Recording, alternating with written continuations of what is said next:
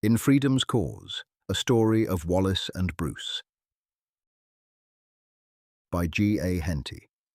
Audiobook produced and copyrighted by Books.com. Preface. My dear lads, there are few figures in history who have individually exercised so great an influence upon events as William Wallace and Robert Bruce.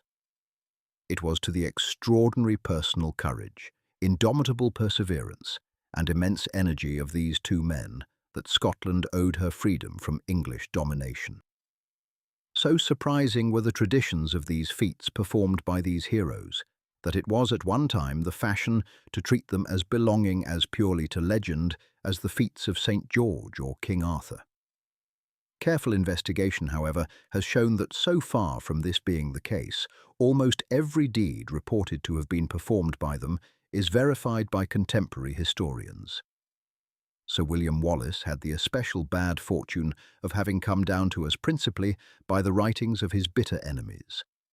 And even modern historians, who should have taken a fairer view of his life, repeated the cry of the old English writers that he was a bloodthirsty robber. Mr. W. Burns, however, in his masterly and exhaustive work, The Scottish War of Independence, has torn these calumnies to shreds, and has displayed Wallace as he was, a high-minded and noble patriot. While consulting other writers, especially those who wrote at the time of, or but shortly after the events they record, I have for the most part followed Burns in all the historical portions of the narrative. Throughout the story, therefore, wherein it at all relates to Wallace, Bruce, and the other historical characters, the circumstances and events can be relied upon as strictly accurate, save only in the earlier events of the career of Wallace, of which the details that have come down to us are somewhat conflicting, although the main features are now settled past question. Yours sincerely, G.A. Henty. Chapter 1. Glen Cairn. The village of Glen Cairn was situated in a valley in the broken country lying to the west of the Pentland Hills, some 15 miles north of the town of Lanark, and the country around it was wild and picturesque. The villagers, for the most part, knew little of the world beyond their own valley, although a few had occasionally paid visits to Glasgow, which lay as far to the west as Lanark was distant to the south. On a spur jutting out from the side of the hill stood Glen Cairn Castle, whose master the villagers had for generations regarded as their lord. The glory of the little fortalice had now departed.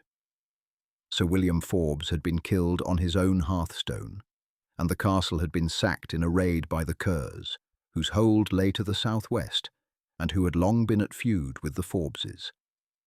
The royal power was feeble, and the Kerrs had many friends, and were accordingly granted the lands they had seized. Only it was specified that Dame Forbes, the widow of Sir William, should be allowed to reside in the fortalice, free from all let or hindrance, so long as she meddled not, nor sought to stir up enmity among the late vassals of her lord against their new masters. The castle, although a small one, was strongly situated. The spur of the hill ran some 200 yards into the valley, rising sharply some 30 or 40 feet above it.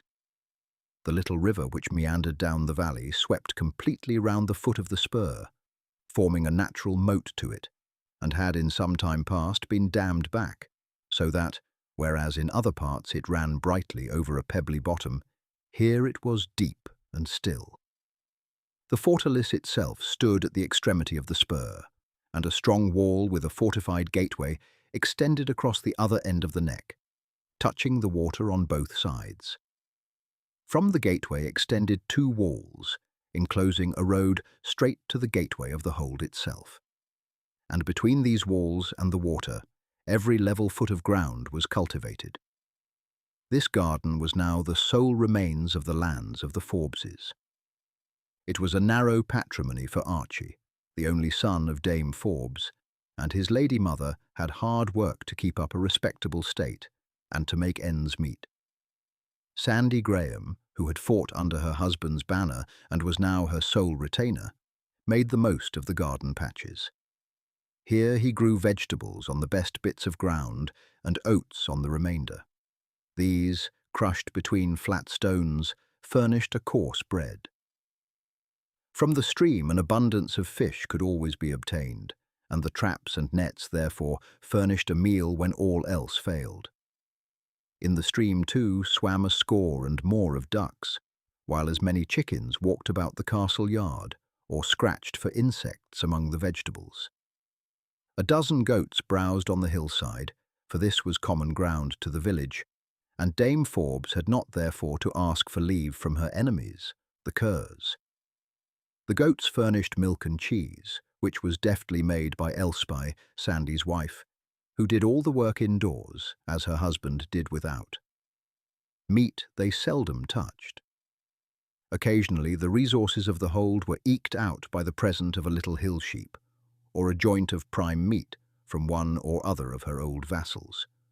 For these, in spite of the mastership of the curs, still at heart regarded Dame Mary Forbes as their lawful mistress, and her son Archie as their future chief.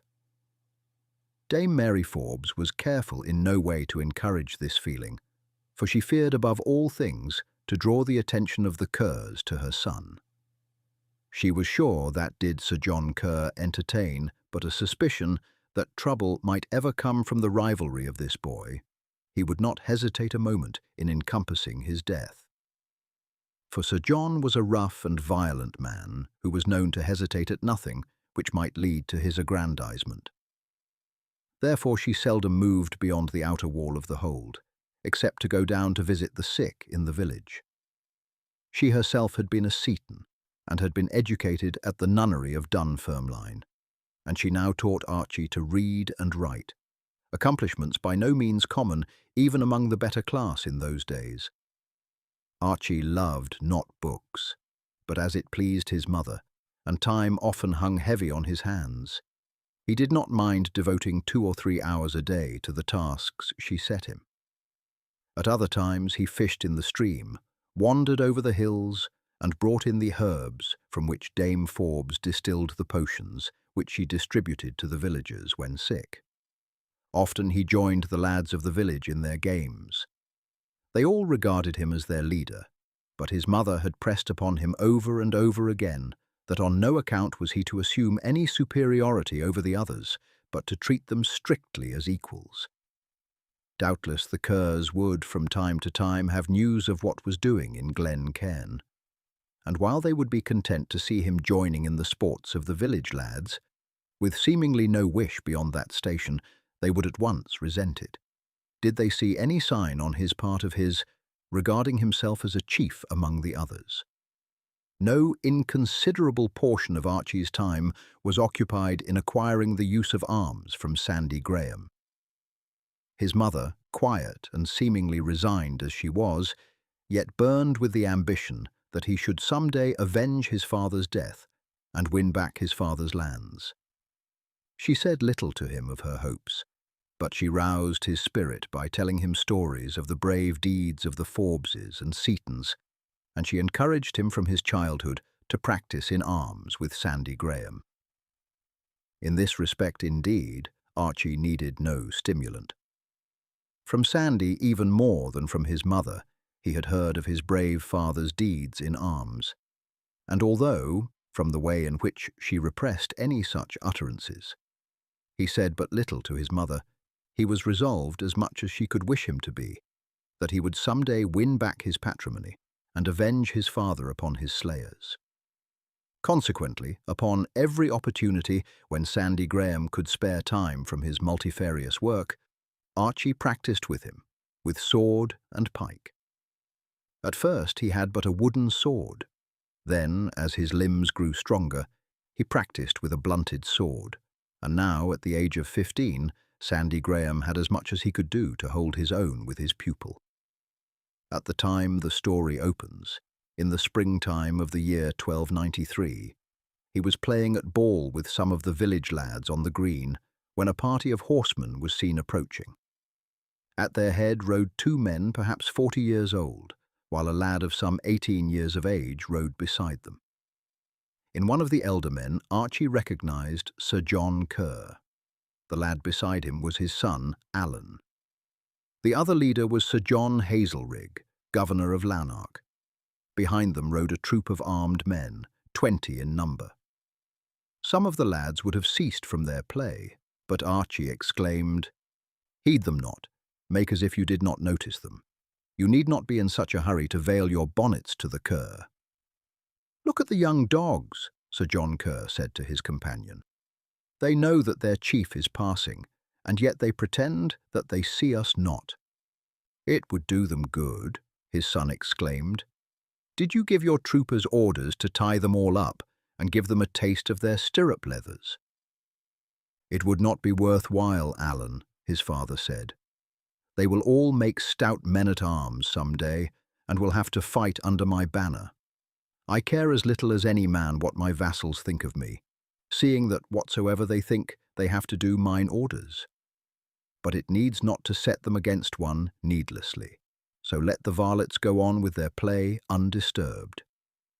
That evening Archie said to his mother, "How is it, mother, that the English knight whom I today saw ride past with the Kerr is governor of our Scottish town of Lanark?" "You may well wonder, Archie, for there are many in Scotland of older years than you who marvel that Scotsmen, who have always been free, should tolerate so strange a thing. It is a long story and a tangled one, but tomorrow morning I will draw out for you a genealogy of the various claimants to the Scottish throne, and you will see how the thing has come about, and under what pretence Edward of England has planted his garrisons in this free Scotland of ours." The next morning Archie did not forget to remind his mother of her promise. "You must know," she began, "that our good King Alexander had 3 children. David, who died when a boy; Alexander, who married a daughter of the Count of Flanders, and died childless; and a daughter, Margaret, who married Eric, the young King of Norway.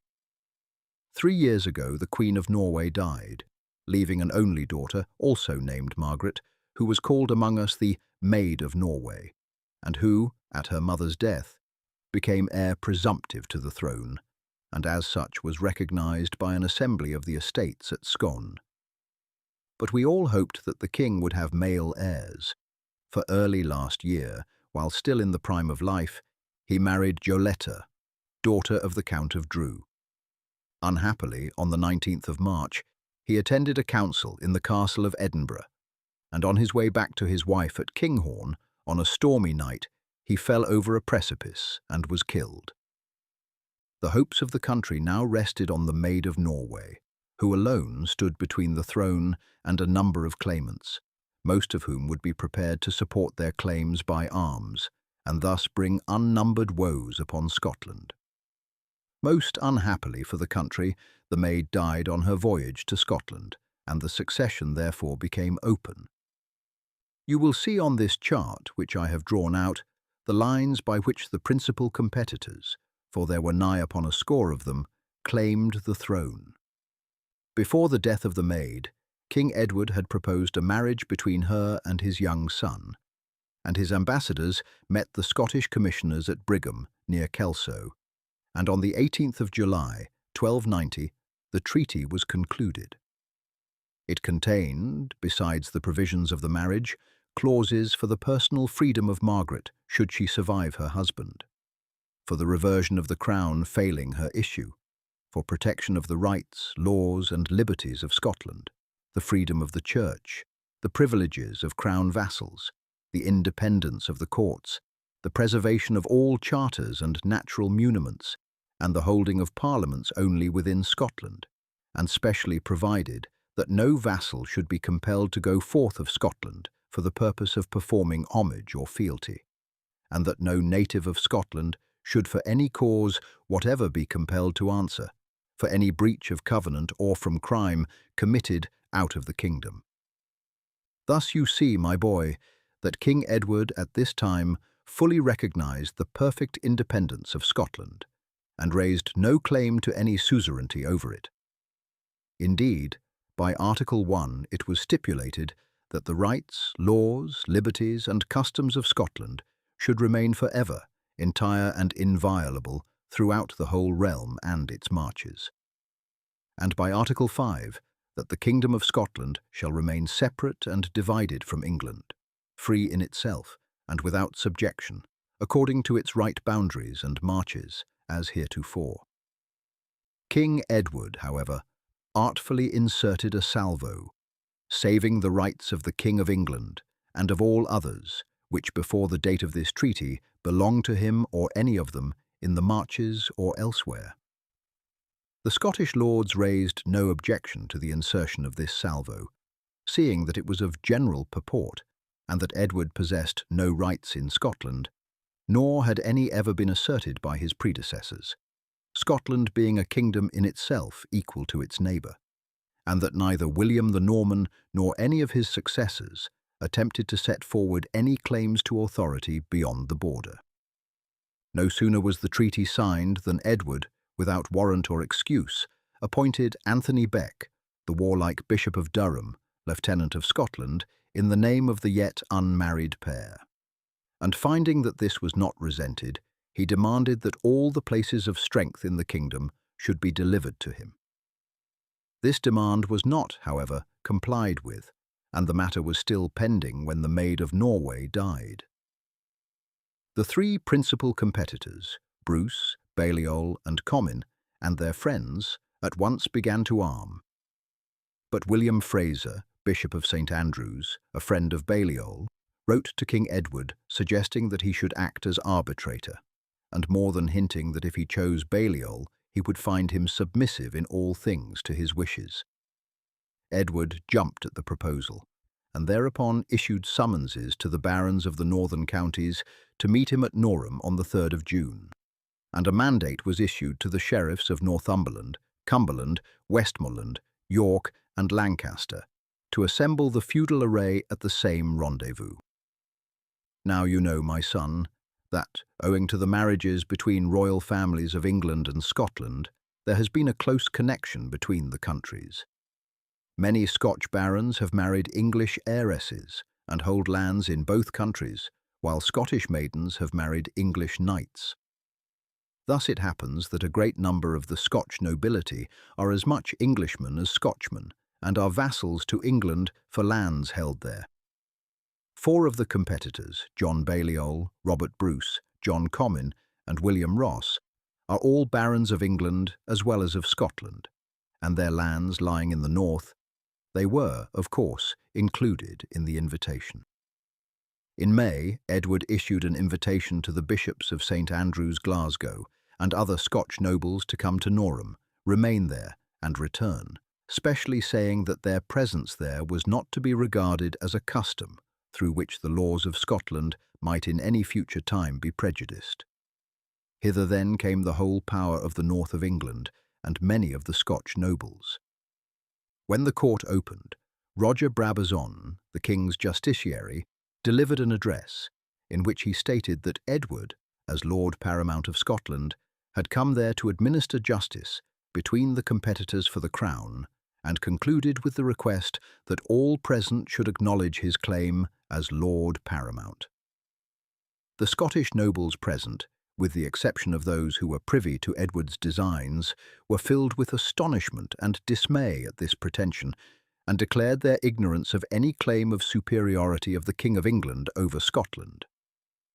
The king, in a passion, exclaimed, "By holy Edward, whose crown I wear, I will vindicate my just rights, or perish in the attempt."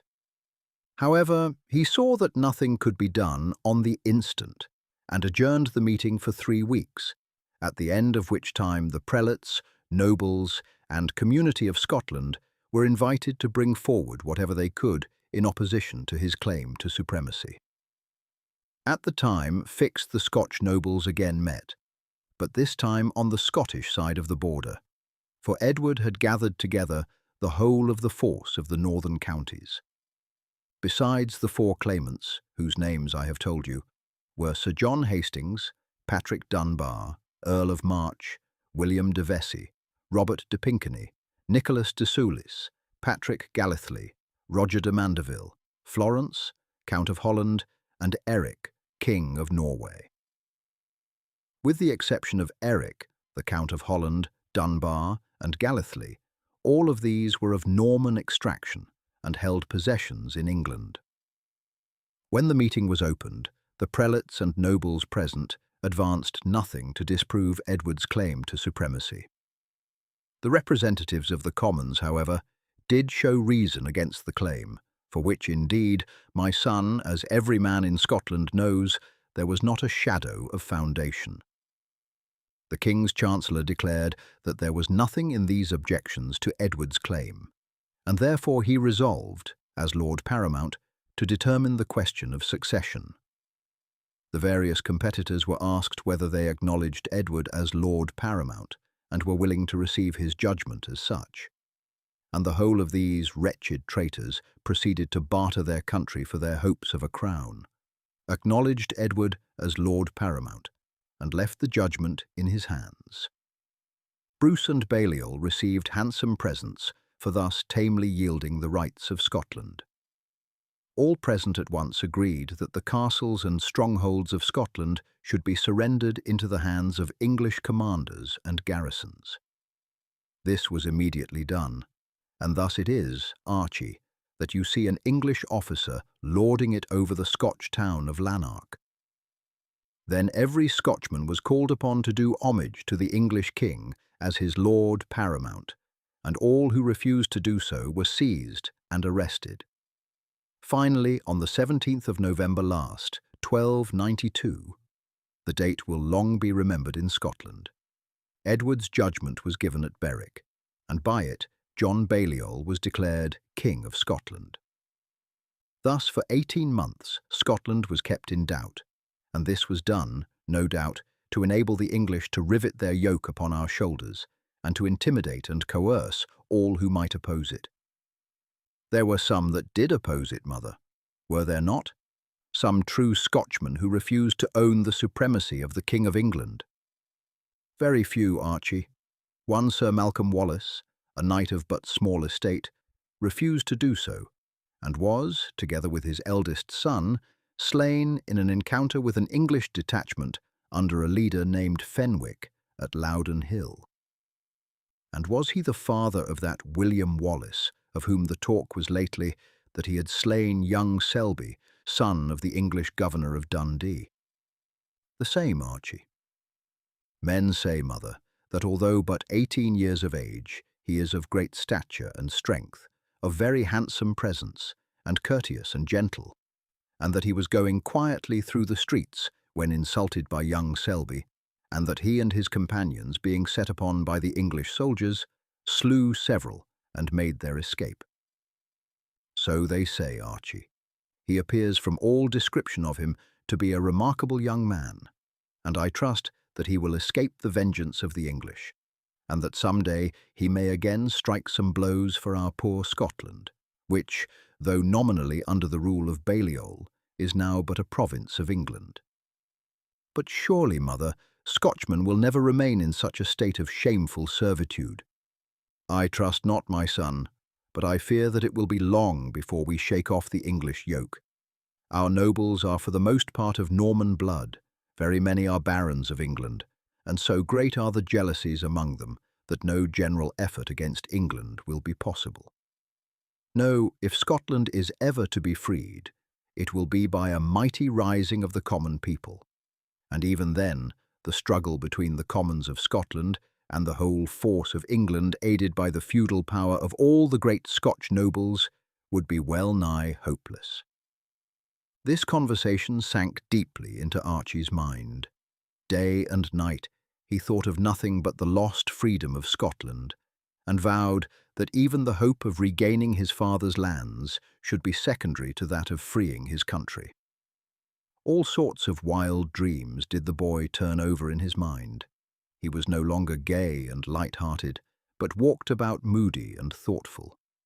He redoubled his assiduity in the practice of arms, and sometimes, when fighting with Sandy, he would think that he had an English man-at-arms before him, and would strike so hotly and fiercely that Sandy had the greatest difficulty in parrying his blows, and was forced to shout lustily to recall him from the clouds. He no longer played at ball with the village lads, but, Taking the elder of them aside, he swore them to secrecy, and then formed them into a band, which he called the Scottish Avengers. With them he would retire into valleys far away from the village, where none would mark what they were doing, and there they practiced with club and stake instead of broadsword and pike, defended narrow passes against an imaginary enemy, and, divided into two parties, did battle with each other. The lads entered into the new diversion with spirit. Among the lower class throughout Scotland, the feeling of indignation at the manner in which their nobles had sold their country to England was deep and passionate. They knew the woes which English domination had brought upon Wales and Ireland, and though as yet without a leader, and at present hopeless of a successful rising, every true Scotchman was looking forward to the time when an attempt might be made to throw off the English yoke. Therefore the lads of Glen Cairn entered heart and soul into the projects of their young chief, for so they regarded Archie, and strove their best to acquire some of the knowledge of the use of sword and pike which he possessed. The younger lads were not permitted to know what was going on, none younger than Archie himself being admitted into the band, while some of the elders were youths approaching man's estate. Even to his mother, Archie did not breathe a word of what he was doing, for he feared that she might forbid his proceedings. The good lady was often surprised at the cuts and bruises with which he returned home, but he always turned off her questions by muttering something about rough play or a heavy fall, and so for some months the existence of the Scottish Avengers remained unsuspected. Chapter 2. Leaving Home. One day when the Avengers were engaged in mimic battle in a glen some 2 miles from the village, they were startled with a loud shout of, "How now, what is this uproar?" Boughs were lowered and hedge stakes dropped. On the hillside stood Red Roy, the henchman of Sir John Kerr, with another of the retainers. They had been crossing the hills and had been attracted by the sound of shouting. All the lads were aware of the necessity for Archie's avoiding the notice of the Kerrs, and Andrew Macpherson, one of the eldest of the lads, at once stepped forward. "We are playing," he said, "at fighting Picts against Scots."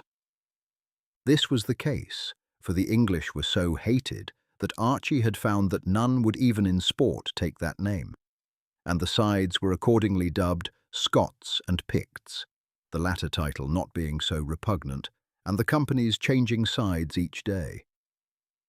"It looks as if you were fighting in earnest," Roy said grimly, "for the blood is streaming down your face." "Oh, we don't mind a hard knock now and again," Andrew said carelessly. "I suppose, one of these days, we shall have to go out under Sir John's banner, and the more hard knocks we have now, the less we shall care for them then." "That is so," Roy said, "and some of you will soon be able to handle arms in earnest. Who are your leaders?" he asked sharply, as his eye fixed on Archie, who had seated himself carelessly upon a rock at some little distance. "William Orr generally heads one side, and I the other." "And what does that young Forbes do?" Red Roy asked. "Well, he generally looks on," Andrew replied in a confidential tone. "He is not much good with the bow, and his lady mother does not like it if he goes home with a crack across the face, and I don't think he likes it himself. He is but a poor creature when it comes to a tussle." "And it is well for him that he is," Red Roy muttered to himself. "For if he had been likely to turn out a lad of spirit, Sir John would have said the word to me before now. But, seeing what he is, he may as well be left alone for the present. He will never cause trouble." So saying, Red Roy strolled away with his companion and left the lads to continue their mimic fight. News travelled slowly to Glen Cairn. Indeed, it was only when a travelling chapman or pedlar passed through, or when one of the villagers went over to Lanark or Glasgow, carrying the fowls and other produce of the community to market, that the news came from without. Balliol was not long before he discovered that his monarchy was but a nominal one. The first quarrel which arose between him and his imperious master was concerning the action of the courts. King Edward directed that there should be an appeal to the courts at Westminster from all judgments in the Scottish courts. Balliol protested that it was specifically agreed by the Treaty of Brigham that no Scotchman was liable to be called upon to plead outside the kingdom.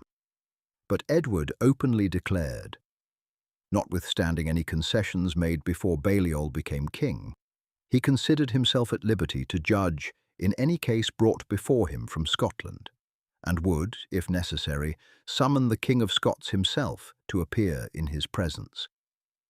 He then compelled Balliol formally to renounce and cancel not only the Treaty of Brigham, but every stipulation of the kind known to exist, or which might be thereafter discovered. Another appeal followed, and Balliol was cited to appear personally but refused. He was thereupon declared contumacious by the English Parliament, and a resolution was passed that 3 of the principal towns of Scotland should be seized until he gave satisfaction. All this was a manifest usurpation, even allowing Edward's claims to supremacy to be well-founded.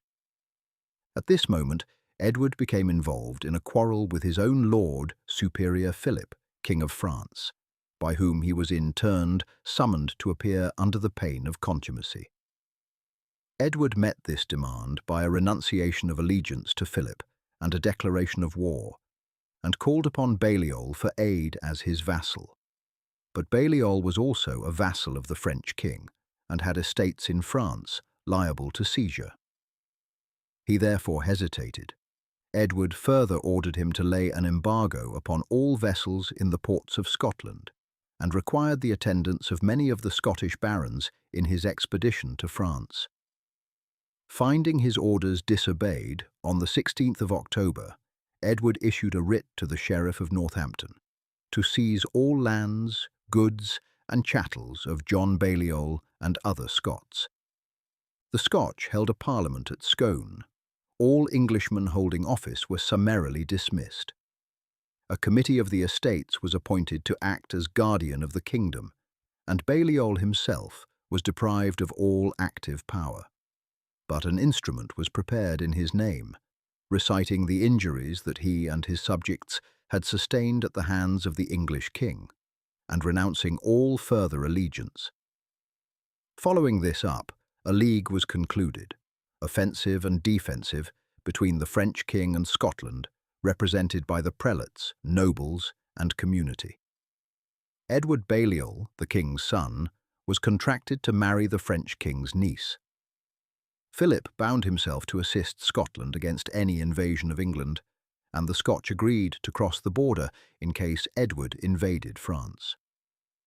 In making this alliance, the Scots took the only step possible, for they had no choice between fighting England with France as their ally, or fighting France as the subjects of King Edward.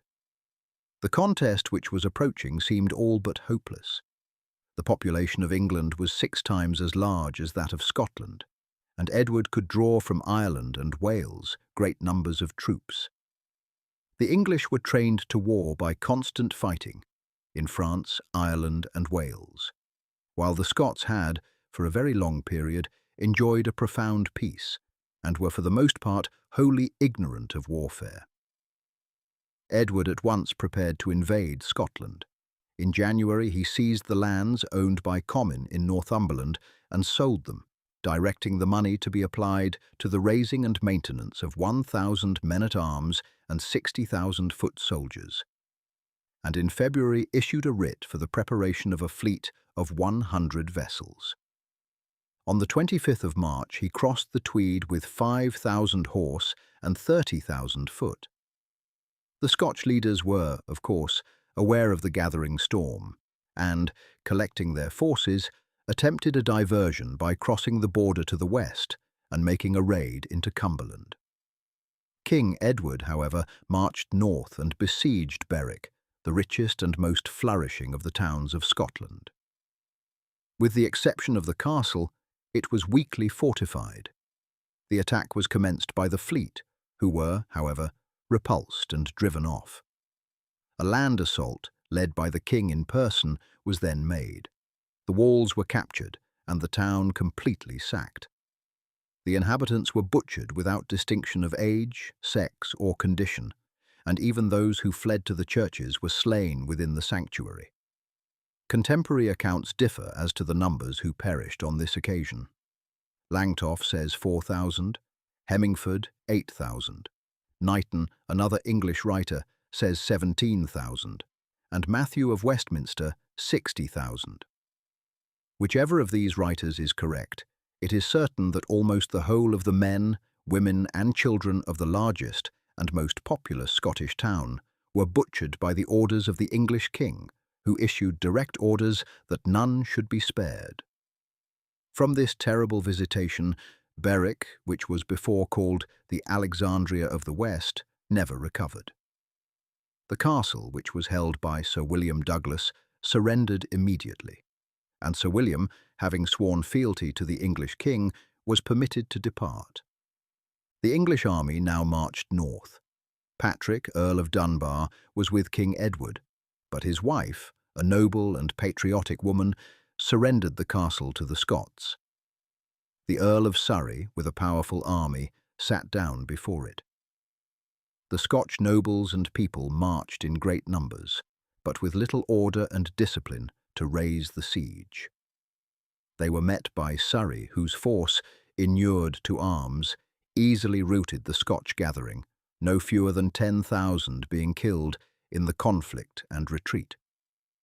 The English army was joined by 15,000 Welsh and 30,000 from Ireland, and marched through Scotland, the castles and towns opening their gates to Edward as he came, and the nobles, headed by James the Stewart, coming in and doing homage to him.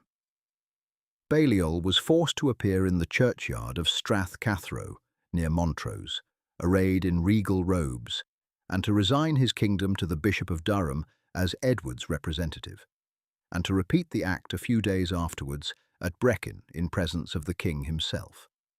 He was then, with his son, sent a prisoner to London, where they were confined in the Tower for several years. From Brechin, Edward marched through the whole of Scotland, visiting all the principal towns. He had now dropped the title of Lord Paramount of Scotland, the country being considered as virtually part of England. Garrisons were placed in every stronghold in the country, and many new castles were raised to dominate the people. The public documents were all carried away to England, the Great Seal broken in pieces, and the Stone of Scone, upon which, for 500 years, every Scotch monarch had been crowned, was carried away to Westminster, where it has ever since formed the seat of the thrones upon which English monarchs have been crowned. The tide of war had not passed near Glen Cairn, but the excitement, as from time to time the news came of stirring events, was very great. The tidings of the massacre of Berwick filled all with consternation and grief. Some of the men quitted their homes and fought at Dunbar, and fully half of these never returned.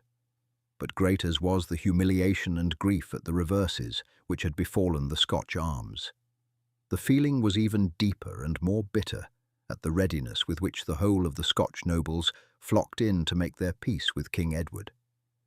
It seemed so incredible that Scotland, which had so long successfully resisted all invaders, should now tamely yield without a struggle, that the people could scarce believe it possible that their boasted freedom was gone, that the kingdom of Scotland was no more, and the country become a mere portion of England.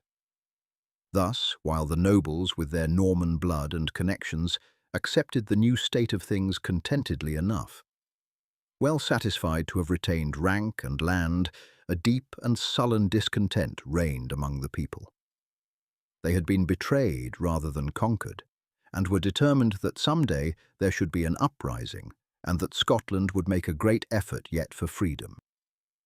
But for this, a leader was needed, and until such a one appeared, the people rested quiet and bided their time. From time to time there came to Glen Cairn tales of the doings of that William Wallace, who had, when the English first garrisoned the Scottish castles, while Edward was choosing between the competitors for her throne, killed young Selby at Dundee, and had been outlawed for the deed. After that, he went and resided with his uncle, Sir Ronald Crawford, and then with another uncle, Sir Richard Wallace of Riccarton.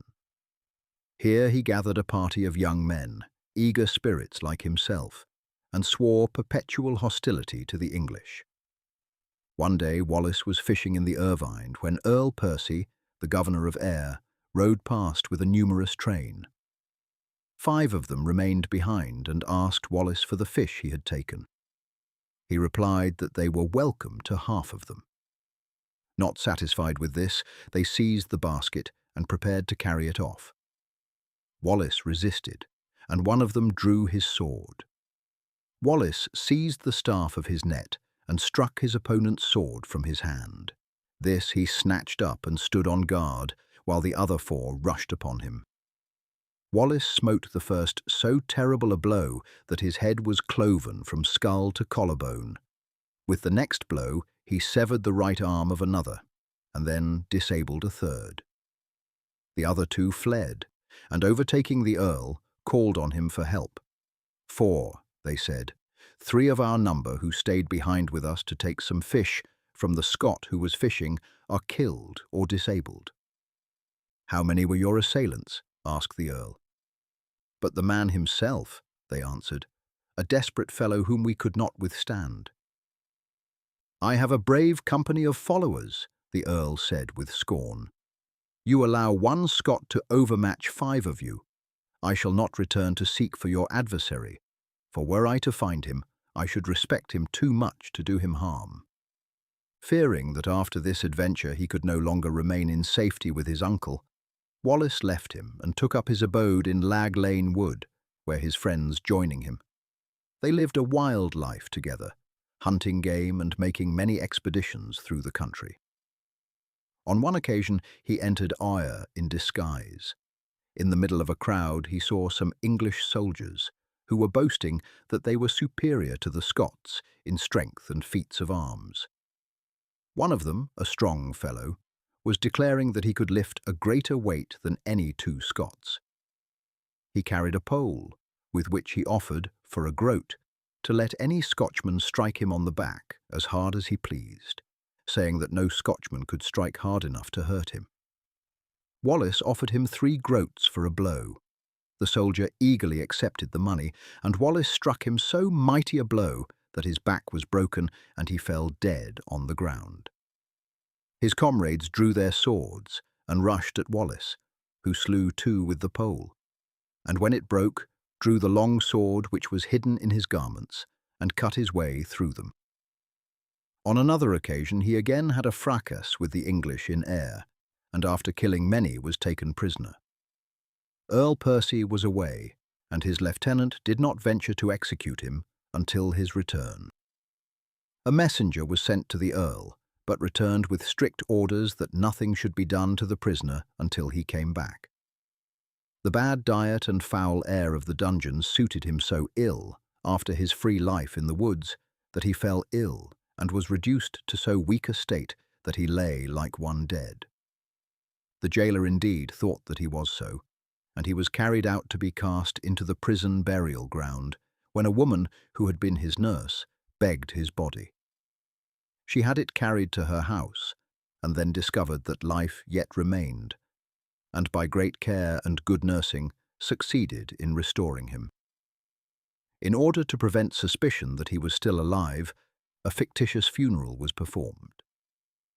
On recovering, Wallace had other frays with the English, all of which greatly increased his reputation throughout that part of the country, so that more adherents came to him, and his band began to be formidable.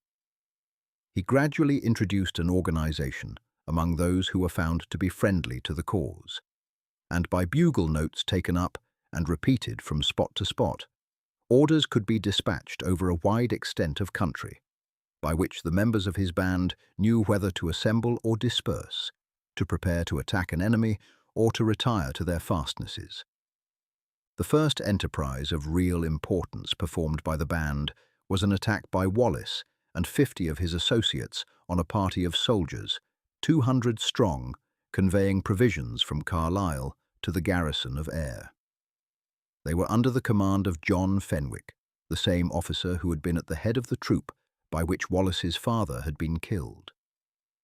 Fenwick left 20 of his men to defend the wagons, and with the rest rode forward against the Scots. A stone wall checked their progress, and the Scotch, taking advantage of the momentary confusion, made a furious charge upon them with their spears, cutting their way into the midst of them and making a great slaughter of men and horses. The English rode round and round them, but the Scots, defending themselves with spear and sword, stood so staunchly together that the English could not break through. The battle was long and desperate, but Wallace killed Fenwick with his own hand, and after losing nigh 100 of their number, the English fled in confusion. The whole convoy fell into the hands of the victors, who became possessed of several wagons, 200 carriage horses, flour, wine, and other stores in great abundance. With these they retired into the forest of Clydesdale. The fame of this exploit greatly increased the number of Wallace's followers.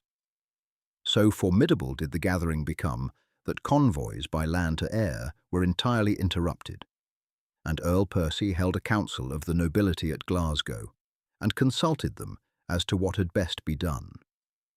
Finally, Sir Ronald Crawford was summoned and told that, unless he induced his nephew to desist from hostilities, they should hold him responsible and waste his lands. Sir Ronald visited the band in Clydesdale Forest, and rather than harm should come upon him, Wallace and his friends agreed to a truce for 2 months. Their plunder was stowed away in places of safety, and a portion of the band being left to guard it, the rest dispersed to their homes. Wallace returned to his uncle's, but was unable long to remain inactive, and taking 15 followers, he went with them in disguise to Ayr. Wallace, as usual, was not long before he got into a quarrel. An English fencing master, armed with sword and buckler, was in an open place in the city, challenging anyone to encounter him. Several Scots tried their fortune and were defeated, and then seeing Wallace towering above the crowd, he challenged him. Wallace at once accepted, and after guarding himself for some time, with a mighty sweep of his sword, cleft through buckler, arm, headpiece, and skull. The English soldiers around at once attacked him. His friends rallied round him, and after hard fighting, they made their way to the spot where they had left their horses and rode to Lag Lane Wood. When Earl Percy heard that Wallace had been the leader in this fray, and found on inquiry that he had slain the sword-player in fair fight after having been challenged by him, he refused to regard him as having broken the truce, for he said the soldiers had done wrong in attacking him. Earl Percy was himself a most gallant soldier, and the extraordinary personal prowess of Wallace excited in him the warmest admiration, and he would fain, if it had been possible, have attached him to the service of England. As soon as the truce was over, Wallace again attacked the English. For a time he abode with the Earl of Lennox, who was one of the few who had refused to take the oath of allegiance, and having recruited his force, he stormed the stronghold called the Peel of Gargunnock near Stirling. Then he entered Perth, leaving his followers in Methven Wood, and hearing that an English reinforcement was upon the march, formed an ambush, fell upon them, and defeated them. And pressing hotly upon them, entered so close on their heels into Kincleven Castle that the garrison had no time to close the gate, and the place was captured. Great stores and booty were found here. These were carried to the woods, and the castle was burned to the ground, as that of Gargunnock had been, as Wallace's force was too small to enable him to hold these strongholds. Indignant at this enterprise so close to their walls, the English moved out the whole garrison, 1,000 strong, against Wallace, who had with him but 50 men in all. After a desperate defence, in which Sir John Butler and Sir William de Lorraine, the 2 officers in command, were killed by Wallace himself, the latter succeeded in drawing off his men. 120 of the English were killed in the struggle, of whom more than 20 are said to have fallen at the hands of Wallace alone. Many other similar deeds did Wallace perform, His fame grew more and more, as did the feeling among the Scotch peasantry that in him they had found their champion and leader. Archie eagerly drank in the tale of Wallace's exploits, and his soul was fired by the desire to follow so valiant a leader. He was now 16. His frame was set and vigorous, and exercise and constant practice with arms had hardened his muscles. He became restless with his life of inactivity, and his mother, seeing that her quiet and secluded existence was no longer suitable for him, resolved to send him to her sister's husband, Sir Robert Gordon, who dwelt near Lanark. Upon the night before he started, she had a long talk with him. "I have long observed, my boy," she said, "the eagerness with which you constantly practice at arms, and Sandy tells me that he can no longer defend himself against you. Sandy, indeed, is not a young man, but he is still hale and stout, and has lost but little of his strength. Therefore it seems that, though but a boy, you may be considered to have a man's strength. For your father regarded Sandy as one of the stoutest and most skilful of his men-at-arms. I know what is in your thoughts, that you long to follow in your father's footsteps, and to win back the possessions of which you have been despoiled by the Kerrs. But beware, my boy, you are yet but young. You have no friends or protectors, save Sir Robert Gordon, who is a peaceable man, and goes with the times, while the Kerrs are a powerful family, able to put a strong body in the field, and having many powerful friends and connections throughout the country.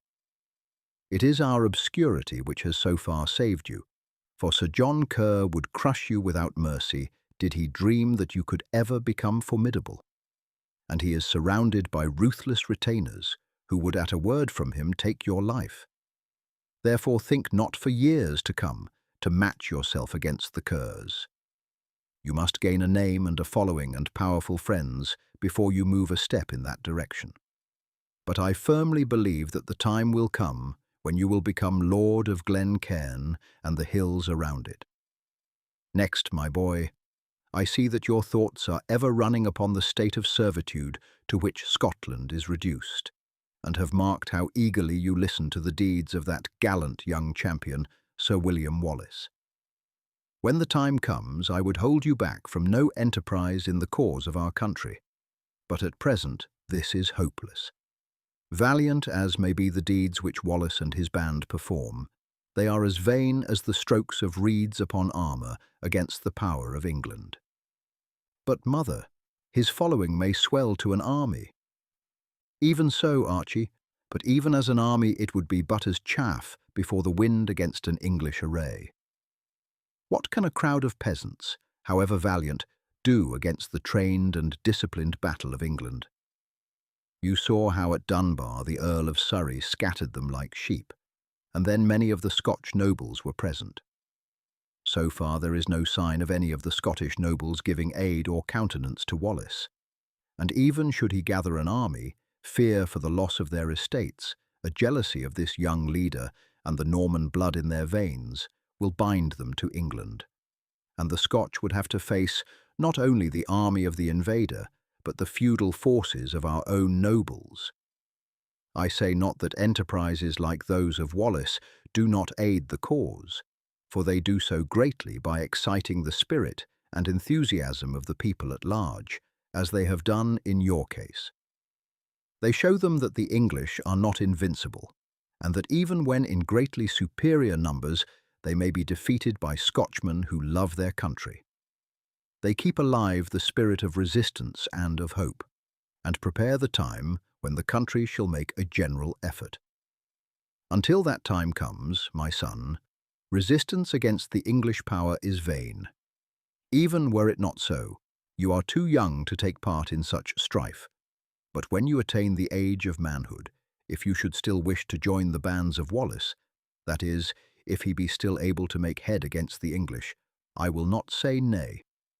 Here, my son, is your father's sword. Sandy picked it up as he lay slain on the hearthstone and hid it away. But now I can trust it with you. May it be drawn some day in the cause of Scotland. And now, my boy, The hour is late, and you had best to bed, for it were well that you made an early start for Lanark." The next morning Archie started soon after daybreak. On his back he carried a wallet, in which was a new suit of clothes suitable for one of the rank of a gentleman, which his mother had with great stint and difficulty procured for him.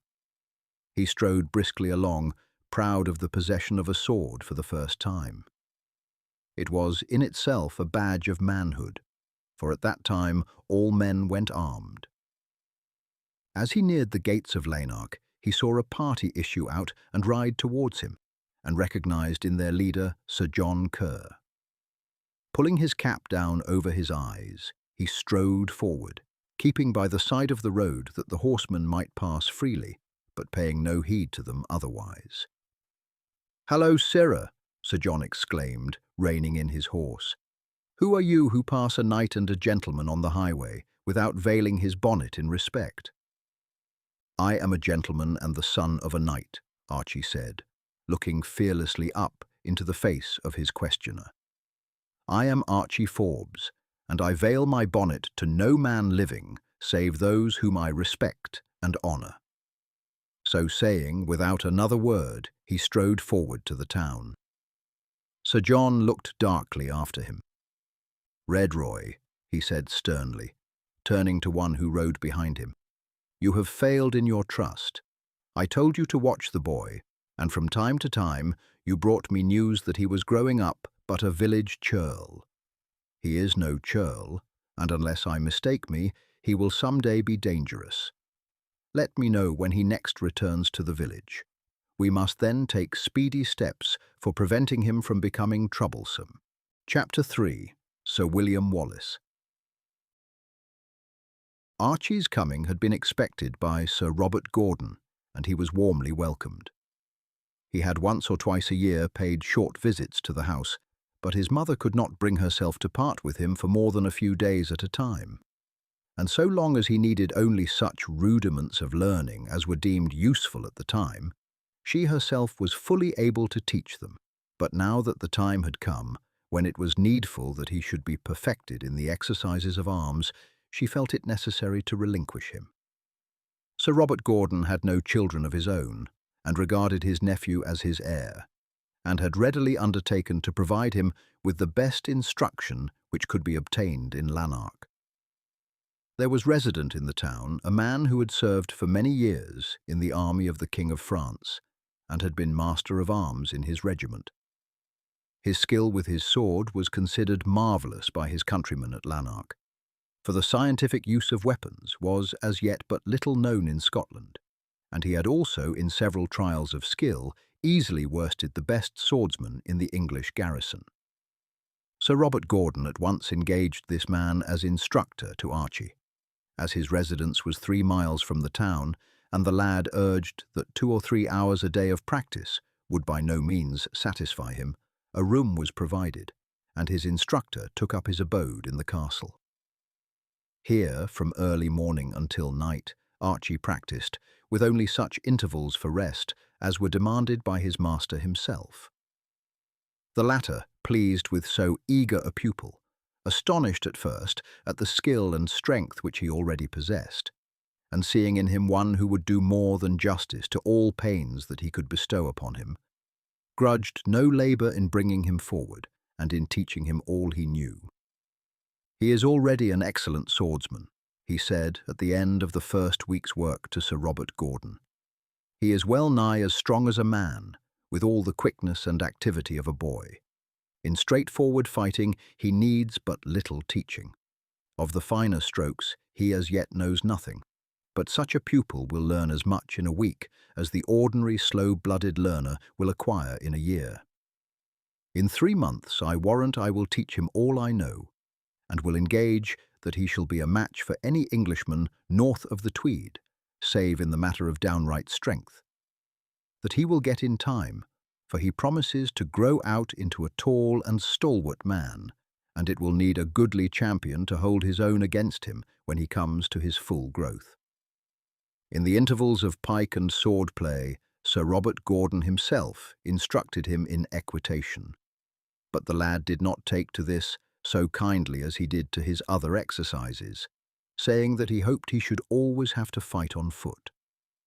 Still, as his uncle pointed out that assuredly this would not be the case, since in battle knights and squires always fought on horseback, he strove hard to acquire a firm and steady seat.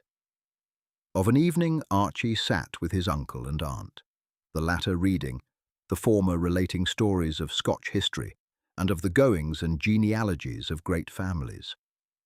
Sometimes there were friends staying in the castle, for Sir Robert Gordon, although by no means a wealthy knight, was greatly liked, and, being of an hospitable nature, was glad to have guests in the house. Their nearest neighbour was Mistress Marian Bradfute of Lamington, near Ellerslie. She was a young lady of great beauty. Her father had been for some time dead, and she had but lately lost her mother, who had been a great friend of Lady Gordon. With her lived as companion and guardian an aunt, the sister of her mother. Mistress Bradfute, besides her estate of Lamington, possessed a house in Lanark, and she was frequently at Sir Robert's castle, he having been named one of her guardians under her father's will. Often in the evening the conversation turned upon the situation of Scotland, the cruelty and oppression of the English, and the chances of Scotland some day ridding herself of the domination. Sir Robert ever spoke guardedly, for he was one who loved not strife, and the enthusiasm of Archie caused him much anxiety. He often, therefore, pointed out to him the madness of efforts of isolated parties like those of Wallace, which, he maintained, advanced in no way the freedom of the country, while they enraged the English and caused them to redouble the harshness and oppression of their rule.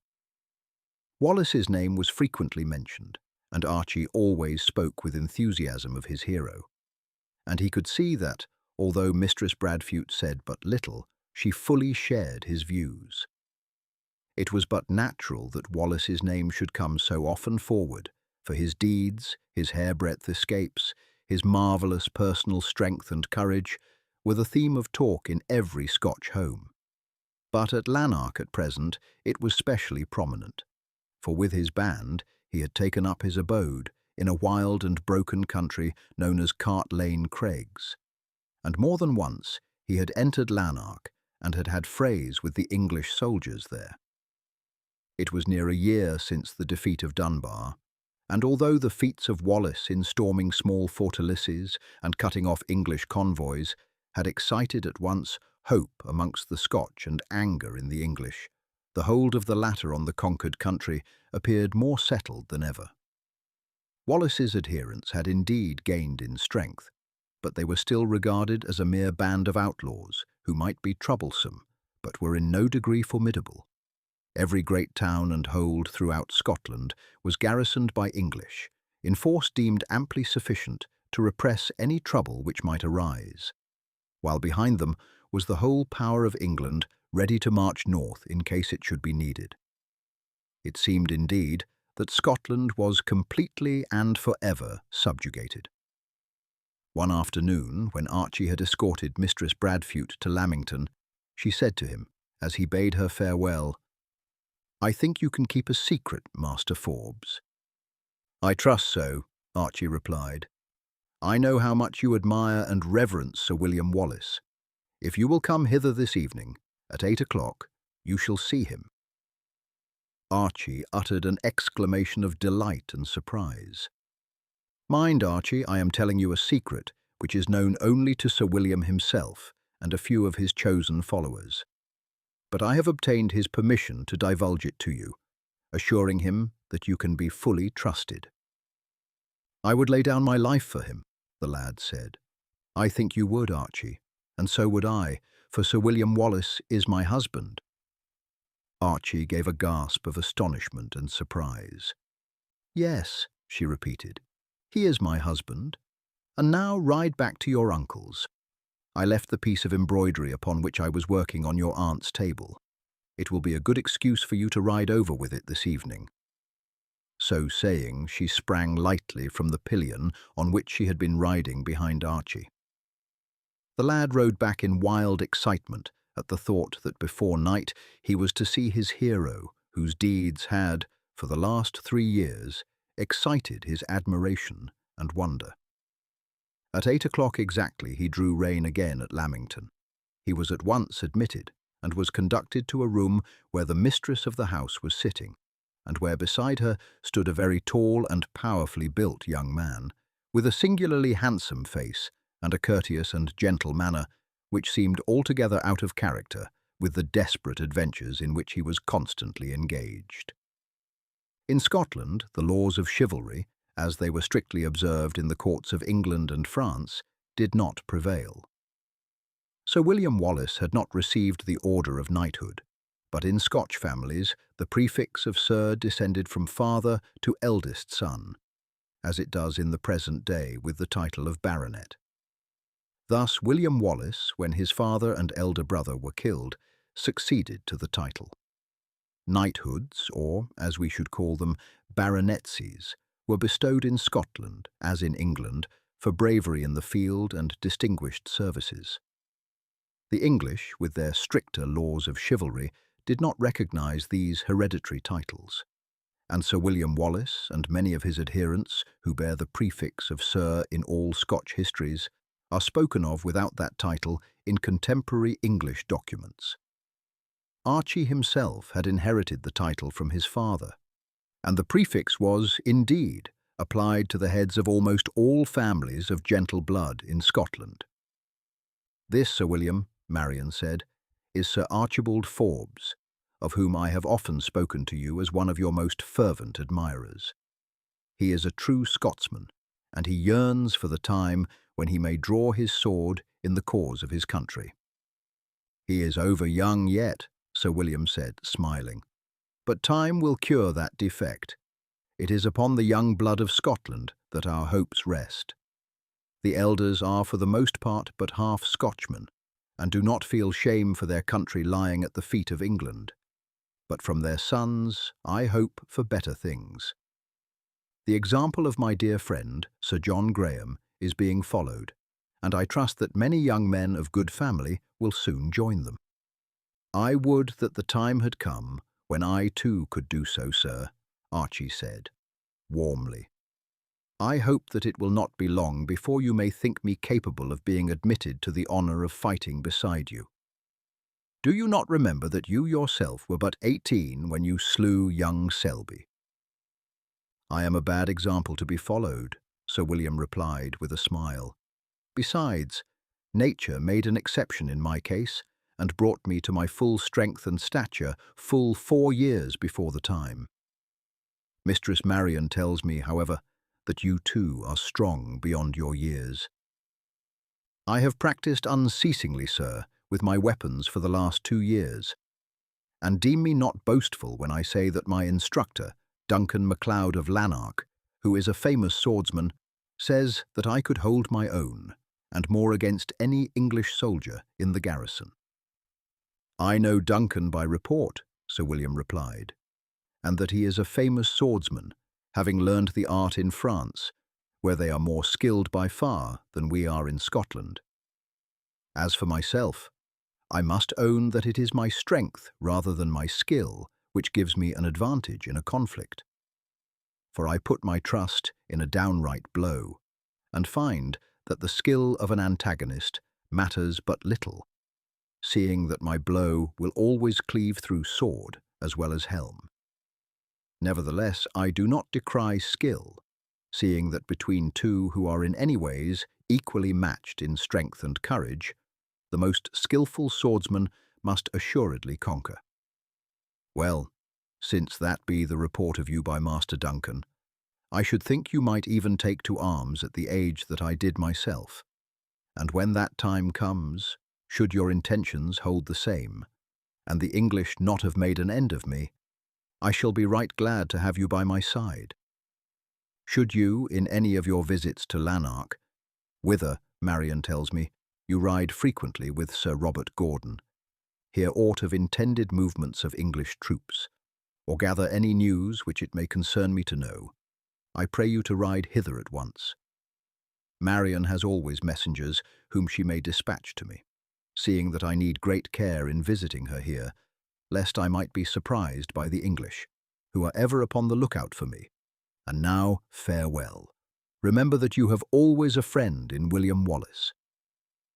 Winter was now at hand, and a week or two later, Mistress Marian moved into her house in Lanark, where Archie, when he rode in, often visited her. In one of her conversations, she told him that she had been married to Sir William nigh upon 2 years, and that a daughter had been born to her who was at present kept by an old nurse of her own in a cottage hard by Lamington. "I tell you this, Archie," she said, "for there is no saying at what time calamity may fall upon us. Sir William is so daring and careless that I live in constant dread of his death or capture. And did it become known that I am his wife, doubtless my estate would be forfeited and myself taken prisoner. And in that case, it were well that my little daughter should find friends." "I wonder that you do not stay at Lamington," Archie said, "for Sir William's visits to you here may well be discovered, and both he and you be put in peril." "I would gladly do so," she said, "but as you may have heard, young Hazelrig, the governor's son, persecutes me with his attentions. He is moved thereto, methinks rather by a desire for my possessions than any love for myself. He frequently rode over to Lamington to see me, and as there are necessarily many there who suspect, if they do not know, my secret, my husband would be more likely to be surprised in a lonely house there than he would be in the city, where he can always leave or enter our abode by the passage into a back street unseen by any." A few days later, Archie had ridden into Lanark bearing a message from his uncle. He had put up his horse and was walking along the principal street when he heard a tumult and the clashing of swords. He naturally hurried up to see what was the cause of the fray, and he saw Sir William Wallace and a young companion defending themselves with difficulty against a number of English soldiers led by young Hazelrig, the son of the governor, and Sir Robert Thorne, one of his officers. Archie stood for a few moments irresolute, but as the number of the assailants increased, as fresh soldiers, hearing the sound of the fray, came running down the street, and Sir William and his friend, although they had slain several, were greatly overmatched, he hesitated no longer, but, drawing his sword, rushed through the soldiers, and placing himself by the side of Wallace, joined in the fray. Wallace recognized him with a nod. "It is sooner than I bargained for, Sir Archie, but you are very welcome." "Ah, that was well smitten, and Duncan did not overpraise your skill," he exclaimed, as Archie cut down one soldier and wounded another who pressed upon him. "They are gathering in force, Sir William," the knight's companion said, "and if we do not cut our way through them, we shall assuredly be taken." Keeping near the wall, they retreated down the street, Archie and Sir John Graham, for it was he, clearing the way, and Wallace defending the rear. So terrific were the blows he dealt, that the English soldiers shrank back from attacking him. At this moment, 2 horsemen rode up and reined in their horses to witness the fray. They were father and son, and the instant the eyes of the elder fell upon Archie, he exclaimed to his son, "This is good fortune. That is young Forbes fighting by the side of the outlaw Wallace. I will finish our dispute at once." So saying, he drew his sword and urged his horse through the soldiers towards Archie. The latter equally recognized the enemy of his family. Sir John aimed a sweeping blow at him. The lad parried it and, leaping back, struck at the horse's leg.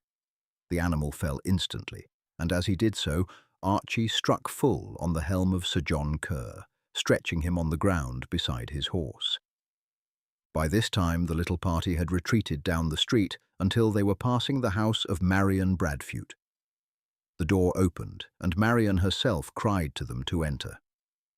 So hemmed in were they indeed that further retreat was now impossible, and there being no time for hesitation, Wallace and his companions sprang in before their assailants could hinder them and shut the door behind them.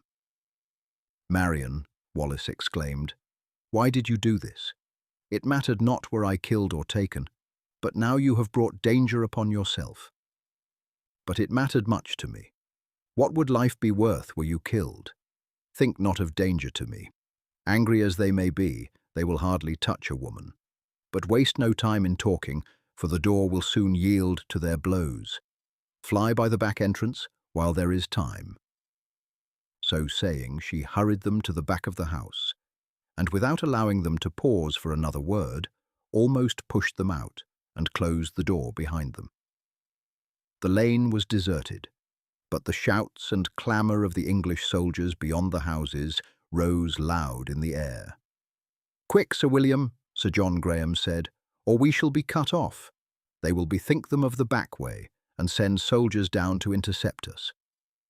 Such, indeed, was the case, for as they ran, they heard shouts behind, and saw some English soldiers entering the other end of the lane. In front, however, all was clear, and running on, they turned into another street, and then down to the gate. The guard, hearing the tumult, had turned out, and seeing them running, strove to bar their way. Wallace, however, cleared a path by sweeping blows with his sword, and dashing through the gates into the open country they were safe. For some distance they ran without checking their speed, and then, as they neared a wood, where they no longer feared pursuit, they broke into a walk. "My best thanks to you," Wallace said to Archie. "You have indeed proved yourself a staunch and skilful swordsman, and Duncan's opinion is well founded. Indeed, I could wish for no stouter sword beside me in a fight. But what will you do now? If you think that you were not recognized, you can return to your uncle, but if any there knew you, you must even then take to the woods with me."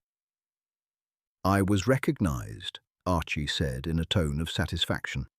"The armed knight whom you saw attack me was Sir John Kerr, the slayer of my father and the enemy of my house.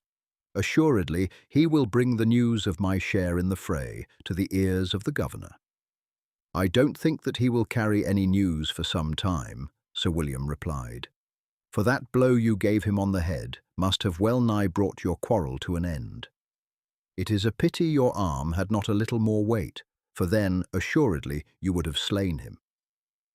"But the one with him was his son," Archie said, "and would know me too, so that I shall not be safe for an hour at my uncle's." "In that case, Sir Archie, you must needs go with me, there being no other way for it. And truly, now that it is proved a matter of necessity, I am glad that it has so chanced, since I see that your youth is indeed no drawback. And Sir John Graham will agree with me that there is no better sword in my company." "Yes, indeed," the young knight said. "I could scarce believe my eyes when I saw one so young bear himself so stoutly. Without his aid, I could assuredly have made no way through the soldiers who barred our retreat. And truly, his sword did more execution than mine, although I fought my best. If you will accept my friendship, young sir, henceforth we will be brothers in arms." Colouring with pleasure, Archie grasped the hand which the young knight held out to him. "That is well said, Sir John," Wallace assented. "Hitherto you and I have been like brothers. Henceforth there will be three of us, and I foresee that the only difficulty we shall have with this, our youngest relation, will be to curb his courage and ardour. Who knows," he went on sadly, "but that save you too, I am now alone in the world. My heart misgives me sorely as to the fate of Marion, and were it not for the sake of Scotland, to whom my life is sworn, I would that I had stopped and died outside her door before I entered and brought danger upon her head. Had I had time to reflect, methinks I would have done so. But I heard her call, I saw the open door, and without time for thought or reflection, I leapt in." "You must not blame yourself, Sir William," Graham said, "for indeed there was no time for thought. Nor will I that it should have been otherwise, even should harm, which I cannot believe, befall Mistress Marion. It is on you that the hopes of Scotland now rest. You have awakened her spirit and taught the lesson of resistance. Soon I hope that the fire now smouldering in the breast of every true Scotsman will burst into flame, and that Scotland will make a great effort for freedom. But were you to fall now, despair would seize on all, and all hope of a general rising be at an end." Wallace made no reply, but strode silently forward. A short distance farther, they came to the spot where 3 of Wallace's followers were holding horses, for he had on his entry into Lanark been accompanied by another of his party who had been slain at the commencement of the fray. Wallace bade Archie mount the spare horse, and they then rode to Cart Lane Craigs, scarce a word being spoken on their journey. Wallace's headquarters were upon a narrow shelf of rock on the face of a steep and craggy hill. It was well chosen against surprise, and could be held against sudden attack even by a large force, since both behind and in front the face of the hill was too steep to be climbed, and the only approach was by a steep and winding path which 2 men could hold against a host.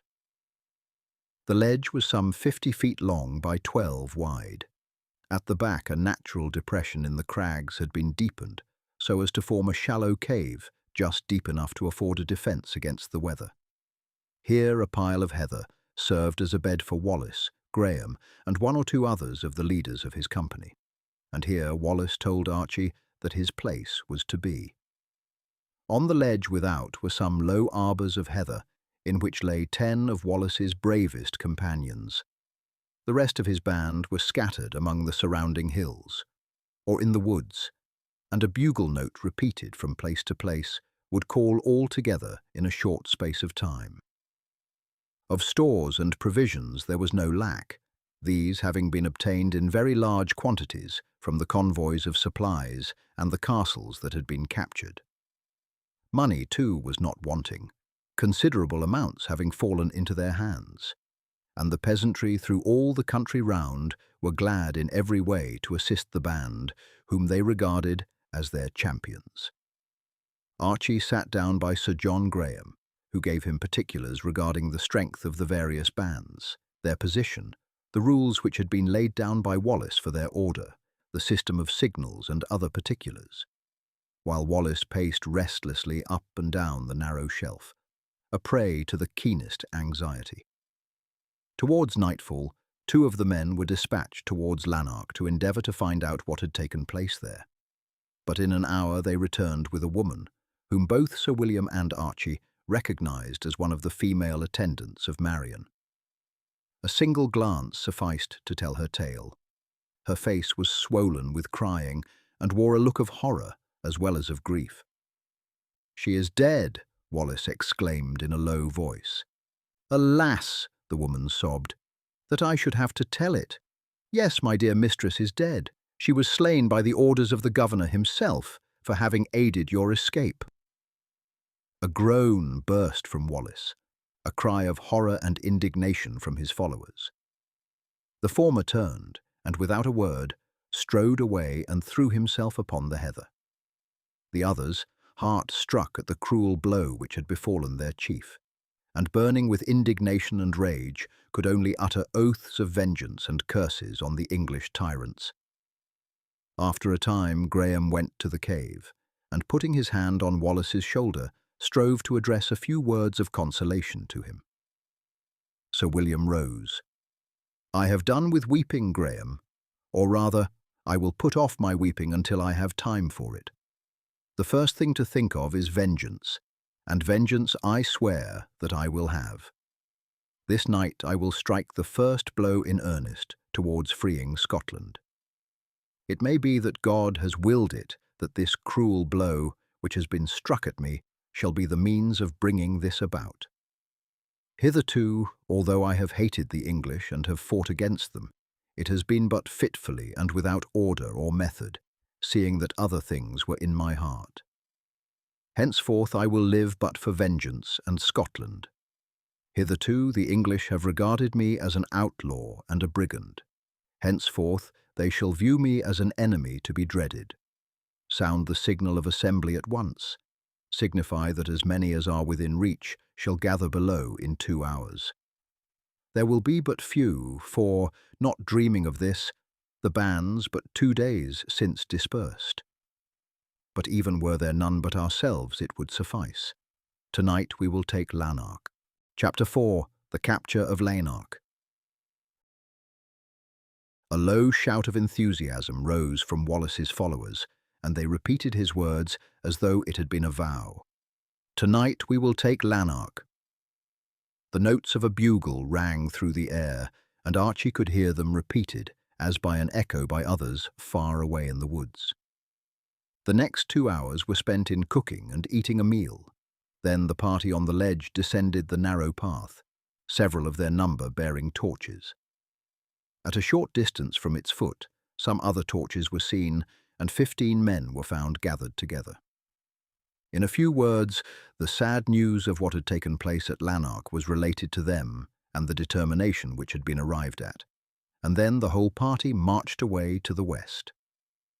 Archie's heart beat with excitement as he felt himself engaged in one of the adventures which had so filled his thoughts and excited his admiration. An adventure, too, far surpassing in magnitude and importance any in which Wallace had hitherto been engaged. It seemed almost like an act of madness for 25 men to attack a city garrisoned by over 500 English troops, defended by strong walls. But Archie never doubted for a moment that success would attend the enterprise, so implicit was his confidence in his leader. When at some little distance from the town, they halted, and Wallace ordered a tree to be felled and lopped of its branches. It was some 8 inches in diameter at the butt and 30 feet long. A rope had been brought, and this was now cut into lengths of some 4 feet. Wallace placed 10 of his men on each side of the tree, and the cords being placed under it, it was lifted and carried along with them. Before they started, Wallace briefly gave them his orders, so that no word need be spoken when near the town. The band were, when they entered, to divide in 3. Sir John Graham, with a party, was to make for the dwelling of Sir Robert Thorne. Auchinleck, who had arrived with the party summoned by the bugle, was to arouse the town and attack any parties of soldiers in the street, while Wallace himself was to assault the house of Hazelrig. He bade Archie accompany him. Knowing the town well, Wallace led the party to the moat at a spot facing a sally port. They moved without a word being spoken. The men bearing the tree laid it noiselessly to the ground. Wallace himself sprang into the moat and swam across. The splash in the water attracted the attention of a sentry over the gate, who at once challenged. There was no answer, and the man again shouted, peering over the wall to endeavour to discover what had caused the splash. In a few vigorous strokes Wallace was across, hauled himself up to the sill of the door, and with his heavy battle-axe smote on the chains which held up the drawbridge. 2 mighty blows, and the chains yielded, and the drawbridge fell with a crash across the moat. Instantly the men lifted the tree, and dashing across, swung it like a battering ram against the door. 6 blows, and the oak and iron yielded before it. The door was burst in, and the party entered Lanark. The sentry on the wall had fled at once to arouse the garrison. Instantly, the 3 leaders started to perform the tasks assigned to them. As yet, the town lay in profound sleep, although near the gate windows were opening, and heads were being put out to ascertain the cause of the din. As the Scots ran forward, they shouted, "Death to the English! Death to the bloody Hazelrig!" The governor had long been odious for his cruelty and tyranny, and the murder of Marion Bradfute had that day roused the indignation of the people to the utmost. Not knowing how small was the force that had entered the town, but hoping only that deliverers had arrived, numbers of the burghers rose and armed themselves, and issued forth into the streets to aid their countrymen. Wallace soon arrived at the governor's house, and with a few blows with his axe broke in the door. Then he and his followers rushed into the house, cutting down the frightened men as they started up with sudden alarm, until he met Sir John Hazelrig, who had snatched up his arms and hurried from his chamber. "Villain," Wallace exclaimed, seizing him by his throat, "your time has come to make atonement for the murder of my wife." Then, dragging him into the street, he called upon the burghers, who were running up, to witness the execution of their tyrant, and stepping back a pace, smote off his head with his sword. Young Hazelrig was also killed, as were all soldiers found in the house. The alarm bells were ringing now, and in a few minutes the armed burghers swarmed in the street. As the English soldiers, as yet but scarce awake, and bewildered by this sudden attack, hurried from their houses, they were fallen upon and slain by Wallace and the townspeople.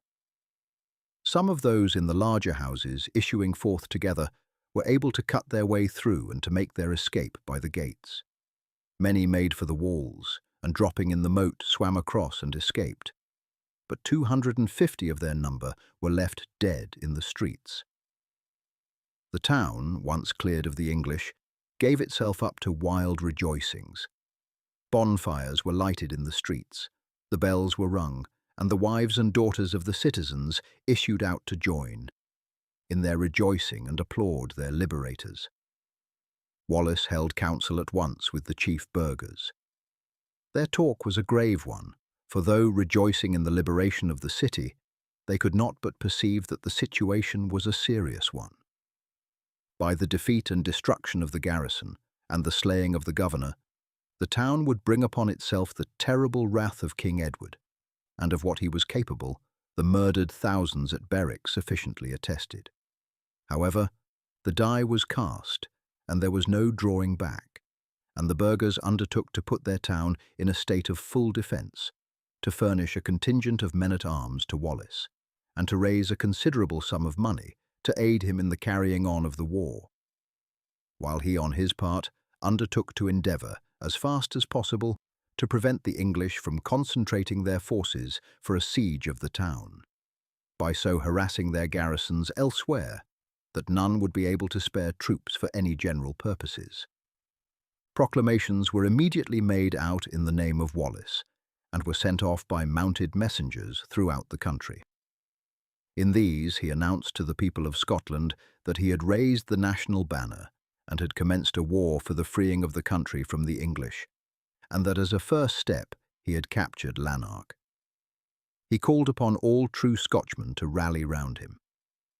While the council was being held, the wives of the burghers had taken the body of Marion from the place where it had been cast, and where hitherto none had dared to touch it, and had prepared it for burial, placing it in a stone coffin, such as were in use in those days, upon a car which was covered with trappings of white and green boughs. Soon after daybreak a great procession was formed, and accompanied by all the matrons and maids of Lanark, the body was conveyed to the church at Ellerslie, and there buried with the rites of the church. This sad duty ended, Wallace mounted his horse and rode for Cart Lane Craigs, which he had named as the rendezvous where all who loved Scotland and would follow him were to assemble. Archie rode first to Sir Robert Gordon's. His uncle received him kindly. "Ah, my boy," he said, "I feared that your wilful disposition would have its way. You have embarked young on a stormy course, and none can say where it will end.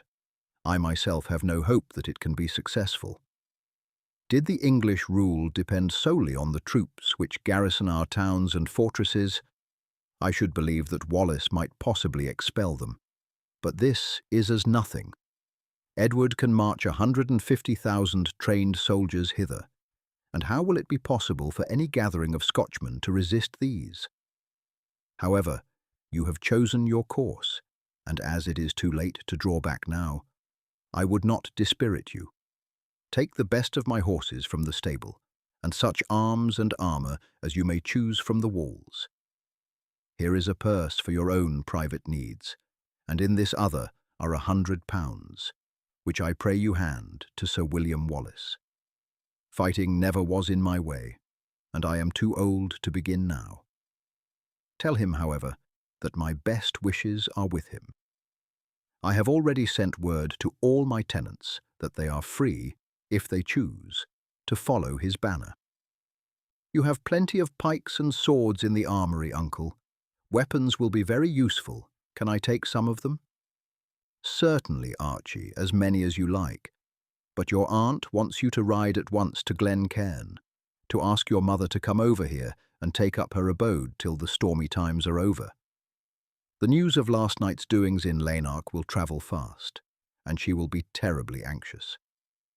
Besides, as the Kerrs are heart and soul with the English faction, like enough they will take the opportunity of the disturbed times, and of your being involved in the rising, to destroy the hold altogether, seeing that so long as it stands there, it is a sort of symbol that their lordship over the lands is disputed. The very thing that I was going to ask you, uncle. My mother's position at Glen Cairn would always be on my mind. As to the Kerrs, let them burn the castle if they will. If the rising fail, and I am killed, the line will be extinct, and it matters little about our hold. If we succeed, then I shall regain my own, and shall turn the tables on the Kerrs, and will rebuild Glen Cairn twice as strong as before. And now can I take a cart to convey the arms? Certainly, Archie, and may they be of service in the cause. You will, I suppose, conduct your mother hither. Archie replied that he should do so, and then at once made his preparations for the start. His uncle's armoury was well supplied, and Archie had no difficulty in suiting himself. For work like that which he would have to do, he did not care to encumber himself with heavy armour, but chose a light but strong steel cap, with a curtain of mail falling so as to guard the neck and ears, leaving only the face exposed, and a shirt of the same material. It was of fine workmanship, and of no great weight, and did not hamper his movements.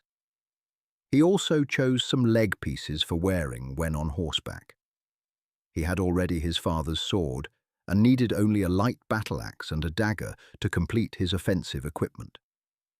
Then he took down from the racks 20 swords and as many short pikes, and bonnets strengthened with iron hoops, which, although light, were sufficient to give much protection to the head.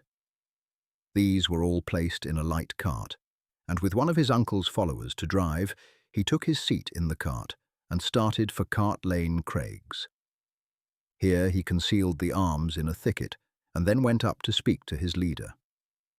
"May I take 10 men with me to Glen Cairn, Sir William? I am going to fetch my mother to reside with my uncle until the storm is over. He has sent you £100 towards the expenses of the struggle. I want the guard because it is possible that the Kerrs may be down there. I hear Sir John was carried away, 3 hours after the fight, in a litter.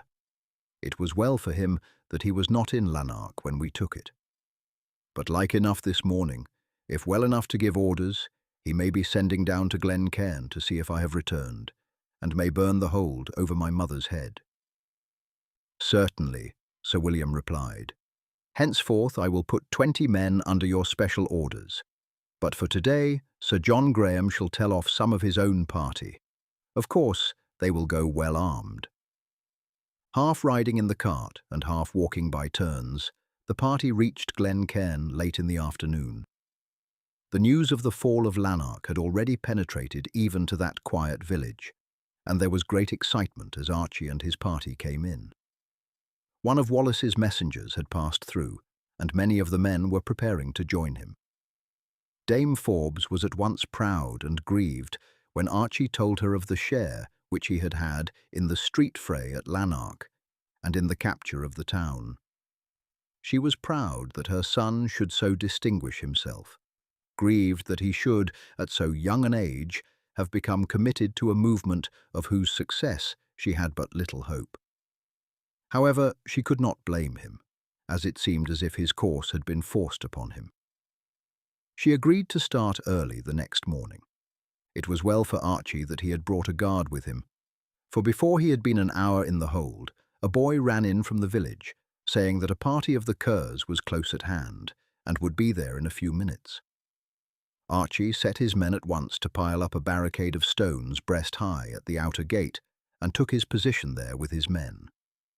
He had scarcely completed his preparations when the trampling of horses was heard, and a party of 10 men, 2 of whom bore torches, headed by young Alan Kerr, rode up. They drew rein abruptly as they saw the barricade, with the line of pikes behind it. "What want you here, Alan Kerr?" Archie said. "I came in search of you, little traitor," young Kerr replied angrily. "Here I am," Archie said. "Why don't you come and take me?" Alan saw that the number of the defenders of the gate exceeded that of his own party, and there might, for aught he knew, be more within. "I will take you tomorrow," he said. "Tomorrow never comes," Archie replied with a laugh. "Your father thought to take me yesterday. How is the good knight? Not suffering, I trust, greatly either in body or temper." "You shall repent this, Archibald Forbes," Alan Kerr exclaimed furiously. "It will be my turn next time."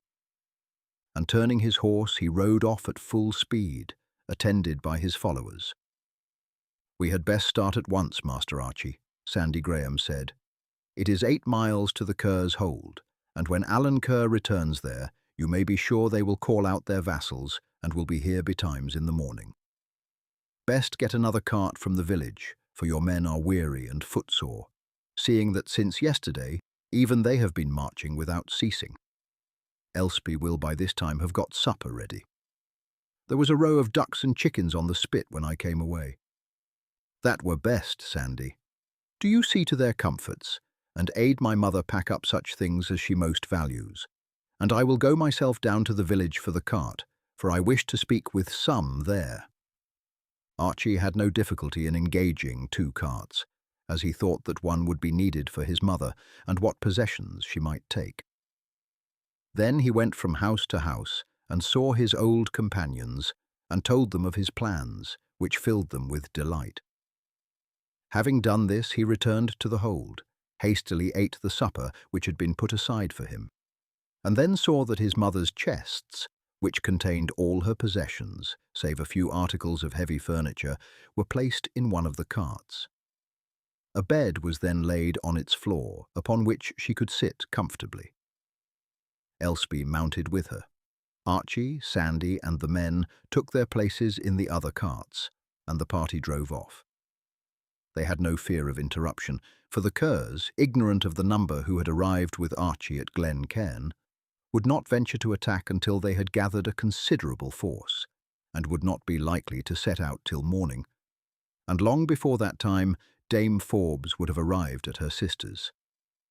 The journey was indeed performed without incident, the escort leaving them when within 2 or 3 miles of Lanark, and making their way direct to the Craigs, whither Archie, the moment he had seen his mother safely at Sir Robert Gordon's, returned. He did not mount the Craig, but wrapping himself in his cloak, lay down at its foot. As soon as it was daylight, he walked out a mile on the road towards Glen Cairn. He soon saw a party approaching in military order. They halted when they reached him. They were 20 in number, and were the lads of his band at Glen Cairn, ranging between the ages of 16 and 18. They had originally been stronger, but some of the elders had already joined Wallace's followers. "Now," Archie said, "I can explain matters farther than I did last night. I have procured arms for you all, and I hope that you will have opportunities of using them. But though some of you are old enough to join Wallace's band, there are others whom he might not deem fit to take part in such desperate enterprises. Therefore, at first, make but little show of your arms. I shall present you to Sir William, telling him that I have brought you hither to serve as messengers, and to enter towns held by the English and gather news, seeing that lads would be less suspected than men. But I propose farther, what I shall not tell him, that you shall form a sort of bodyguard to him. He takes not sufficient care of himself, and is ever getting into perils. I propose that without his knowing it, you shall be ever at hand when he goes into danger of this sort, and may thus prevent his falling into the hands of his enemies. Now mind, lads, this is a great and honourable mission. You must be discreet as well as brave, and ready all of you to give your lives, if need be, for that of Scotland's champion. Your work as messengers and scouts will be arduous and wearisome. You must be quiet and well behaved. Remember that boys' tricks and play are out of place among men engaged in a desperate enterprise. Mingle not much with the others. Be active and prompt in obeying orders, and be assured that you will have opportunities of winning great honour and credit, and of having your full share of hard knocks. You will, as before, be divided into 2 companies, William Orr and Andrew Macpherson being your lieutenants in my absence. You will obey their orders as implicitly as mine. Cluny, you have, I suppose, brought, as I bade you last night, some of your sister's garments. Yes, Sir Archie, the boy, who was fair and slight, said, with a smile on his face. That is right. I know you are as hearty and strong as the rest, but seeing that your face is the smoothest and softest of any, you will do best should we need one in disguise as a girl. And now come with me. I will show you where your arms are placed, but at present you must not take them. If I led you as an armed band to Wallace, he might deem you too young.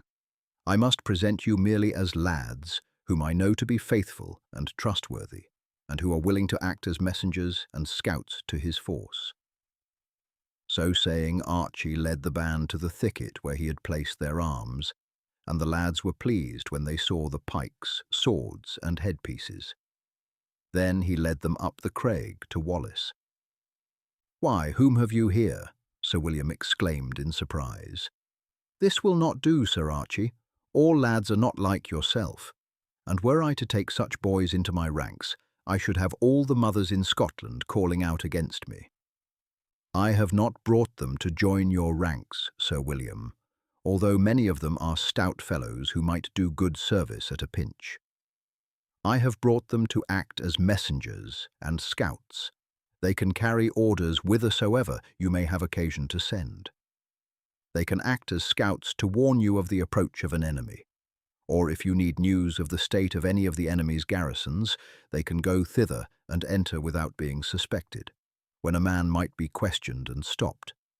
They are all sons of my father's vassals at Glen Cairn, and I can answer for their fidelity. I will take them specially under my own charge, and you will ever have a fleet and active messenger at hand when you desire to send an order." "The idea is not a bad one," Sir William replied, "and in such a way a lad may well do the work of a man."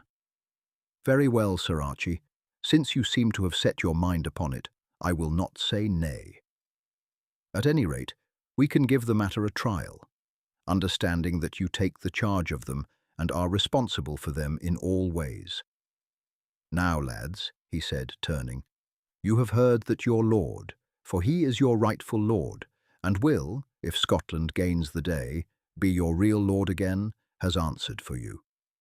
It is no boy's play in which you have taken service, for the English, if they conquer us, will show no further mercy to you than to others of my band. I understand, then, that you are all prepared, if need be, to die for Scotland. Is this so?" "We are, sir," the lads exclaimed together. "Then so be it," Sir William said. "Now, Sir Archie, do you fix a place for their encampment and make such other arrangements as you may think fit. You will, of course, draw rations and other necessaries for them as regular members of the band."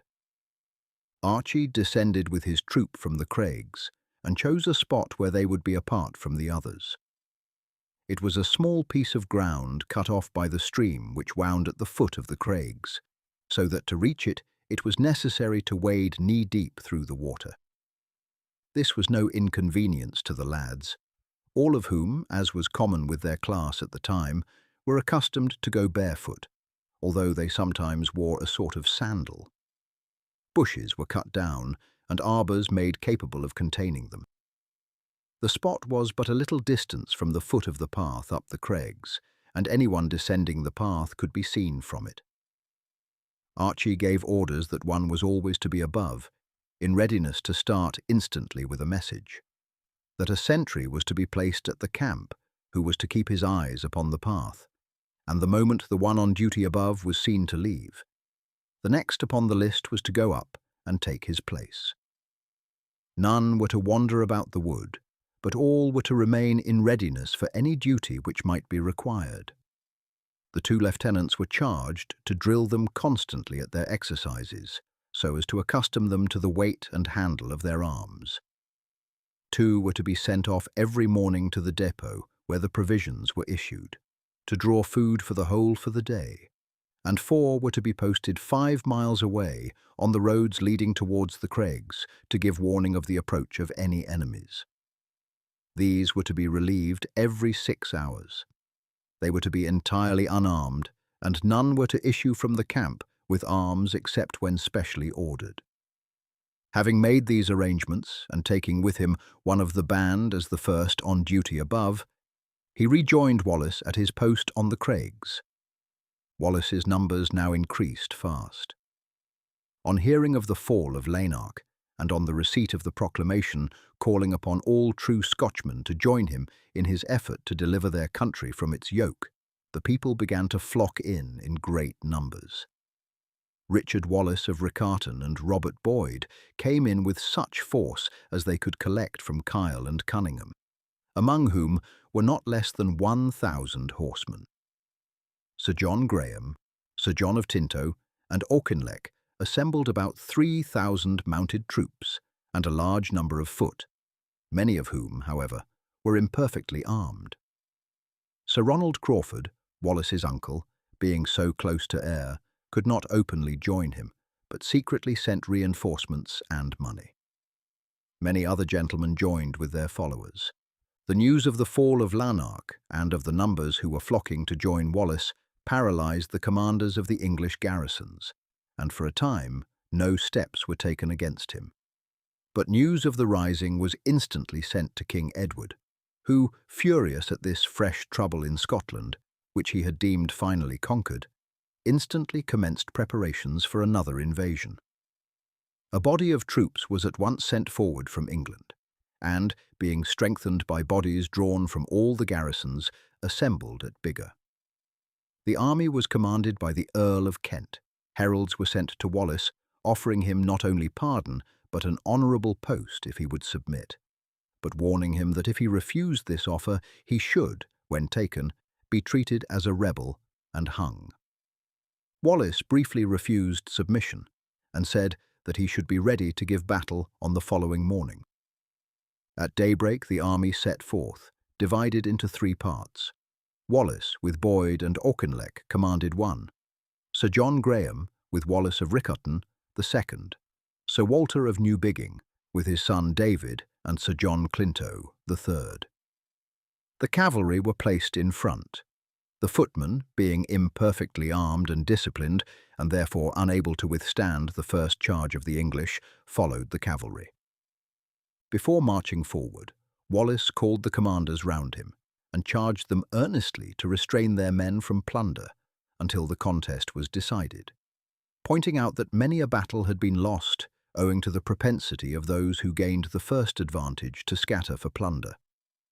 Just as the Scotch were moving, a body of 300 horsemen, well armed and equipped, from Annandale and Eskdale, led by Halliday, Kirkpatrick and Jardine, joined them, and with this accession of strength they marched forward confidently against the enemy. Chapter 5. A Treacherous Plot.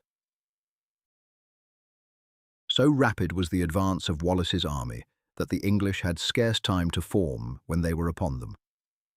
The Scotch charged with extreme impetuosity among the English ranks, directing the onslaught principally against the centre, commanded by the Earl of Kent.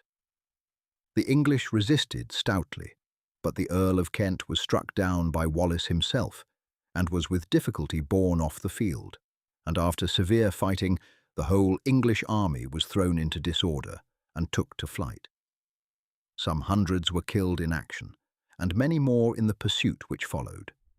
This, however, Wallace would not allow to be pushed too far, lest the fugitives should rally and turn. Then the victorious Scots returned to the English camp. In this was found a great abundance of provisions, arms, and other valuable booty. Many of the cattle were killed, and a sumptuous feast prepared. Then Wallace had the whole of the spoil carried off into a place of safety in the heart of a neighbouring bog, and he himself fell back to that shelter. In the morning, the English, who had rallied when the pursuit had ceased, again advanced, hoping to find Wallace unprepared. They were now commanded by the Earl of Lancaster and had received some reinforcements in the night. They passed over the scene of the previous day's battle and at last came in sight of the Scotch army. Wallace at first advanced and then, as if dismayed at their superior strength, retired to the point where, in order to reach them, the English would have to cross a portion of the bog. The surface was covered with moss and long grass, and the treacherous nature of the ground was unperceived by the English, who, filled with desire to wipe out their defeat of the preceding day, charged impetuously against the Scotch line. The movement was fatal, for as soon as they reached the treacherous ground, their horses sunk to the saddle girths. The Scotch had dismounted on firmer ground behind, and now advanced to the attack, some working round the flanks of the morass, others crossing on tufts of grass, and so fell upon the struggling mass of English. The Earl of Westmoreland and many others of note were killed, and the Earl of Lancaster, with the remains of his force, at once retreated south and recrossed the border. Archie had taken no part in the first battle. Wallace had asked him whether he would fight by his side or take command of a body of infantry, and he chose the latter alternative.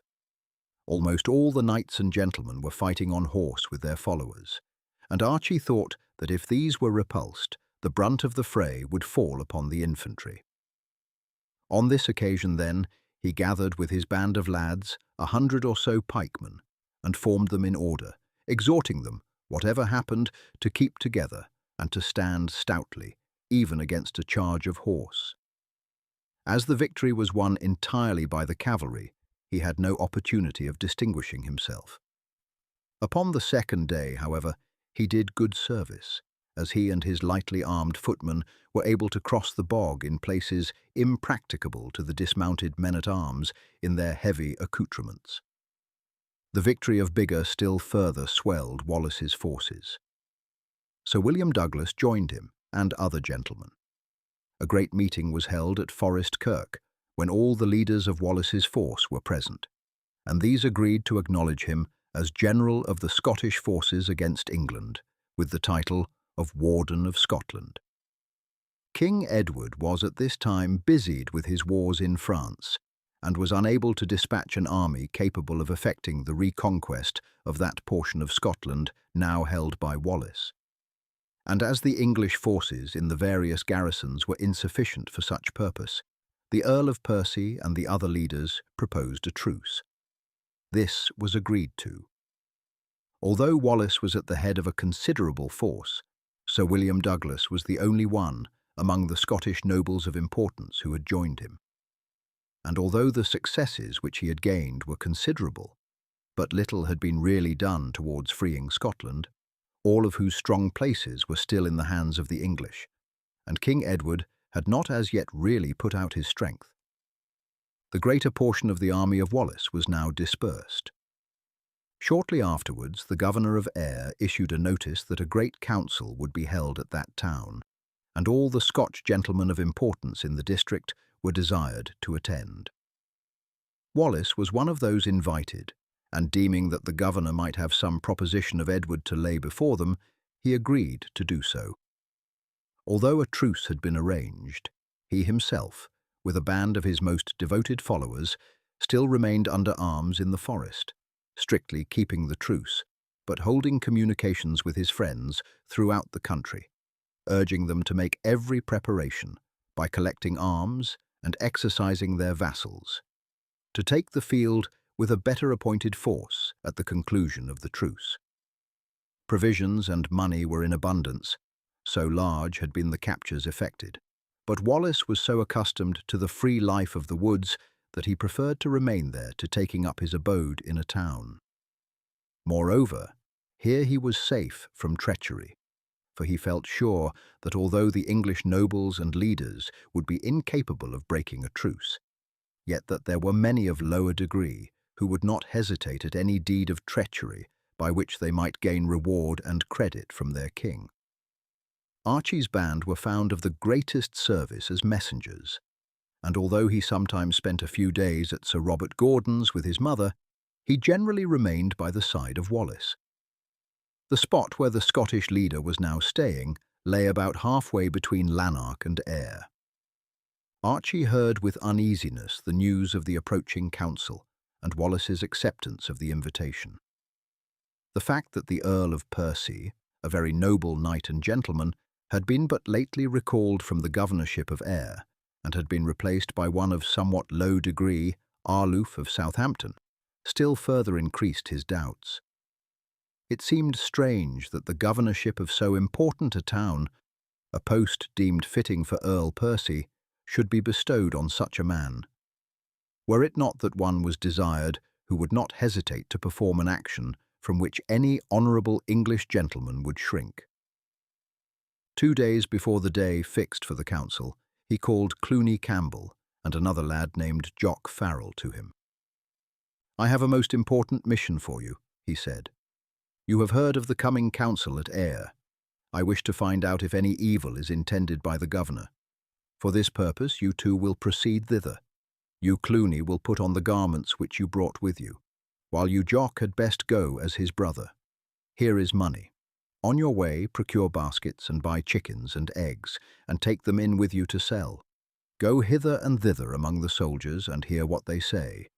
Gather whether among the townspeople there is any thought that foul play may be intended by the English.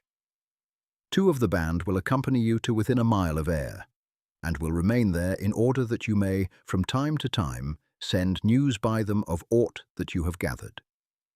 Remember that the safety of Wallace, and with it the future of Scotland, may depend upon your care and vigilance.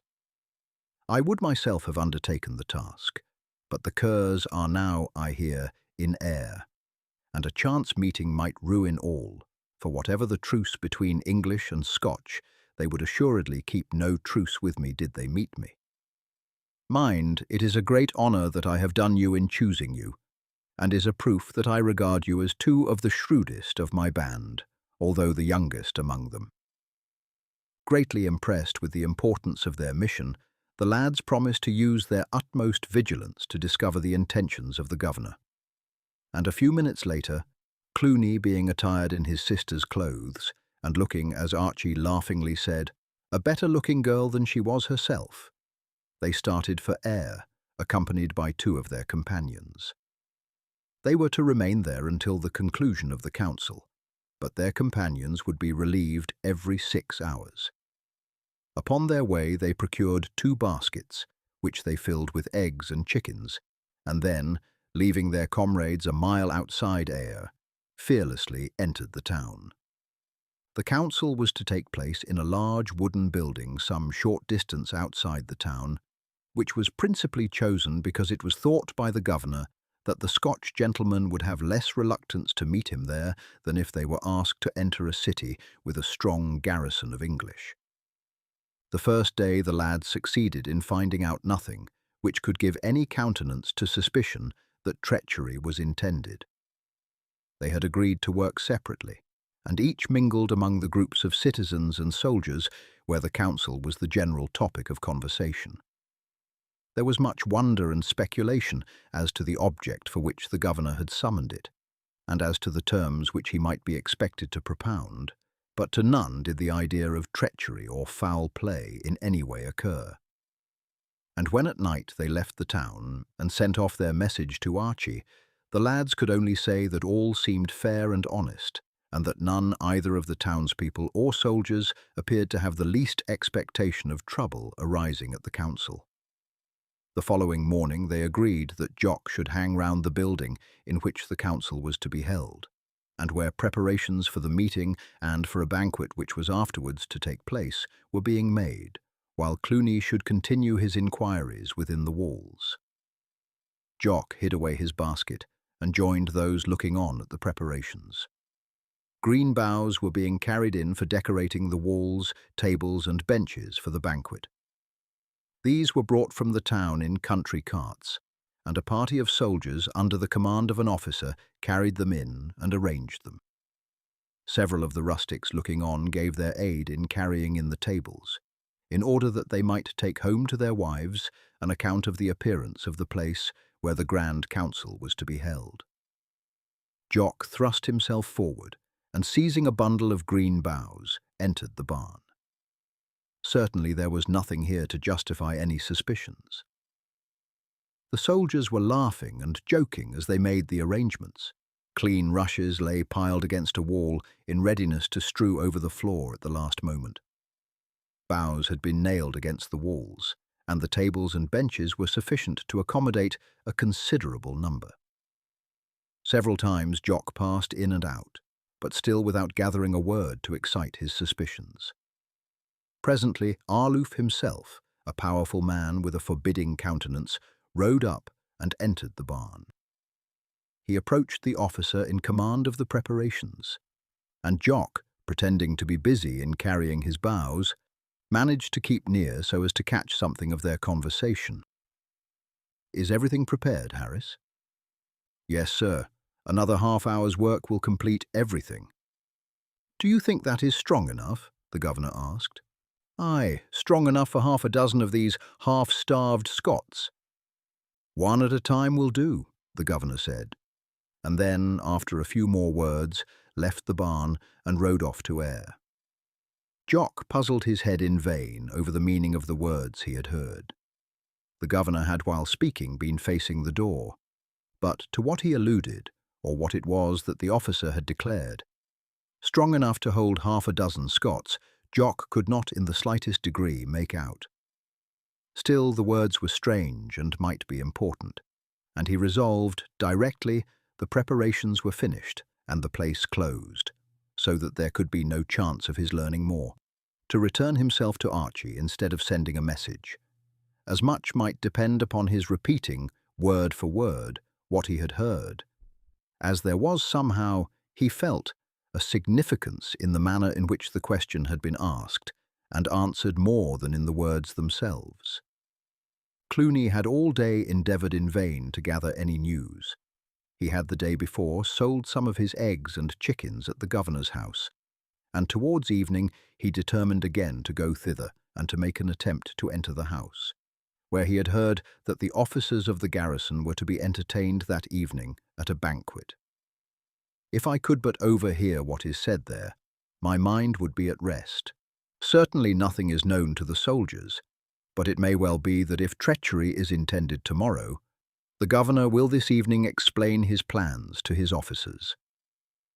He had, before entering the town, again filled up his basket with the unsold portion of Jock's stock, for which the latter had no further occasion.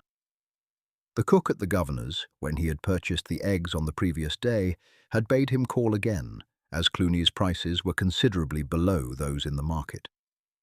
It was late in the afternoon when he again approached the house. The sentry at the gate asked no question, seeing a girl with a basket, and Cluny went round again to the door of the kitchen.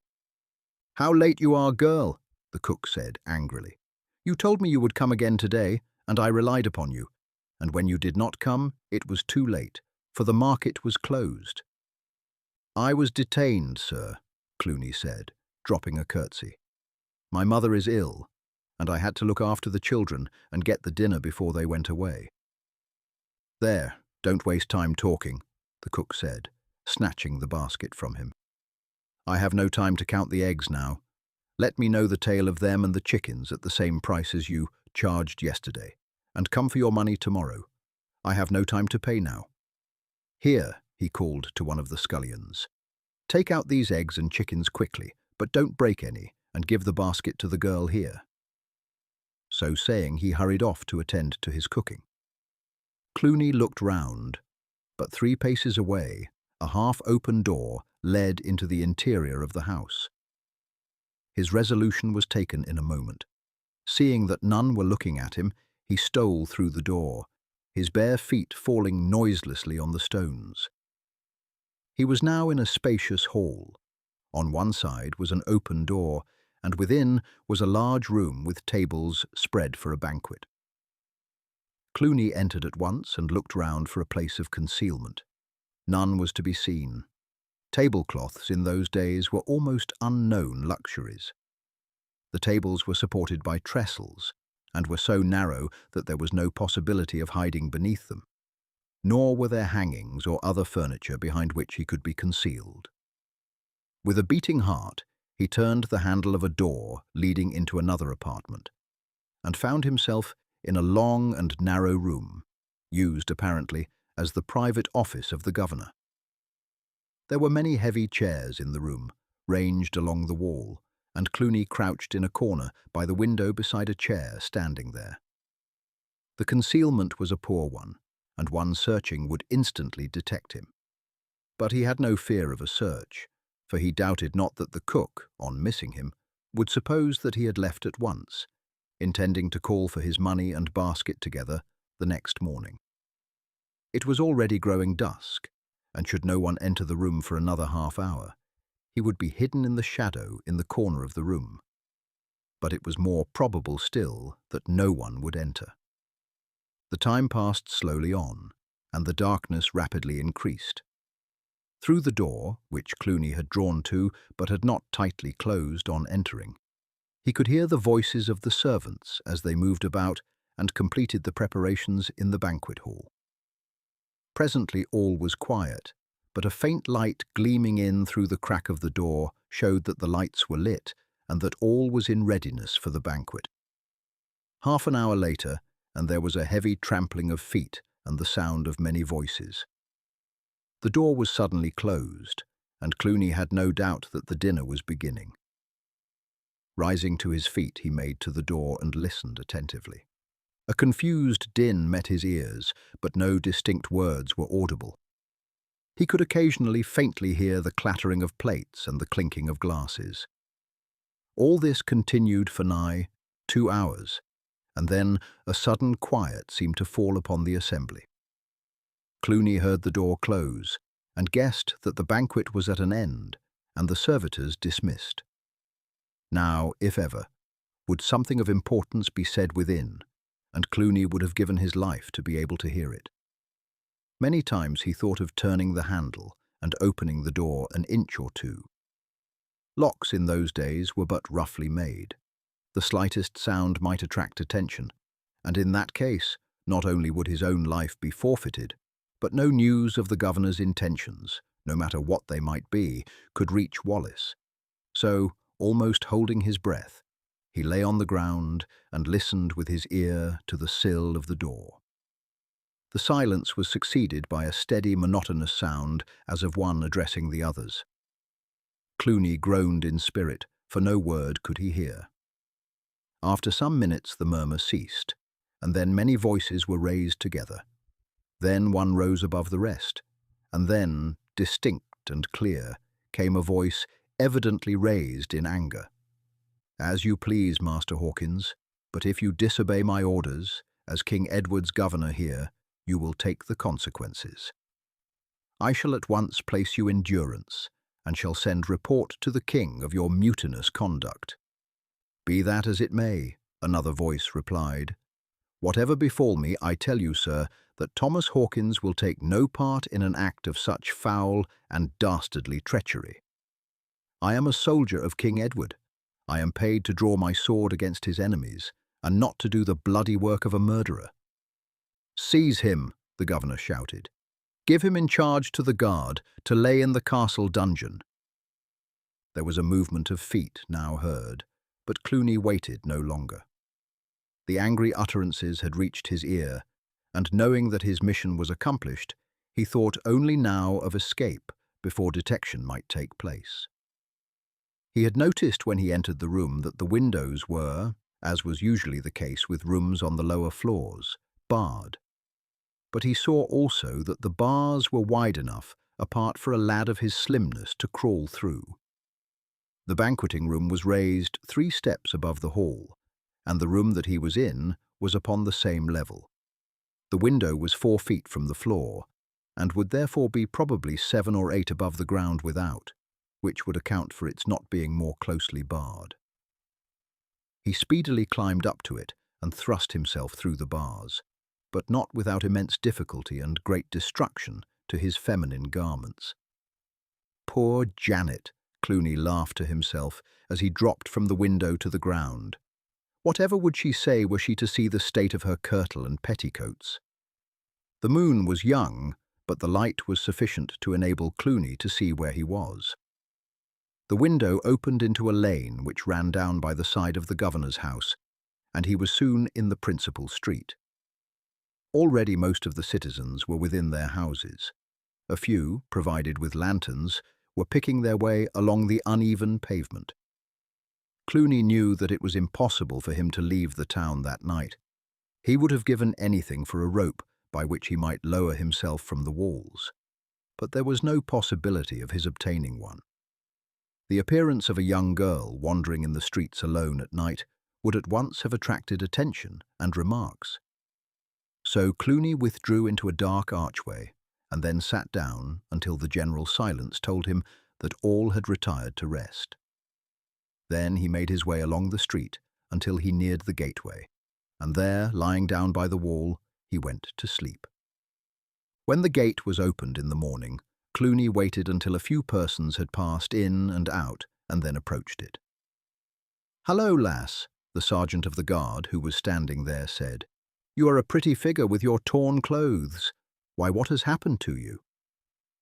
"If you please, sir," Clooney said timidly. "I was selling my eggs to the governor's cook, and he kept me waiting, and I did not know that it was so late. And when I got to the gates, they were shut, and I had nowhere to go.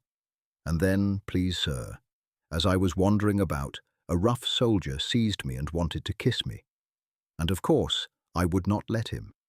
And in the struggle, he tore my clothes dreadfully. And some burghers, who heard me scream, came up and the man left me. And one of the burghers let me sleep in his kitchen, and I don't know what mother will say to my clothes."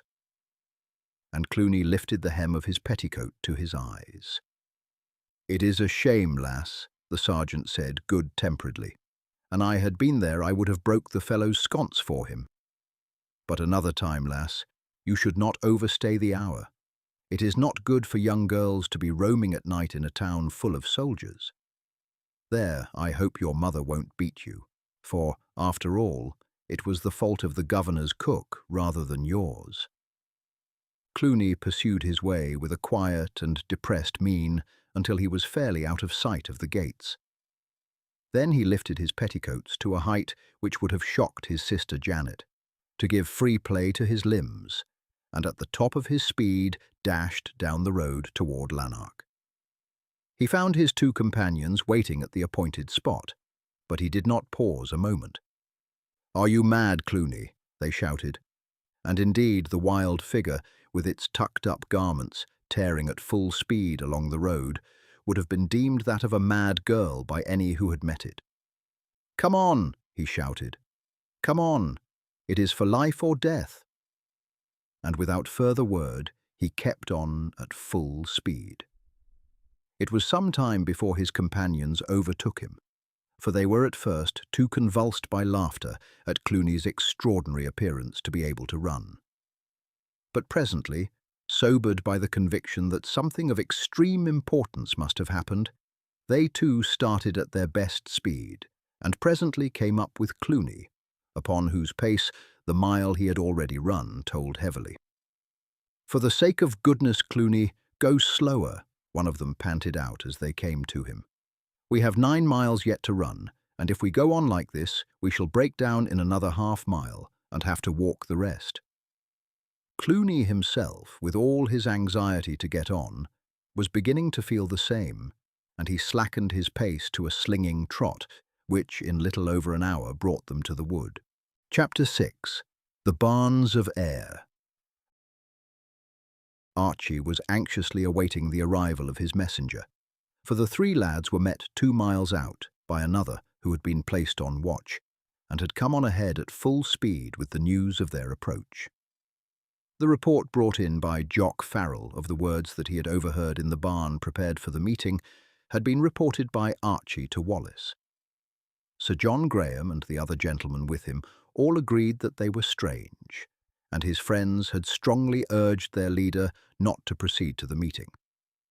Wallace, however, persisted in his resolution to do so, unless he received stronger proofs than those afforded by the few words dropped by the governor and his officer, which might really have no evil meaning whatever. He could not throw doubt upon the fair intentions of King Edward's representative, for it might well be said that it was the grossest insult to the English to judge them as guilty of the intention of a foul act of treachery upon such slight foundation as this. "It would be a shame indeed," he said, "were I the Warden of Scotland, to shrink from appearing at a council upon such excuse as this." The utmost that Archie could obtain from him was that he would delay his departure in the morning until the latest moment, in order to see if any further news came from Ayr. The meeting was to be held at 10 o'clock, and until a little before 9 he would not set out. He was in the act of mounting his horse when Cluny Campbell arrived. "What are your news, Cluny?" Archie exclaimed as the lads, panting and exhausted, ran up. "There is treachery intended. I overheard the governor say so." "Come along with me," Archie exclaimed. "You are just in time, and shall yourself tell the news. Draw your bridle, Sir William," he exclaimed as he ran up to the spot where Sir William Wallace, Graham, and several other gentlemen were in the act of mounting. "Treachery is intended. My messenger has overheard it. I know not his tale, but question him yourself." Important as was the occasion, the Scottish chiefs could not resist a smile at the wild appearance of Archie's messenger. "Is it a boy or a girl?" Wallace asked Archie, "for it might be either." "He is one of my band, sir. I sent him dressed in this disguise, as it would be the least suspected. Now, Cluny, tell your own story." Cluny told his story briefly, but giving word for word the sentences that he had heard, spoken in anger by the governor and his officer. "I fear there can be no doubt," Wallace said gravely when the lad had finished, "that foul play of some kind is intended, and that it would be madness to trust ourselves in the hands of this treacherous governor. Would that we had had the news 24 hours earlier, but even now some may be saved. Sir John, will you gallop, with all your mounted men, at full speed towards Ayr? Send men on all the roads leading to the council, and warn any who may not yet have arrived against entering."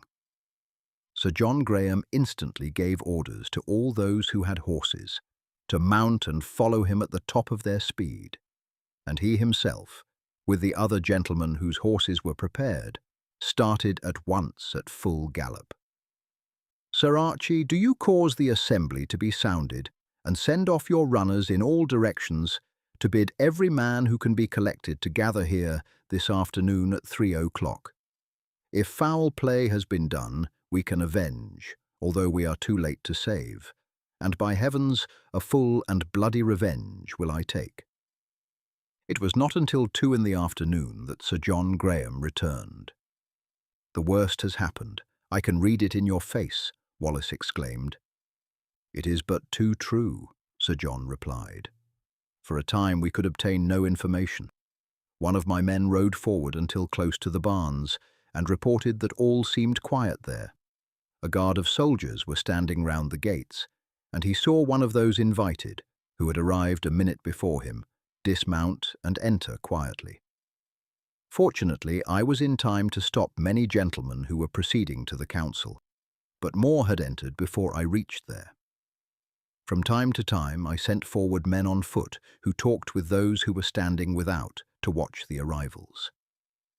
Presently a terrible rumour began to spread among them. Whether the truth was known from some coarse jest by one of the soldiers, or how it came out, I know not. But as time went on, and the hour was long past when any fresh arrivals could be expected, there was no longer motive for secrecy, and the truth was openly told. Each man, as he entered, was stopped just inside the door. A noose was dropped over his neck, and he was hauled up to a hook over the door. All who entered are dead. A cry of indignation and rage broke from Wallace and those standing round him, and the Scottish leader again repeated his oath to take a bloody vengeance for the deed. "And who are among the murdered?" he asked, after a pause. "Alas, Sir William," Graham said, "your good uncle, Sir Ronald Crawford, the Sheriff of Ayr, is one, and also Sir Richard Wallace of Riccartoun, Sir Bryce Blair, and Sir Neil Montgomery, Boyd, Berkeley, Stewart, Kennedy, and many others." Wallace was overwhelmed with grief at the news that both his uncles, to whom he was greatly attached, had perished. Most of those around had also lost relatives and friends, and none could contain their grief and indignation. "Was my uncle, Sir Robert Gordon, among the victims?" Archie inquired. "No," Sir John replied. "Happily he was one of the last who came along the road." "Thank God for that," Archie said earnestly. "My uncle's slowness has saved his life. He was ever late for business or pleasure, and my aunt was always rating him for his unpunctuality. She will not do so again, for assuredly it has saved his life." The men came in but slowly, for the bands had all dispersed to their homes, and it was only those who lived within a few miles who could arrive in time. Little over 50 men had come in by the hour name. With these, Wallace started at once towards Ayr. Archie's band fell in with their arms, for they too burned to revenge the massacre, and Wallace did not refuse Archie's request that they might join. "Let them come," he said. "We shall want every sword and pike tonight." This was the first time that Wallace had seen the band under arms, for at the Battle of Biggar, Archie had kept them from his sight, fearing that he might order them from the field. "They look well, Sir Archie, and in good military order. Hitherto I have regarded them but as messengers, and as such they have done good service indeed. But I see now that you have them in good order, and that they can do other service on a pinch." One member of Wallace's band was left behind, with orders to wait until 7 o'clock, and then to bring on as fast as they could march all who might arrive before that hour. The band marched to within a mile of the barns. They then halted at a stack of straw and sat down while one of Archie's band went forward to see what was being done. He reported that a great feast, at which the governor and all the officers of the garrison, with other English dwelling in town, were present, was just beginning in the great barn where the massacre had taken place. Soon after 9 o'clock, the man who had been left behind, with 10 others, who had come in after Wallace had marched, came up. Each man, by Wallace's directions, drew a great truss of straw from the stack, and then the party, now 80 in all, marched toward the barn. Wallace's instructions were that so soon as the work had fairly begun, Graham, with Archie and half the band, was to hurry off to seize the Gate of Ayr, feigning to be a portion of the guard at the barn. When they approached the spot, they saw that the wooden building was brightly lit up with lights within, and the English guard, some 50 in number, were standing carelessly without, or, seated round fires, were carousing on wine which had been sent out by the revellers within. The Scotch stole up quietly.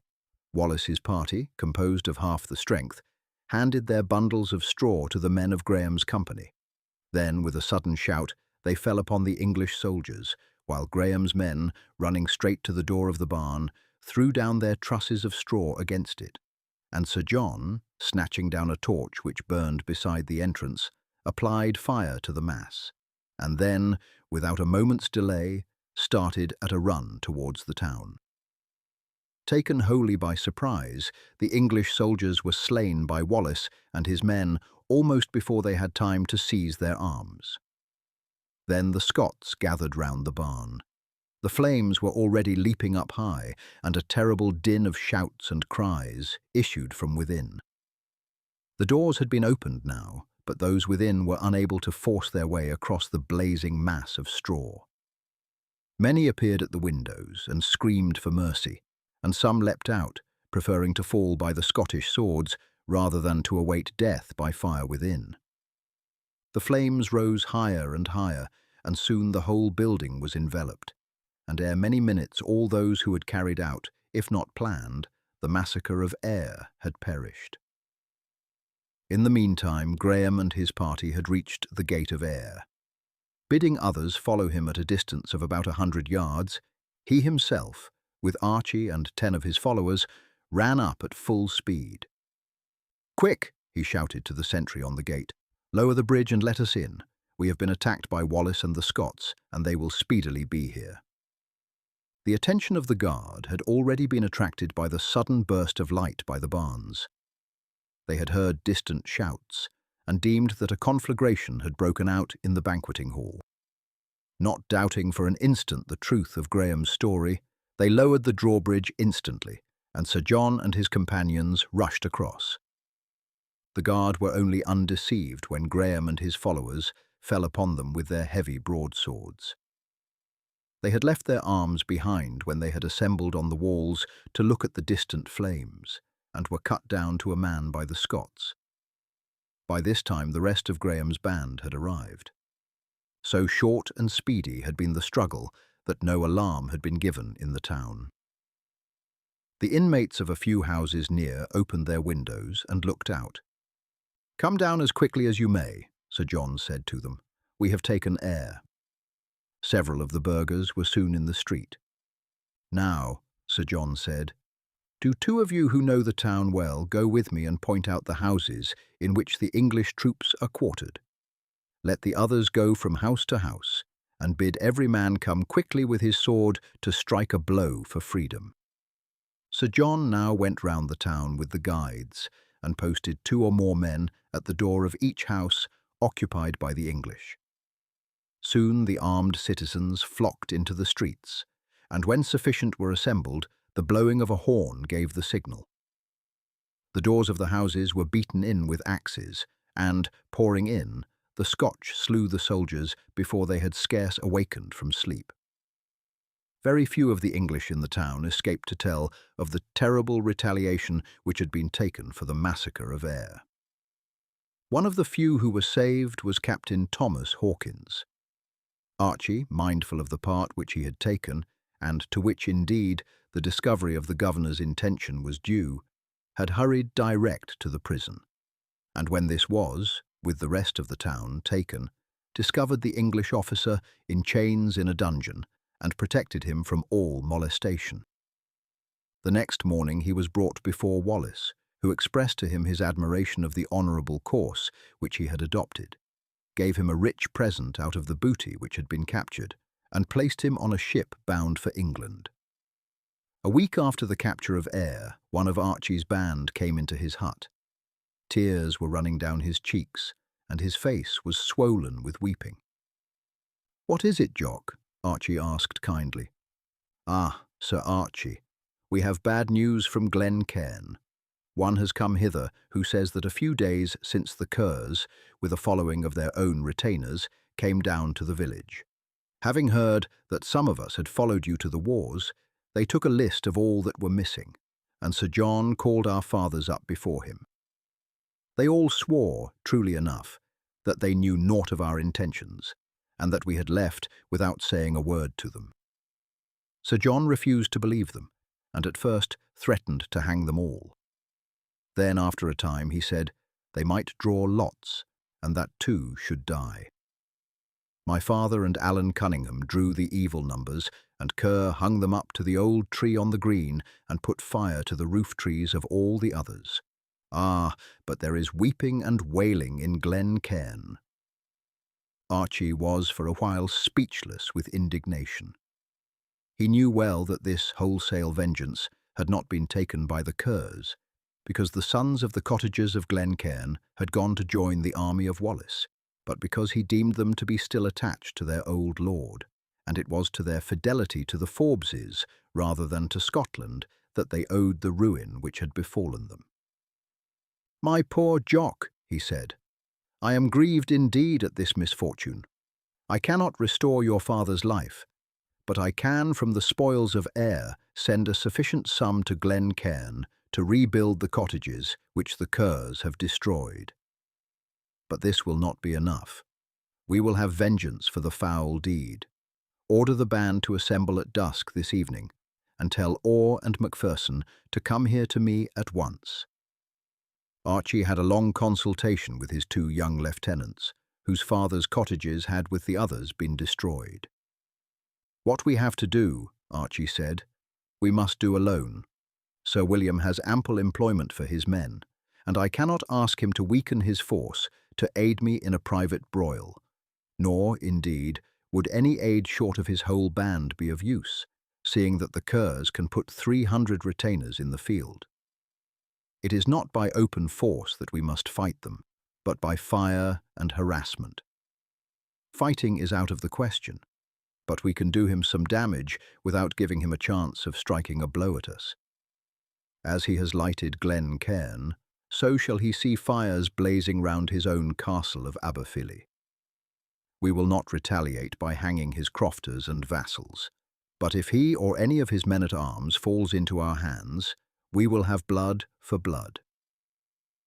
In the course of the afternoon, Archie saw his chief, and begged leave to take his troop away for some time, telling Sir William of the cruel treatment which the Kerrs had dealt at Glen Cairn, and his determination to retaliate for the deed.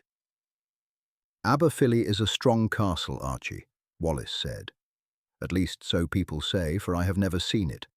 So far does it lie removed from the main roads. But unless by stratagem, I doubt if my force is strong enough to capture it. Nor would I attack were I sure of capturing it without the loss of a man. The nobles and landowners stand aloof from me, but it may be that after I have wrested some more strong places from the English, they may join me.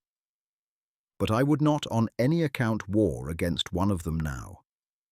Half the great families are united by ties of blood or marriage. The Kerrs, we know, are related to the Commons and other powerful families, and did I lift a hand against them, adieu to my chance of being joined by the great nobles. No, openly hostile as many of them are, I must let them go their way, and confine my efforts to attacking their friends, the English. Then they will have no excuse of personal feud for taking side against the cause of Scotland. But this does not apply to you.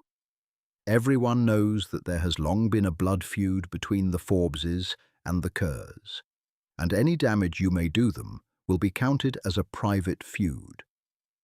I think it is a rash adventure that you are undertaking with but a handful of boys, although it is true that a boy can fire a roof or drive off a bullock as well as a man.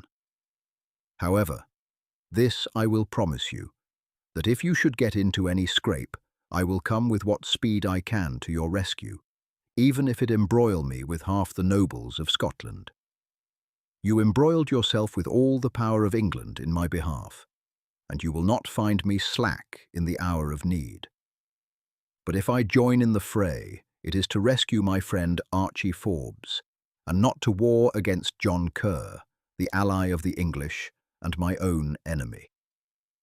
Archie warmly thanked his leader, but assured him that he had no thought of placing himself in any great peril. "I am not going to fight," he said, "for the Kerr and his retainers could eat us up. We shall trust to our legs and our knowledge of the mountains." After dark, Archie and his band started and arrived within 10 miles of Aberfilly on the following morning. They rested till noon and then again set out. When they approached one of the outlying farms of the Kerrs, Archie halted his band and, accompanied by 4 of the stoutest and tallest of their number, went on to the crofter's house. The man came to the door. "What would you, young sir?" he said to Archie. "I would," Archie said, "that you bear a message from me to your lord." "I know not what your message may be, but frankly, I would rather that you bore it yourself, especially if it be of a nature to anger Sir John." "The message is this," Archie said quietly. "Tell him that Archibald Forbes bids him defiance, and that he will retort upon him and his the cruelties which he has wrought in Glen Cairn, and that he will rest not night nor day until he has revenge for the innocent blood shed and roof trees ruthlessly burned."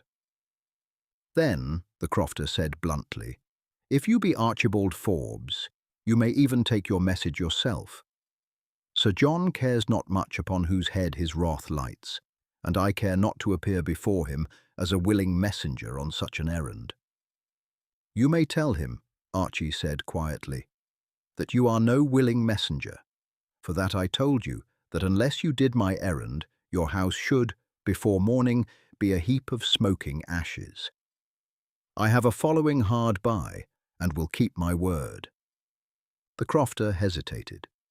"Do my bidding, and I promise you that whatever may befall the other vassals of the Kerrs, you shall go free and unharmed."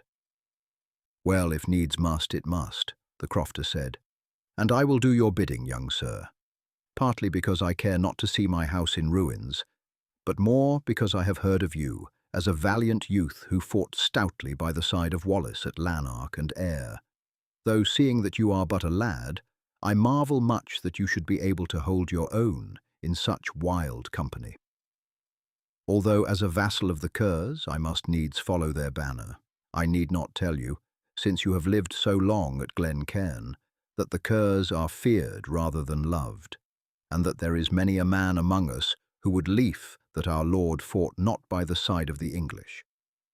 However, we must needs dance as he plays, and now I will put on my bonnet and do your errand. Sir John can hardly blame me greatly for doing what I needs must." Great was the wrath of Sir John Kerr when his vassal reported to him the message with which he had been charged, and in his savage fury he was with difficulty dissuaded from ordering him to be hung for bringing such a message. His principal retainers ventured, however, to point out that the man had acted upon compulsion, and that the present was not the time when he might at any moment have to call upon them to take the field, to anger his vassals, who would assuredly resent the undeserved death of one of their number. "It is past all bearing," the knight said furiously, "that an insolent boy like this should first wound me in the streets of Lanark, and should then cast his defiance in my teeth. A landless rascal, whose father I killed, and whose den of a castle I but a month ago gave to the flames. He must be mad to dare to set his power against mine. I was a fool that I did not stamp him out long ago, but woe betide him when we next meet. Had it not been that I was served by a fool," and here the angry knight turned to his henchman, Red Roy, "this would not have happened.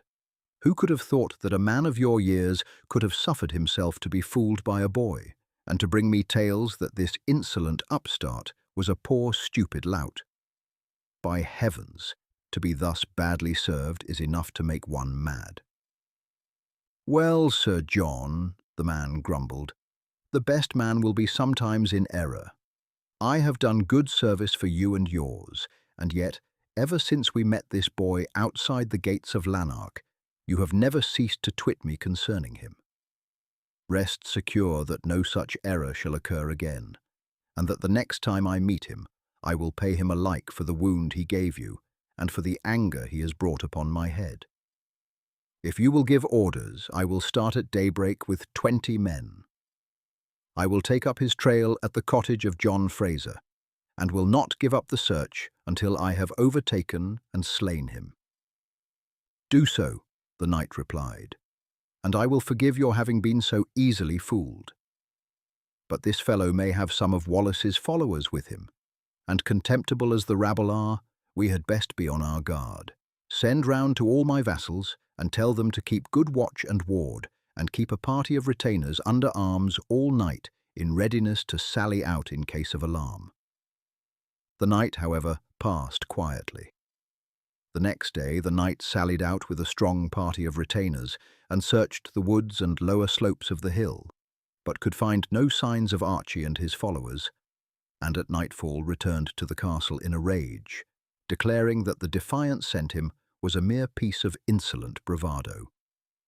Nevertheless, he kept the horses again saddled all night, ready to issue out at the slightest alarm. Soon after midnight, flames suddenly burst out at a dozen of the homesteads. At the warder's shout of alarm, Sir John Kerr and his men-at-arms instantly mounted.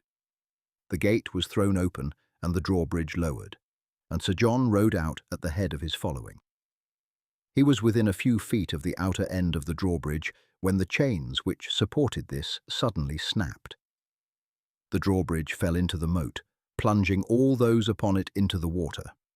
Archie, with his band, after detaching some of their number to fire the homesteads, had crept up unperceived in the darkness to the end of the drawbridge, and had noiselessly cut the two projecting beams upon which its end rested when it was lowered. He had intended to carry out this plan on the previous night, but when darkness set in, not a breath of wind was stirring, and the night was so still that he deemed that the operation of sawing through the beams could not be effected without attracting the attention of the warders on the wall, and had therefore retreated far up in the recesses of the hills. The next night, however, was windy and well suited to his purpose, and the work had been carried out without attracting the attention of the warders. When Kerr and his men-at-arms rode out, the whole weight of the drawbridge and of the horsemen crossing it was thrown entirely upon the chains, and these yielded to a strain far greater than they were calculated to support.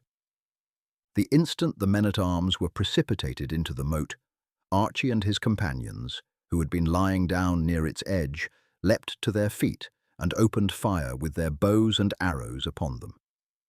It was well for Sir John and his retainers that they had not stopped to buckle on their defensive armour. Had they done so, every man must have been drowned in the deep waters. As it was, several were killed with the arrows, and 2 or 3 by the hoofs of the struggling horses. Sir John himself, with 6 of the 18 men who had fallen into the moat, succeeded in climbing up the drawbridge and regaining the castle. A fire of arrows was at once opened from the walls, but Archie and his followers were already out of bowshot, and knowing that the fires would call in a few minutes to the spot, a number of the Kerr's vassals more than sufficient to crush them without the assistance of those in the castle, they again made for the hills, well satisfied with the first blow they had struck at their enemies. The rage of Sir John Kerr was beyond all expression. He had himself been twice struck by arrows, and the smart of his wounds added to his fury. By the light of the burning barns, the garrison were enabled to see how small was the party which had made this audacious attack upon them, and this increased their wrath.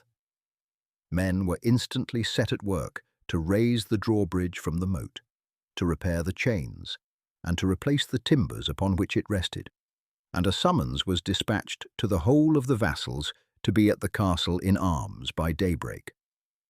Again the woods were searched without success, and the band then divided into 5 parties, each 40 strong.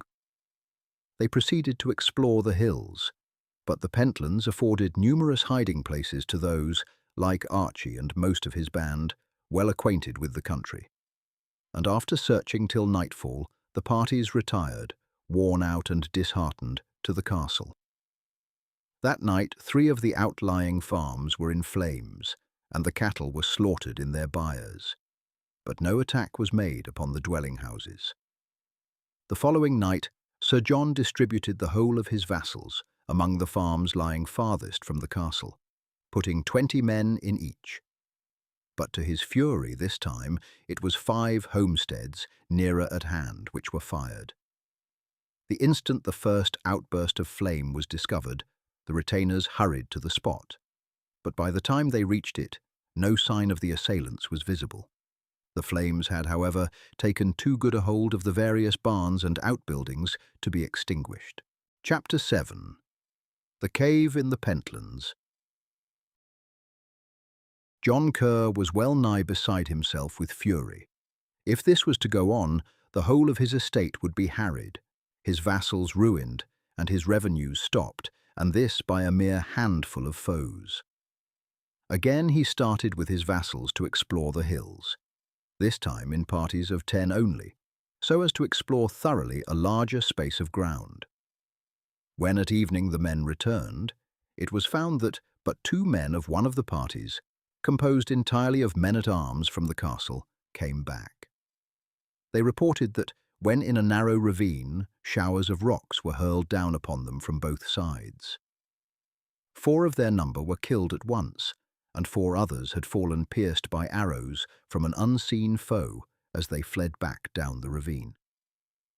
"Methinks, Sir John," Red Roy said, "that I know the place where the Forbeses may have taken up their abode.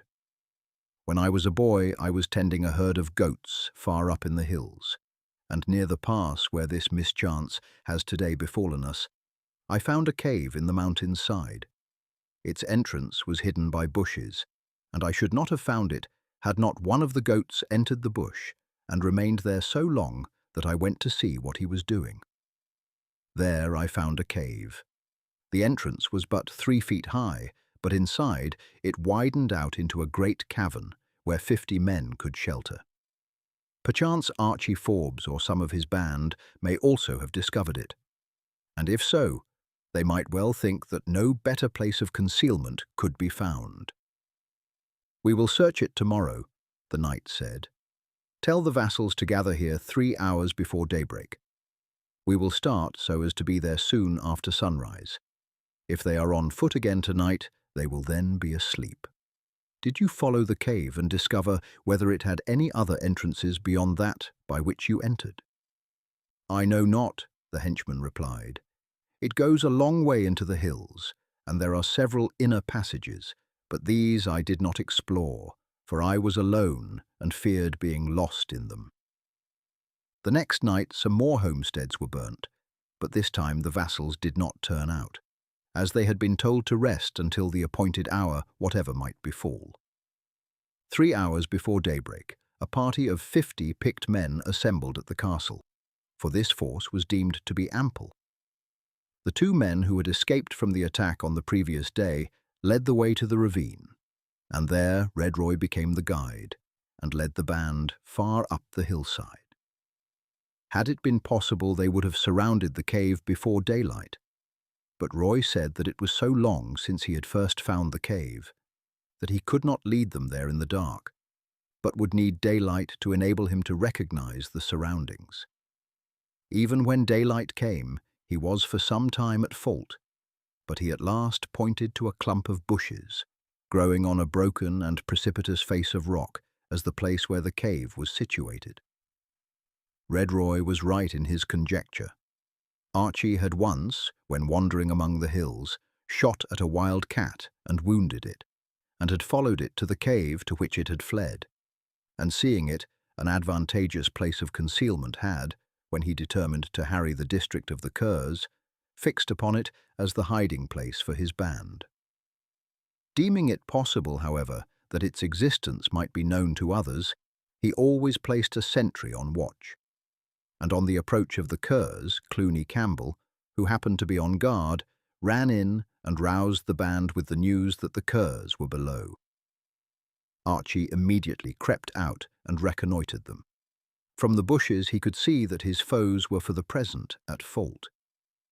Sir John himself was standing apart from the rest, with Red Roy, who was narrowly scrutinizing the face of the cliff, and Archie guessed at once that they were aware of the existence of the cavern, though at present they could not determine the exact spot where it was situated.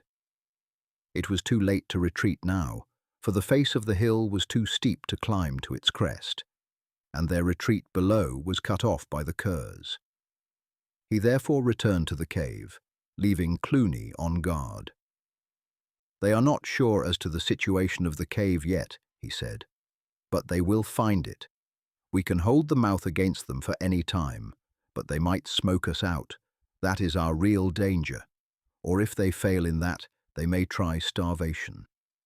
Do 6 of you take brands at once from the embers and explore all the windings behind us. They are so narrow and low that hitherto we have not deemed it worthwhile to examine them. But now they are really our only hope. Some of them may lead round to the face of the hill, and in that case we may find some way by which we may circumvent the Kerrs." 6 of the lads at once started with flaming pine knots, while Archie returned to the entrance. Just as he took his place there, he saw Red Roy pointing towards the bushes. A minute or two later, Sir John and his followers began to advance. Archie now called out the rest of his band, who silently took their places in the bushes beside him. Led by Sir John and his personal retainers, the assailants approached the foot of the rocks and began to make their way up, using the utmost precaution to avoid any noise.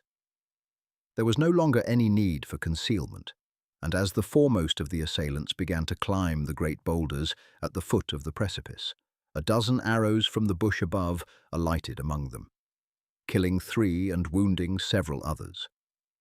Sir John Kerr shouted to his men to follow him and began to clamber up the hill.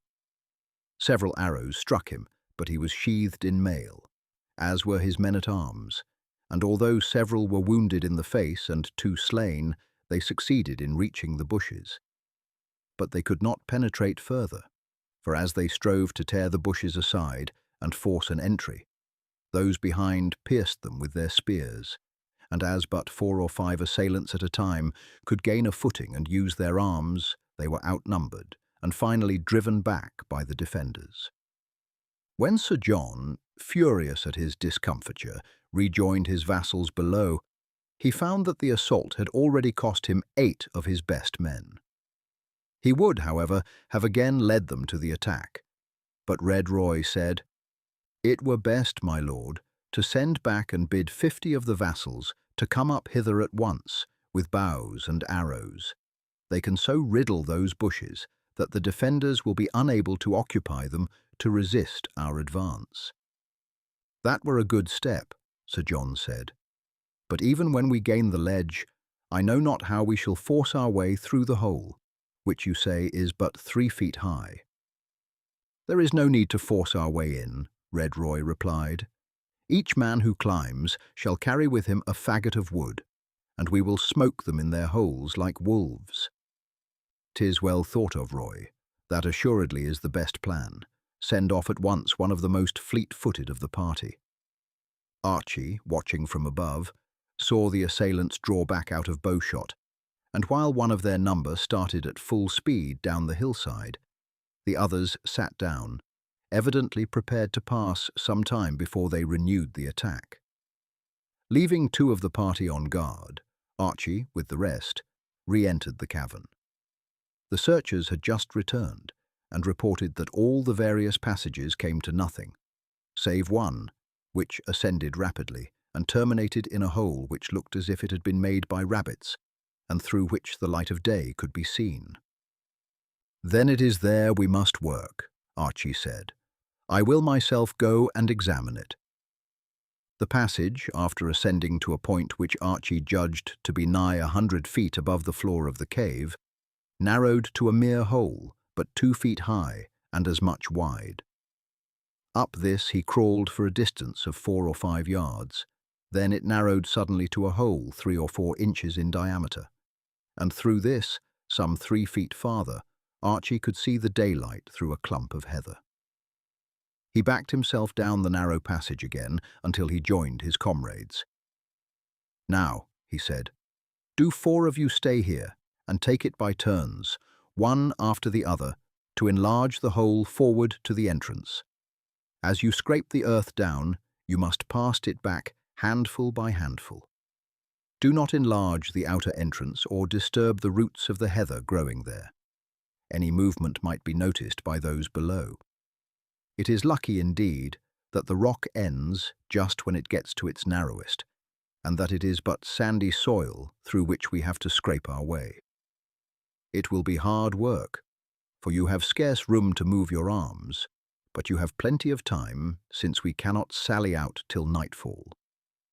The hours passed slowly, and about noon the lookout reported that a number of bowmen were approaching. "They are going to attack this time under cover of their fire," Archie said, "and as I do not wish to hazard the loss of any lives, we will keep within the cave and let them gain the ledge. They can never force their way through the narrow entrance. The only thing I fear is smoke.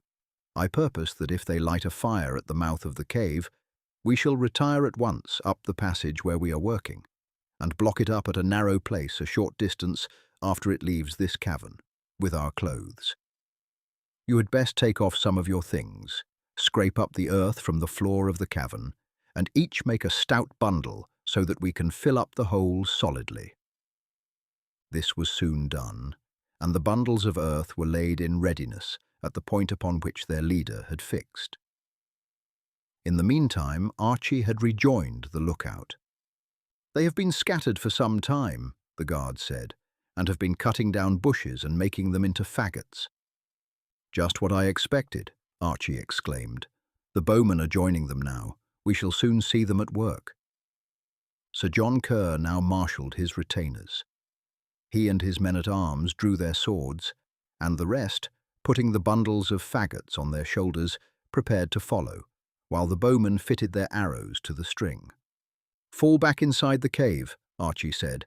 "It is of no use risking our lives." The band now gathered in a half-circle, with level spears, round the entrance.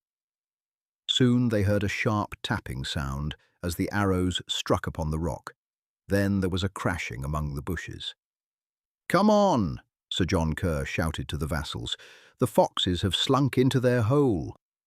Then came low thuds as the faggots were cast down. The light which had streamed in through the entrance gradually became obscure, and the voices of those without muffled.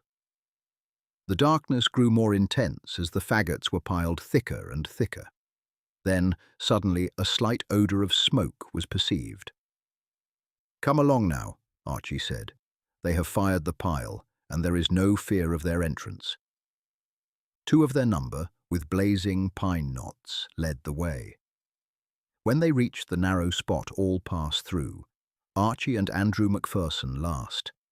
These took the bundles of earth, as the others passed them along from behind and built them up like a wall across the entrance, beating them down as they piled them, so as to make them set close and fill up every crevice. Several remained over after the wall was completed. These were opened, and the earth crammed into the crevices between the bags. The smell of smoke had grown strong before the wall was completed, but it was not too oppressive to breathe. Holding the torch close to the wall, Archie and his comrade stopped closely the few places through which they saw that the smoke was making its way, and soon had the satisfaction of seeing that the barrier was completely smoke-tight. There was plenty of air in the passage to support life for some time, but Archie called back to those who were labouring to enlarge the exit, in order to allow as much fresh air as possible to enter. A strong guard, with spears, was placed at the barrier, although Archie deemed that some hours at least would elapse before the Kerrs could attempt to penetrate the cave. The fire would doubtless be kept up for some time, and after it had expired, it would be long before the smoke cleared out sufficiently from the cave to allow of anyone entering it. After a time, finding that there was no difficulty in breathing, although the air was certainly close and heavy, Archie again set the lads at work widening the entrance, going up himself to superintend the operation. Each in turn crept forward, loosened a portion of the earth with his knife, and then filling his cap with it, crawled backward to the point where the passage widened. It was not yet dark when the work was so far done that there now remained only a slight thickness of earth, through which the roots of the heath protruded at the mouth of the passage, and a vigorous push would make an exit into the air. The guard at the barrier had heard no movement within. Archie withdrew one of the bags, but the smoke streamed through so densely that he hastily replaced it, satisfied that some hours must still elapse before the assailants would enter the cave.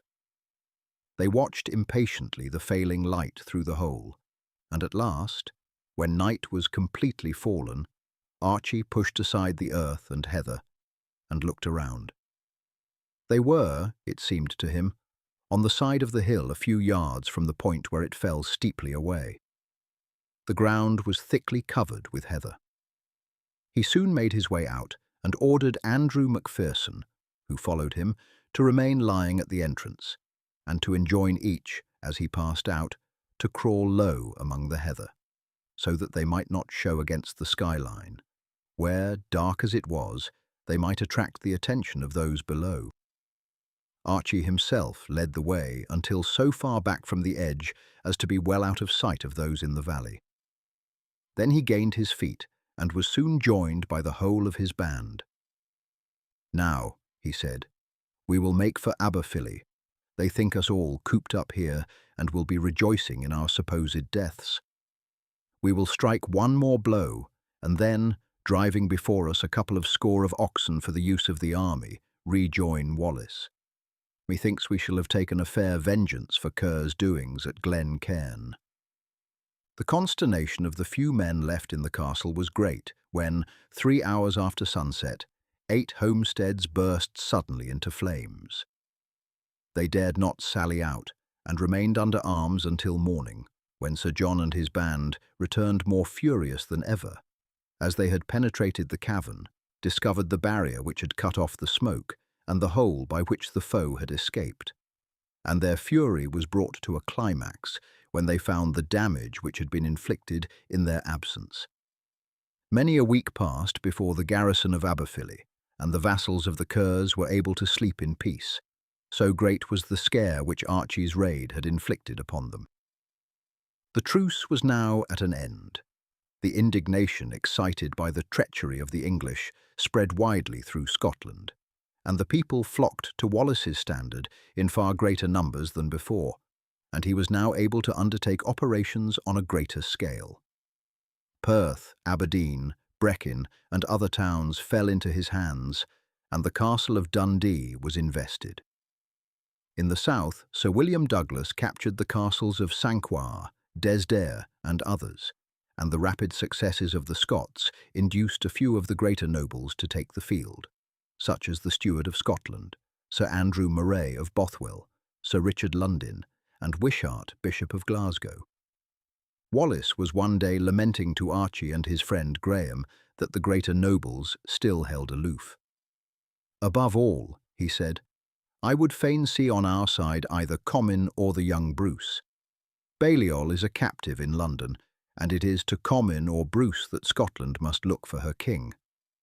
So long as only I, a poor knight, am at the head of this rising, it is but a rebellion against Edward, and its chances are still so weak that but few men who have aught to lose join us. But if Bruce or Comyn should raise his banner, all would receive him as our future king. Both are lords of wide territories, and besides the forces they could bring into the field, they would be joined by many of the principal nobles, although it is true that the adherents of the other would probably arm for Edward. Still, the thought of a king of their own would inflame the popular mind, and vast numbers who now hesitate to join a movement supported by so little authority would then take up arms. "Which of the two would you rather?" Archie asked. "I would rather the Bruce," Wallace said. "His father is an inert man and a mere cipher, and the death of his grandfather, the competitor, has now brought him prominently forward. It is true that he is said to be a strong adherent of England and a personal favourite of Edward, that he spends much of his time in London, and is even at the present moment the King's lieutenant in Carrick and Annandale, and is waging war for him against Sir William Douglas. Still, Comyn is equally devoted to England. He is older, and less can be hoped from him. Bruce is young. He is said to be of great strength and skill in arms, and to be one of the foremost knights in Edward's court. He is, I hear, of noble presence, and is much loved by those with whom he comes in contact. Did such a man determine to break with Edward, and to strive to win the crown of Scotland as a free gift of her people, instead of as a nominee of Edward, and to rule over an independent kingdom instead of an English province, he would attract all hearts to him, and may well succeed where I, as I foresee, must sooner or later fail." "But why should you fail when you have succeeded so far?" Archie asked. "Because I have with me but a small portion of the people of Scotland. The whole of the northern lords hold aloof, and in the south, Carrick and Annandale and Galloway are hostile. Against me I have all the power of England, Wales, and Ireland, and although I may for a time win victories and capture towns, I am certain, Archie, in the end to be crushed." "And will all our efforts have been in vain?" Archie said, with tears in his eyes. "By no means, my brave lad. We shall have lighted the fire of a national resistance. We shall have shown the people that if Scotland, divided against herself, and with all her great nobles and their vassals standing sullenly aloof, can yet for a long time make head against the English, assuredly when the time shall come, and she shall rise as one man from the Solway to Caithness, her freedom will be won. Our lives will not have been thrown away, Archie, if they have taught this lesson. Wallace had by this time returned from his expedition farther north, and his force was in camp near Lanark, which town, when not engaged in distant enterprises, was regarded as the centre of the movement. That evening Archie said that as his leader purposed to give his troops rest for a week or two, he should go to his uncle's for a short time. "And if you can spare them, Sir William, I would fain let my band go away for the same time. They have now been 6 months from home." "Certainly," Wallace said. "They need a rest after their hard work. They are ever afoot and have been of immense service." Having obtained this permission, Archie went to the spot where his band were encamped. "I have another expedition for you," he said. "This time all together. When that is over, you will be able to go home for a few days for a rest. They will all be glad to see you, and may well be proud of you, and I doubt not that the spoil which you gathered at Ayr and elsewhere will create quite a sensation at Glen Cairn. There are some of you who are, as I remember in the old days, good shots with the bow and arrow. Do 10 of you who were the best at home get bows and arrows from the store. Here is an order for you to receive them, and be all in readiness to march at daylight." The next morning the band set out in a southwesterly direction, and after a long day's march halted near Cumnock. In the morning they started at the same time, observing more caution as they went, for by the afternoon they had crossed the stream and were within the boundaries of Carrick. They halted for the night near Crossregel Abbey. Here, for the first time, Archie confided to his followers the object of their march. "We are now," he said, "within a few miles of Turnberry Castle, the residence of Bruce. Sir William has a great desire to speak with him, but, seeing that Bruce is at present fighting for King Edward against Douglas, there is little chance of such a meeting coming about with his good will. He has recently returned from Douglasdale. Here, in the heart of his own country, it is like enough that he may ride near his castle with but a few horsemen. In that case we will seize him, without, I trust, having to do him hurt, and will bear him with us to Lanark.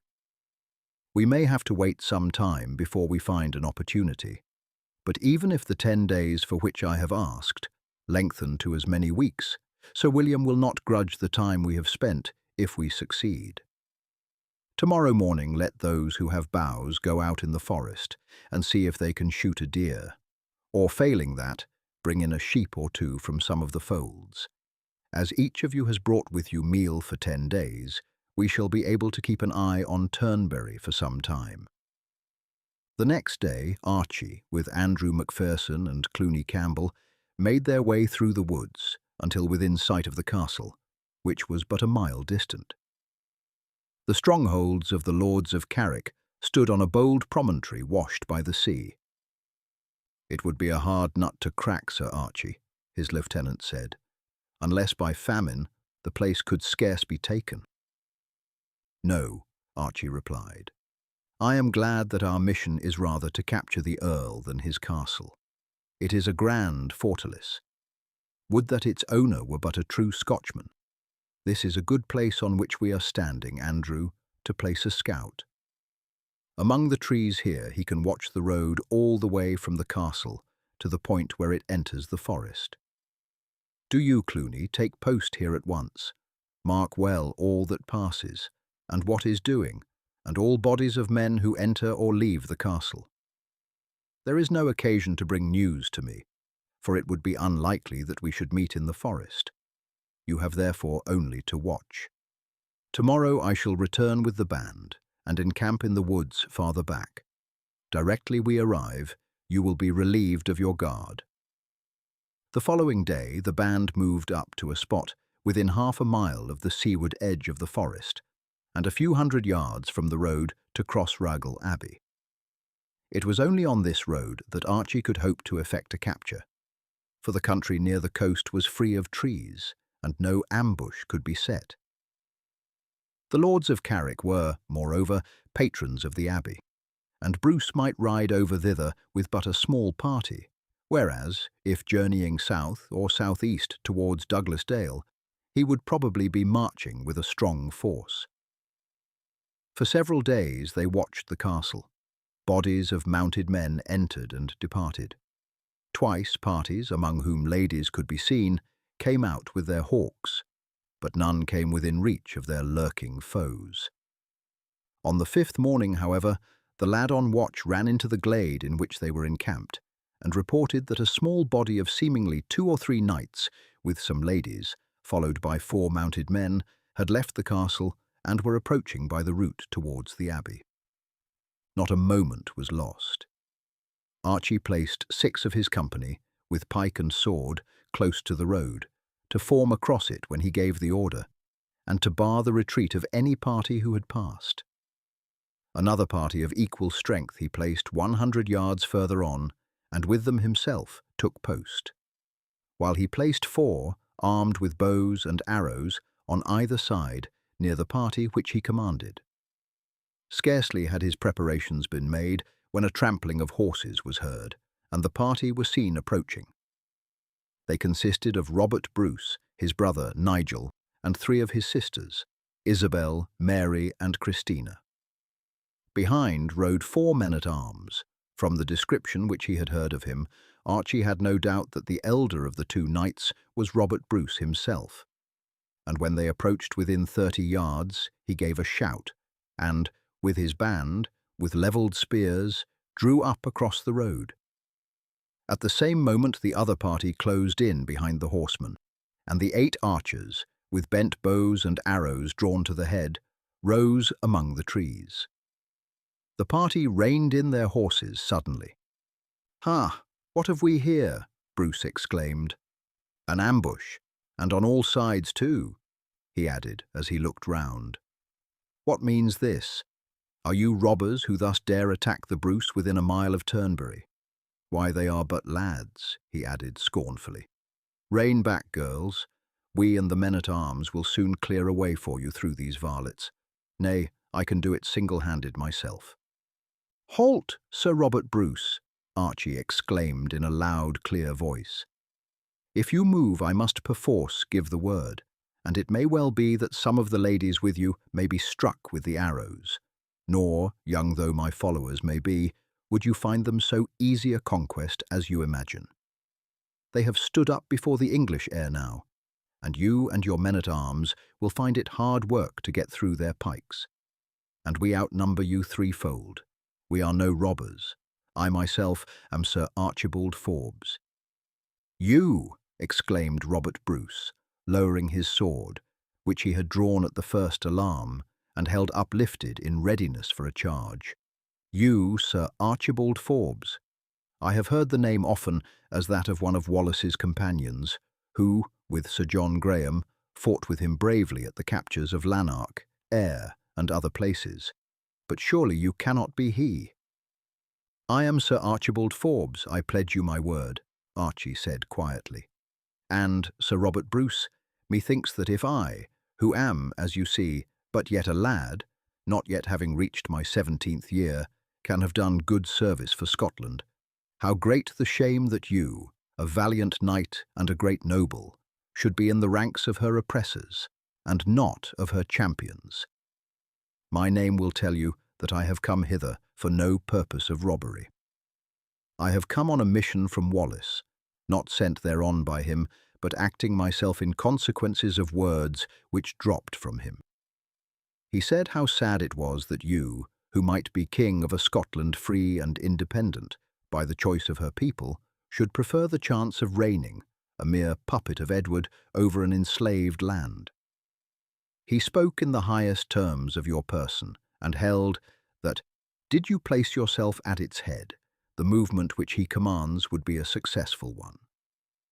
Then I determined, unknown to him, to set out and bring you to him face to face. honourably and with courtesy if you would, by force if you would not.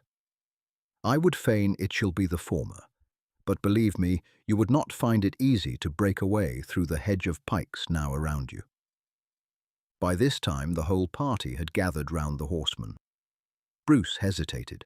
His mind was not yet made up as to his future course. Hitherto he had been with England, since upon Edward only his chances seemed to depend, but latterly he had begun to doubt whether even Edward could place him on the throne in despite of the wishes of his countrymen. His sisters, who, taking after their mother, were all true Scotchwomen, now urged upon him to comply with Archie's request and accompany him to Lanark. Their hearts and wishes were entirely with the champion of their country. "Go with him, Robert," Isabel, the eldest, exclaimed. "Neither I nor my sisters fear being struck with the arrows, although such might well be the case should a conflict begin. But for your own sake and Scotland's, go and see Wallace. No harm can arise from such a journey, and much good may come of it.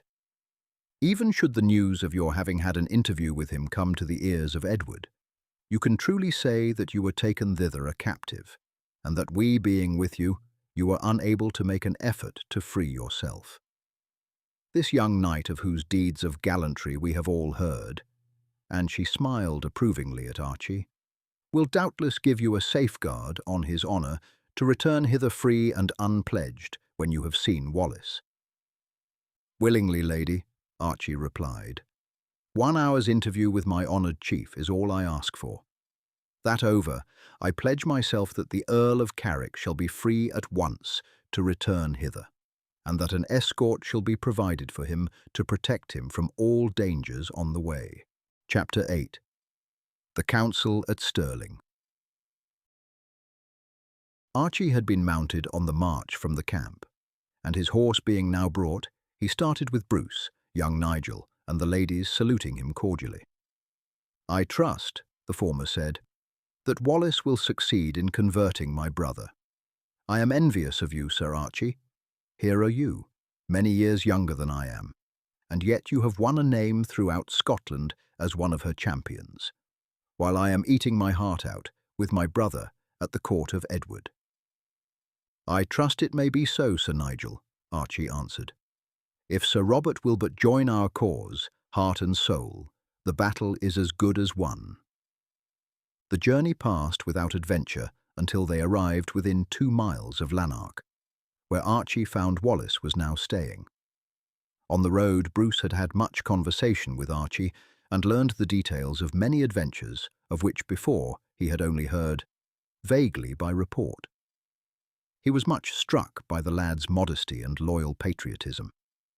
"If ever I come to my kingdom, Sir Archie," he said, "you shall be one of my most trusted knights and counsellors, and I am well assured that any advice you may give will be ever what you think to be right and for the good of the country, without self-seeking or in the interest of any. And that is more than I could look for in most counsellors. And now methinks that, as we are drawing near to Lanark, it will be well that I waited here in this wood, under the guard of your followers, while you ride forward and inform Wallace that I am here. I care not to show myself in Lanark, for busy tongues would soon take the news to Edward. And as I know not what may come of our interview, it were well that it should not be known to all men." Archie agreed and rode into the town. "Why, where have you been, truant?" Sir William exclaimed, as Archie entered the room in the governor's house, which had been set apart for the use of Wallace since the expulsion of the English.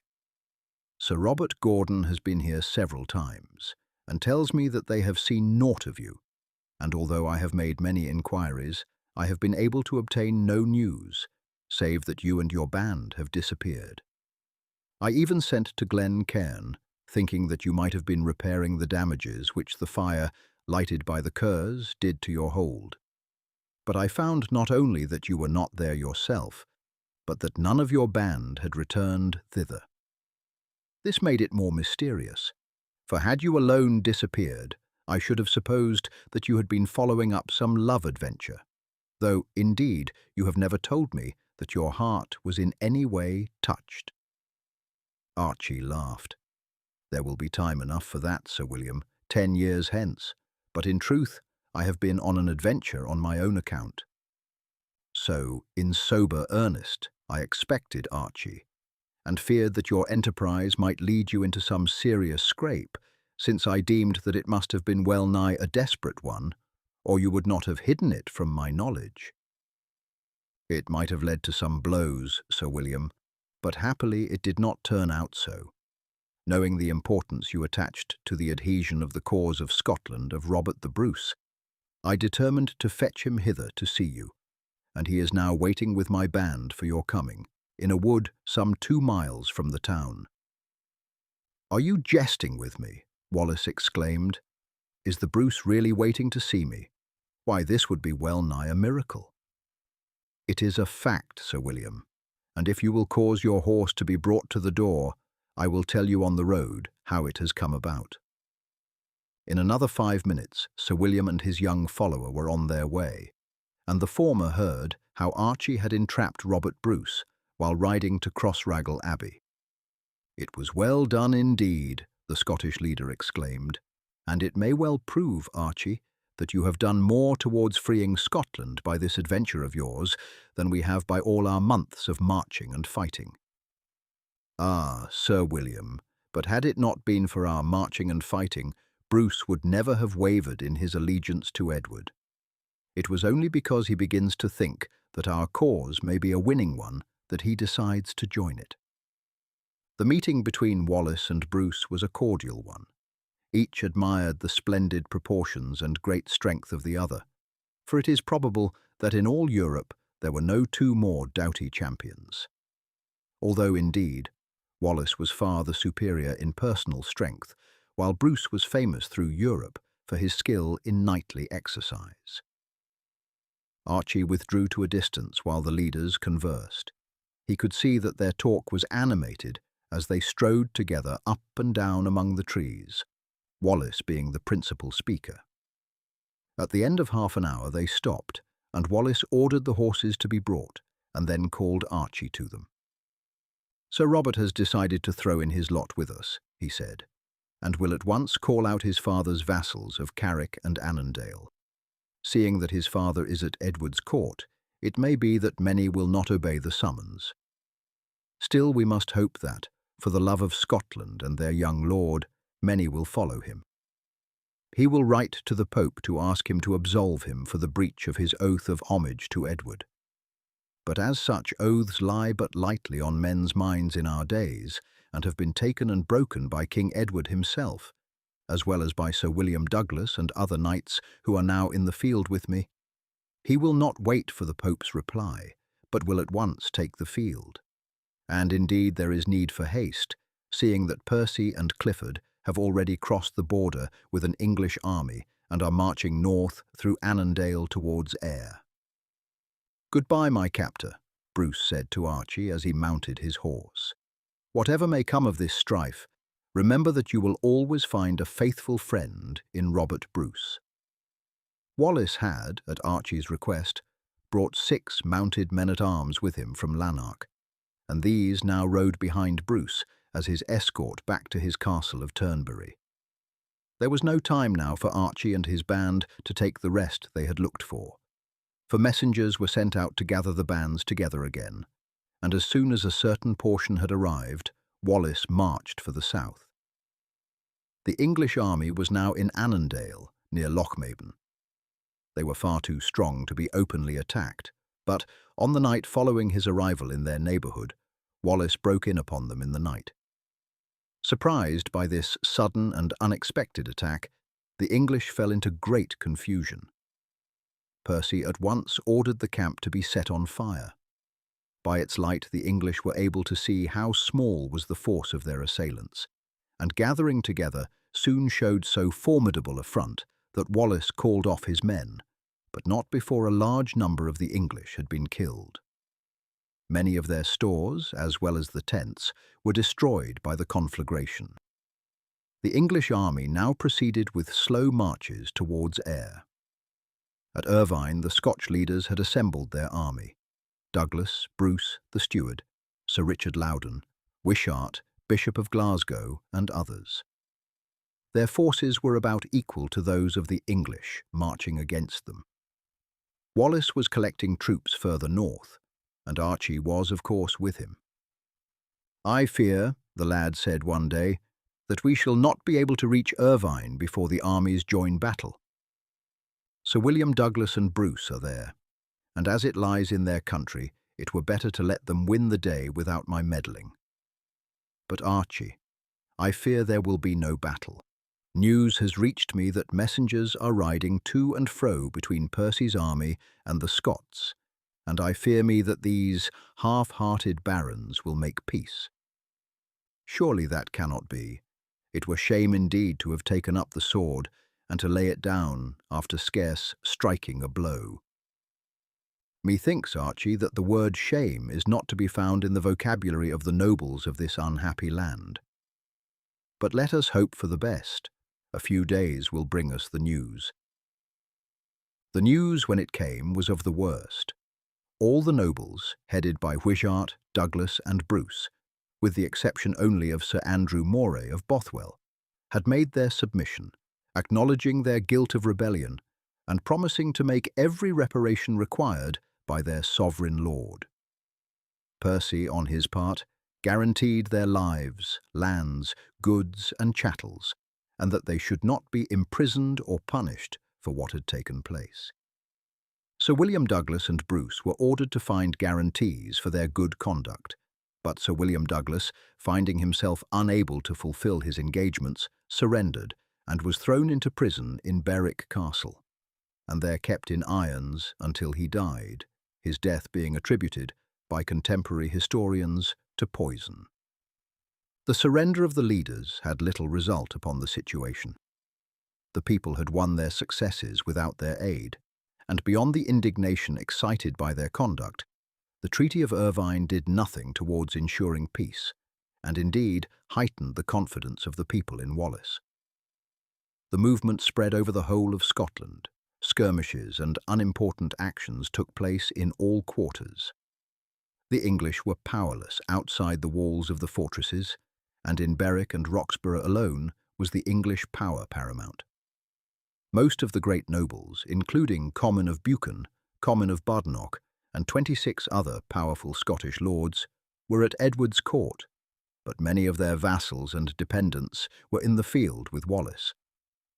About this time it came to the ears of the Scotch leader that Sir Robert Cunningham, a Scotch knight of good family, who had hitherto held aloof from any part in the war, had invited some 12 others, resident in the counties round Stirling, to meet at his house in that city that they might talk over the circumstances of the times.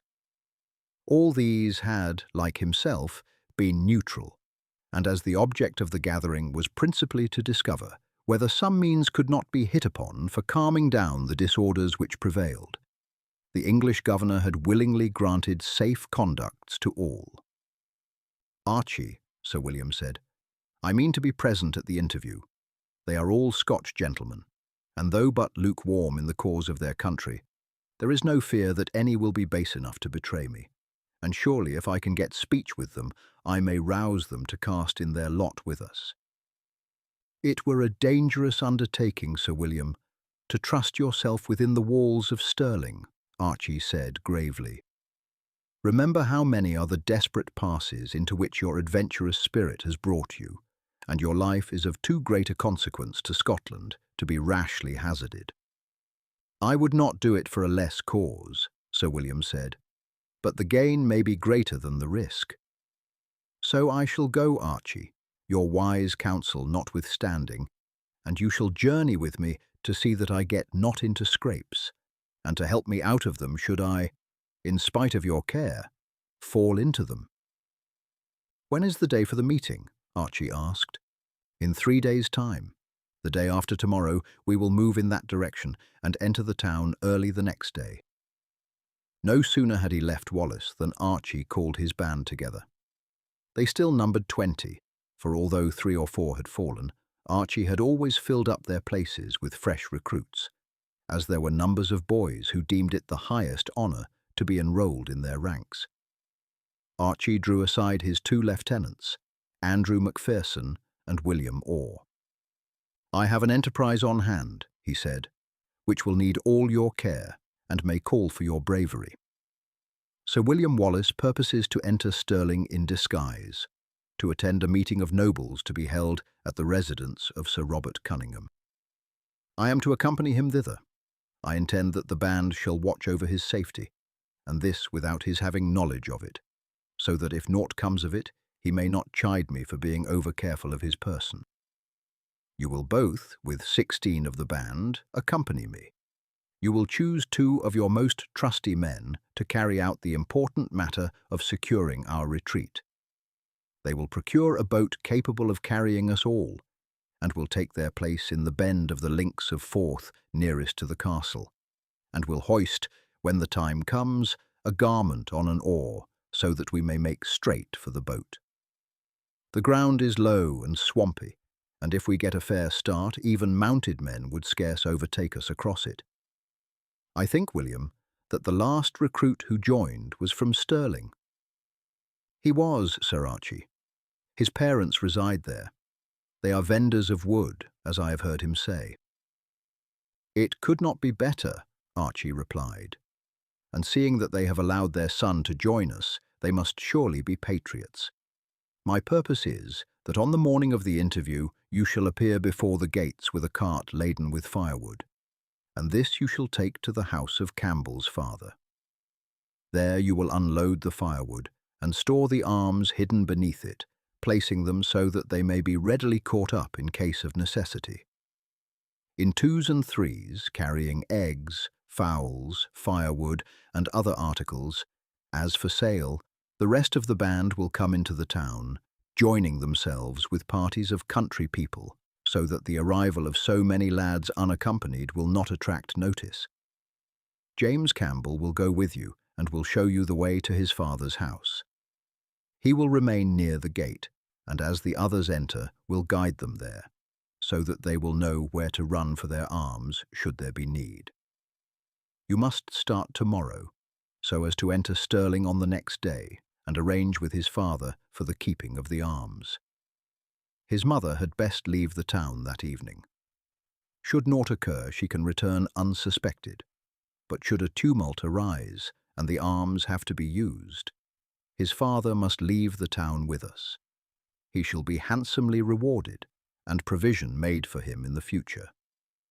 When you see me enter with Sir William, bid Jock Farrell follow me at a little distance. He will keep me always in sight, and if he see me lift my hand above my head, he will run with all speed to give you the news. On his arrival, you, Andrew, with the half you command, will hurry up to my assistance, while you, William, with the others, will fall suddenly upon the guard at the gate, and will at all hazards prevent them from closing it, and so cutting off our retreat until we arrive. Seize, if you can, the moment when a cart is passing in or out, and slay the horse in the shafts, so that as he falls, the cart will prevent the gate from being closed, and so keep the way open, even should you not be able to resist the English until we come up. Have all the band outside Stirling on the night before, so that you will be able to make every arrangement and obtain a cart in readiness for taking in the wood and arms in the morning. Let all bring their bows and arrows, in addition to pike and sword, for the missiles may aid us to keep the soldiers at bay. Now, Andrew, repeat all my instructions, so that I may be sure that you thoroughly understand my wishes, for any small error in the plan might ruin the whole adventure. On the morning of the day fixed for the meeting, Sir William Wallace, accompanied by Archie, entered the gates of Stirling. Both were attired as young farmers, and they attracted no special attention from the guards. For a time they strolled about the streets. They saw the gentlemen who had been invited by Sir Robert Cunningham arrive one by one. Others, too, known as being specially attached to the English party, rode in, for the governor had invited those who assembled at Cunningham's to meet him afterwards in the castle in order that he might hear the result of their deliberations, and he had asked several others attached to the English party to be present. When most of the gentlemen invited had entered Sir Robert Cunningham's, Wallace boldly followed them, and Archie sat down on a doorstep nearly opposite. Presently he saw two figures which he recognized riding up the street, followed, as the others had been, by 4 armed retainers. They were Sir John Kerr and his son. Archie rose at once and turned down at a side street before they came up, as a recognition of him would be fatal to all their plans. When they had passed up the street to the castle, he returned and resumed his seat, feeling more uneasy than before, for the Kerrs had seen Wallace in the affray at Lanark, and a chance meeting now would betray him. An hour and a half passed, and then Archie saw the Kerrs riding down the street from the castle. Again he withdrew from sight, this time down an archway, whence he could still see the door on the opposite side. Hitherto he had been wishing to see it open and for Wallace to appear, and now he dreaded this above all things. His worst fears were realized, for just as the horseman reached the spot, the door opened and Wallace stepped out. His figure was too remarkable to avoid notice, and no sooner did Sir John Kerr's eye fall upon him than he exclaimed, "The traitor Wallace! Seize him, men! There is a high reward offered for him, and King Edward will give honour and wealth to all who capture him." As Sir John spoke, Archie darted across the street and placed himself by Wallace's side, holding his hand high above his head as he did so. And at the instant he saw Jock Farrell, who had been lounging at a corner a few yards away, dart off down the street at the top of his speed. Sir John and his retainers drew their swords and spurred forward, but the horses recoiled from the flashing swords of Wallace and his companion. "Dismount!" Sir John shouted, setting the example. "Cut them both down. One is as bad as the other. £10 to the man who slays the young Forbes." Wallace cut down 2 of the retainers as they advanced against them, and Archie badly wounded a third. Then they began to retreat down the street. But by this time, the sound of the fray had called together many soldiers who were wandering in the streets, and these, informed by Sir John's shouts of "Down with Wallace! Slay! Slay!" that the dreaded Scotch leader was before them, also drew and joined in the fight. As they came running up from both sides, Wallace and Archie could retreat no further, but with their backs against the wall kept their foes at bay in a semicircle by the sweep of their swords. The fight continued by 2 or 3 minutes, when a sudden shout was heard, and William Wallace, with 8 young fellows, fell upon the English soldiers with their pikes. The latter, astonished at this sudden onslaught, and several of their number being killed before they had time to turn and defend themselves, fell back for a moment, and Wallace and Archie joined their allies and began to retreat, forming a line of pikes across the narrow street.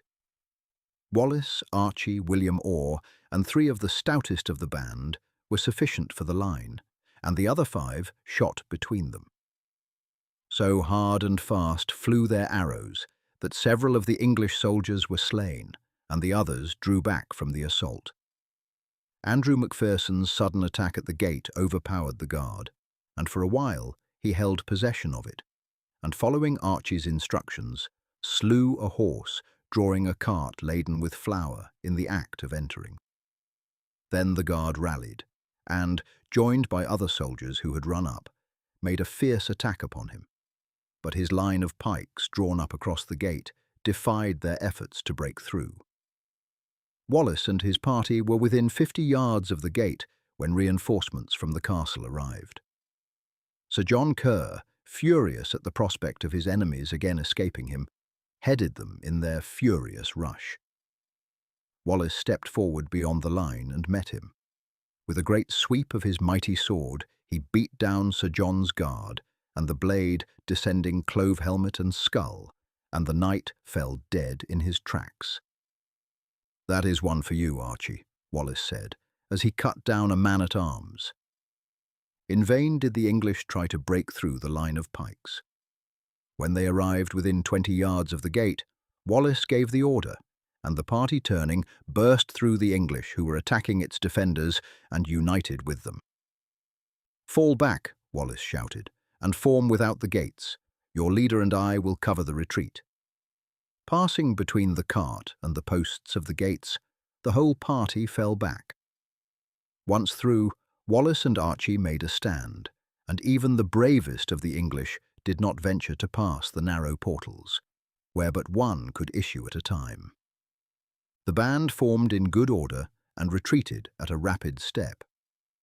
When they reached a distance of about 300 yards, Wallace and Archie, deeming that sufficient start had been gained, sprang away, and running at the top of their speed, soon rejoined them. "Now, Archie, what next?" Sir William asked. "Since it is you who have conjured up this army, doubtless your plans are laid as to what shall next be done. They will have horsemen in pursuit as soon as they remove the cart." "I have a boat in readiness on the river bank, Sir William. Once across and we shall be safe. They will hardly overtake us ere we get there, seeing how swampy is the ground below." At a slinging trot, the party ran forward, and soon gained the lower ground. They were halfway across when they saw a large body of horsemen following in pursuit. "A little to the right, Sir William," Archie said. "You see that coat flying from an oar? There is the boat." As Archie had expected, the swampy ground impeded the speed of the horsemen. In vain the riders spurred and shouted. The horses, fetlock deep, could make but slow advance, and before they reached the bank, the fugitives had gained the boat and were already halfway across the stream. Then the English had the mortification of seeing them land and march away quietly on the other side. Chapter 9. The Battle of Stirling Bridge. Upon rejoining his force, Sir William Wallace called the few knights and gentlemen who were with him together, and said to them, "Methinks, gentlemen, that the woes of this contest should not fall upon one side only. Every one of you here are outlawed, and if you are taken by the English, will be executed or thrown in prison for life, and your lands and all belonging to you forfeited. It is time that those who fight upon the other side should learn that they too run some risk.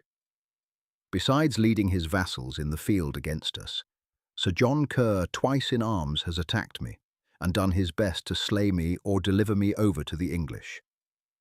He fell yesterday by my hand at Stirling, and I hereby declare forfeit the land which he held in the county of Lanark, part of which he wrongfully took from Sir William Forbes, and his own fief adjoining. Other broad lands he owns in Ayrshire, but these I will not now touch, but the lands in Lanark, both his own fief and that of the Forbeses, I, as Warden of Scotland, hereby declare forfeit and confiscated, and bestow them upon my good friend, Sir Archie Forbes.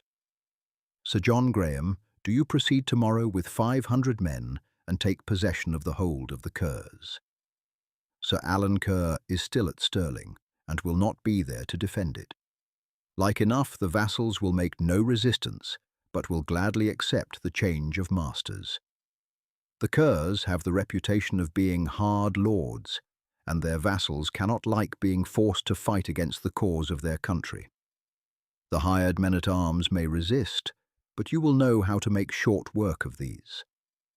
I ask you to go rather than Sir Archibald Forbes, because I would not that it were said that he took the Kerrs' hold on his private quarrel.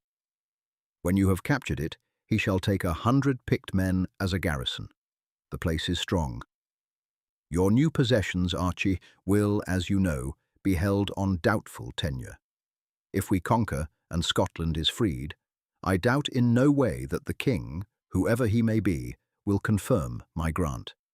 If the English win, your land is lost, be it an acre or a county. And now let me be the first to congratulate you on having won, by your sword and your patriotism, the lands of your father, and on having repaid upon your family's enemies the measure which they meted to you. But you will still have to beware of the Kerrs. They are a powerful family, being connected by marriage with the Commons of Badenoch and other noble houses. Their lands in Ayr are as extensive as those in Lanark, even with your father's lands added to their own.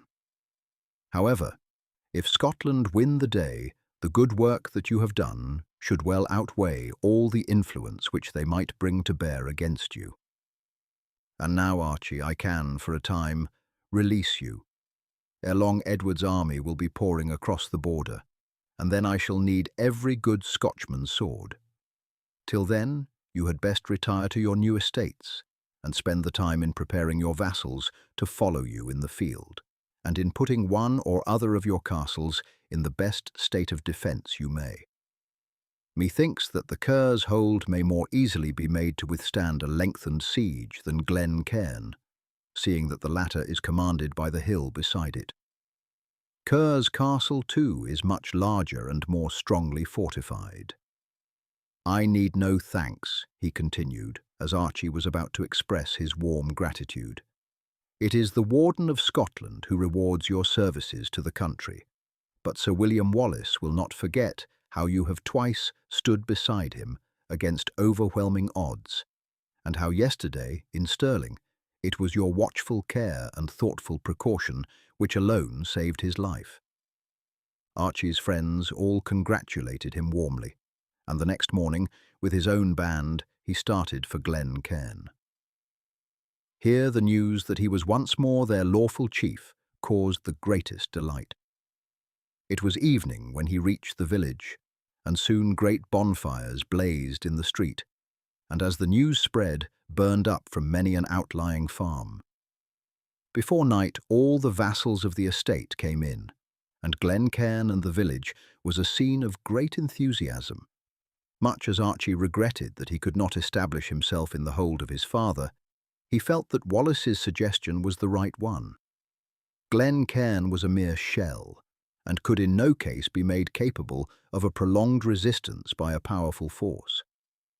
Whereas the castle of the Kerrs was very strong. It was a disappointment to his retainers when they heard that he could not at once return among them. But they saw the force of his reasons, and he promised that if Scotland was freed and peace restored, he would again make Glen Cairn habitable, and pass some of his time there. In the meantime, he said, I shall be but 8 miles from you, and the estate will be all one. But now I hope that for the next 3 months every man among you will aid me, some by personal labour, some by sending horses and carts, in the work of strengthening to the utmost my new castle of Aberfilly, which I wish to make so strong that it will long resist an attack. Should Scotland be permanently conquered, which may God forfend, it could not of course be held. But should we have temporary reverses, we might well hold out until our party again gather head. Every man on the estate promised his aid to an extent far beyond that which Archie, as their feudal superior, had a right to demand from them. They had had a hard time under the Kerrs, who had raised all rents and greatly increased their feudal services. They were sure of good treatment should the Forbeses make good their position as their lords, and were ready to make any sacrifices to aid them to do so. Next morning a messenger arrived from Sir John Graham, saying that he had, during the night, stormed Aberfilly, and that with scarce an exception all the vassals of the Kerrs, when upon his arrival on the previous day they had learned of his purpose in coming, and of the disposition which Wallace had made of the estate, had accepted the change with delight, and had joined him in the assault upon the castle, which was defended only by 30 men-at-arms. These had all been killed, and Sir John invited Archie to ride over at once and take possession. This he did, and found that the vassals of the estate were all gathered at the castle to welcome him. He was introduced to them by Sir John Graham, and they received Archie with shouts of enthusiasm, and all swore obedience to him as their feudal lord. Archie promised them to be a kind and lenient chief, to abate any unfair burdens which had been laid upon them, and to respect all their rights. But, he said, just at first I must ask for sacrifices from you. This castle is strong, but it must be made much stronger, and must be capable of standing a continued siege in case temporary reverses should enable the English to endeavour to retake it for their friend, Sir Alan Kerr. My vassals at Glen Cairn have promised an aid far beyond that which I can command, and I trust that you also will extend your time of feudal service and promise you a relaxation in future years, equivalent to the time you may now give.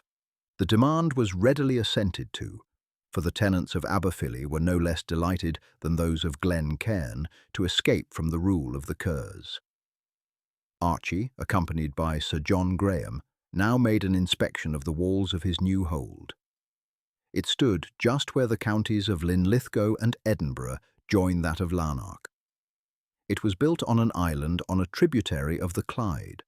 The stream was but a small one, and the island had been artificially made, so that the stream formed a moat on either side of it, the castle occupying a knoll of ground which rose somewhat abruptly from the surrounding country. The moat was but 12 feet wide, and Archie and Sir John decided that this should be widened to 50 feet and deepened to 10, and that a dam should be built just below the castle to keep back the stream and fill the moat. The walls should everywhere be raised 10 feet, several strong additional flanking towers added, and a work built beyond the moat to guard the head of the drawbridge. With such additions, Aberfilly would be able to stand a long siege by any force which might assail it. Timber, stones, and rough labour there were in abundance, and Wallace had insisted upon Archie's taking from the treasures which had been captured from the enemy, a sum of money which would be ample to hire skilled masons from Lanark, and to pay for the cement, iron, and other necessaries which would be beyond the resources of the estate. These matters in train, Archie rode to Lanark and fetched his proud and rejoicing mother from Sir Robert Gordon's to Aberfilly. She was accompanied by Sandy Graham and Elspie, the former Archie appointed major domo, and to be in command of the garrison whenever he should be absent. The vassals were as good as their word. For 3 months, the work of digging, quarrying, cutting, and squaring timber, and building went on without intermission. There were upon the estates fully 300 able-bodied men, and the work progressed rapidly. When, therefore, Archie received a message from Wallace to join him near Stirling, he felt that he could leave Aberfilly without any fear of a successful attack being made upon it in his absence. There was need, indeed, for all the Scotch capable of bearing arms to gather round Wallace. Under the Earl of Surrey, the High Treasurer Cressingham, and other leaders, an army of 50,000 foot and 1,000 horse were advancing from Berwick, while 8,000 foot and 300 horse under Earl Percy advanced from Carlisle. Wallace was besieging the castle of Dundee when he heard of their approach, and leaving the people of Dundee to carry on the siege under the command of Sir Alexander Scrimgeour, he himself marched to defend the only bridge by which Edward could cross the Forth near Stirling. Thus far Surrey had experienced no resistance, and at the head of so large and well-appointed a force he might well feel sure of success. A large proportion of his army consisted of veterans inured to service in wars at home, in Wales, and with the French, while the mail-clad knights and men-at-arms looked with absolute contempt upon the gathering which was opposed to them. This consisted solely of popular levies of men who had left their homes and taken up arms for the freedom of their country. They were rudely armed and hastily trained. Of all the feudal nobles of Scotland who should have led them, but one, Sir Andrew Moray, was present. Their commander was still little more than a youth, who, great as was his individual valour and prowess, had had no experience in the art of war on a large scale, while the English were led by a general whose fame was known throughout Europe. The Scots took up their station upon the high ground north of the Forth, protected from observation by the precipitous hill immediately behind Cambus-Kenneth Abbey, and known as the Abbey Craig. In a bend of the river, opposite the Abbey Craig, stood the bridge by which the English army were preparing to cross. Archie stood beside Wallace on the top of the Craig, looking at the English array. "It is a fair sight," he said. "The great camp, with its pavilions, its banners, and pennons, lying there in the valley, with the old castle rising on the lofty rock behind them. It is a pity that such a sight should bode evil to Scotland. Yes, Wallace said, I would that the camp lay where it is, but that the pennons and banners were those of Scotland's nobles, and that the royal lions floated over Surrey's tent. Truly that were a sight which would glad a Scot's heart. When shall we see aught like it? However, Archie, he went on in a lighter tone, methinks that will be a rare camp to plunder. Archie laughed. One must kill the lion before one talks of dividing his skin, he said, and truly it seems well nigh impossible that such a following as yours, true Scots and brave men though they be, yet altogether undisciplined and new to war, should be able to bear the brunt of such a battle. You are thinking of Dunbar, Wallace said, and did we fight in such a field our chances would be poor. But with that broad river in front, and but a narrow bridge for access, methinks that we can render an account of them.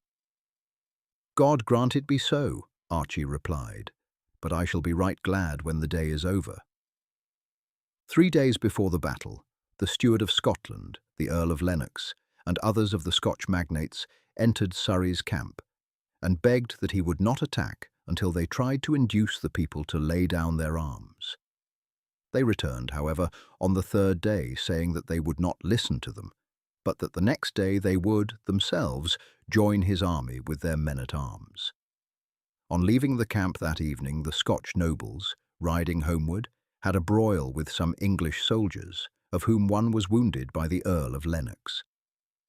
News being brought to Surrey, he resolved to wait no longer, but gave orders that the assault should take place on the following morning. At daybreak of the 11th of September, 1297, one of the outposts woke Wallace with the news that the English were crossing the bridge. The troops were at once got under arms, and were eager to rush down to commence the battle. But Wallace restrained them. 5,000 Welsh foot soldiers crossed the bridge. Then there was a pause, and none were seen following them. Were we to charge down now, Sir William, Archie said, surely we might destroy that body before aid could come to them. We could do, Archie, as you say, Wallace replied. But such a success would be of little worth, nay, would harm rather than benefit us. For Surrey, learning that we are not altogether to be despised, as he now believes, would be more prudent in future, and would keep his army in the flat country, where we could do naught against it. No, to win much, one must risk much, and we must wait until half Surrey's army is across before we venture down against them. Presently the Welsh were seen to retire again. Their movement had been premature. Surrey was still asleep, and nothing could be done until he awoke. When he did so, the army armed leisurely, after which Surrey bestowed the honour of knighthood upon many young aspirants. The number of the Scots under Wallace is not certainly known. The majority of the estimates place it below 20,000, and as the English historian, who best describes the battle, speaks of it as the defeat of the many by the few, it can certainly be assumed that it did not exceed this number. Only on the ground of his utter contempt for the enemy can the conduct of the Earl of Surrey, in attempting to engage in such a position, be understood. The bridge was wide enough for but 2, or at most 3, horsemen to cross abreast, and when those who had crossed were attacked, assistance could reach them but slowly from the rear. The English knights and men-at-arms, with the royal standard and the banner of the Earl of Surrey, crossed first. The men-at-arms were followed by the infantry, who, as they passed, formed up on the tongue of land formed by the winding of the river. When half the English army had passed, Wallace gave the order to advance. First, Sir Andrew Moray, with 2,000 men, descended the hills farther to the right, and on seeing these, the English cavalry charged at once against them. The instant they did so, Wallace, with his main army, poured down from the crag impetuously, and swept away the English near the head of the bridge, taking possession of the end, and by showers of arrows and darts preventing any more from crossing. By this manoeuvre, the whole of the English infantry who had crossed were cut off from their friends and enclosed in the narrow promontory. The English men-at-arms had succeeded in overthrowing the Scots, against whom they had charged, and had pursued them some distance. But upon drawing rein and turning to rejoin the army, they found the aspect of affairs changed indeed. The troops left at the head of the bridge were overthrown and destroyed. The royal banner and that of Surrey were down, and the bridge in the possession of the enemy. The men-at-arms charged back and strove in vain to recover the head of the bridge. The Scots fought stubbornly. Those in front made a hedge of pikes, while those behind hurled darts and poured showers of arrows into the English ranks. The greater proportion of the men-at-arms were killed. One valiant knight alone, Sir Marmaduke de Twengo, with his nephew and a squire, cut their way through the Scots and crossed the bridge. Many were drowned in attempting to swim the river, one only succeeding in so gaining the opposite side. The men-at-arms defeated Wallace and the chosen band under him who had been engaged with them, joined those who were attacking the English and Welsh, now cooped up in the promontory. Flushed with the success already gained, the Scots were irresistible, and almost every man who had crossed was either killed or drowned in attempting to swim the river. No sooner had he seen that the success in this quarter was secure than Wallace led a large number of his followers across the bridge. Here the English, who still outnumbered his army and who had now all the advantage of position which had previously been on the side of the Scots, might have defended the bridge, or in good order have given him battle on the other side. The sight, however, of the terrible disaster which had befallen nearly half their number before their eyes, without their being able to render them the slightest assistance, had completely demoralized them, and as soon as the Scotch were seen to be crossing the bridge, they fled in terror. A hot pursuit was kept up by the fleet-footed and lightly armed Scots, and great numbers of fugitives were slain. More than 20,000 English perished in the battle or flight, and the remainder crossed the border a mere herd of broken fugitives. The Earl of Surrey, before riding off the field, committed the charge of the castle of Stirling to Sir Marmaduke de Twengo, promising him that he would return to his relief within 10 weeks at the utmost. All the tents, wagons, horses, provisions and stores of the English fell into the hands of their enemies, and every Scotch soldier obtained rich booty. Cressingham was among the number killed. It was said by one English historian, and his account has been copied by many others, that Cressingham's body was flayed and his skin divided among the Scots. But there appears no good foundation for the story, although probably Cressingham, who had rendered himself peculiarly obnoxious and hateful to the Scots, was hewn in pieces. But even were it proved that the ill story is a true one, it need excite no surprise, seeing the wholesale slaying, plundering and burning which had been carried on by the English, and that the Scottish prisoners, falling into their hands, were often mutilated and tortured before being executed and quartered. The English historians were fond of crying out that the Scotch were a cruel and barbarous people whenever they retaliated for the treatment which they suffered. But so far from this being the case, it is probable that the Scotch, before the first invasion of Edward, were a more enlightened and, for their numbers, a more well-to-do people than the English.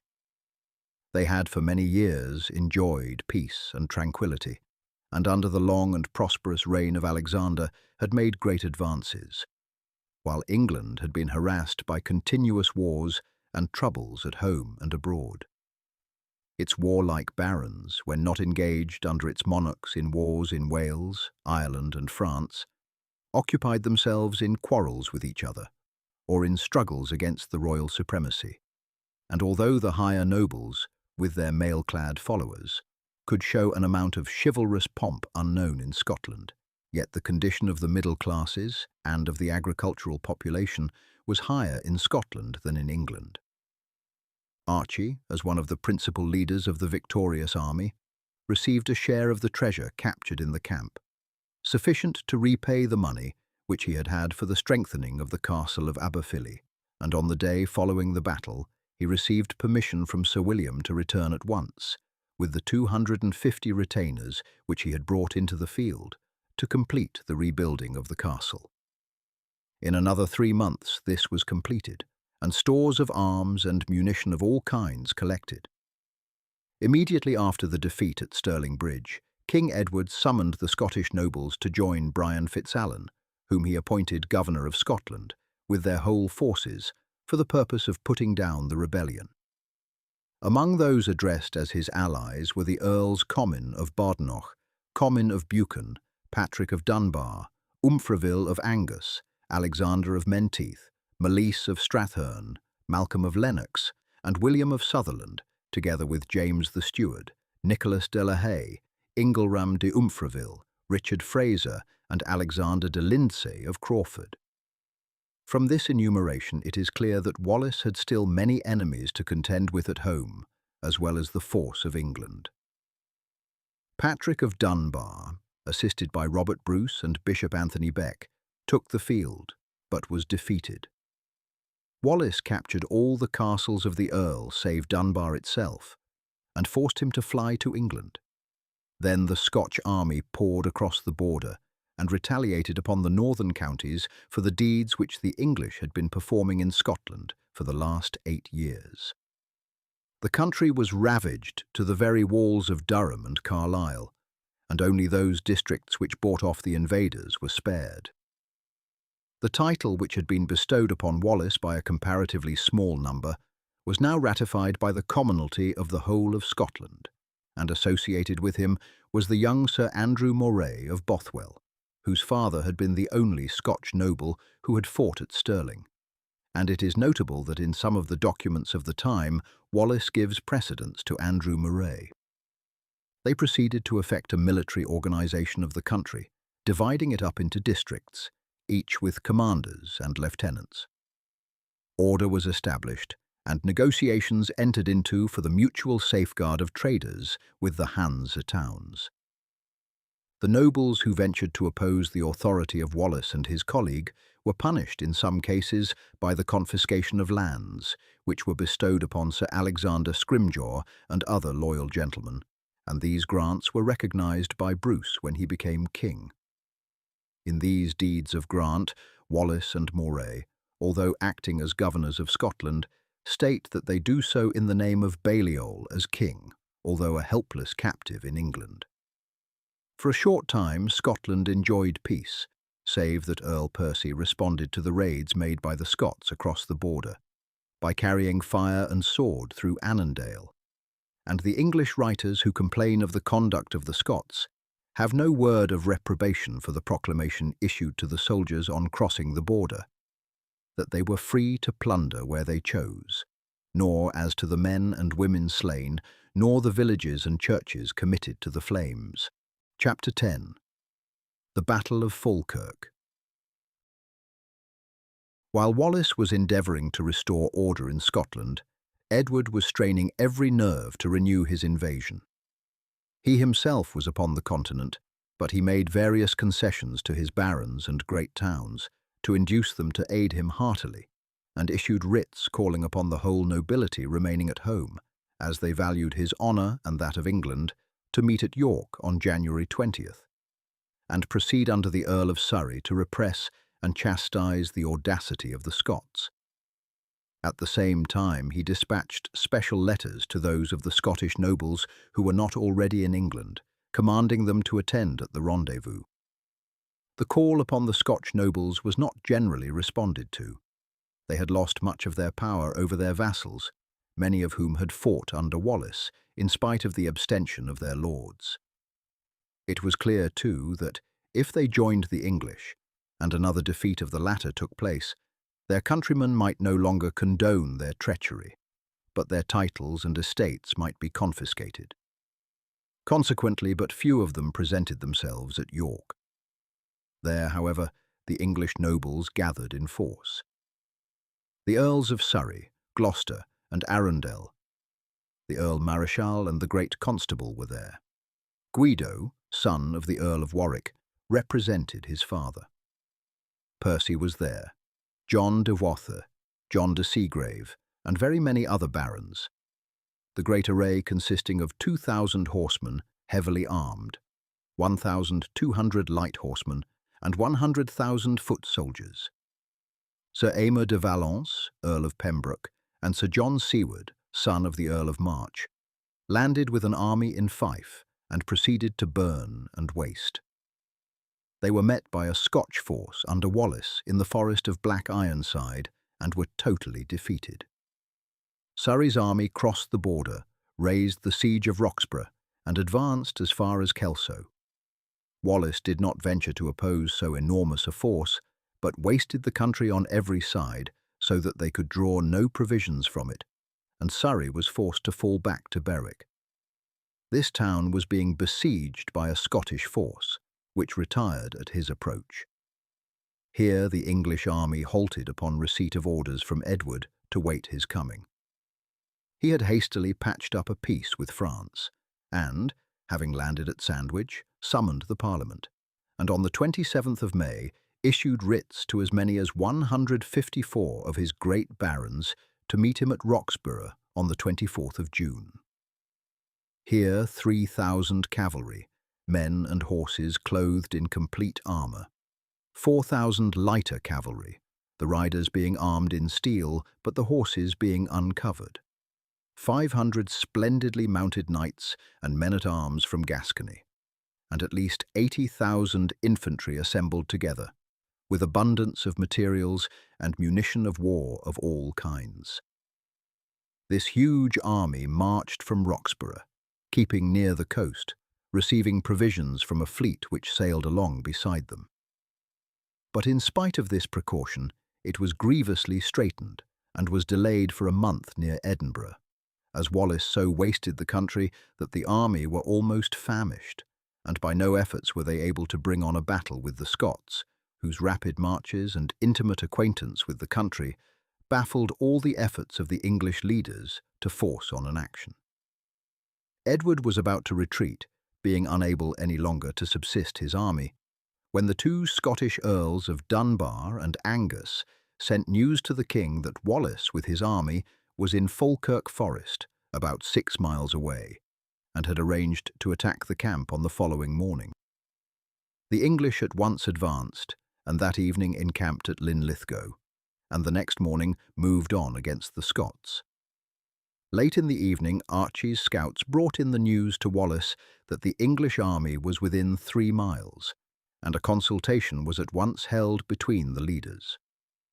Most of them were in favour of a retreat, but Comyn of Badenoch, who had lately joined Wallace and had been from his rank appointed to the command of the cavalry with some of his associates, urged strongly the necessity for fighting, saying that the men would be utterly dispirited at such continual retreats, and that with such immensely superior cavalry the English would follow them up and destroy them. To these arguments, Wallace, Sir John Graham, and Sir John Stewart yielded their own opinions and prepared to fight. They took up their position so that their front was protected by a morass, and a fence of stakes and ropes was also fixed across so as to impede the advance or retreat of the English cavalry. The Scotch army consisted almost entirely of infantry. These were about 1/3 the number of those of the English, while Comyn's cavalry were 1,000 strong. The infantry were formed in 3 great squares or circles, the front rank kneeling and the spears all pointing outwards. In the space between these squares were placed the archers, under Sir John Stewart. The English army was drawn up in 3 divisions, the first commanded by the Earl Marischal, the Earl of Lincoln and Hereford, the second by Beck, the warlike Bishop of Durham, and Sir Ralph Basset, the third by the King himself.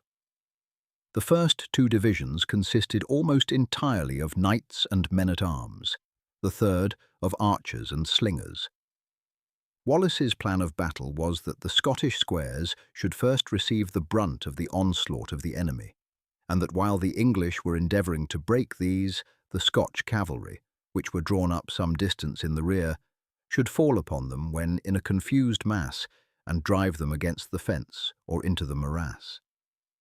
The first division of the English, on arriving at the bog, made a circuit to the west. The second division, seeing the obstacle which the first had encountered, moved round to the east, and both fell upon the Scottish squares.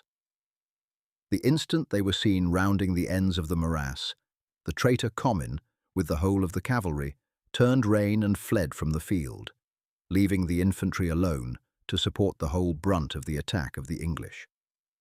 So impetuous was the charge of the latter that Sir John Stewart and his archers were unable to gain the shelter of the squares, and he was, with almost all his men, slain by the English men-at-arms. Thus, the spearmen were left entirely to their own resources. Encouraged by Wallace, Graham, Archie Forbes, and their other leaders, the Scottish squares stood firmly, and the English cavalry in vain strove to break the hedge of spears. Again and again the bravest of the chivalry of England tried to hew a way through. The Scots stood firm and undismayed, and had the battle lain between them and the English cavalry, the day would have been theirs. But presently the king, with his enormous body of infantry, arrived on the ground, and the English archers and slingers poured clouds of missiles into the ranks of the Scots, while the English spearmen, picking up the great stones with which the ground was strewn, hurled them at the front ranks of their foes.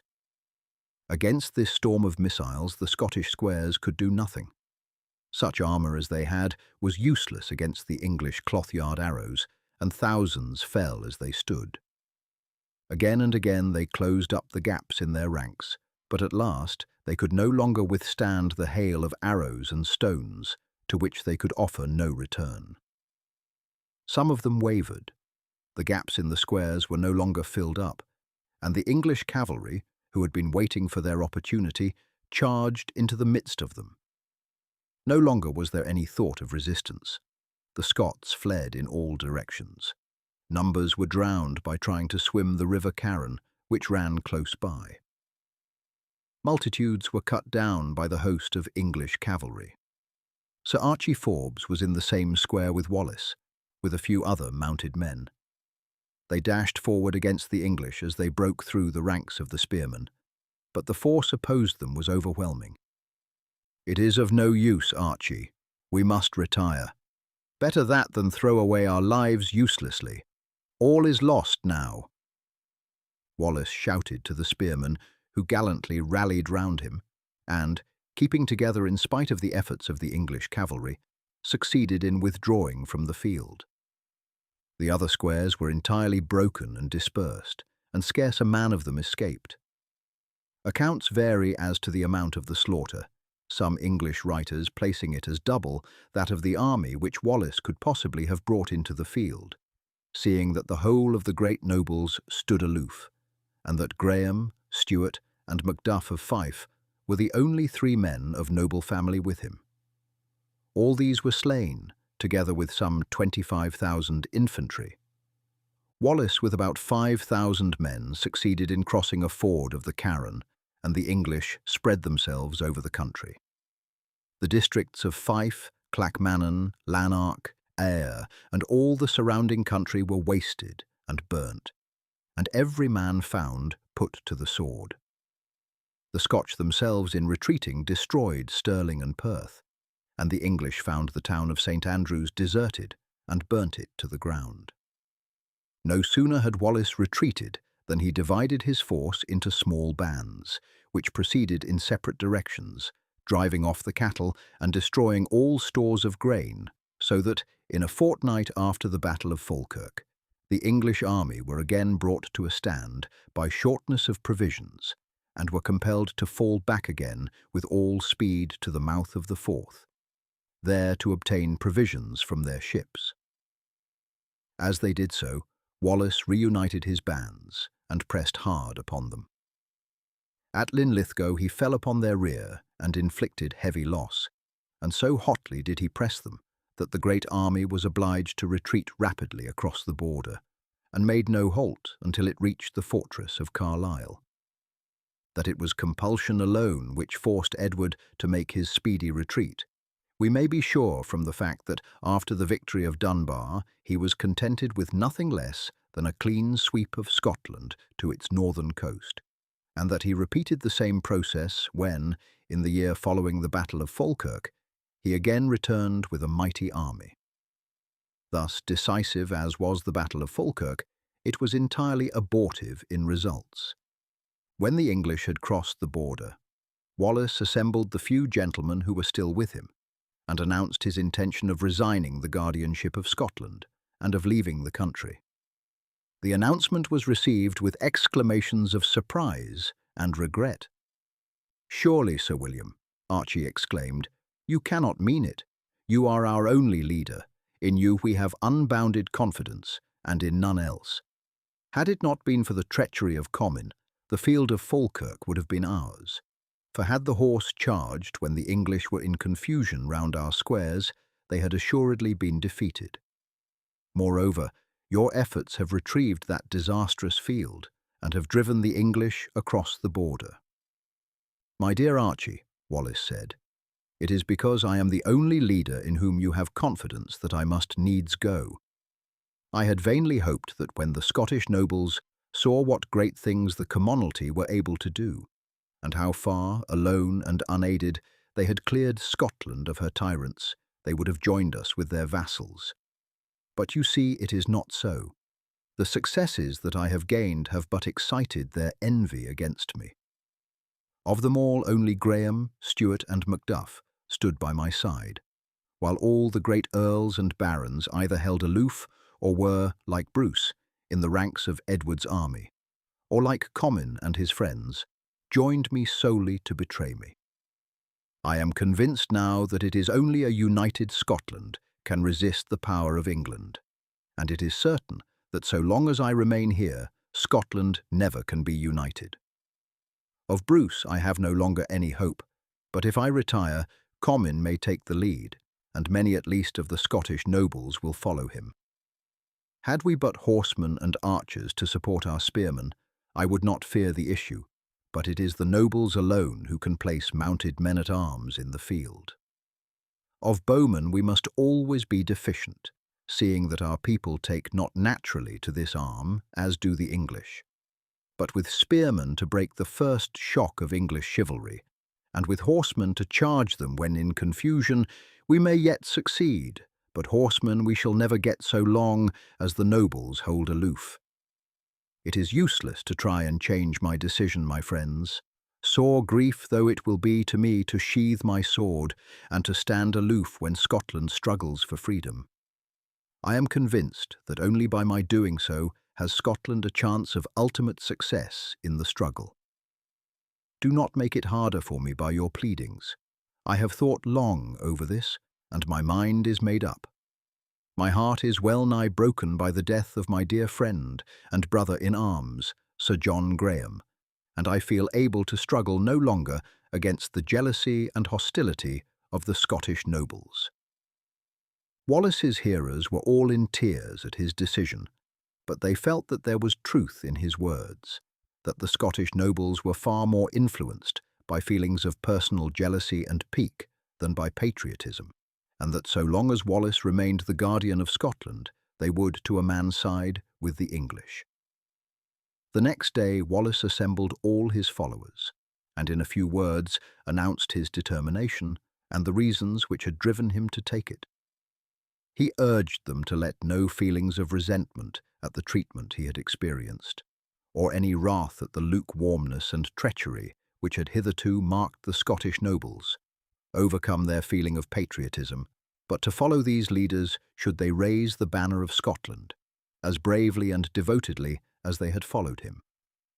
Then he bade them farewell, and mounting his horse, rode to the sea-coast and passed over to France. Although he had retired from Scotland, Wallace did not cease from war against the English, but being warmly received by the French king, fought against them both by sea and land, and won much renown among the French. After returning to England, Edward, finding that the Scottish leaders still professed to recognize Balliol as king, sent him to the Pope at Rome, having first confiscated all his great possessions in England and bestowed them upon his own nephew, John of Brittany. And during the rest of his life, Balliol lived in obscurity in Rome. A portion of the Scotch nobles assembled and chose John Comyn of Badenoch and John de Soulis as guardians of the kingdom. In the autumn of the following year, Edward again assembled a great army and moved north. But it was late, and in the face of the approaching winter and the difficulty of forage, many of the barons refused to advance. Edward himself marched across the border, but seeing that the Scots had assembled in force, and that at such a season of the year he could not hope to carry his designs fully into execution, he retired without striking a blow. Thereupon the castle of Stirling, which was invested by the Scots, seeing no hope of relief, surrendered, and Sir William Oliphant was appointed governor. The next spring, Edward again advanced with an army even greater than that with which he had before entered Scotland. With him were Alexander of Balliol, son of the late king, who was devoted to the English, Dunbar, Fraser, Ross, and other Scottish nobles. The vast army first laid siege to the little castle of Carlaverock, which, although defended by but 60 men, resisted for some time the assaults of the whole army, but was at last captured. The Scots fell back as Edward advanced, renewing Wallace's tactics of wasting the country, and Edward could get no further than Dumfries. Here, finding the enormous difficulties which beset him, he made a pretence of yielding with a good grace to the entreaties of the Pope and the King of France that he would spare Scotland. He retired to England and disbanded his army, having accomplished nothing in the campaign save the capture of Carlaverock. The following summer he again advanced with the army, this time supported by a fleet of 70 ships. The Scots resorted to their usual strategy, and, when winter came, the invaders had penetrated no further than the Forth. Edward remained at Linlithgow for a time, and then returned to England. Sir Simon Fraser, who had been one of the leaders of the English army at Carlaverock, now imitated Comyn's example, and, deserting the English cause, joined his countrymen. The greater part of the English army recrossed the border, and the Scots captured many of the garrisons left in the towns. Sir John Seagrave next invaded Scotland with from 20,000 to 30,000 men, mostly cavalry. They reached the neighbourhood of Edinburgh, when Comyn and Fraser advanced against them with 8,000 men, chiefly infantry. The English army were advancing in 3 divisions, in order better to obtain provisions and forage. After a rapid night march, the Scotch came upon one of them, commanded by Seagrave in person, and conceiving himself sufficiently strong to defeat the Scots, unaided by any of the other divisions, Sir John Seagrave immediately gave battle. As at Falkirk, the English cavalry were unable to break through the Scottish pikes. Great numbers were killed or taken prisoners, Seagrave himself being severely wounded and captured, with 20 distinguished knights, 30 esquires, and many soldiers. Scarcely was the battle over when the 2nd English division, even stronger than the 1st, arrived on the field. Encumbered by their prisoners, the Scots were at a disadvantage, and fearing to be attacked by these in the rear while engaged in front, they slaughtered the greater portion of the prisoners and, arming the camp followers, prepared to resist the English onslaught. This failed as the first had done. The cavalry were defeated with great loss by the spearmen, and many prisoners taken, among them Sir Ralph Manton. The 3rd English division now appeared, and the Scots, worn out by their long march and the 2 severe conflicts they had endured, were about to fly from the field when their leaders exhorted them to one more effort. The 2nd batch of prisoners were slaughtered, and the pikemen again formed line to resist the English charge. Again were the cavalry defeated, Sir Robert Neville, their leader, slain, with many others, and the whole dispersed and scattered. Sir Robert Manton, who was the king's treasurer, had had a quarrel with Fraser when the latter was in Edward's service regarding his pay, and Fraser is said by some historians to have now revenged himself by slaying his prisoner. Other accounts, however, represent Menton as having escaped. The slaughter of the prisoners appears, although cruel, to have been unavoidable, as the Scots, having before them a well-appointed force fully equal to their own in number, could not have risked engaging with so large a body of prisoners in their rear. None of the knights or other leaders were slain, these being subsequently exchanged or ransomed, as we afterwards find them fighting in the English ranks. Seeing by this defeat that a vast effort was necessary to conquer Scotland, King Edward advanced in the spring of 1303, with an army of such numbers that the historians of the time content themselves with saying that it was great beyond measure. It consisted of English, Welsh, Irish, Gascons, and Savoyards. One division, under the Prince of Wales, advanced by the west coast, that of the King by the east, and the two united at the fourth. Without meeting any serious resistance, the great host marched north through Perth and Dundee to Brecon, where the castle, under the charge of Sir Thomas Mael, resisted for 20 days, and it was only after the death of the governor that it surrendered. The English then marched north through Aberdeen, Banff and Moray into Caithness, carrying utter destruction everywhere. Towns and hamlets, villages and farmhouses were alike destroyed. Crops were burned, forests and orchards cut down. Thus was the whole of Scotland wasted, and even the rich abbeys of Aberbredock and Dunfermline, the richest and most famous in Scotland, were destroyed, and the whole levelled to the ground. The very fields were as far as possible injured, the intention of Edward being, as Forden says, to blot out the people, and to reduce the land to a condition of irrecoverable devastation, and thus to stamp out forever any further resistance in Scotland. During the 3 years which had elapsed since the departure of Wallace, Archie had for the most part remained quietly in his castle, occupying himself with the comfort and well-being of his vassals.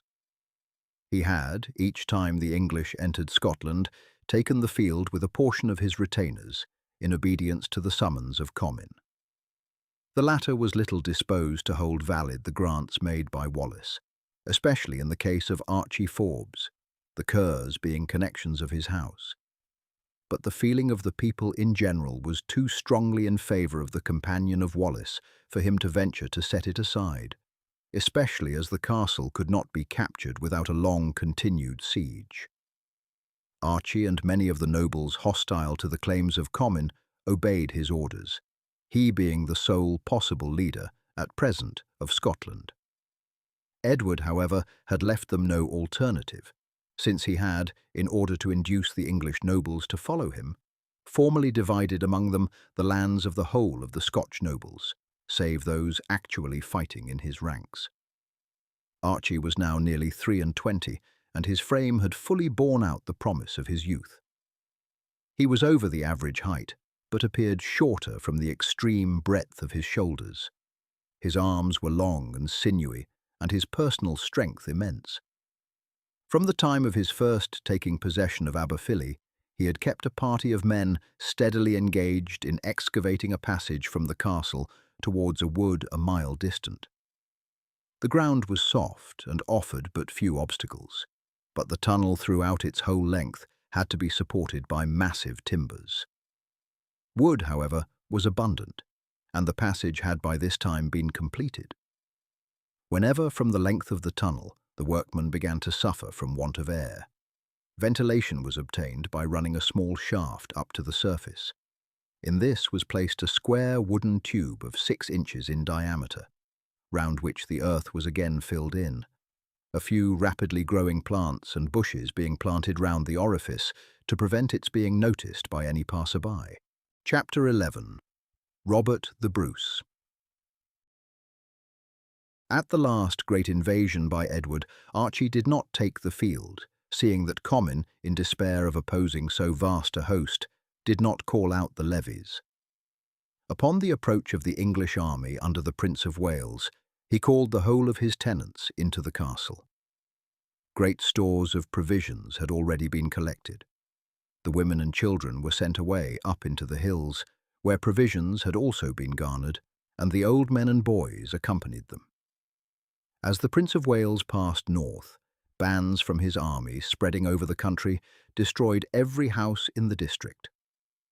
Archie was summoned to surrender, but refused to do so, and the prince, being on his way to join his father on the 4th, after himself surveying the hold and judging it far too strong to be carried without a prolonged siege, marched forward, promising on his return to destroy it. Soon afterwards, Archie received a message that Wallace had returned. He at once took with him 50 men, and leaving the castle in charge of Sandy Graham, with the rest of his vassals, 250 in number, he rejoined his former leader. Many others gathered round Wallace's standard, and throughout Edward's march to the north and his return to the 4th, Wallace hung upon his flanks, cutting off and slaying great numbers of the marauders, and striking blows at detached bands wherever these were in numbers not too formidable to be coped with. Stirling was now the only great castle which remained in the hands of the Scotch, and King Edward prepared to lay siege to this. Save for the band of Wallace, there was no longer any open resistance in the field. A few holds like those of Archie Forbes still remained in the hands of their owners, their insignificance, or the time which would be wasted in subduing them, having protected them from siege. None of the nobles now remained in arms. Bruce had for a short time taken the field, but had, as usual, hastened to make his peace with Edward. Comyn and all his adherents surrendered upon promise of their lives and freedom, and that they should retain their estates, subject to a pecuniary fine. All the nobles of Scotland were included in this capitulation, save a few who were condemned to suffer temporary banishment. Sir William Wallace alone was by name specially exempted from the surrender. Stirling Castle was invested on the 20th of April, 1304, and for 70 days held out against all the efforts of Edward's army. Warlike engines of all kinds had been brought from England for the siege. The religious houses of St. Andrew's, Brechin, and other churches were stripped of lead for the engines. The sheriffs of London, Lincoln, York, and the governor of the Tower were ordered to collect and forward all the mangonels, quarrels, and bows and arrows they could gather. And for 70 days, missiles of all kinds, immense stones, leaden balls, and javelins were rained upon the castle. And Greek fire, a new and terrible mode of destruction, was also used in the siege. But it was only when their provisions and other resources were exhausted that the garrison capitulated, and it was found that the survivors of the garrison, which had defended Stirling Castle for upwards of 3 months against the whole force of England, numbered, including its governor, Sir William Oliphant, and 24 knights and gentlemen, but 120 soldiers, 2 monks, and 13 females. During the siege, Wallace had kept the field, but Archie had, at his request, returned to his castle, which being but a day's march from Stirling, might at any moment be besieged. Several times, indeed, parties appeared before it, but Edward's hands were too full, and he could spare none of the necessary engines to undertake such a siege. And when Stirling at length fell, he and his army were in too great haste to return to England to undertake another prolonged siege, especially as Aberfilly, standing in a retired position and commanding none of the principal roads, was a hold of no political importance. A short time afterwards, to Archie's immense grief, Sir William Wallace was betrayed into the hands of the English. Several Scotchmen took part in this base act, the principal being Sir John Menteith. Late historians, in their ardour to whitewash those who have for ages been held up to infamy, have endeavoured to show that Sir John Menteith was not concerned in the matter, but the evidence is overwhelming the other way. Scotch opinion at the time, and for generations afterwards, universally imputed the crime to him. Fordun, who wrote in the reign of Robert Bruce, Bowyer, and Langtoft, all Scotch historians, say that it was he who betrayed Wallace, and their account is confirmed by contemporary English writings. The Chronicle of Lanark, the Arundel manuscripts, written about the year 1320, and the Scala Chronica, all distinctly say that Wallace was seized by Sir John Menteith. And finally, Sir Francis Palgrave has discovered in the memoranda of the business of the Privy Council that 40 marks were bestowed upon the young man who spied out Wallace. 60 marks were divided among some others who assisted in his capture, and that to Sir John Menteith was given land of the annual value of £100, a very large amount in those days. The manner in which Wallace was seized is uncertain, but he was at once handed by Sir John Menteith to Sir John Seagrave and carried by him to London. He was taken on horseback to Westminster, the mayor, sheriffs and aldermen, with a great number of horse and foot accompanying him. There the mockery of a trial was held, and he was in one day tried, condemned and executed. He defended himself nobly, urging truly that, as a native-born Scotsman, he had never sworn fealty or allegiance to England, and that he was perfectly justified in fighting for the freedom of his country. Every cruelty attended his execution. He was drawn through the streets at the tails of horses. He was hung for some time by a halter, but was taken down while yet alive. He was mutilated and disemboweled, his head then cut off, his body divided in 4, his head impaled over London Bridge, and his quarters distributed to 4 principal towns in Scotland. Such barbarities were common at executions in the days of the Norman kings, who have been described by modern writers as chivalrous monarchs. A nobler character than Wallace is not to be found in history. Alone, a poor and landless knight, by his personal valour and energy, he aroused the spirit of his countrymen, and in spite of the opposition of the whole of the nobles of his country, banded the people in resistance against England, and for a time wrested all Scotland from the hands of Edward. His bitter enemies, the English, were unable to adduce any proofs that the epithets of ferocious and bloodthirsty, with which they were so fond of endowing him, had even a shadow of foundation, and we may rather believe the Scotch accounts that his gentleness and nobility of soul were equal to his valour. Of his moderation and wisdom when acting as governor of Scotland there can be no doubt, while the brilliant strategy which first won the Battle of Stirling and would have gained that of Falkirk had not the treachery and cowardice of the cavalry ruined his plans, show that under other circumstances he would have taken rank as one of the greatest commanders of his own or any age. He first taught his countrymen, and indeed Europe in general, that steady infantry can repel the assaults even of mail-clad cavalry.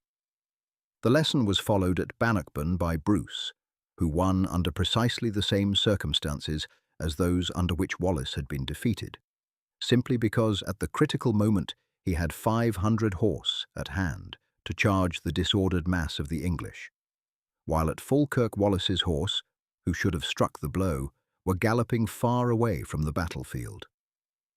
Nor upon his English conquerors was the lesson lost, for at Crecy, when attacked by vastly superior numbers, Edward III dismounted his army and ordered them to fight on foot, and the result gave a death blow to that mailed chivalry which had come to be regarded as the only force worth reckoning in a battle.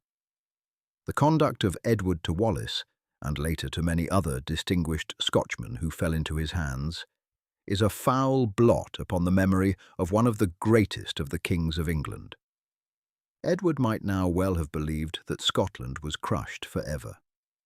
In 10 years, no less than 12 great armies had marched across the border, and twice the whole country had been ravaged from sea to sea, the last time so effectually that Edward had good ground for his belief that the land would never again raise its head from beneath his foot. He now proceeded, as William of Normandy after Hastings had done, to settle his conquest, and appointed 31 commissioners, of whom 21 were English and 10 so-called Scotch, among them Sir John Menteith, to carry out his ordinances. All the places of strength were occupied by English garrisons. The high officers, and a large proportion of the justiciaries and sheriffs were English, and Edward ruled Scotland from Westminster as he did England. Among the commissioners was Robert Bruce, now through the death of his father, Lord of Annandale and Carrick, and Edward addressed a proclamation to him, headed, "To our faithful and loyal Robert de Bruce, Earl of Carrick, and all others who are in his company, greeting," and went on to say that he possessed the king's fullest confidence. But though Scotland lay prostrate, the spirit of resistance yet lingered in the hearts of the commonalty. Although conquered now, the memory of their past success still inspired them. But until some leader presented himself, none could stir. It was in August that Wallace had been executed. Archie had received several summonses from the English governors of Stirling and Lanark to come in and do homage to Edward. But he had resolutely declined, and the task of capturing his castle was too heavy a one to be undertaken by any single garrison. Still he saw that the time must come, sooner or later, when he would have to choose between surrender and death. When matters settled down, it was certain that a great effort would be made to root out the one recalcitrant south of the Forth. For some time he remained gloomy and thoughtful, a mood most unusual to him, and his mother, who was watching him anxiously, was scarcely surprised when one day he said to her, "Mother, I must leave you for a time. Matters can no longer continue as they are. Surrender to the English I will not, and there remains for me but to defend this castle to the last, and then to escape to France, or to cross thither at once, and enter the service of the French king, as did Wallace. Of these courses I would fain take the latter, seeing that the former would bring ruin and death upon our vassals, who have ever done faithful service when called upon, and whom I would not see suffer for my sake. In that case, I should propose that you should return and live quietly with Sir Robert Gordon until times change." Dame Forbes agreed with her son, for she had long felt that further resistance would only bring ruin upon him. "There is yet one other course, mother, and that I am about to take. It is well nigh a desperate one, and my hopes of success are small. Yet would I attempt it before I leave Scotland, and give Aberfilly back again to the Kerrs. Ask me not what it is, for it were best that if it fail, you should not know of it. There is no danger in the enterprise, but for a month I shall be absent. On my return, you shall hear my final resolve." Having attired himself as a lowland farmer, Archie proceeded to Edinburgh, and there took ship for London. Here he took lodgings at an inn, which he had been told in Edinburgh was much frequented by Scotchmen who had to go to London on business. His first care was to purchase the garments of an English gentleman of moderate means, so that he could pass through the streets without attracting attention. He was greatly impressed with the bustle and wealth of London. "It is wonderful," he said to himself, "that we Scots, who were after all but an army of peasants, could for nigh 10 years have supported a war against such a country as this. And it seems madness to adventure farther in that way. If my present errand fails, I will assuredly hold firm to my resolve and seek a refuge in France."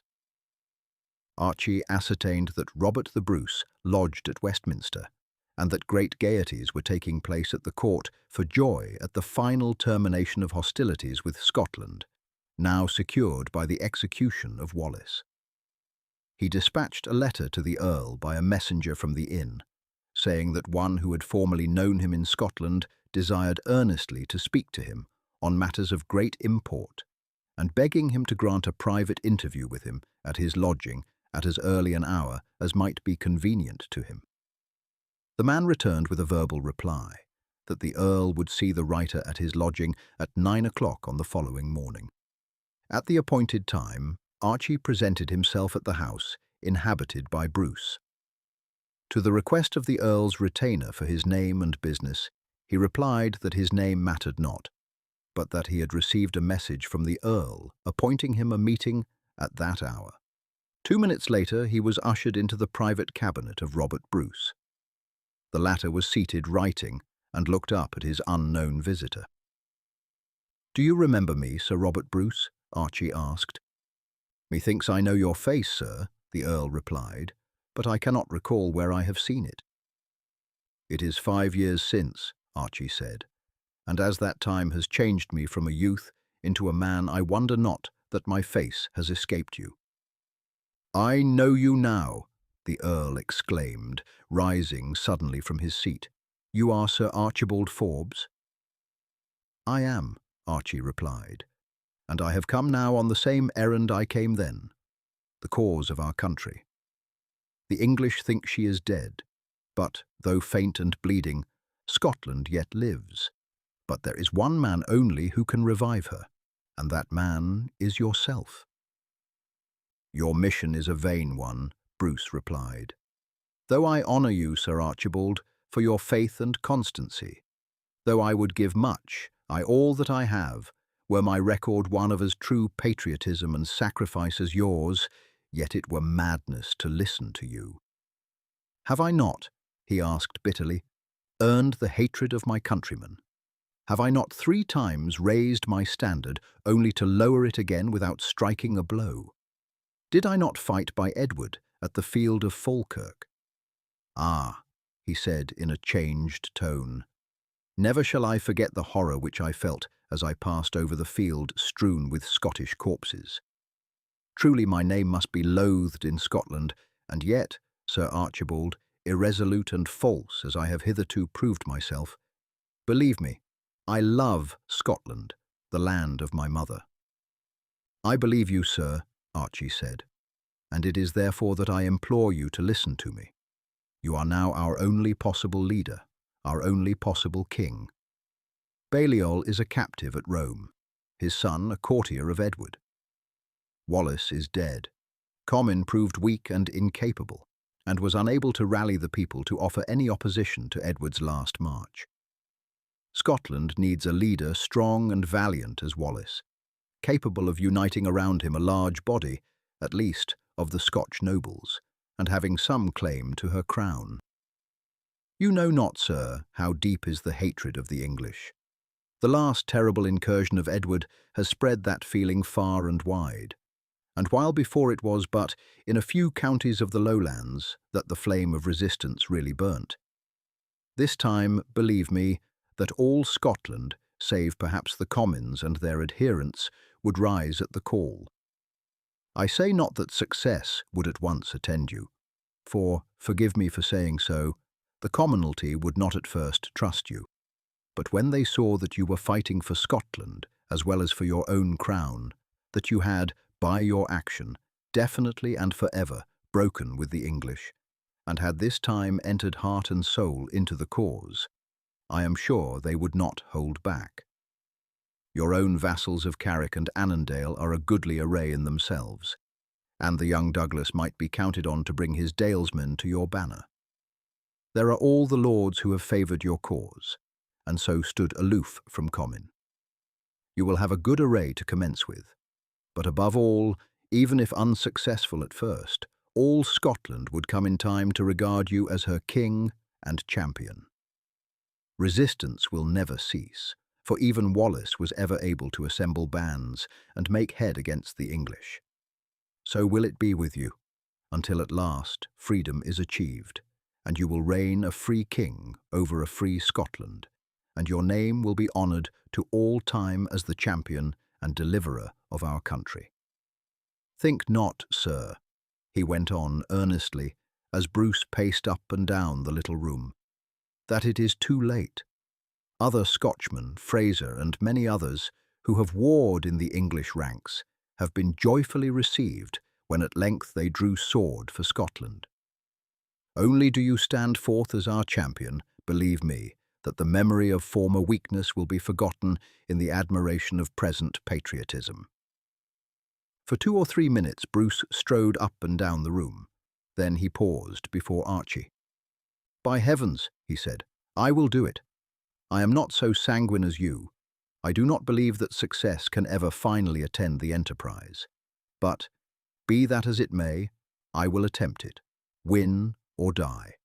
The memory of Robert Bruce shall go down in the hearts of Scotchmen as one who, whatever his early errors, atoned for them at last by living and dying in her cause. My sisters and brothers have long urged me to take such a step, but I could never bring myself to brave the power of England. Your words have decided me. The die is cast. Henceforward, Robert Bruce is a Scotchman. And now, Sir Archibald, what think you my first step should be? The English in Scotland are lulled in security, and a sudden blow upon them will assuredly at first be wholly successful. You must withdraw suddenly and quietly from here. It is not easy to do so, Bruce replied.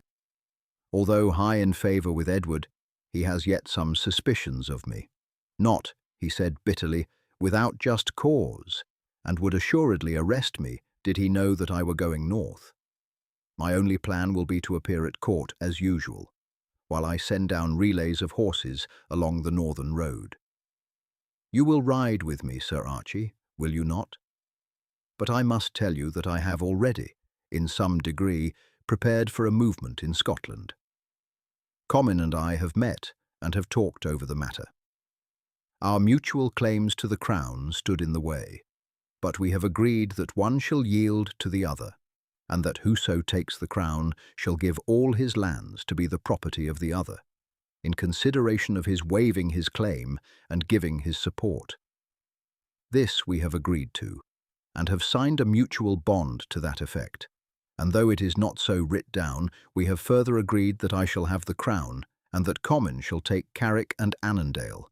But this was for the future, and we thought not of any movement for the present. It were a bad bargain, sir, Archie said gravely, and one that I trust will never be carried out. The Comyns are even now the most powerful nobles in Scotland, and with Carrick and Annandale, in addition to their own broad lands, would be masters of Scotland, let who would be called her king. Did he displease them, they could, with their vassals and connections, place a stronger army in the field than that which the king could raise, and could at any moment, did he anger them, call in the English to his aid, and so again lay Scotland under the English yoke. I will think of it, Sir Archie. There is much in what you say, and I sorely doubt the Comyns. Henceforth do not fear to give me your advice freely. You possess the confidence of Wallace, and have shown yourself worthy of it. Should I ever free Scotland and win me a kingdom, believe me, you will not find Robert Bruce ungrateful.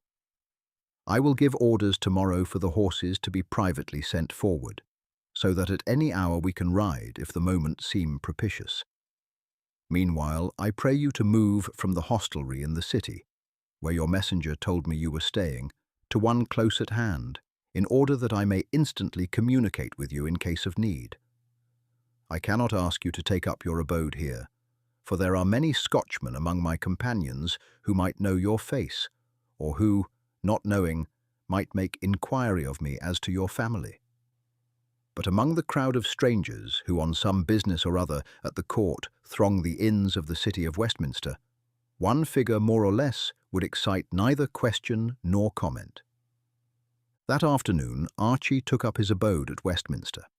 A week later, one of Bruce's retainers came in just as Archie was about to retire to bed, and said that the Earl of Carrick wished immediately to see Master Forbes. Sir Archie had retained his own name while dropping the title. He at once crossed to Bruce's lodging. "We must mount at once," the Earl exclaimed as he entered. "What think you? I have but now received word from a friend, who is a member of the council, to say that this afternoon a messenger arrived from the false Comyn with a letter to the king, containing a copy of the bond between us. Whether the coward feared the consequences, or whether he has all along acted in treachery with the view of bringing me into disgrace, and so ridding himself of a rival, I know not. But the result is the same. He has disclosed our plans to Edward. A council was hastily called, and it has but just separated. It is to meet again in the morning, and the king himself will be present. I am to be summoned before it, being, as it is supposed, in ignorance of the betrayal of my plans. It was well for me that Edward himself had pressing engagements and was unable to be present at the council. Had he been, prompt steps would have been taken, and I should by this time be lying a prisoner in the Tower. Even now I may be arrested at any moment. Have you aught for which you wish to return to your inn? No, Archie replied. I have but a change of clothing there, which is of no importance, and we had best lose not a moment's time. But there is the reckoning to discharge. I will give orders, the Earl said, that it shall be discharged in the morning. Now let us, without a moment's delay, make to the stables and mount there. Here is a cloak and valise. The Earl struck a bell, and a retainer appeared. Alan, I am going out to pay a visit. Take these 2 valises to the stable at once, and order Roderick to saddle the 2 bay horses in the stalls at the end of the stables. Tell him to be speedy, for I shall be with him anon. He is not bring them round here. I will mount in the court. 5 minutes later, Bruce and Archie, enveloped in thick cloaks with hoods drawn over their faces, rode north from Westminster. At first they went slowly, but as soon as they were out in the fields, they set spur to their horses and galloped on in the darkness. The snow lay thick upon the ground, and the roads were entirely deserted. "Farewell to London," Bruce exclaimed. "Except as a prisoner, I shall never see it again. The die is cast this time, Sir Archie, and for good. Even if I would, I can never draw back again. Comyn's treachery has made my action irrevocable. It is now indeed death or victory." All night they rode without drawing rein, save that they once changed horses where a relay had been provided. They had little fear of pursuit, for even when Bruce's absence was discovered, none of his household would be able to say where he had gone, and some time must elapse before the conviction that he had ridden for Scotland in such weather would occur to the king. Nevertheless, they travelled fast, and on the 10th of February entered Dumfries. Chapter 12. The Battle of Methven. Bruce had, during the previous week, sent messages saying to several of his friends in Annandale and Carrick that he might at any time be among them, and at Dumfries he found many of them prepared to see him. The English justiciaries for the southern district of the conquered kingdom were holding an assize, and at this most of the nobles and principal men of that part were present. Among these were, of course, many of Bruce's vassals. Among them also was John Comyn of Badenoch, who held large estates in Galloway, in virtue of which he was now present. As soon as the news that Bruce had arrived in the town spread, his adherents and vassals there speedily gathered round him, and as, accompanied by several of them, he went through the town, he met Comyn in the precincts of the Grey Friars. Concerning this memorable meeting, there has been great dispute among historians. Some have charged Bruce with inviting Comyn to meet him, with the deliberate intention of slaying him. Others have represented the meeting as accidental, and the slaying of Comyn as the result of an outburst of passion on the part of Bruce. But no one who weighs the facts and considers the circumstances in which Comyn was placed can feel the least question that the latter is the true hypothesis. Bruce, whose whole course shows him to have been a man who acted with prudence and foresight, would have been nothing short of mad had he, just at the time when it was necessary to secure the goodwill of the whole of the Scotch nobles, chosen that moment to slay Comyn, with whom were connected, by blood or friendship, the larger half of the Scotch nobles. Still less, had he decided upon so suicidal a course, would he have selected a sanctuary as the scene of the deed. To slay his rival in such a place would be to excite against himself the horror and aversion of the whole people, and to enlist against him the immense authority and influence of the Church. Therefore, unless we should conclude that Bruce, whose early career showed him to be a cool and calculating man, and whose future course was marked throughout with wisdom of the highest character, was suffering from an absolute aberration of intellect, we must accept the account by those who represent the meeting as accidental, and the slaying as the result of an outburst of passion provoked by Comyn's treachery as the correct one. When Bruce saw Comyn approaching, he bade his followers stop where they were and advanced towards Comyn, who was astonished at his presence. "I would speak with you aside, John Comyn," Bruce said, and the two withdrew into the church apart from the observation of others. Then Bruce broke into a torrent of invective against Comyn for his gross act of treachery in betraying him by sending to Edward a copy of their agreement. "You sought," he said, "to send me to the scaffold, and so clear the way for yourself to the throne of Scotland." Comyn, finding that dissimulation was useless, replied as hotly. Those without could hear the voices of the angry men rise higher and higher. Then there was a silence, and Bruce hurried out alone. "What has happened?" Archie Forbes exclaimed. "I fear that I have slain Comyn," Bruce replied in an agitated voice. "Then I will make sure," Kirkpatrick, one of his retainers, said, and accompanied by Lindsay and another of his companions, he ran in and completed the deed. Scarcely was this done than Sir Robert Comyn, uncle of the Earl, ran up, and seeing what had taken place, furiously attacked Bruce and his party. A fierce fray took place, and Robert Comyn and several of his friends were slain. "The die is cast now," Bruce said when the fray was over. "But I would give my right hand had I not slain Comyn in my passion. However, it is too late to hesitate now. Gather together, my friends, all your retainers, and let us hurry at once to attack the justiciaries." In a few minutes Kirkpatrick brought together those who had accompanied him and his companions to the town, and they at once moved against the courthouse.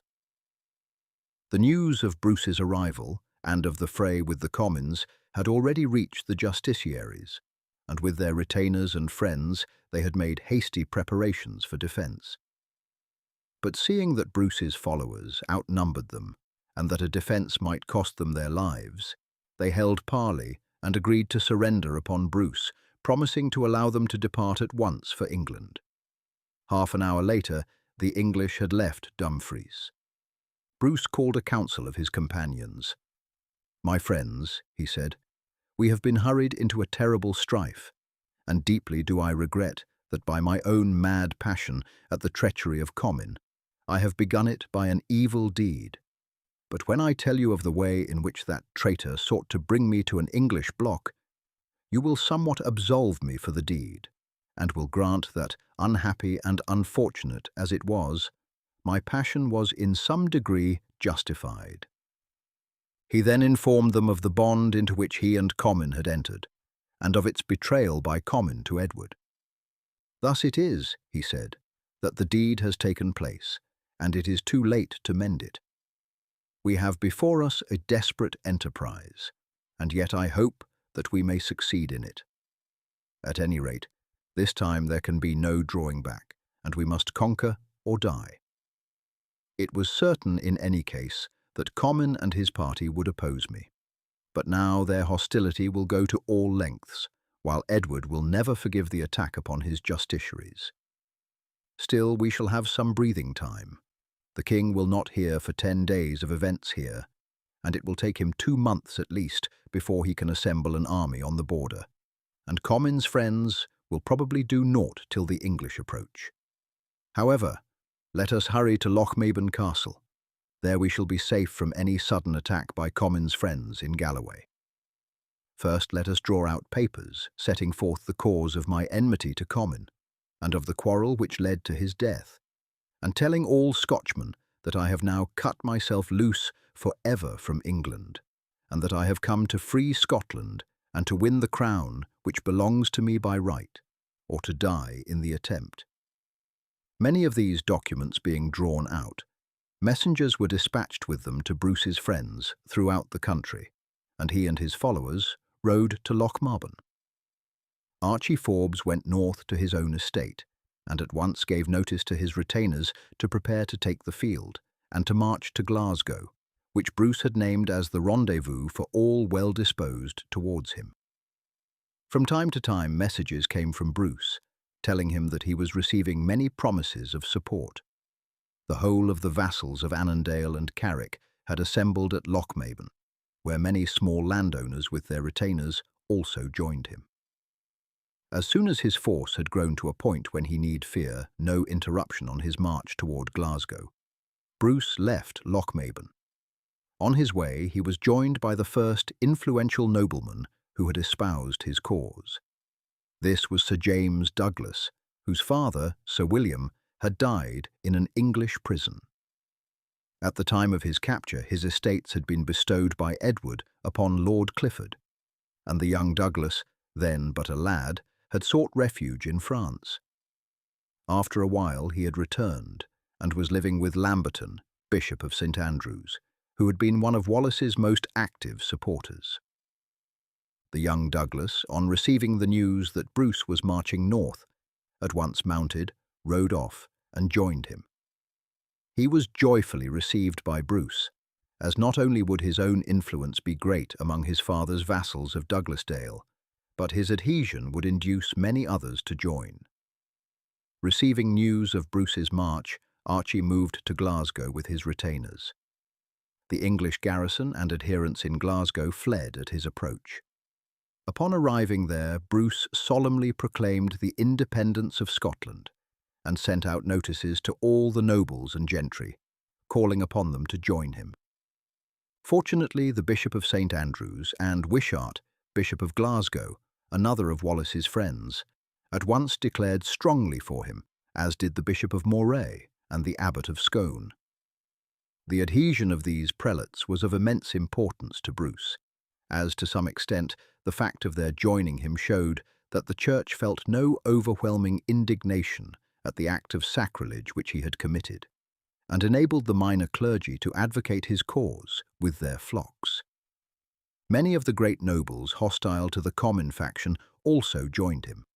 Among these were the Earls of Atholl, Lennox, Errol and Menteith, Christopher Seaton, Sir Simon Fraser, David Inchmartin, Hugh de la Haye, Walter de Somerville, Robert Boyd, Robert Fleming, David Berkeley, Alexander Fraser, Sir Thomas Randolph, and Sir Neil Campbell.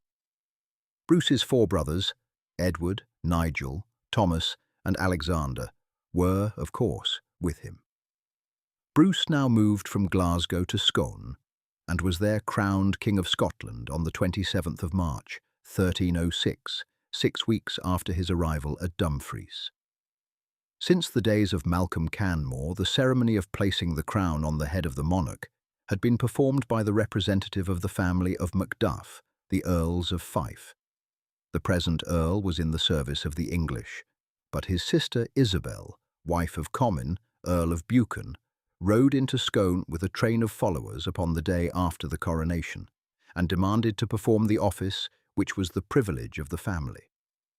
To this Bruce gladly assented, seeing that many Scotchmen would hold the coronation to be irregular from its not having been performed by the hereditary functionary, and that as Isabel was the wife of Comyn of Buchan, her open adhesion to him might influence some of that faction. Accordingly, on the following day, the ceremony was again performed, Isabel of Buchan placing the crown on Bruce's head, an act of patriotism for which the unfortunate lady was afterwards to pay dearly. Thus, although the great majority of the Scotch nobles still held aloof, Bruce was now at the head of a considerable force, and he at once proceeded to overrun the country. The numerous English who had come across the border, under the belief that Scotland was finally conquered, or to take possession of lands granted them by Edward, were all compelled either to take refuge in the fortified towns and castles held by English garrisons, or to return hastily to England. When the news of the proceedings at Dumfries and the general rising in the south of Scotland reached Edward, he was at the city of Winchester. He had been lately making a sort of triumphant passage through the country, and the unexpected news that Scotland, which he had believed crushed beyond all possibility of further resistance, was again in arms, is said for a time to have driven him almost out of his mind with rage. Not a moment was lost. Aylmer de Valence, Earl of Pembroke, was at once commissioned to proceed to Scotland, to put down rebellion and punish the rebels. The whole military array of the northern counties was placed under his orders, and Clifford and Percy were associated with him in the commission. Edward also applied to the Pope to aid him in punishing the sacrilegious rebels who had violated the sanctuary of Dumfries. As Clement V was a native of Guienne and kept his court at Bordeaux within Edward's dominions, his request was, of course, promptly complied with, and a bull issued, instructing the Archbishop of York and the Bishop of Carlisle to excommunicate Bruce and his friends, and to place them and their possessions under an interdict. It was now that the adhesion of the Scottish prelates was of such vital consequence to Bruce. Had the interdict been obeyed, the churches would have been closed, all religious ceremonies suspended, the rites of the church would have been refused even to dying men, and the dead would have been buried without service in unconsecrated ground. So terrible a weapon as this was almost always found irresistible, and its terrors had compelled even the most powerful monarchs to yield obedience to the Pope's orders. But the Scotch prelates set the needs of their country above the commands of the Pope, and in spite of repeated bulls, the native clergy continued to perform their functions throughout the whole struggle, and thus nullified the effect of the popish anathema.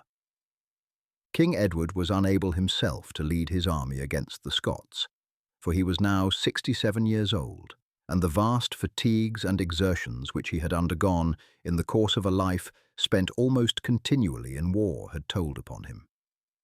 He had partially lost the use of his limbs and was forced to travel in a carriage or litter. But when he reached London from Winchester, a grand ceremony was held, at which the order of knighthood was conferred by the King upon the Prince of Wales, and 300 aspirants belonging to the principal families of the country, and orders were given that the whole military array of the kingdom should, in the following spring, gather at Carlisle, where Edward himself would meet them and accompany them to Scotland. The Earl of Pembroke, with Clifford and Percy, lost no time in following the orders of Edward, and with the military power of the northern counties marched into Scotland. They advanced unopposed to the Forth, and crossing this river proceeded towards Perth, near which town the Scottish army were gathered. Archie Forbes, who stood very high in favour with Bruce, had urged upon him the advantage of carrying out the tactics formerly adopted by Wallace, and of compelling the enemy to fall back by cutting off all food supplies. But Bruce would not, in this instance, be guided by his counsel. When the king advances next spring with his great army, Sir Archie, I will assuredly adopt the course which you point out, seeing that we could not hope to withstand so great an array in a pitched battle. But the case is different now. In the first place, all the castles and towns are in the hands of the English, and from them Pembroke can draw such provision as he needs. In the second place, his force is not so superior to our own, but that we may fight him with a fair hope of victory.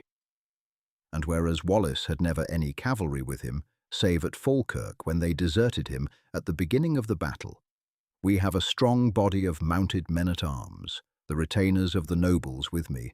Therefore, I do not fear to give them battle in the open field.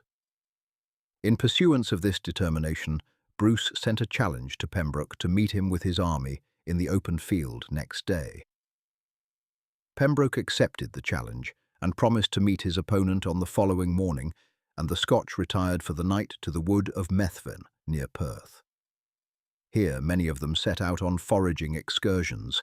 The knights laid aside their armour, and the army prepared for sleep. Archie Forbes was much dissatisfied at the manner in which Bruce had hazarded all the fortunes of Scotland on a pitched battle, thereby throwing away the great advantage which their superior mobility and knowledge of the country gave to the Scots.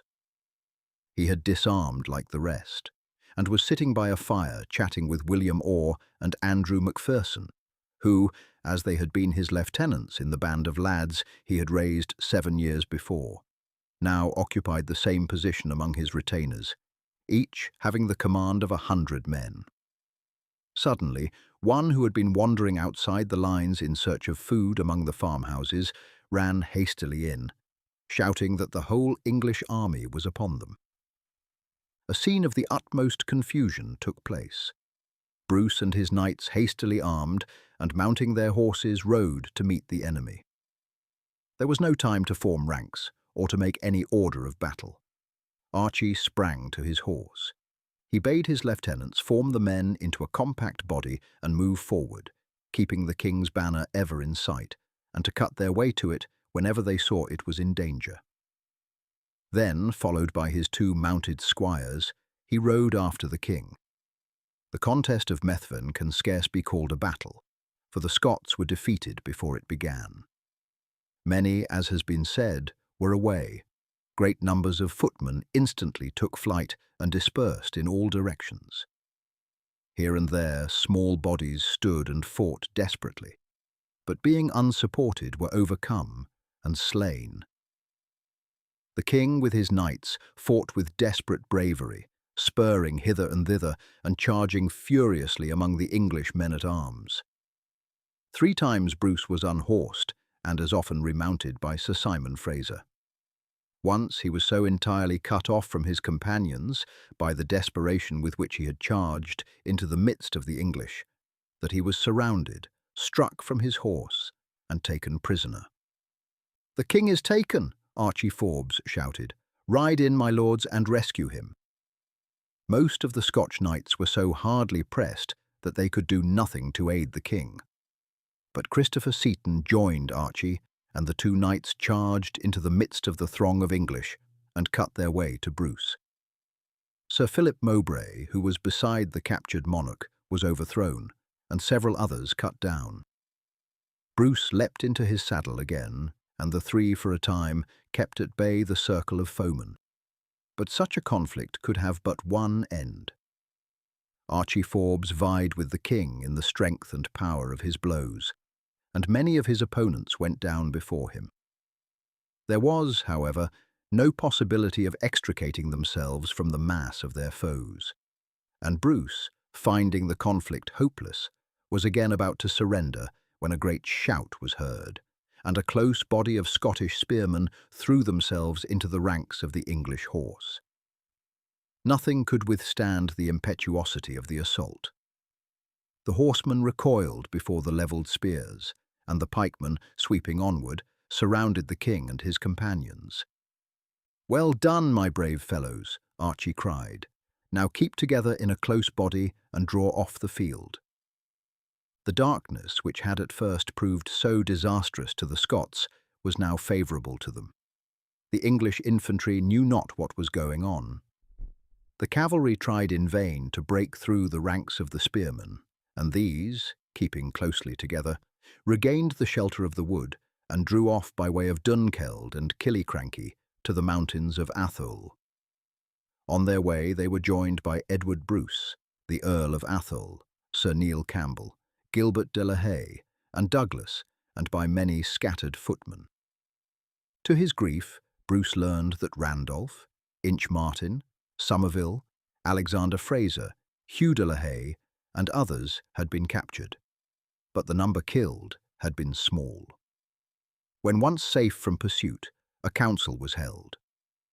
It was agreed at once that it was impossible that so large a body could find subsistence in the mountains of Atholl, cooped up as they were by their foes. The lowlands swarmed with the English. To the north was Badenoch, the district of their bitter enemies, the Comyns, while westward lay the territory of the MacDougals of Lorne, whose chieftain, Alexander, was a nephew by marriage of the Comyn killed by Bruce, and an adherent of the English. Beyond an occasional deer and the fish in the lochs and streams, the country afforded no means of subsistence. It was therefore decided to disband the greater portion of the force, the knights and nobles, with a few of their immediate retainers, alone remaining with the king, while the main body dispersed and regained their homes. This was done, but a few days later, a messenger came saying that the Queen, with the wives of many of the gentlemen, had arrived at Aberdeen and sought to join the king. Although an accession of numbers was by no means desirable, and the hardships of such a life immense for ladies to support, there was no other resource but for them to join the party, as they would otherwise have speedily fallen into the hands of the English. Therefore Bruce, accompanied by some of his followers, rode to Aberdeen and escorted the Queen and ladies to his mountain retreat. It was a strange life that Bruce, his Queen, and his little court led. Sleeping in rough arbours formed of boughs, the party supported themselves by hunting and fishing. Gins and traps were set in the streams, and Douglas and Archie were specially active in this pursuit, Archie's boyish experience at Glen Cairn serving him in good stead. Between him and Sir James Douglas, a warm friendship had sprung up. Douglas was 4 years his junior. As a young boy, he had heard much of Archie's feats with Wallace, and his father had often named him to him as conspicuous for his bravery, as well as his youth. The young Douglas therefore entertained the highest admiration for him, and had from the time of his joining Bruce become his constant companion. Bruce himself was the life and soul of the party. He was ever hopeful and in high spirits, cheering his followers by his gaiety, and whiling away the long evenings by tales of adventure and chivalry, told when they were gathered round the fire. Gradually the party made their way westward along Loch Tay and Glen Dochart until they reached the head of Strathfillan. Here, as they were riding along a narrow pass, they were suddenly attacked by Alexander MacDougall with a large gathering of his clansmen. Several of the royal party were cut down at once, but Bruce with his knights fought desperately. Archie Forbes with a few of the others rallied round the Queen with her ladies and repelled every effort of the wild clansmen to break through and continued to draw off gradually down the glen. Bruce, with Douglas, De la Haye and some others, formed the rearguard and kept back the mass of their opponents. De la Haye and Douglas were both wounded, but the little party continued to show a face to their foes until they reached a spot where the path lay between a steep hill on one side and the lake on the other. Then Bruce sent his followers ahead and himself covered the rear. Suddenly 3 of the MacDougalls, who had climbed the hillside, made a spring upon him from above. One leapt onto the horse behind the king and attempted to hold his arms. Another seized his bridle rein, while the third thrust his hand between Bruce's leg and the saddle to hurl him from his horse. The path was too narrow for Bruce to turn his horse, and spurring forward, he pressed his leg so close to the saddle that he imprisoned the arm of the assailant beneath it and dragged him along with him, while with a blow of his sword he smote off the arm of him who grasped the rein. Then, turning in his saddle, he seized his assailant who was behind him, and by main strength wrenched him round to the pommel of the saddle and there slew him. Then he turned, and having cut down the man whose arm he held beneath his leg, he rode on and joined his friends. In the course of the struggle, the brooch which fastened his cloak was lost. This was found by the MacDougalls and carried home as a trophy, and has been preserved by the family ever since, with apparently as much pride as if it had been proof of the fidelity and patriotism of their ancestors. Instead of being a memento of the time when, as false and disloyal Scotchmen, they fought with England against Scotland's king and deliverer. Chapter 13. The Castle of Dunstaffnage. Bruce's party were now more than ever straitened for provisions, since they had to depend almost entirely upon such fish as they might catch, as it was dangerous to stray far away in pursuit of deer. Archie, however, with his bow and arrows, ventured several times to go hunting in order to relieve the sad condition of the ladies, and succeeded 2 or 3 times in bringing a deer home with him. He had one day ventured much further away than usual. He had not succeeded in finding a stag, and the ladies had for more than a week subsisted entirely on fish. He therefore determined to continue the search, however long, until he found one. He had crossed several wooded hills, and was, he knew, leagues away from the point where he had left his party, when, suddenly emerging from a wood, he came upon a road just at the moment when a party some 20 strong of wild clansmen were traversing it. On a palfrey in their centre was a young lady whom they were apparently escorting. They were but 20 yards away when he emerged from the wood, and on seeing him, they drew their claymores and rushed upon him. Perceiving that flight from these swift-footed mountaineers would be impossible, Archie threw down his bow and arrows, and, drawing his sword, placed his back against a tree, and prepared to defend himself until the last. Parrying the blows of the first two who arrived, he stretched them dead upon the ground, and was then at once attacked by the whole of the party together. 2 more of his assailants fell by his sword, but he must have been soon overpowered and slain. When the young lady, whose cries to her followers to cease had been unheeded in the din of the conflict, spurred her palfrey forward and broke into the ring gathered round Archie. The clansmen drew back a pace, and Archie lowered his sword. "Desist," she cried to the former in a tone of command, "or my uncle Alexander will make you rue the day when you disobeyed my orders. I will answer for this young knight. And now, sir," she said, turning to Archie, "do you surrender your sword to me and yield yourself up a prisoner? Further resistance would be madness. You have done too much harm already. I promise you your life if you will make no further resistance." "Then, lady," Archie replied, handing his sword to her, "I willingly yield myself your prisoner, and thank you for saving my life from the hands of your savage followers." The young lady touched the hilt of his sword and motioned him to replace it in its scabbard.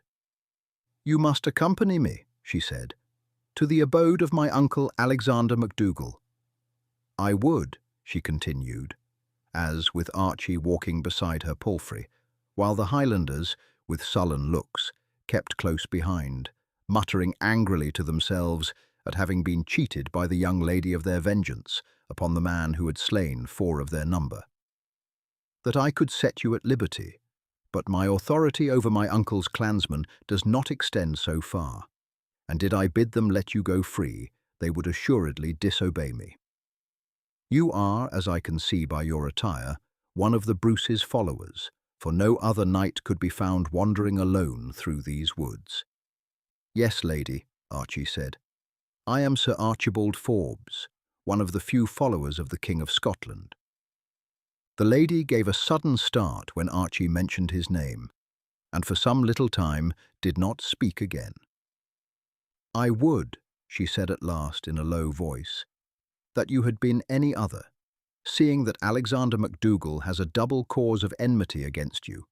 Firstly, as being a follower of Bruce, who slew his kinsman Comyn, and who has done but lately great harm to himself and his clansmen. Secondly, as having dispossessed Alan Kerr, who is also his relative, of his lands and castle. My uncle is a man of violent passions and—" She hesitated. "And he may not, you think," Archie went on, "respect your promise for my life. If that be so, lady, and from what I have heard of Alexander MacDougall, it is like enough. I beg you to give me back my surrender, for I would rather die here, sword in hand, than be put to death in cold blood in the castle of Dunstaffnage." "No," the lady said, "that cannot be. Think you I could see you butchered before mine eyes, after having once surrendered yourself to me? No, sir. I beseech you act not so rashly. That were certain death. And I trust that my uncle, hostile as he may be against you, will not inflict such dishonour upon me as to break the pledge I have given for your safety." Archie thought from what he had heard of the MacDougall that his chance was a very slight one. Still, as the young ever cling to hope, and as he would assuredly be slain by the clansmen, he thought it better to take the chance, small as it was, and so continued his march by the side of his captor's palfrey. After 2 hours' journey, they neared the castle of Alexander of Lorne. Archie could not repress a thrill of apprehension as he looked at the grim fortress and thought of the character of its lord. But his bearing showed no fear, as, conversing with the young lady, he approached the entrance. The gate was thrown open, and Alexander of Lorne himself, issued out with a number of retainers.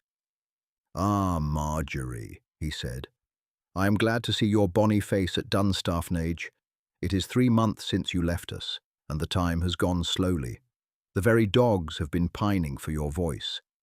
But who have we here?" he exclaimed, as his eye fell upon Archie. "It is a wandering knight, uncle," Marjorie said lightly, "whom I captured in the forest on my way hither. He fought valiantly against Murdoch and your followers, but at last he surrendered to me on my giving him my pledge that his life should be safe and that he should be treated honourably." "Such a pledge, I am sure, uncle," she spoke earnestly now, "you will respect." Alexander MacDougall's brow was as black as night, and he spoke in Gaelic with his followers. "What?" he said angrily to the girl. "He has killed 4 of my men, and is doubtless one of Bruce's party who slipped through my fingers the other day and killed so many of my kinsmen and vassals. You have taken too much upon yourself, Marjorie. It is not by you that he has been made captive, but by my men, and you had no power to give such promise as you have made. Who is this young Springall?" "I am Sir Archibald Forbes," Archie said proudly, "a name which may have reached you even here." "Archibald Forbes!" exclaimed MacDougall furiously. "What, the enemy and despoiler of the Kerrs? Had you 100 lives you should die. Didst know this, Marjorie?" he said furiously to the girl. "Didst know who this young adventurer was when you asked his life of me?" "I did, uncle," the girl said fearlessly. "I did not know his name when he surrendered to me. And afterwards, when he told me, what could I do? I had given my promise, and I renewed it. And I trust, dear uncle, that you will respect and not bring dishonour upon it." "Dishonour?" MacDougall said savagely. "The girl has lost her senses. I tell you he should die if every woman in Scotland had given her promise for his life. Away with him," he said to his retainers. "Take him to the chamber at the top of the tower. I will give him till tomorrow to prepare for death. For by all the saints I swear he shall hang at daybreak. As to you, girl, go to your chamber, and let me not see your face again till this matter is concluded. Methinks a madness must have fallen upon you that you should thus venture to lift your voice for a Forbes." The girl burst into tears as Archie was led away. His guards took him to the upper chamber in a turret, a little room of some 7 feet in diameter, and there, having deprived him of his arms, they left him, barring and bolting the massive oaken door behind them. Archie had no hope whatever that Alexander MacDougall would change his mind, and felt certain that the following dawn would be his last. Of escape there was no possibility. The door was solid and massive, the window a mere narrow loophole for archers, 2 or 3 inches wide. And even had he time to enlarge the opening, he would be no nearer freedom, for the moat lay full 80 feet below. "I would I had died sword in hand," he said bitterly. "Then it would have been over in a moment." Then he thought of the girl to whom he had surrendered his sword. "It was a sweet face and a bright one," he said. "A fairer and brighter I never saw. It is strange that I should meet her now only when I am about to die." Then he thought of the agony which his mother would feel at the news of his death and at the extinction of their race. Sadly, he paced up and down his narrow cell till night fell. None took the trouble to bring him food, considering doubtless that he might well fast till morning. When it became dark, he lay down on the hard stone, and, with his arm under his head, was soon asleep, his last determination being that, if possible, he would snatch a sword or dagger from the hand of those who came to take him to execution, and so die fighting. Or, if that were impossible, he would try to burst from them, and to end his life by a leap from the turret. He was awakened by a slight noise at the door, and sprang to his feet instantly, believing that day was at hand and his hour had come. To his surprise, a voice, speaking scarcely above a whisper, said, "Hush, my son. Make no noise. I am here as a friend." Then the door closed, and Archie's visitor produced a lighted lantern from the folds of his garments, and Archie saw that a priest stood before him. "I thank you, Father," he said gratefully. "You have doubtless come to shrive me, and I would gladly listen to your ministrations. I would fain entrust you too with a message to my mother if you will take it for me. And I would fain also that you told the Lady Marjorie that she must not grieve for my death, or feel that she is in any way dishonoured by it, seeing that she strove to her utmost to keep her promise, and is in no way to blame that her uncle has overridden her." "You can even give her your message yourself, Sir Knight," the priest said, "seeing that the wilful girl has herself accompanied me hither." Thus saying, he stepped aside, and Archie perceived, standing behind the priest, a figure who, being in deep shadow, he had not hitherto seen. She came timidly forward, and Archie, bending on one knee, took the hand she held out and kissed it. "Lady," he said, "you have heard my message. Blame not yourself, I beseech you, for my death. Remember that after all you have lengthened my life, and not shortened it, seeing that but for your interference I must have been slain as I stood by your followers. It was kind and good of you thus to come to bid me farewell. But I have not come to bid you farewell. Tell him, good Father Anselm, our purpose here." "'Tis a mad brain business," the priest said, shrugging his shoulders, "and, priest though I am, I shall not care to meet MacDougall in the morning. However, since this wilful girl wills it, what can I do? I have been her instructor since she was a child, and instead of being a docile and obedient pupil, she has been a tyrannical master to me, and I have been so accustomed to do her will in all things that I cannot say her nay now. I held out as long as I could, but what can a poor priest do against sobs and tears? So at last I have given in, and consented to risk the MacDougall's anger, to bring smiles into her face again. I have tried in vain to persuade her that since it is the chief's doing, your death will bring no dishonour upon her. I have offered to absolve her from the promise, and if she has not faith in my power to do so, to write to the Pope himself and ask for his absolution for any breach that there may be. But I might as well have spoken to the wind.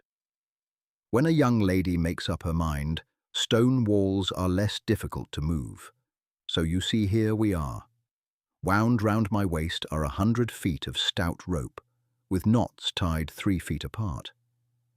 We have only now to ascend the stairs to the platform above and fix the rope, and in an hour you will be far away among the woods." Archie's heart bounded with joy, with the hope of life and freedom. But he said quietly, "I thank you, dear lady, with all my heart for your goodness, but I could not accept life at the cost of bringing your uncle's anger upon you." "You need not fear for that," the girl replied. "My uncle is passionate and headstrong, unforgiving to his foes, or those he deems so, but affectionate to those he loves. I have always been his pet, and though, doubtless, his anger will be hot just at first, it will pass away after a time. Let no scruple trouble you on that score, and I would rather put up with 100 beatings than live with the knowledge that one of Scotland's bravest knights came to his end by a breach of my promise.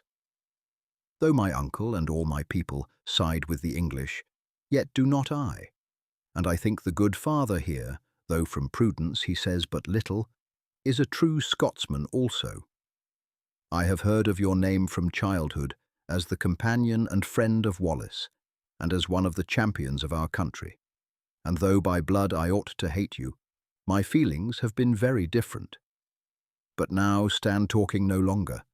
The castle is sound asleep, but I tremble lest some mischance should mar our plans." "That is good sense," Father Anselm said. "And remember, not a word must be spoken when we have once left this chamber. There is a sentry at the gate, and although the night is dark, and I deem not that he can see us, yet must we observe every precaution." "Holy Father," Archie said, "no words of mine can thank you for the part which you are playing tonight. Believe me, Archie Forbes will ever feel grateful for your kindness and aid, and should you ever quit Dunstaffnage, you will be welcomed at Aberfilly Castle. As to you, lady, henceforth Archie Forbes is your knight and servant. You have given me my life, and henceforth I regard it as yours. Will you take this ring as my token? Should you ever send it to me, in whatever peril or difficulty you may be, I will come to your aid instantly, even should it reach me in a stricken battle. Think not that I speak the language of idle gallantry. Hitherto my thoughts have been only on Scotland, and no maiden has ever for an instant drawn them from her. Henceforth, though I fight for Scotland, yet will my country have a rival in my heart. And even while I charge into the ranks of the English, the fair image of Marjorie MacDougall will be in my thoughts." Father Anselm gave a slight start of surprise as Archie concluded, and would have spoken had not the girl touched him lightly. She took the pledge from Archie and said, "I will keep your ring, Sir Archibald Forbes, and should I ever have occasion for help, I will not forget your promise. As to your other words, I doubt not that you mean them now, but it is unlikely, though I may dwell in your thoughts, that you will ever in the flesh see Marjorie MacDougall, between whose house and yours there is, as you know, bitter enmity." There, Father Anselm said impatiently. "Enough, and more than enough talk. Go to the door, Sir Archibald, and prepare to open it directly. I have blown out the light. The way up the stairs lies on your right hand as you go out." Not another word was spoken.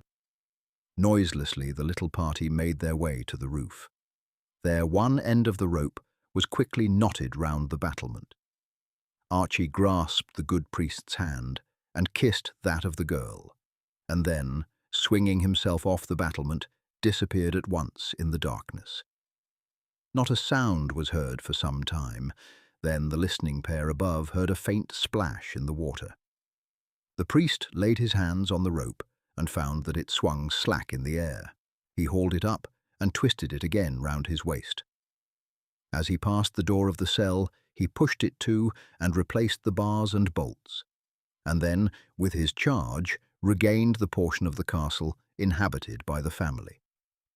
A few vigorous strokes took Archie across the moat, and an hour later he was deep in the heart of the forest.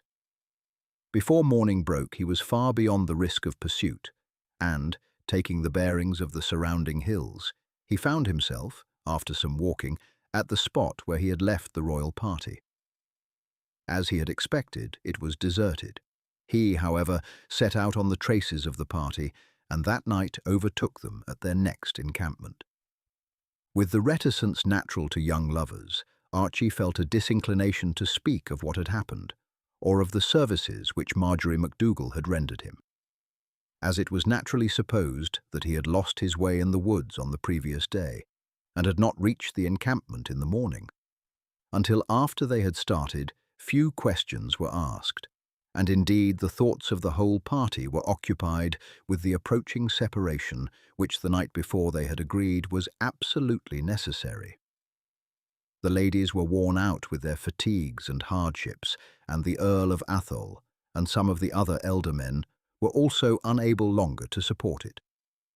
Winter was close at hand, and the hardships would increase tenfold in severity. Therefore it was concluded that the time had come when they must separate, and that the Queen and her companions, accompanied by those who could still be mounted, should seek shelter in Bruce's strong castle of Kildrummy. The Earl of Atholl and the King's brother Nigel were in charge of the party. Bruce, with his remaining companions, determined to proceed into Kintyre, the country of Sir Neil Campbell, and thence to cross for a time to the north of Ireland. Sir Neil accordingly started to obtain the necessary vessels, and the King and his company followed slowly. To reach the Firth of Clyde, it was necessary to cross Loch Lomond. This was a difficult undertaking, but after great search, Sir James Douglas discovered a small boat sunk beneath the surface of the lake. On being pulled out, it was found to be old and leaky, and would hold at best but 3. With strips torn from their garments, they stopped the leaks as best they could and then started across the lake. There were 200 to cross, and the passage occupied a night and a day, those who could not swim being taken over in the boat, while the swimmers kept alongside and, when fatigued, rested their hands on her gunwales. They were now in the Lennox country, and while Bruce and his friends were hunting, they were delighted to come across the Earl of Lennox and some of his companions, who had found refuge there after the Battle of Methven.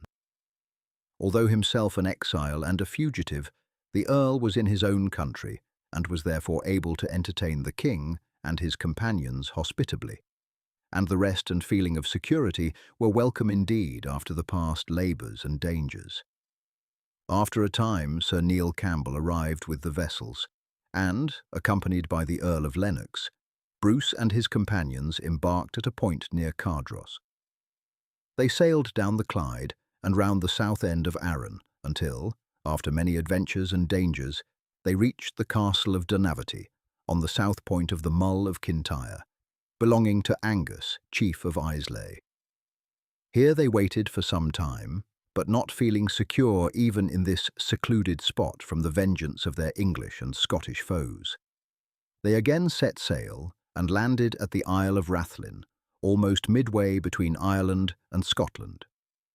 Hitherto Robert Bruce had received but little of that support, which was so freely given to Wallace by the Scotch people at large, nor is this a matter for surprise. Balliol and Comyn had in turn betrayed the country to the English, and Bruce had hitherto been regarded as even more strongly devoted to the English cause than they had been. Thus the people viewed his attempt rather as an effort to win a throne for himself than as one to free Scotland from English domination. They had naturally no confidence in the nobles who had so often betrayed them, and Bruce especially had, 3 or 4 times already, after taking up arms, made his peace with England and fought against the Scots. Therefore, at first, the people looked on at the conflict with comparative indifference.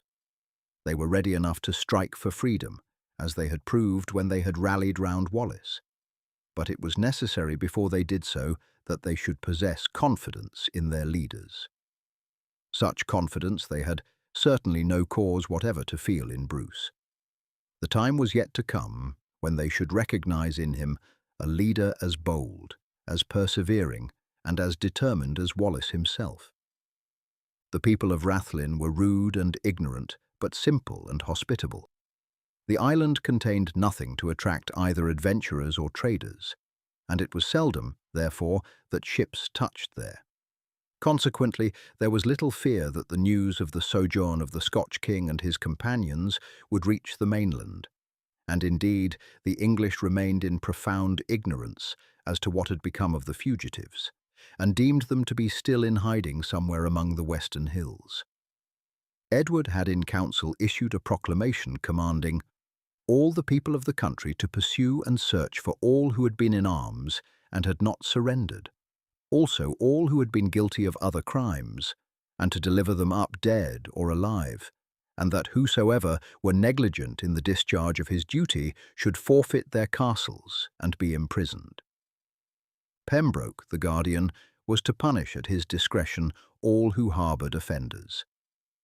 Those who abetted the slayers of Comyn, or who knowingly harboured them or their accomplices, were to be drawn and hanged, while all who surrendered were to be imprisoned during the king's pleasure. The edict was carried out to the letter, and the English soldiery, with the aid of the Scotch of their party, scoured the whole country, putting to the sword all who were found in arms or under circumstances of suspicion. Chapter 14, Colonsay. Archie, having little else to do, spent much of his time in fishing. As a boy, he had learned to be fond of the sport in the stream of Glen Cairn, but the sea was new to him, and whenever the weather permitting he used to go out with the natives in their boats. The Irish coast was but a few miles away, but there was little traffic between Rathlin and the mainland. The coast there is wild and forbidding, and extremely dangerous in case of a northerly gale blowing up suddenly. The natives were a wild and savage race, and many of those who had fought to the last against the English refused to submit when their chiefs laid down their arms, and took refuge in the many caves and hiding places afforded in the wild and broken country on the north coast. Thus, no profitable trade was to be carried on with the Irish mainland. The people of Rathlin were themselves primitive in their ways. Their wants were few and easily satisfied. The wool of their flocks furnished them with clothing, and they raised sufficient grain in sheltered spots to supply them with meal, while an abundance of food could be always obtained from the sea. In fine weather, they took more than sufficient for their needs, and dried the overplus to serve them when the winter winds kept their boats from putting out. Once or twice in the year, their largest craft, laden with dried fish, would make across to Ayr, and there disposing of its cargo would bring back such articles as were needed, and more precious still, the news of what was passing in the world, of which the simple islanders knew so little. Even more than fishing, Archie loved when the wind blew wildly to go down to the shore and watch the great waves rolling in and dashing themselves into foam on the rocky coast. This to him was an entirely new pleasure, and he enjoyed it intensely. Perched on some projecting rock out of reach of the waves, he would sit for hours watching the grand scene, sometimes alone, sometimes with one or two of his comrades.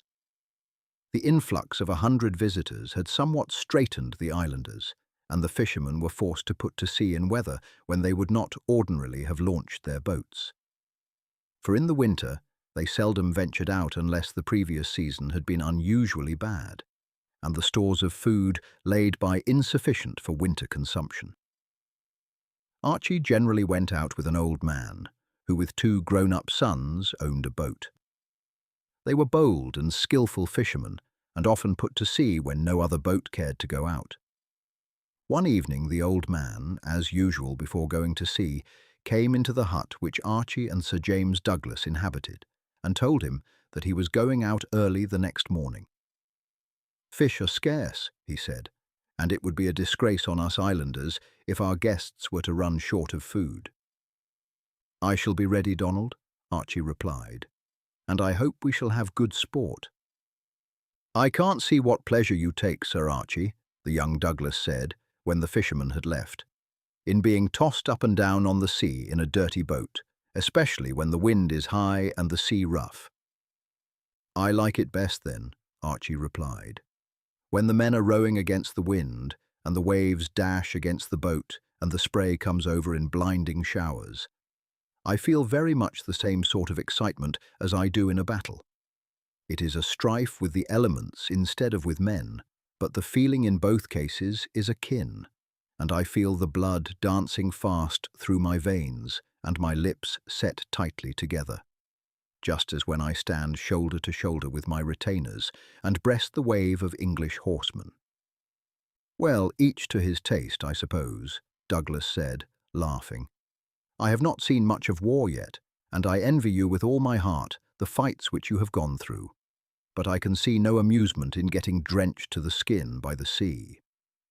I think I can understand your feeling, though, for it is near akin to my own when I sit on the back of a fiery young horse who has not yet been broken, and feel him battle with his will against mine, and bound, and rear, and curvet in his endeavours to throw me, until at last he is conquered and obeys the slightest touch of the rein." "No doubt it is the same feeling," Archie replied. "It is the joy of strife in another form. For myself, I own I would rather fight on foot than on horseback. I can trust myself better than I can trust my steed, can wheel thrice while he is turning once, can defend both sides equally well. Whereas on horseback, not only have I to defend myself but my horse, which is far more difficult, and if he is wounded and falls, I may be entangled under him and be helpless at the mercy of an opponent."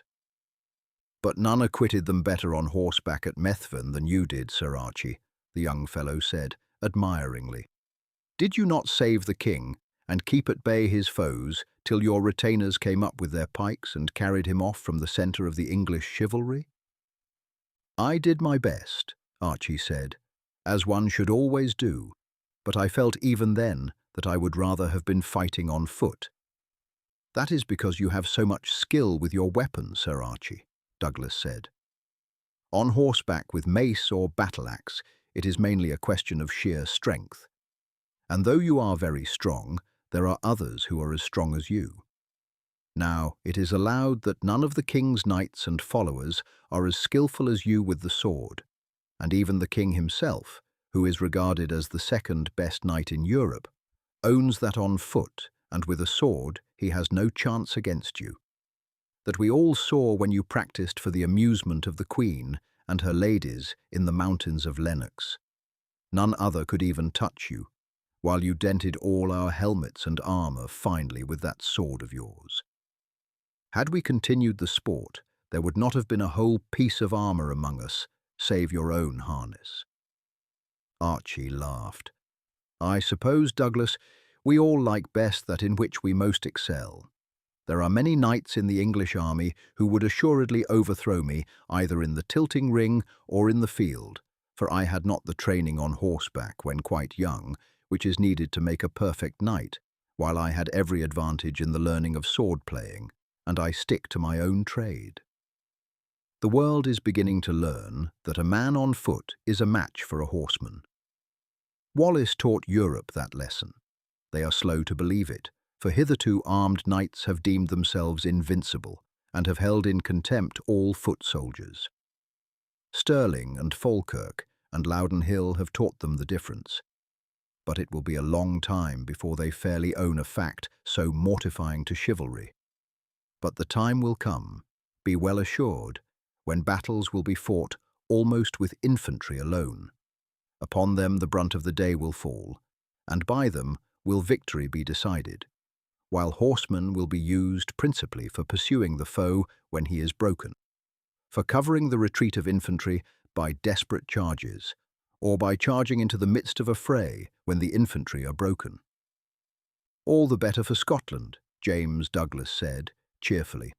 "We are not a nation of horsemen, and our mountains and hills, our forests and morasses are better adapted for infantry than cavalry. So if ever the change you predict come to pass, we shall be gainers by it." At daybreak next morning, Archie went down to the cove, where his friend the fisherman kept his boat. The old man and his 2 sons were already there, but had not launched their craft. "I like not the look of the weather," the fisherman said when Archie joined him. "The sky is dull and heavy, the sea is black and sullen, but there is a sound in the waves as they break against the rocks, which seems to tell of a coming storm. I think, however, it will be some hours before it breaks, and if we have luck, we may get a haul or 2 before it comes on." "I am ready to go or stay," Archie said. "I have no experience in your weather here, and would not urge you against your own judgment, whatever it be. But if you put out, I am ready to go with you." "We will try it," the fisherman said, "for food is running short, but we will not go far from the shore so that we can pull back if the weather gets worse." The boat was soon launched, the nets and oars were already on board, and they quickly put out from the shore. The boat carried a small square sail, which was used when running before the wind. In those days, the art of navigation was in its infancy, and the art of tacking against the wind had scarcely begun to be understood. Indeed, so high were the ships out of water, with their lofty poops and forecastles, that it was scarce possible to sail them on a wind, so great was the leeway they made. Thus, when contrary winds came, mariners anchored and waited as patiently as they might for a change, and voyage to a port but 2 days' sail with a favouring wind was a matter of weeks when it was foul. After rowing a mile from land, the nets were put out, and for some time they drifted near these. From time to time the old fisherman cast an anxious eye at the sky. "We must get in our nets," he said at last, decidedly. "The wind is rising fast, and is backing from the west round to the south. Be quick, lads, for ere long the gale will be on us in its strength, and if 'tis from the south, we may well be blown out to sea." Without a moment's delay, the fishermen set to work to get in the nets, Archie lending a hand to assist them.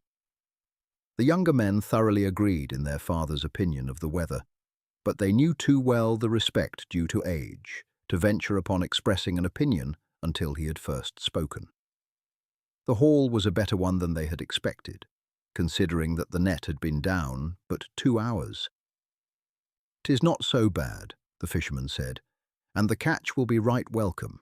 That is," he added, as he looked toward the land, "if we get it safely on shore."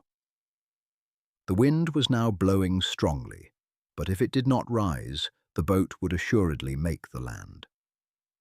Archie took the helm, having learned somewhat of the steering on previous excursions, and the 3 fishermen tugged at the oars.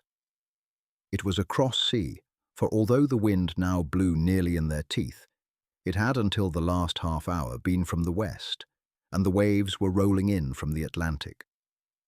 The boat, however, made fair progress, and Archie began to think that the doubts of the fishermen as to their making the shore were in no wise justified, when suddenly a gust, far stronger than those they had hitherto met, struck the boat.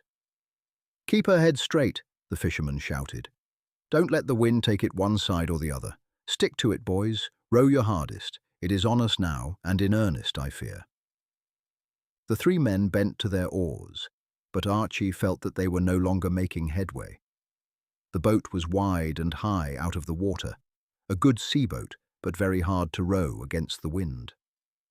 Although the men strained at the oars, till Archie expected to see the tough staves crack under their efforts, the boat did not seem to move.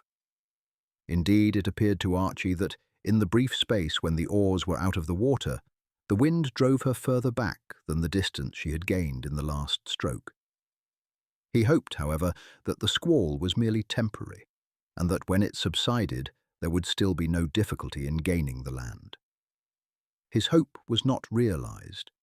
Instead of abating, the wind appeared each moment to increase in force. Clouds of spray were blown on the top of the waves, so that at times Archie could not see the shore before him.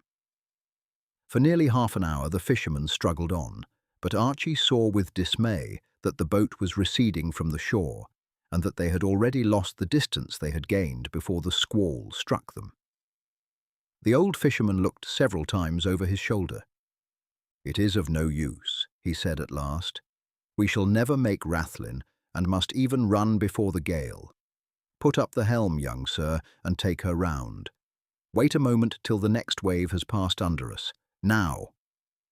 In another minute the boat's head was turned from land, and she was speeding before the gale. "In with your oars, lads, and rig the mast. Reef down the sail to the last point. We must show a little to keep her dead before the wind.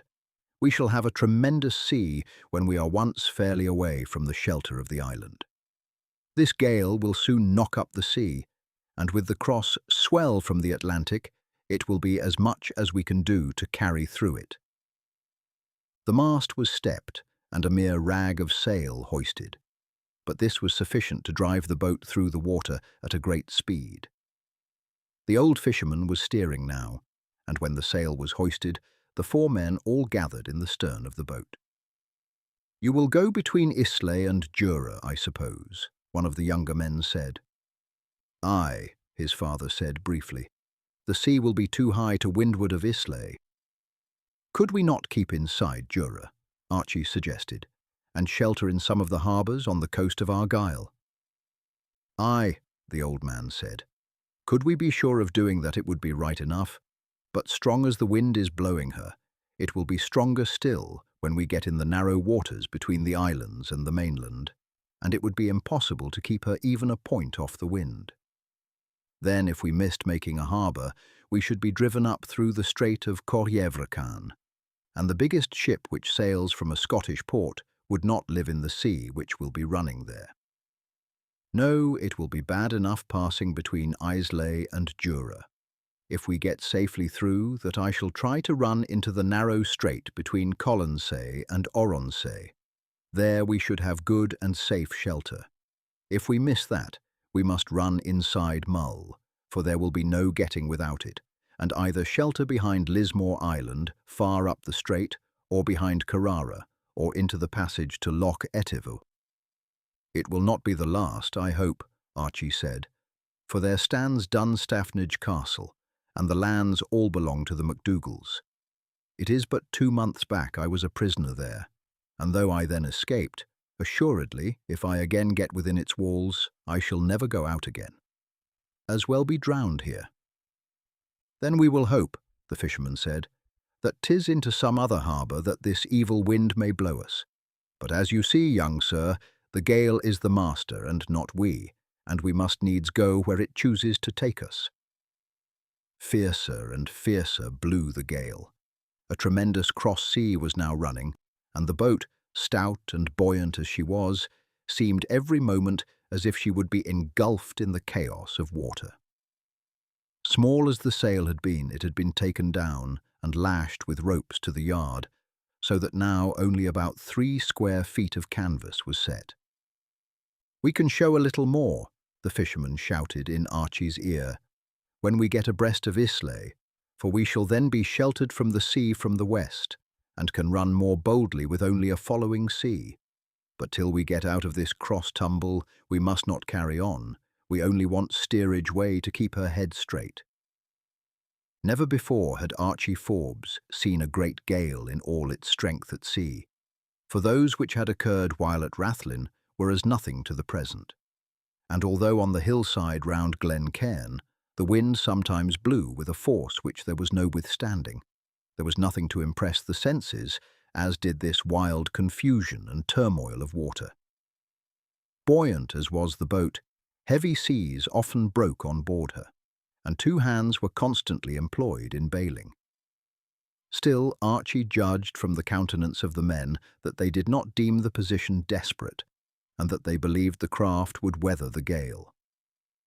Towards midday, although the wind blew as strongly as ever, there was a sensible change in the motion of the boat. She no longer was tossed up and down with jerky and sudden motion, as the waves seemed to rise directly under her, but rose and fell on the following waves with a steady and regular motion. "We are well abreast of Islay," the old fisherman said, when Archie remarked on the change to him. "There, do you not see that dark bank through the mist? That is Islay.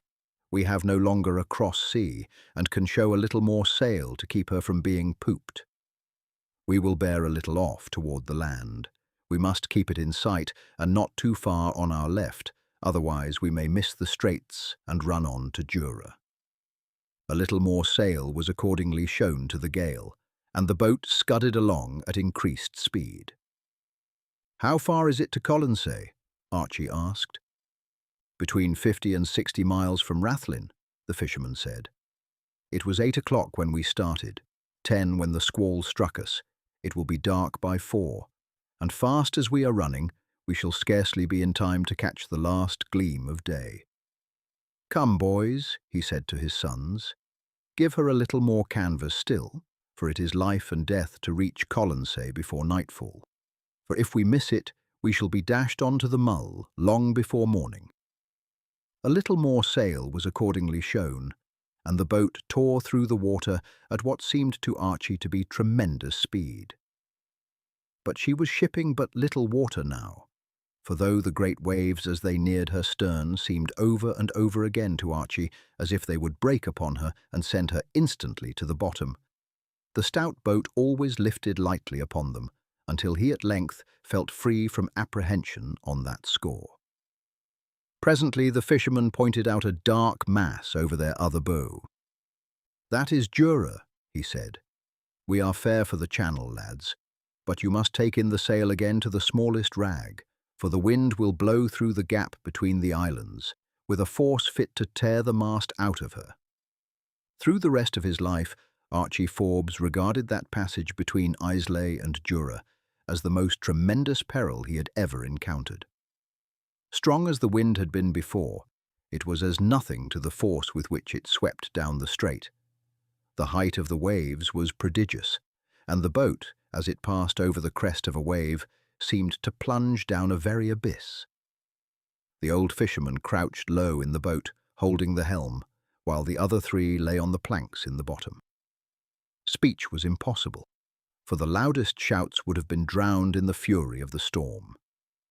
In half an hour the worst was over. They were through the straits and out in the open sea again.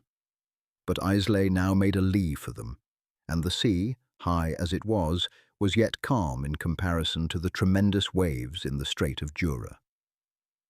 More sail was hoisted again, and in an hour the fisherman said, "Thank God, there are the islands."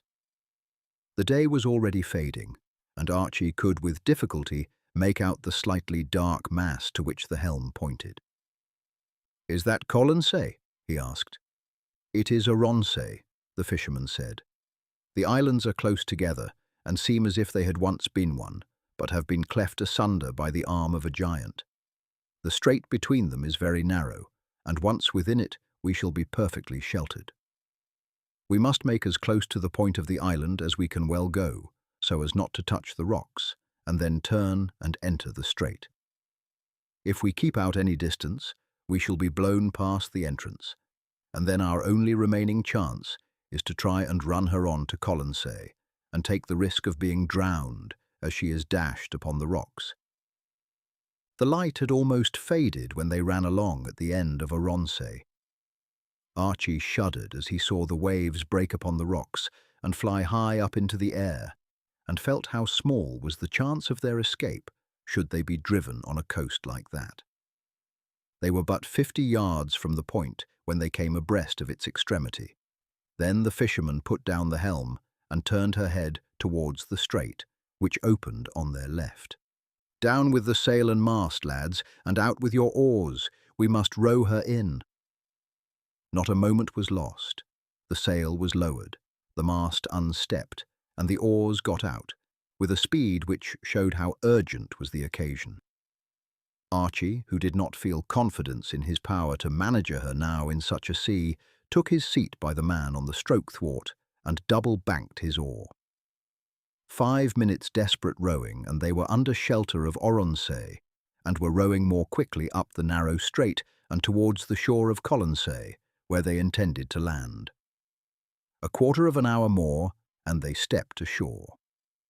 The old fisherman raised his hat reverently. "Let us thank God and all the saints," he said, "who have preserved us through such great danger. I have been nigh 50 years at sea, and never was out in so wild a gale." For a few minutes all stood silent and bareheaded, returning fervent thanks for their escape. "It is well," the old man said, as they moved inland, "that I have been so far north before. There are but few in Rathlin who have even been north of Islay, but sometimes when fish have been very plentiful in the island, and the boat for Ayr had already gone, I have taken up a boatload of fish to the good monks of Colonsay, who, although fairly supplied by their own fishermen, were yet always ready to pay a good price for them. Had you been in a boat with one who knew not the waters, assuredly we must have perished, for neither skill nor courage could have availed us. There, do you see that light ahead? That is the priory, and you may be sure of a welcome there." The priory door was opened at their ring, and the monk who unclosed it, greatly surprised at visitors on such a night, at once bade them enter, when he heard that they were fishermen whom the storm had driven to shelter on the island. The fishermen had to lend their aid to the monk to reclose the door, so great was the power of the wind. The monk shot the bolts, saying, "We need expect no further visitors tonight," and led them into the kitchen, where a huge fire was blazing.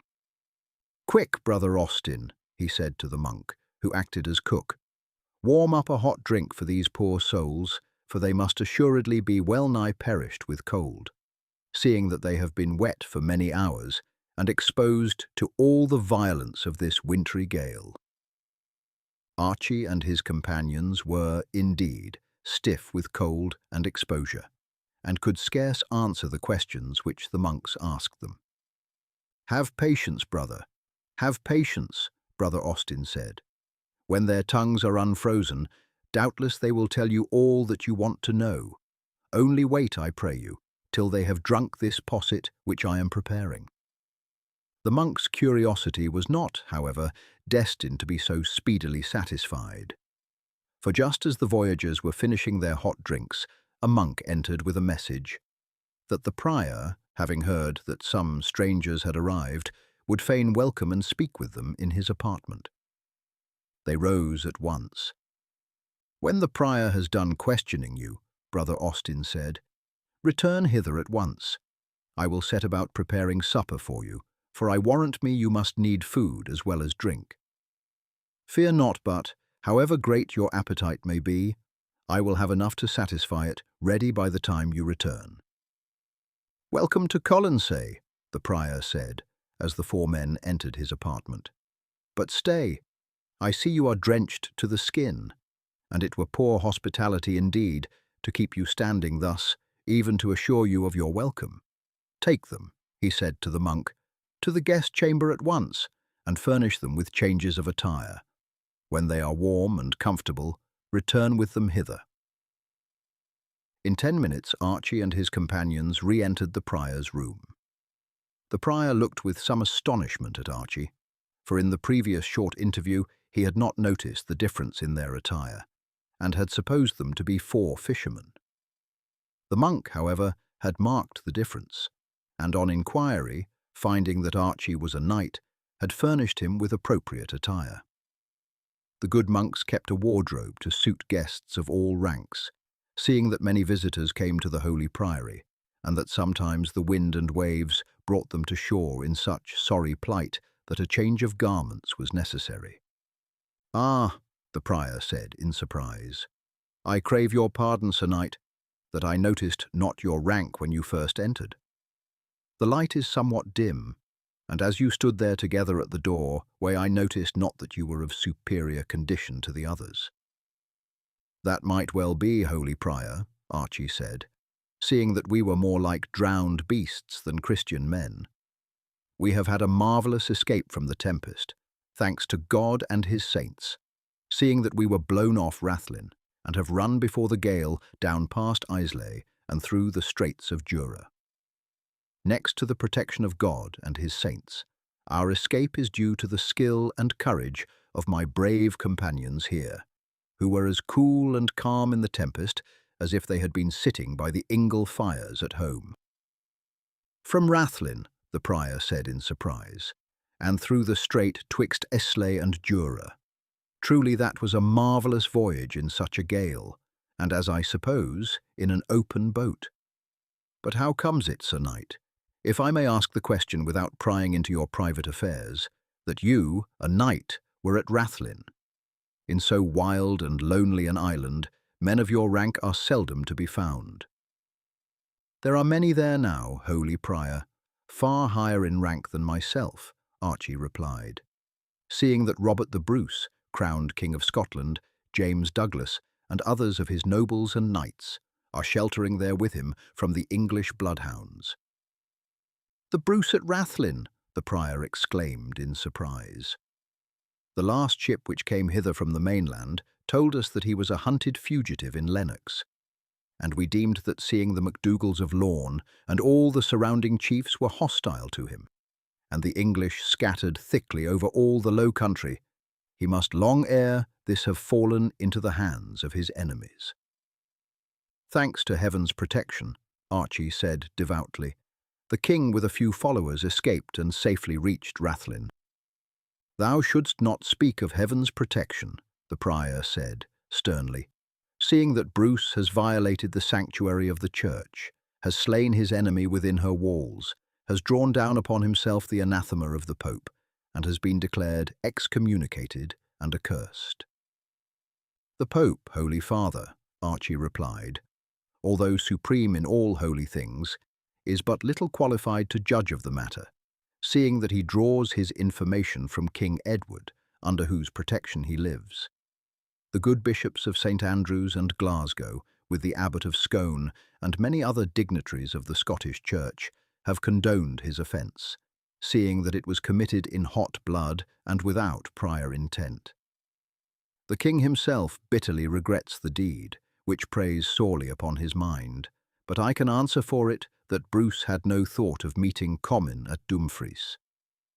"You speak boldly, young sir," the prior said, sternly, "for one over whose head scarce 22 years can have rolled. But enough now. You are storm-stayed and wearied. You are the guests of the convent. I will not keep you further now, for you have need of food and sleep. Tomorrow I will speak with you again." So saying, the prior sharply touched a bell which stood on a table near him. The monk re-entered. The prior waved his hand. "Take these guests to the refectory, and see that they have all they stand in need of, and that the bedchambers are prepared. In the morning I would speak to them again." Chapter 15. A Mission to Ireland. Father Austin was as good as his word, and it was long indeed since Archie had sat down to such a meal as that which was spread for him. Hungry as he was, however, he could scarce keep his eyes open to its conclusion. So great was the fatigue of mind and body, and on retiring to the chamber which the monks had prepared for him, he threw himself on a couch and instantly fell asleep. In the morning the gale still blew violently, but with somewhat less fury than on the preceding evening. He joined the monks at their morning meal in the refectory, and after their repast they gathered round him to listen to his news of what was doing in Scotland. For although at ordinary times pilgrims came not unfrequently to visit the holy isle of Colonsay, in the present stormy times men stirred but little from home, and it was seldom that the monks obtained news of what was passing on the mainland. Presently a servitor brought word that the prior would see Archie. "It was ill talking last night," the prior said, "with a man hungry and worn out, but I gathered from what you said that you are not only a follower of Bruce, but that you were with him at that fatal day at Dumfries, when he drew his dagger upon Comyn in the sanctuary." "I was there, Holy Father," Archie replied, "and can testify that the occurrence was wholly unpremeditated. But Bruce had received sufficient provocation from the Comyn to afford him fair reason for slaying him wheresoever they might meet. But none can regret more than he does that that place of meeting was in a sanctuary.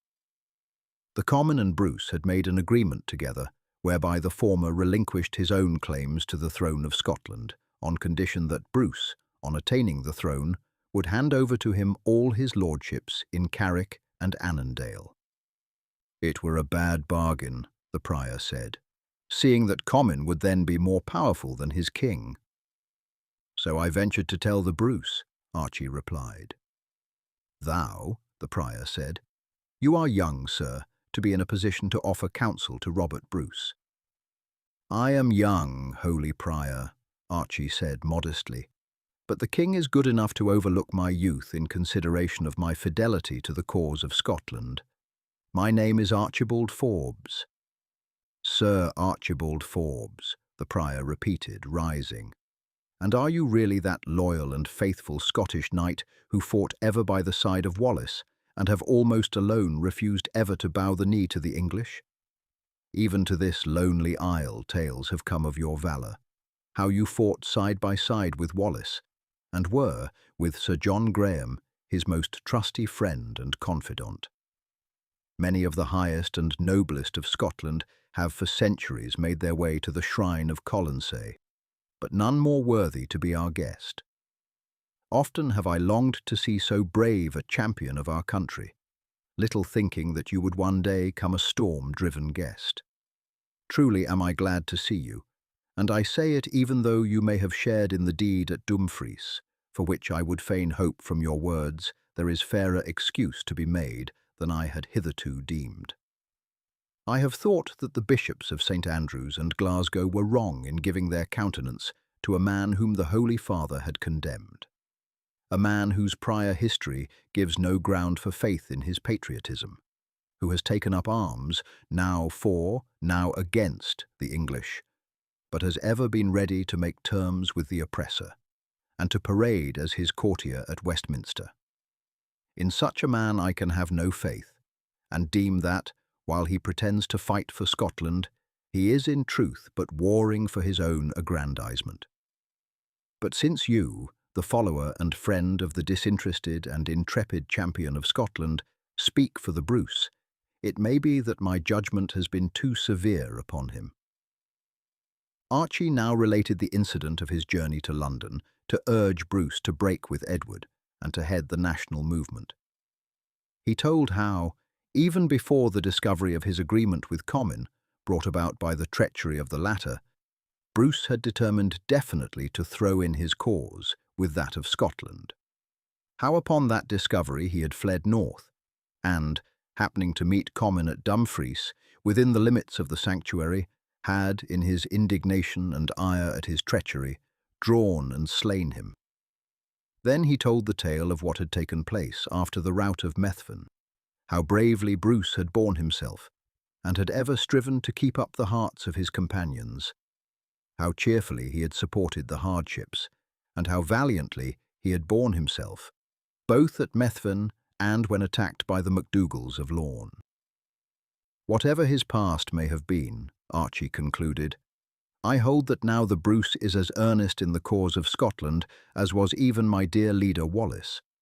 In strength and in courage he rivals that valiant knight. For though I hold that Wallace was far more than a match for any man of his time, yet Bruce is a worthy second to him, for assuredly no one in Scotland could cross swords with him on equal chances. That he will succeed in his enterprise, it were rash to say, for mighty indeed are the odds against him.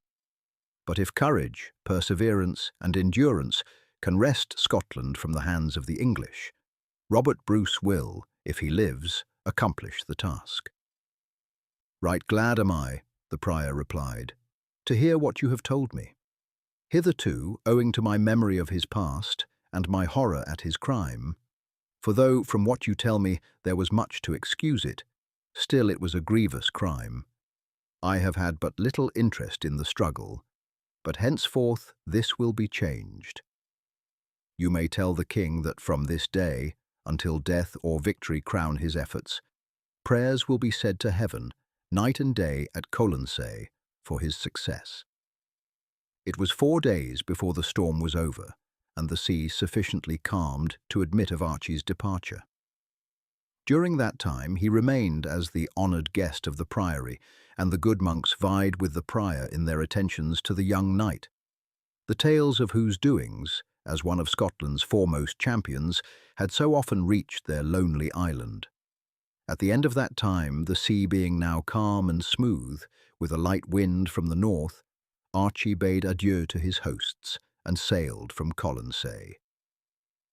Light as the wind was, it sufficed to fill the sail, and as the boat glided over the scarce rippled water, Archie could not but contrast the quiet, sleepy motion with the wild speed at which the boat had torn through the water on her northern way. It was not until the following morning that Rathlin again came in sight. As the boat was seen approaching, and was declared by the islanders to be that which they had regarded as lost in the storm a week previously, the king, Douglas, and the rest of his followers made their way down to the shore. And loud was the shout of welcome, which arose when Archie stood up and waved his hand. "Verily, Archie Forbes," the king said, as he warmly embraced the young knight, "I shall begin to think that the fairies presided at your birth, and gave you some charm to preserve your life alike against the wrath of men and of the elements. Never assuredly did anyone pass through so many dangers unscathed as you have done. I hope to pass through as many more, sire, in your service," Archie said, smiling. "I hope so indeed," Bruce replied, "for it were an evil day for me and for Scotland that saw you fall. But henceforth I will fret no more concerning you. You alone of Wallace's early companions have survived. You got free from Dunstaffnage by some miracle which you have never fully explained to me, and now it would seem that even the sea refuses to swallow you. I trust, Archie said more gravely, that the old saying is not true in my case, and that hanging is not to be my fate. Assuredly it will be if I ever fall into the hands of Edward, and I shall think it a cruel fate indeed if fortune, which has spared me so often in battle, leads me to that cruel end at last. I trust not indeed, Sir Archie, the king said, though hanging now has ceased to be a dishonourable death when so many of Scotland's best and bravest have suffered it at the English hands. However, I cannot but think that your fairy godmother must have reserved for you the fate of the heroes of most of the stories of my old nurse, which always wound up with, and so he married and lived happily ever after.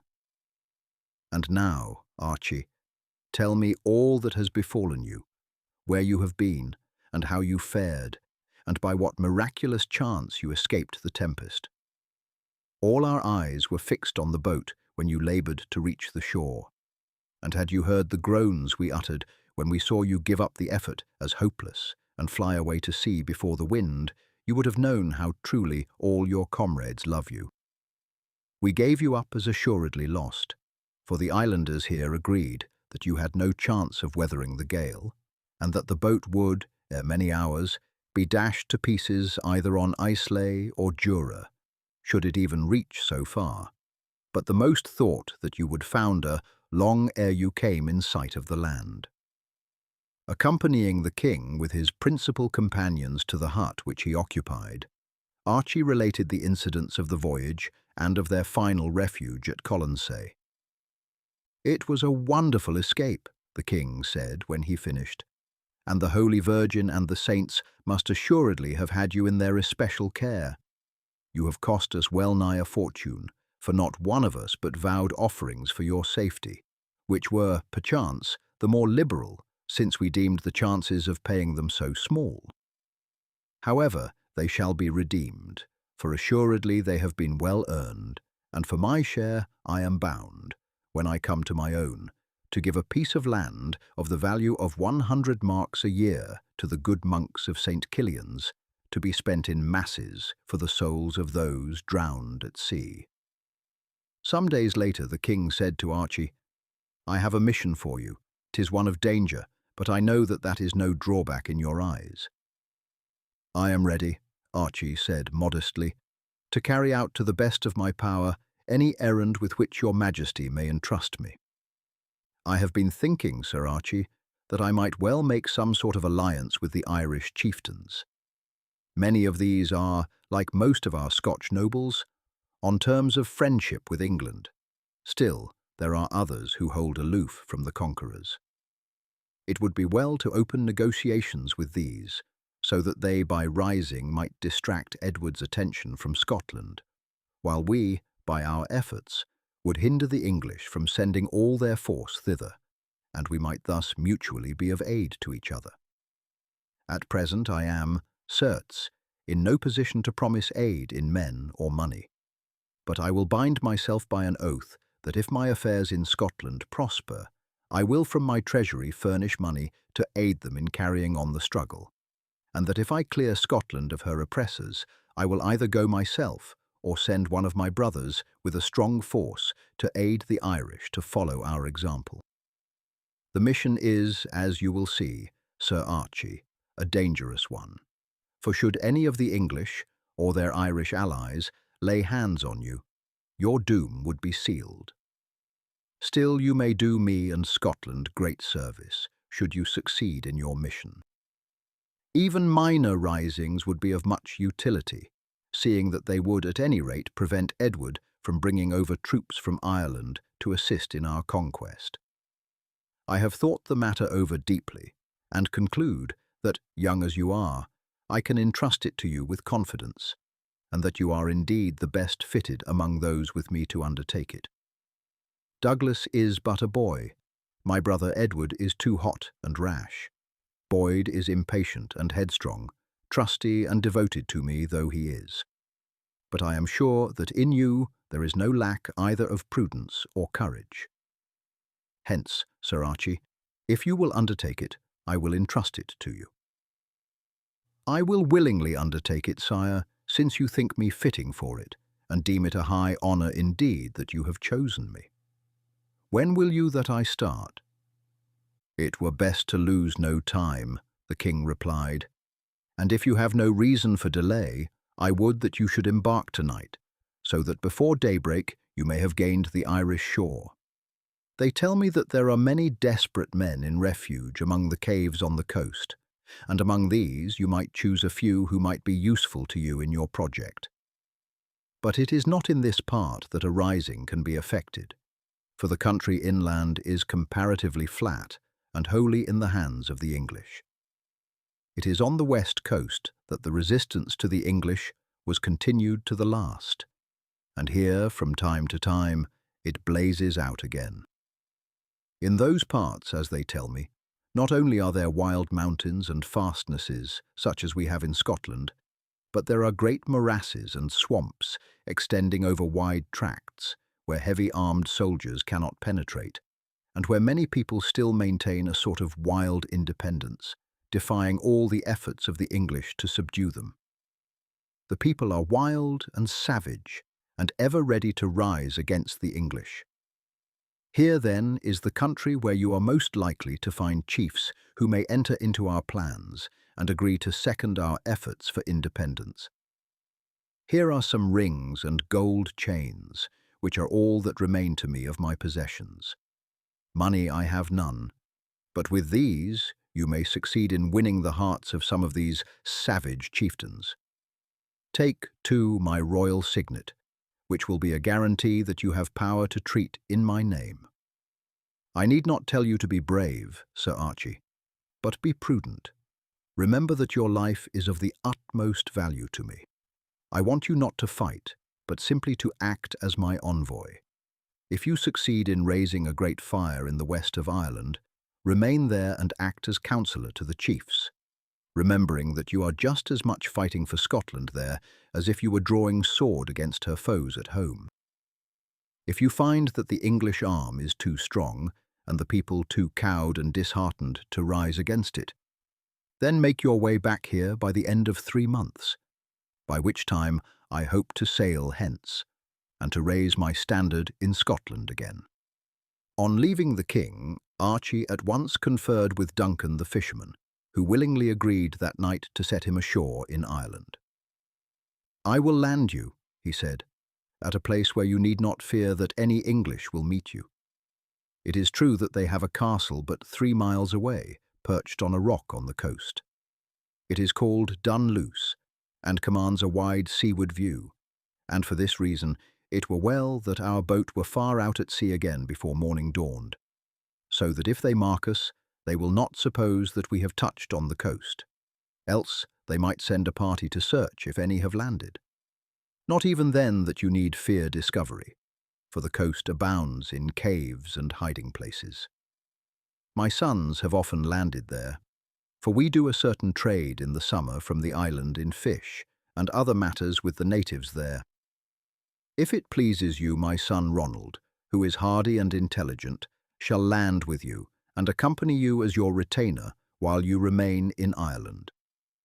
The people there speak a language quite different to that which you use in the lowlands of Scotland and in England, but the language we speak among ourselves closely resembles it, and we can be easily understood by the people of the mainland. You would be lost did you go among the native Irish without an interpreter." Archie thankfully accepted the offer, and that night, after bidding adieu to the friends and his comrades, started in Duncan's boat. "'Tis a strange place where I am going to land you," the fisherman said. "Such a place as nowhere else have my eyes beheld, though they say that at the Isle of Staffa, far north of Colonsay, a similar sight is to be seen. The rocks, instead of being rugged or square, rise in close columns like the trunks of trees, or like the columns in the church of the Priory of Colonsay. Truly they seem as if wrought by the hands of men, or rather of giants, seeing that no men could carry out so vast a work. The natives have legends that they are the work of giants of old times. How this may be I know not, though why giants should have engaged in so useless a work passes my understanding. However, there are the pillars, whosoever placed them there. Some of them are down by the level of the sea. Here their heads seem to be cut off, so as to form a landing place, to which the natives give the name of the Giant's Causeway. Others in low rows stand on the face of the cliff itself, though how any could have stood there to work them, seeing that no human foot can reach the base, is more than I can say.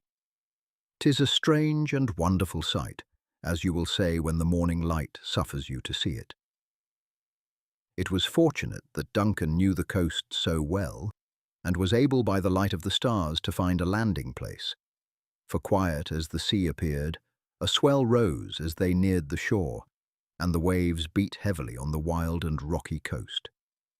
Duncan, however, steered his boat to the very foot of the causeway, and then, watching his opportunity, Archie sprang ashore, followed by Ronald. A few words of adieu were spoken, and then the boat rowed out to sea again, while Archie and Ronald turned away from the landing place. "It were best," the young fisherman said, "to find a seat among the rocks, and there to await the dawn, when I can guide you to some caves hard by. But in the darkness we might well fall and break a limb did we try and make our way across the coast." A niche was soon found, and Archie and his companion sat down for a while. Archie, however, soon discovered that the sides and back of his seat were formed of the strange columns of which Duncan had spoken, and that he was sitting upon the tops of others which had broken off.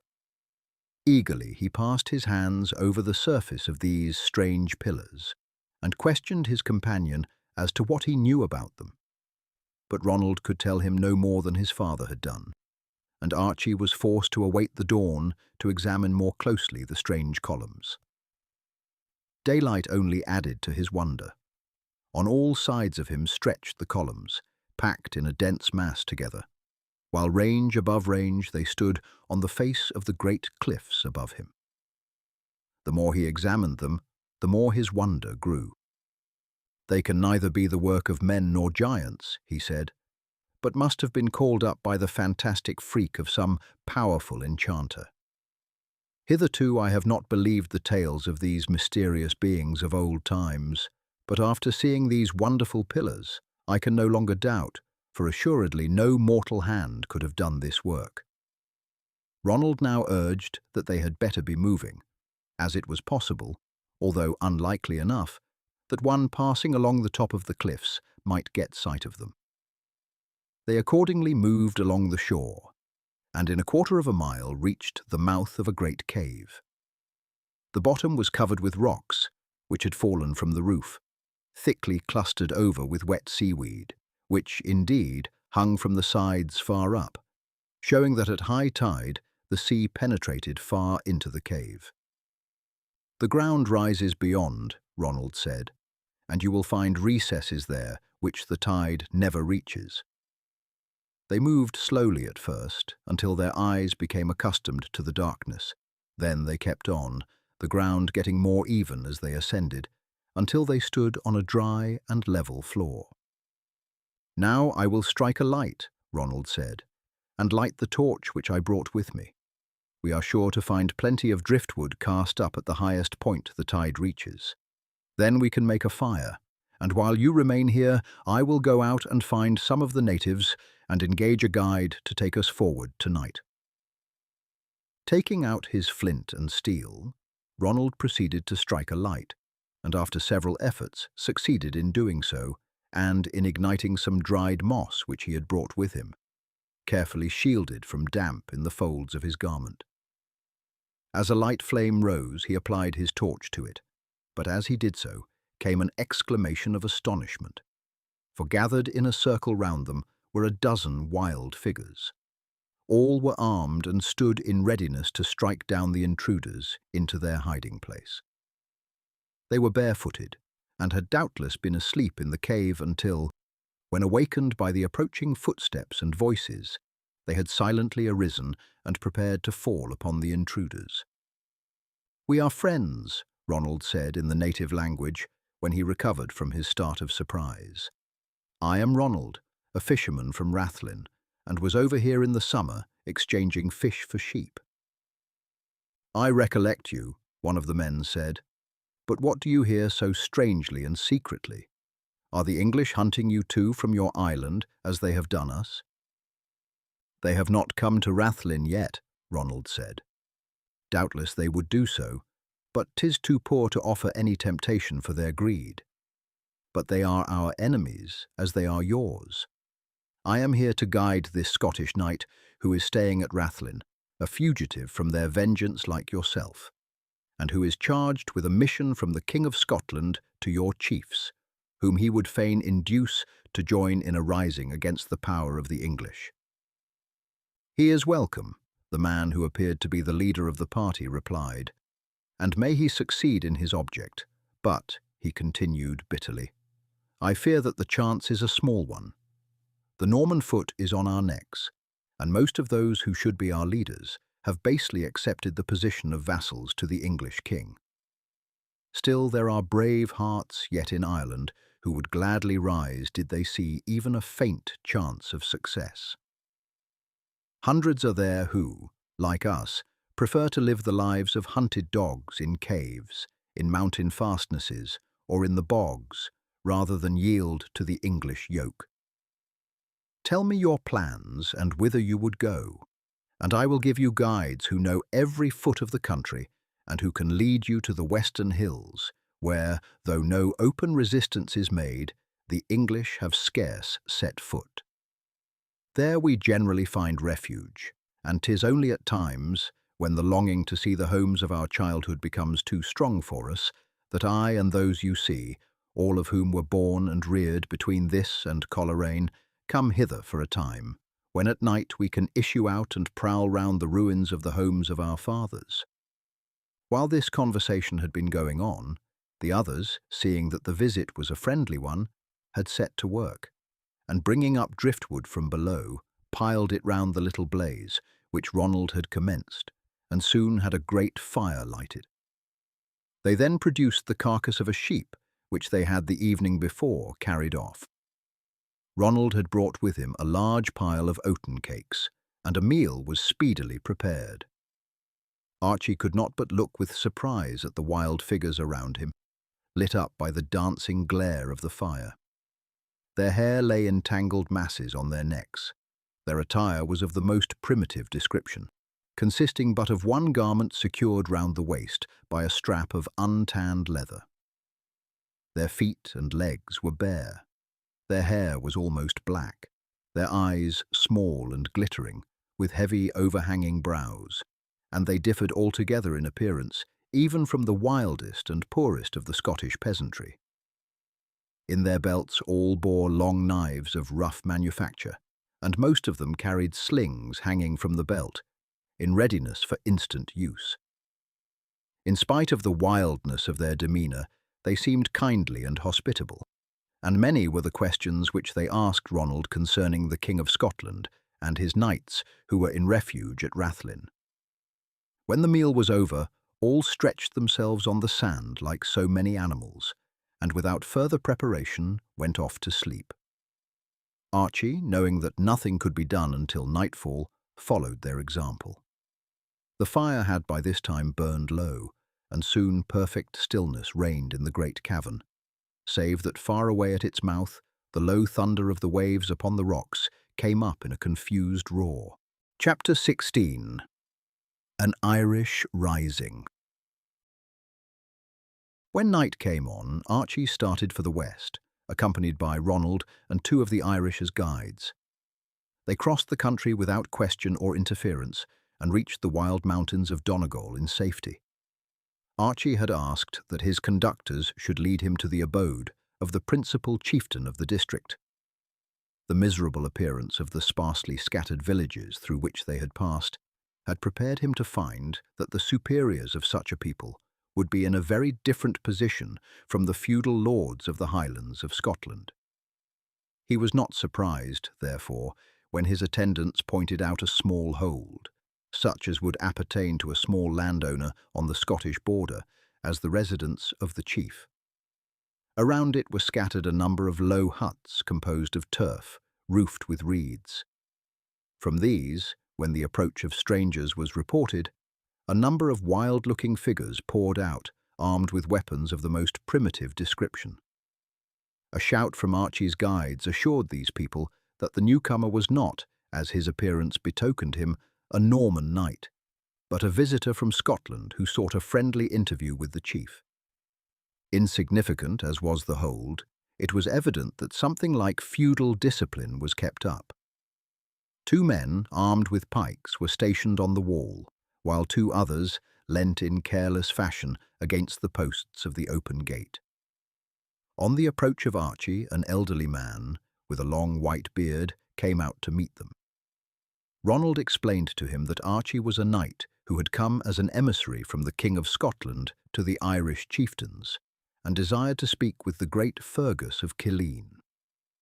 The old man bowed deeply to Archie, and then escorted him into the house. The room which they entered occupied the whole of the ground floor of the hold, and was some 30 feet wide by 40 long. As apparently trees of sufficient length to form the beams of so wide an apartment could not be obtained.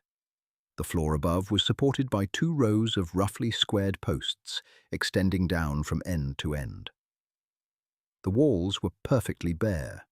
The beams and planks of the ceiling were stained black by the smoke of a fire which burned in one corner. The floor was of clay beaten hard.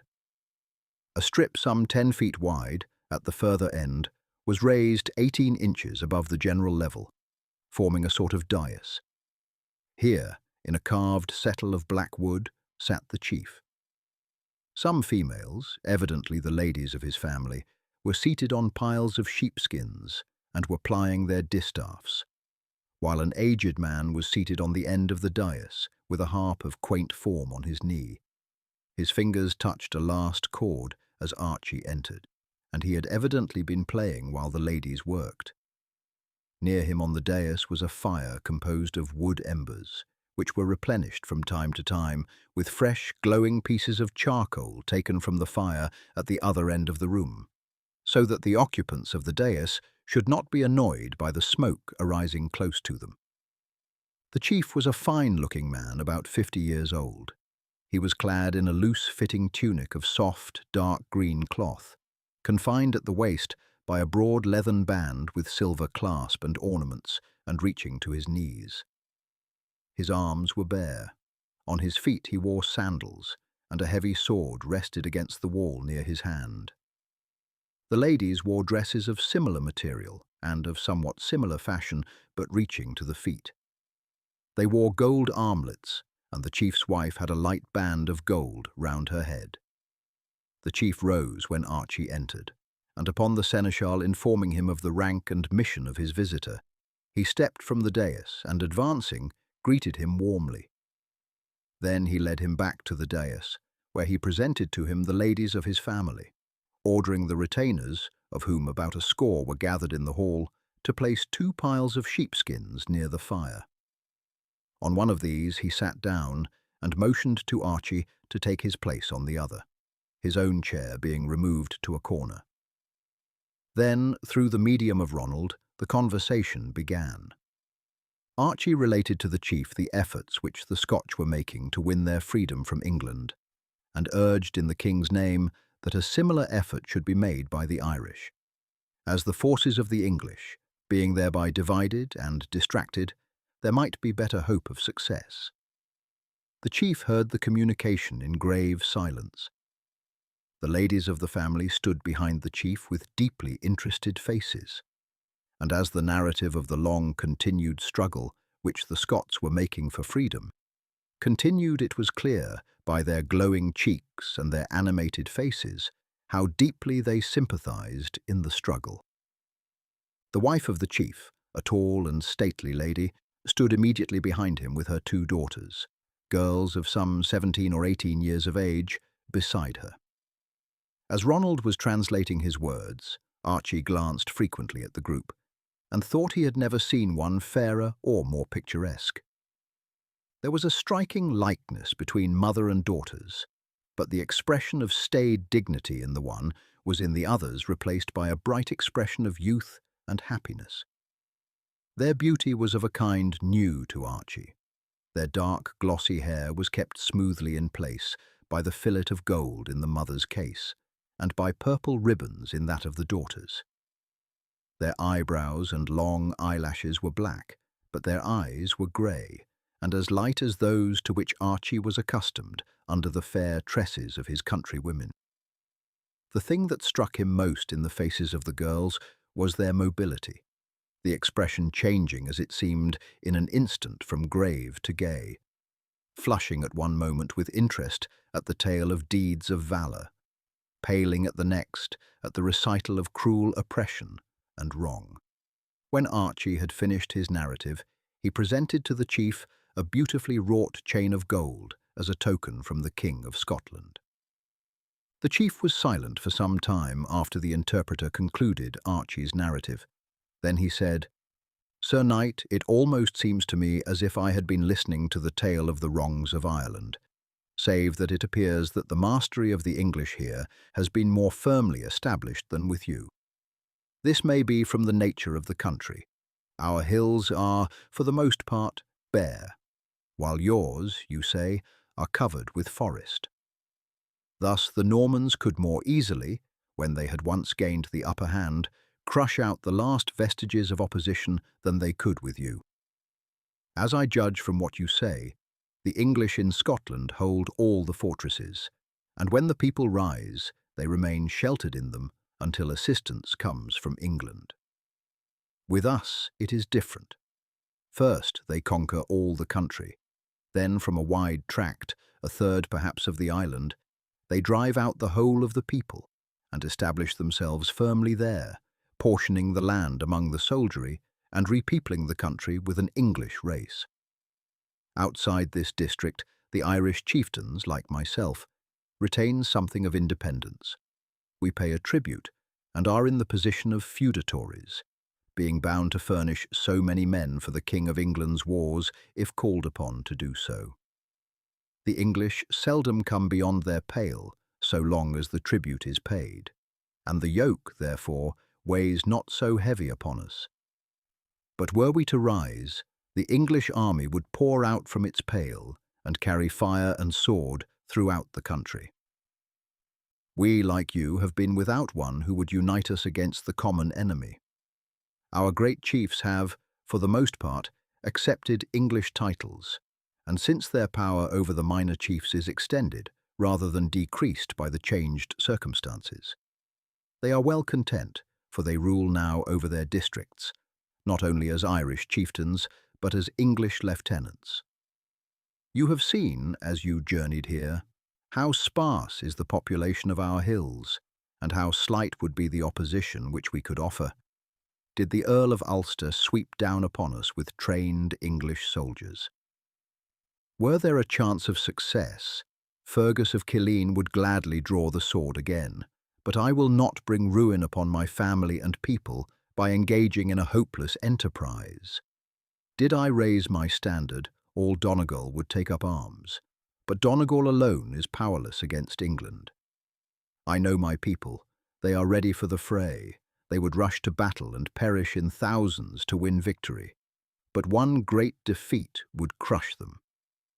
The story of the long fight which your Wallace, with a small following, made against the power of England will never be told of an Irish leader. We have bravery and reckless courage, but we have none of the stubborn obstinacy of your Scottish folk. Were the flag raised, the people would flock to it, and would fight desperately. But if they lost, there would be utter and complete collapse. The fortitude to support repeated defeats, to struggle on when the prospect seems darkest, does not belong to my people. It is for this reason that I have no hope that Ireland will ever regain its independence. She may struggle against the yoke, she may blaze out again and again in bloody risings. Our sons may die in tens of thousands for her. But never, I believe, as long as the men of the two countries remain what they are, will Ireland recover her independence, for, in the long run, English perseverance and determination will overcome the fitful courage of the Irish. I grieve that I should say it.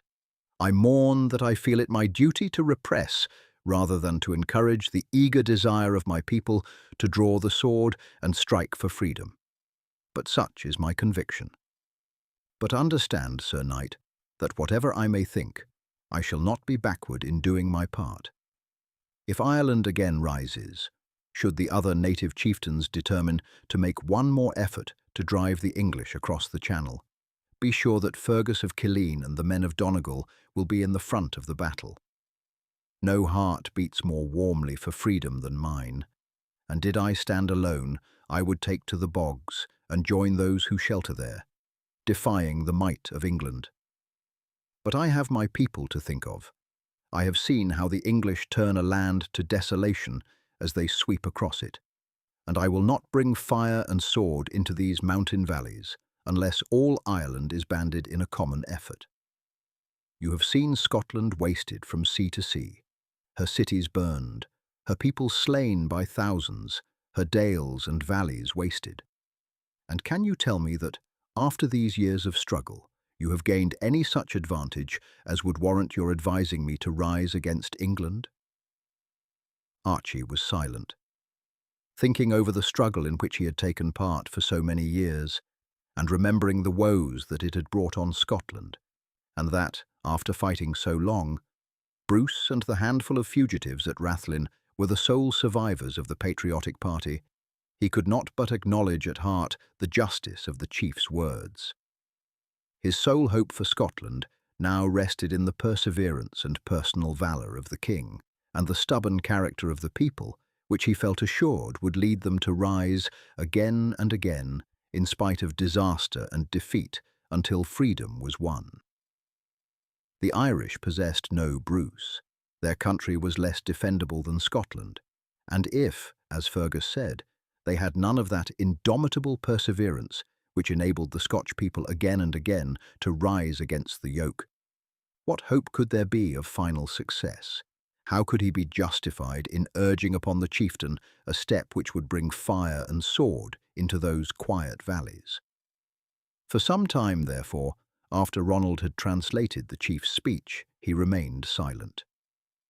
"I will not urge you further, sir," he said, "for you are surely the best judge of what is good for your people, and I have seen such ruin and desolation in Scotland, so many scores of ruined towns and villages, so many thousands of levelled homesteads, that I will not say a single word to urge you to alter your resolution. It is enough for me that you have said that if Ireland rises, you will also draw the sword. I must carry out my instructions, and hence shall travel south and visit other chiefs. They may view matters differently, and may see that what Ireland can't do alone, she may do in conjunction with Scotland." "So be it," Fergus said. "Believe me, if you raise a flame through the west, the north will not hang back. And now I trust that you will remain here for a few days as my guest. All that I have is yours, and my wife and daughters will do their best to make the time pass pleasantly for you." Archie remained 3 days at the chief's hold, where the primitive life interested him greatly. A lavish hospitality was exercised. Several sheep were killed and roasted each day, and all comers were free to join the repast. The chief's more immediate retainers, some 20 in number, ate, lived and slept in the great hall, while tables were spread outside, at which all who came sat down without question. The upper rooms of the hold were occupied by the chief, the ladies of his family, and the female domestics. Here they retired when they felt disposed, but their meals were served on the dais. In the evening the harper played and sang legends of deeds of bravery in the day of Ireland's independence. And as Ronald translated the songs to him, Archie could not but conclude privately that civil war, rapine, strife and massacre must have characterized the country in those days. At the conclusion of his stay, Fergus appointed 2 of the retainers to accompany Archie south, and to give assurance to the various wild people through whom he might pass, that Archie's mission was a friendly one to Ireland, and that he was an honoured friend and guest of the Chief of Killeen. On his arrival in Mayo, Archie found matters more favourable to his mission. An insurrection had already broken out, headed by some of the local chieftains, originating in a broil between the English soldiers of a garrison and the natives. The garrison had been surprised and massacred, and the wild Irish were flocking to arms. By the chieftains here, Archie, on explaining his mission, was warmly welcomed. As they were already in arms, no urging on his part was needed, and they dispatched messengers throughout the country, saying that an emissary from Scotland had arrived, and calling upon all to rise and to join with the Scotch in shaking off the yoke of England. Archie had therefore to travel no farther, and decided that he could best carry out his mission by assisting to organise and lead the Irish forces. These, he speedily discovered, were beyond all comparison. Inferior, both in arms, in discipline, and in methods of fighting, to the Scots. For a dashing foray, they would be excellent. Hardy, agile, and full of impetuosity, they would bear down all resistance instantly, were that resistance not too strong. But against stubborn and well-armed troops, they would break like a wave against a rock. Archie saw that with such troops, anything like regular war would be impossible, and that the struggle must be one of constant surprises, attacks and forays, and that they could succeed only by wearing out and not by defeating the enemy. With such tactics as these, they might by long perseverance succeed. But this was just what Fergus had warned him they would not practice, and that their courage was rather of a kind which would lead them to dash desperately against the line of levelled spears, rather than continue a long and weary struggle under apparently hopeless circumstances. The chiefs, hearing from Archie that he had acted as one of Wallace's lieutenants in battles where the English had been heavily defeated, willingly consented that he should endeavour to instil the tactics by which those battles had been won into their own followers. But when they found that he proposed that the men should remain stationary to withstand the English charges, they shook their heads. "That will never do for our people," they said. "They must attack sword in hand. They will rush fearlessly down against any odds, but you will never get them steadily to withstand a charge of men-at-arms." Archie, however, persuaded them to allow him to organise a band of 200 men under his immediate orders. These were armed with long pikes and were to form a sort of reserve, in order that, if the wild charge of the main body failed in its object, these could cover a retreat, or serve as a nucleus around which they could rally. The army swelled rapidly. Every day fresh chiefs arrived with scores of wild tribesmen. Presently the news came that an English force was advancing from the Pale against them. A council was held, at which Archie was present.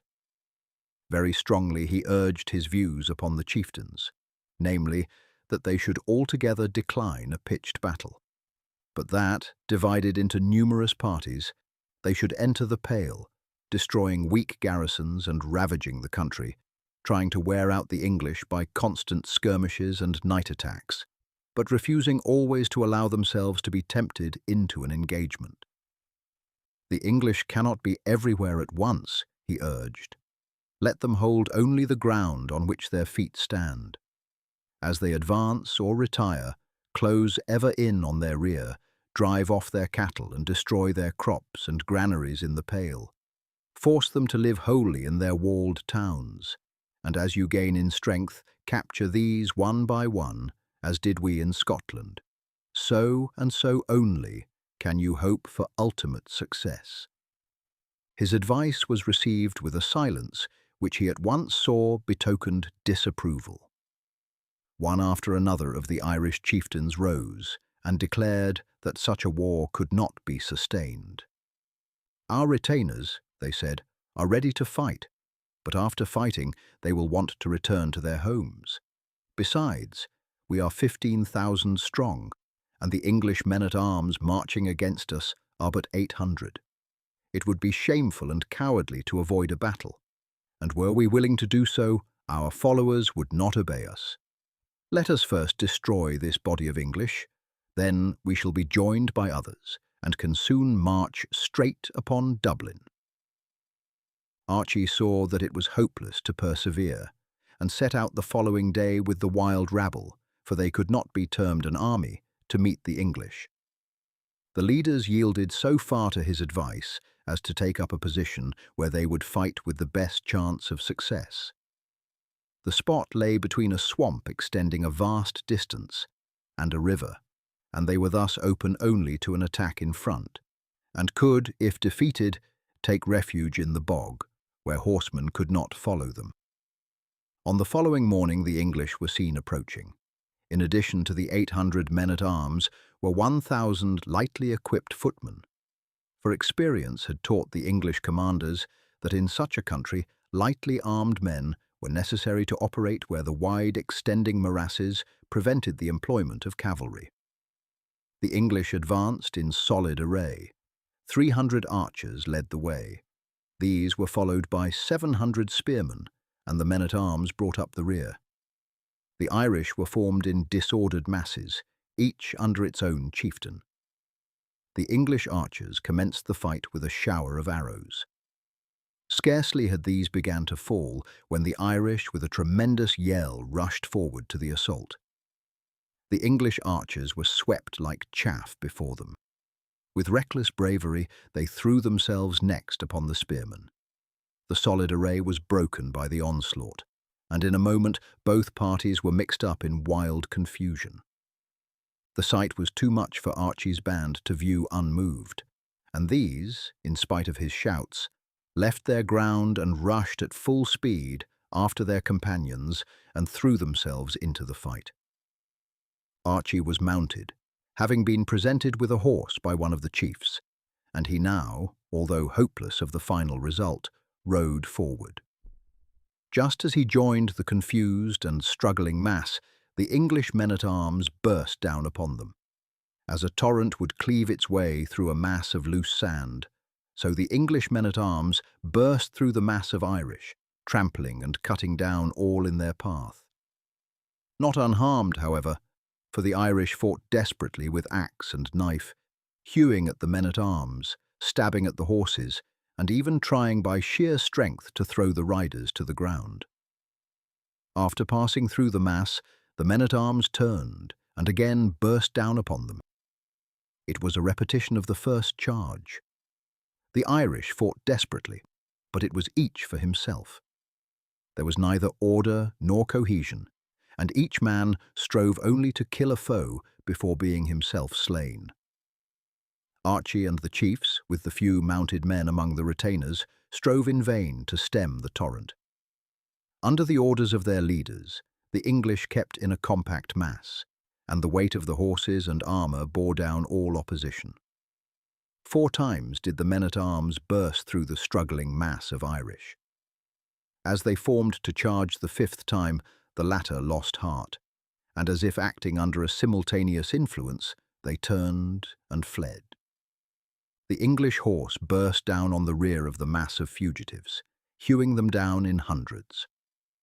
Those nearest to the river dashed in, and numbers were drowned in striving to cross it. The main body, however, made for the swamp, and though in the crush many sank in and perished miserably here, the great majority, leaping lightly from tuft to tuft, gained the heart of the morass, the pursuing horse reining up on its edge. Ronald had kept near Archie in the fight, and when all was lost, ran along by the side of his horse, holding fast to the stirrup leather. The horsemen still pressed along between the river and the morass, and Archie, following the example of several of the chiefs, alighted from his saddle, and with his companion entered the swamp. It was with the greatest difficulty that he made his way across it, and his lightly armed companion did him good service in assisting several times to drag him from the treacherous mire when he began to sink in it. At last, they reached firmer ground in the heart of the swamp, and here some 5,000 or 6,000 fugitives were gathered. At least 4,000 had fallen on the field. Many had escaped across the river, although numbers had lost their lives in the attempt. Others scattered and fled in various directions. A few of the chiefs were gathered in council when Archie arrived. They agreed that all was lost, and there was nothing to do but scatter to their homes. Archie took no part in the discussion.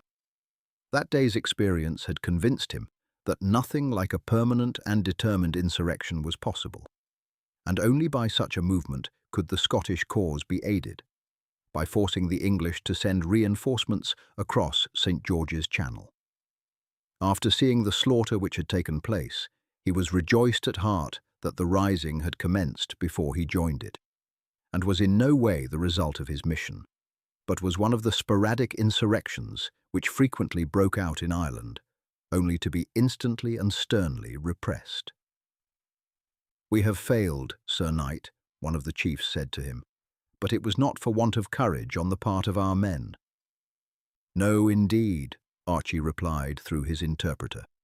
"Never did I see men fight more fiercely, but without discipline and organization, victory is well nigh impossible for lightly armed footmen against heavy mail-clad cavalry." "The tactics you advised were doubtless good," the chief said. "I see their wisdom, but they are well nigh impossible to carry out with such following as ours. They are ever impatient for the fray, but quickly wearied by effort, ready to die, but not to wait. To them, prudence means cowardice, and their only idea of fighting is to rush full at a foe. See how they broke the English spearmen." "It was right well done," Archie replied, "and some day, when well trained and disciplined, Irish soldiers will be second to none in the world. But unless they will submit to training and discipline, they can never hope to conquer the English." "And now, Sir Knight, what do you propose doing?" the chief said. "I shall make my way north," Archie replied, "and shall rejoin my king at Rathlin. I will send 2 of my men with you. They know every foot of the morasses of this neighbourhood, and when they get beyond the point, familiar to them, will procure you 2 others to take their places. It will need all your prudence and courage to get through, for the English men-at-arms will be scouring the country in groups of 4, hunting all those they come across like wolves. See, already," and he pointed to the horizon. "They are scattering round the edge of the morass to enclose us here, but it is many miles round, and before tomorrow is gone, not a man will be left here." When darkness fell, Archie, accompanied by Ronald and his guides, set out on his journey. Alone, he could never have found his way through the swamps, but even in the darkness his guides moved along quickly, following tracks known to them with the instinct of hounds. Archie kept close on their heels, as a step only a few inches from the track might plunge him in a deep morass, in which in a few seconds he would sink out of sight. On nearing the edge of the bog, the guides slackened their pace. Motioning to Archie to remain where he was, they crept forward noiselessly into the darkness. Not far off he could hear the calls of the English horsemen. The sounds were repeated again and again until they died away in the distance, showing that a cordon had been drawn round the morass so as to enclose the fugitives from the battle of the previous day.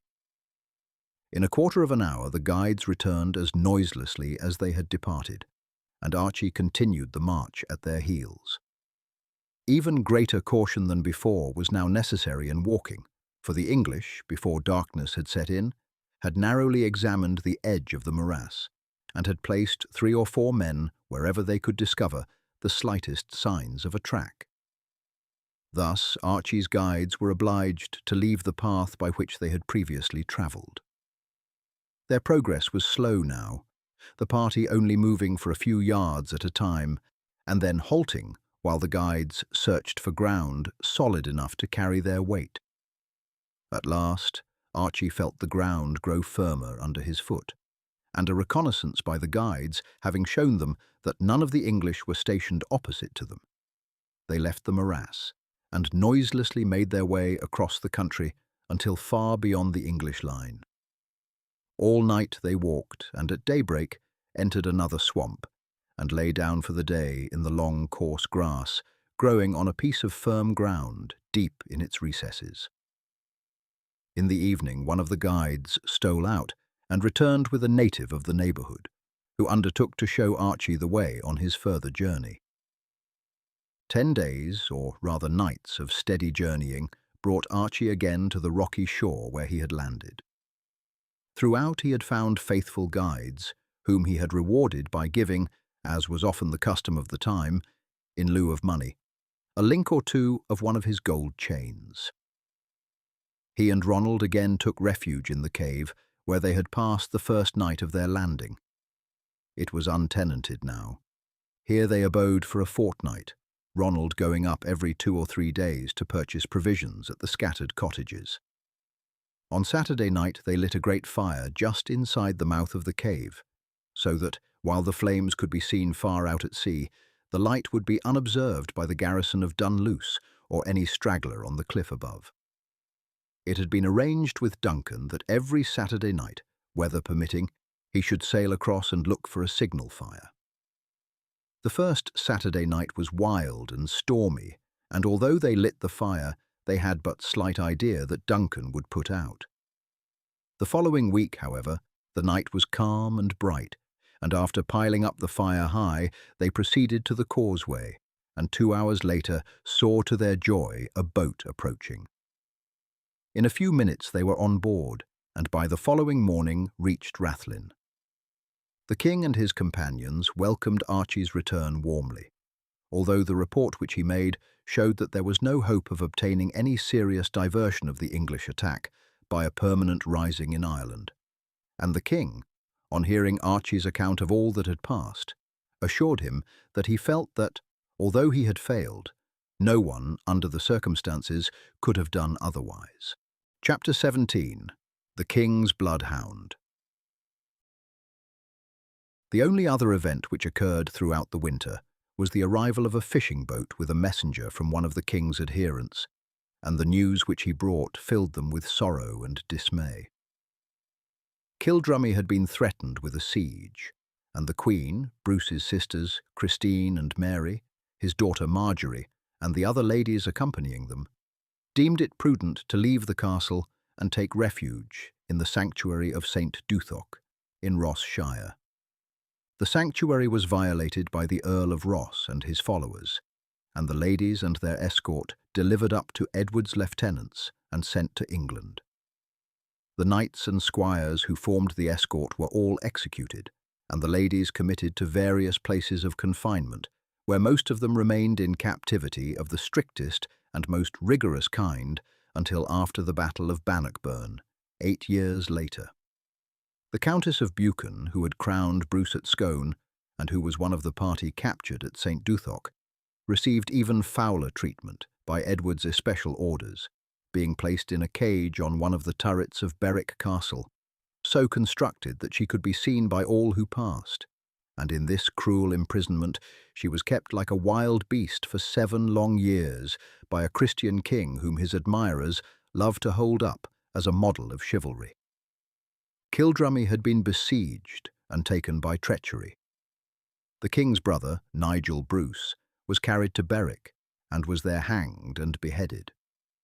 Christopher Seaton and his brother Alexander, the Earl of Atholl, Sir Simon Fraser, Sir Herbert de Moreham, Sir David Inchmartin, Sir John Somerville, Sir Walter Logan, and many other Scotchmen of noble degree, had also been captured and executed, their only offence being that they had fought for their country. In all the annals of England there is no more disgraceful page than that which chronicles the savage ferocity with which King Edward behaved to the Scottish nobles and ladies who fell into his hands. The news of these murders excited the utmost fury, as well as grief among the party at Rathlin, and only increased their determination to fight till the death against the power of England.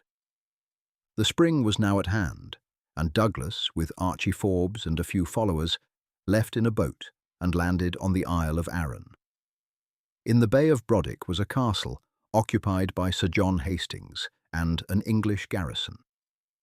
The Scots concealed themselves near the castle, awaiting an opportunity for an attack. A day or two after their arrival, several vessels arrived with provisions and arms for the garrison. As these were being landed, Douglas and his followers sallied out and captured the vessels and stores. The garrison of the castle made a sortie to assist their friends, but were driven in with slaughter, and the whole of the supplies remained in the hands of the Scots, causing great rejoicing to the king and the rest of the party, when a few days later they arrived from Rathlin. Bruce now proposed an immediate descent upon Carrick, there, in the midst of his family possessions, to set up his banner in Scotland. The lands had been forfeited by Edward and bestowed upon some of his own nobles. Annandale had been given to the Earl of Hereford, Carrick to Earl Percy, Selkirk to Aymer de Valence. The castle of Turnberry was occupied by Percy with 300 men. Bruce sent on his cousin Cuthbert to reconnoitre and see whether the people would be ready to rise. But Cuthbert found the Scots sunk in despair. All who had taken up arms had perished in the field or on the scaffold. The country swarmed with the English, and further resistance seemed hopeless.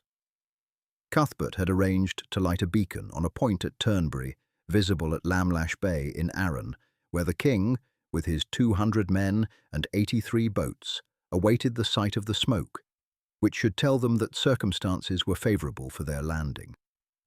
Cuthbert, finding that there was no chance of a rising, did not light the bonfire, but, as if fortune was determined that Bruce should continue a struggle which was to end finally in the freedom of Scotland, some other person lit a fire on the very spot where Cuthbert had arranged to show the signal. On seeing the smoke, the king and his party at once got into their boats and rowed across to the mainland, a distance of 17 miles. On reaching land, they were met by Cuthbert, who reported that the fire was not of his kindling, and that the circumstances were altogether unfavourable. Bruce consulted with his brother Edward, Douglas, Archie, and his principal friends as to what course had better be pursued. Edward declared at once that he, for one, would not take to sea again, and this decision settled the matter. The king, without delay, led his followers against the village outside the castle, where a considerable portion of the garrison were housed. These were assailed so suddenly that all save one were slain. Those in the castle heard the sounds of the conflict, but being unaware of the smallness of the assailants' force, did not venture to sally out to their assistance. Percy, with his followers, remained shut up in the castle, while Bruce overran the neighbouring country. But an English force under Sir Roger St. John, far too powerful to be resisted, advanced to Turnberry, and Bruce and his followers were obliged to seek refuge in the hills. Thomas and Alexander, the king's brothers, with Sir Reginald Crawford, had gone to the islands to beat up recruits, and returning in a vessel with a party who had joined them, landed at Loch Ryan. They were attacked at once by MacDohall, a chieftain of Galloway, and routed. The king's brothers, with Sir Reginald Crawford, were carried to Carlisle severely wounded and delivered over to King Edward, who at once sent them to the scaffold. These wholesale and barbarous executions saddened the Scots, and, as might be expected, soon roused them to severe reprisals. Bruce himself, however, although deeply stirred by the murder of his 3 brothers and many dear friends, and by the captivity and harsh treatment of his wife and female relatives, never attempted to take vengeance for them upon those who fell into his hands, and during the whole of the war in no single instance did he put a prisoner to death. He carried magnanimity indeed, almost to the extent of impolicy, for had the nobles of England found that those of their number who fell into Bruce's hands suffered the penalty of death, which Edward inflicted upon the Scotch prisoners, they would probably have remonstrated with the king and insisted upon his conducting the war in a less barbarous and ferocious fashion. Sir James Douglas was so stirred by the murder of the 3 Bruces and so many of his friends and companions that he resolved henceforth to wage an exterminating war against the English, and by the recapture of his own stronghold, known as Castle Douglas, began the series of desperate deeds which won for him the name of the Black Douglas, and rendered his name for generations a terror among the English on the border. The castle had been conferred by Edward on Sir Robert de Clifford and was occupied by an English garrison. Douglas revealed his intention only to Archie Forbes, who at once agreed to accompany him. He asked leave from the king to quit their hiding place for a time, accompanied by Archie, in order to revisit Douglas Hall and see how it fared with his tenants and friends. The king acquiesced with difficulty, as he thought the expedition a dangerous one, and feared that the youth and impetuosity of Douglas might lead him into danger. Before consenting, he strongly urged on Archie to keep a strict watch over the doings of the young noble. Accompanied by but one retainer, the friends set out for Douglasdale. When they arrived there, Douglas went to the cottage of an old and faithful servant named Thomas Dixon, by whom he was joyfully received. Dixon went out among the retainers and revealed to such as could be most surely depended upon the secret of their lord's presence, and one by one took them in to see him. The friends had already determined upon their course, and the retainers all promised to take part in the scheme. They were not numerous enough to assault the castle openly, but they chose the following Sunday for the assault. This was Palm Sunday and a festival, and most of the garrison would come to the church of St. Bride, in the village of the same name, a short distance from the castle. Dixon, with some of his friends, went at the appointed time, with arms concealed under their clothes, to the church, and after the service had commenced, Douglas and some of his followers gathered outside. Unfortunately for the plan, some of those outside set up the shout, "A Douglas!" prematurely before the whole party had arrived and were ready to rush into the church. Dixon, with his friends, at once drew out their arms and attacked the English, but being greatly outnumbered and for a time unsupported, most of them, including their leader, were slain. Sir James and his followers then fought their way in, and after a desperate fight, all the garrison save 10 were killed. The party then proceeded to the castle, which they captured without resistance. Douglas and his companions partook of the dinner which had been prepared for the garrison. Then as much money, weapons, armour and clothing as they could carry away was taken from the castle.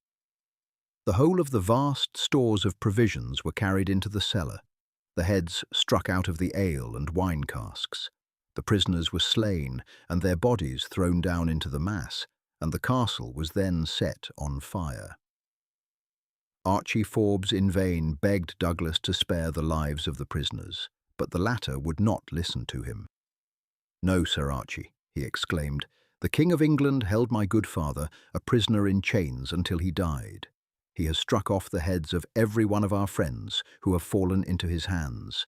He has wasted Scotland from end to end with fire and sword, and has slain our people in tens of thousands. So long as this war continues, so long will I slay every prisoner who falls into my hands. As King Edward would slay me did I fall into his.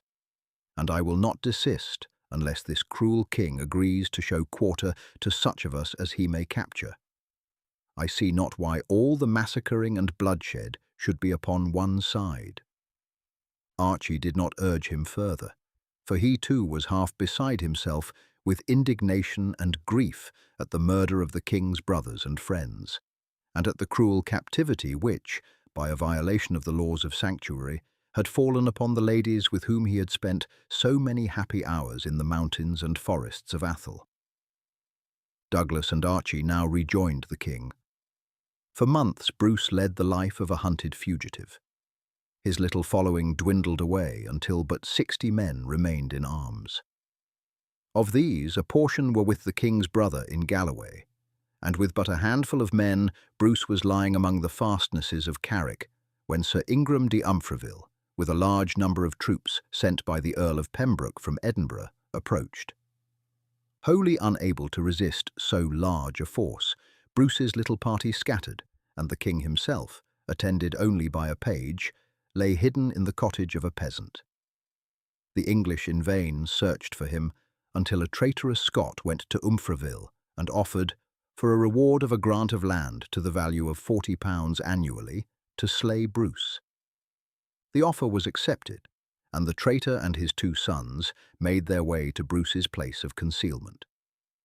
As they approached, Bruce snatched his bow from his page and shot the traitor through the eye.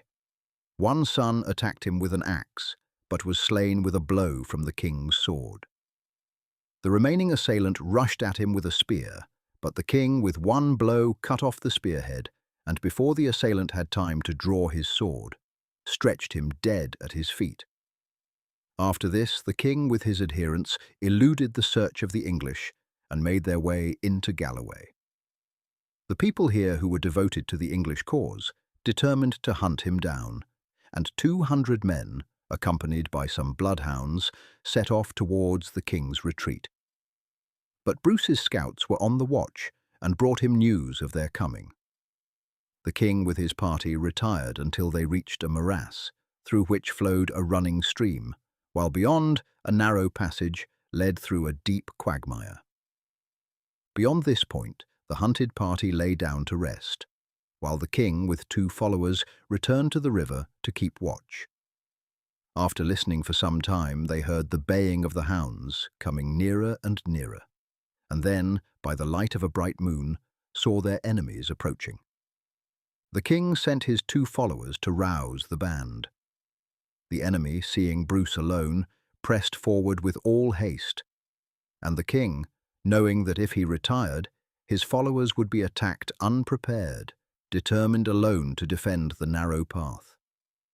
He retired from the riverbank to the spot where the path was narrowest and the morass most impassable, and then drew his sword. His pursuers, crossing the river, rode forward against him. Bruce charged the first, and with his lance slew him. Then, with a blow with his mace, he stretched his horse beside him, blocking the narrow passage. One by one his foes advanced, and 5 fell beneath his blows, before his companions ran up from behind. The Galloway men then took to flight, but 9 more were slain before they could cross the ford. The admiration and confidence of Bruce's followers were greatly aroused by this new proof of his courage and prowess. Sir James Douglas, his brother Edward, and others soon afterwards returned from the expeditions on which they had been sent, and the king had now 400 men assembled. This force, however, was powerless to resist an army of English and Lowland Scots who marched against him, led by Pembroke in person.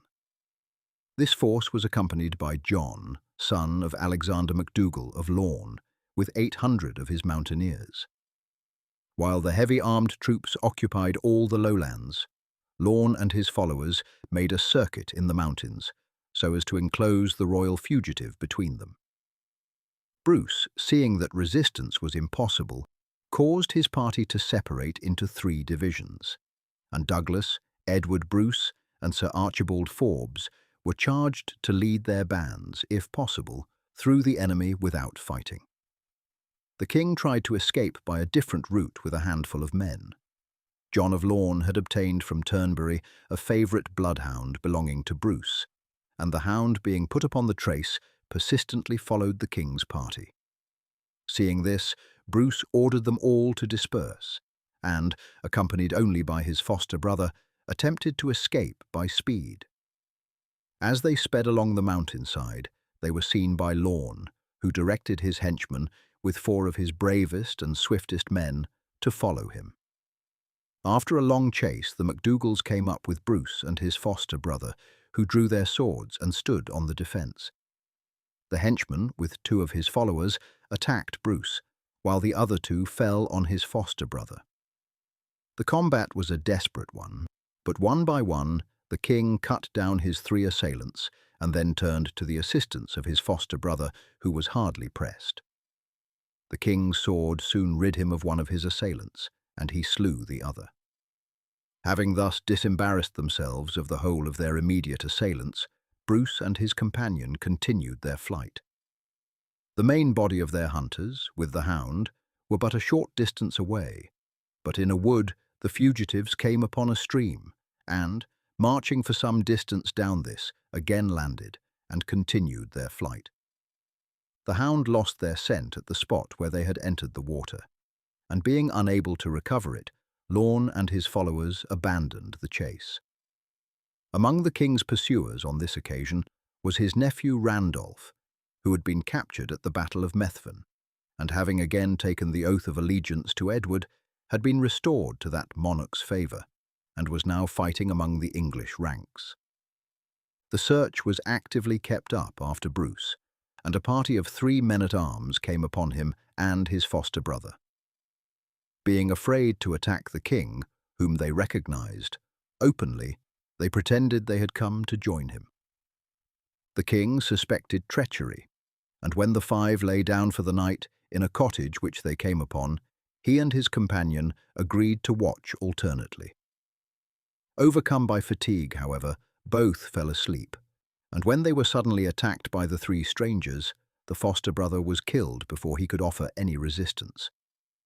The king himself, although wounded, managed to struggle to his feet, and then proved more than a match for his 3 treacherous assailants, all of whom, after a desperate struggle, he slew. The next morning he continued his way, and by nightfall succeeded in joining the 3 bands, who had safely reached the rendezvous he had appointed. A few hours after this exploit of Bruce, Archie with 2 or 3 of his followers joined him. "This is indeed a serious matter of the hound," Archie said, when Bruce told him how nearly he had fallen a victim to the affection of his favourite. "Methinks, sire, so long as he remains in the English hands, your life will never be safe, for the dog will always lead the searchers to your hiding places. If one could get near enough to shoot him, the danger would be at an end." "I would not have him shot, Archie, for a large sum. I have had him since he was a little pup. He has for years slept across my door, and would give his life for mine. 'Tis but his affection now that brings danger upon me." "I should be sorry to see the dog killed myself," Archie said, "for he is a fine fellow, and he quite admitted me to his friendship during the time we were together. Still, sire, if it were a question between their lives and yours, I would not hesitate to kill any number of dogs. The whole future of Scotland is wrapped up in you, and as there is not one of your followers but would gladly give his life for yours, it were no great thing that a hound should do the same." "I cannot withstand you in argument, Archie," the king said, smiling. "Yet I would fain that my favourite should, if possible, be spared. But I grant you, should there be no other way, and the hound should continue to follow me, he must be put to death. But it would grieve me sorely. I have lost so many and so dear friends in the last year that I can ill spare one of the few that are left me."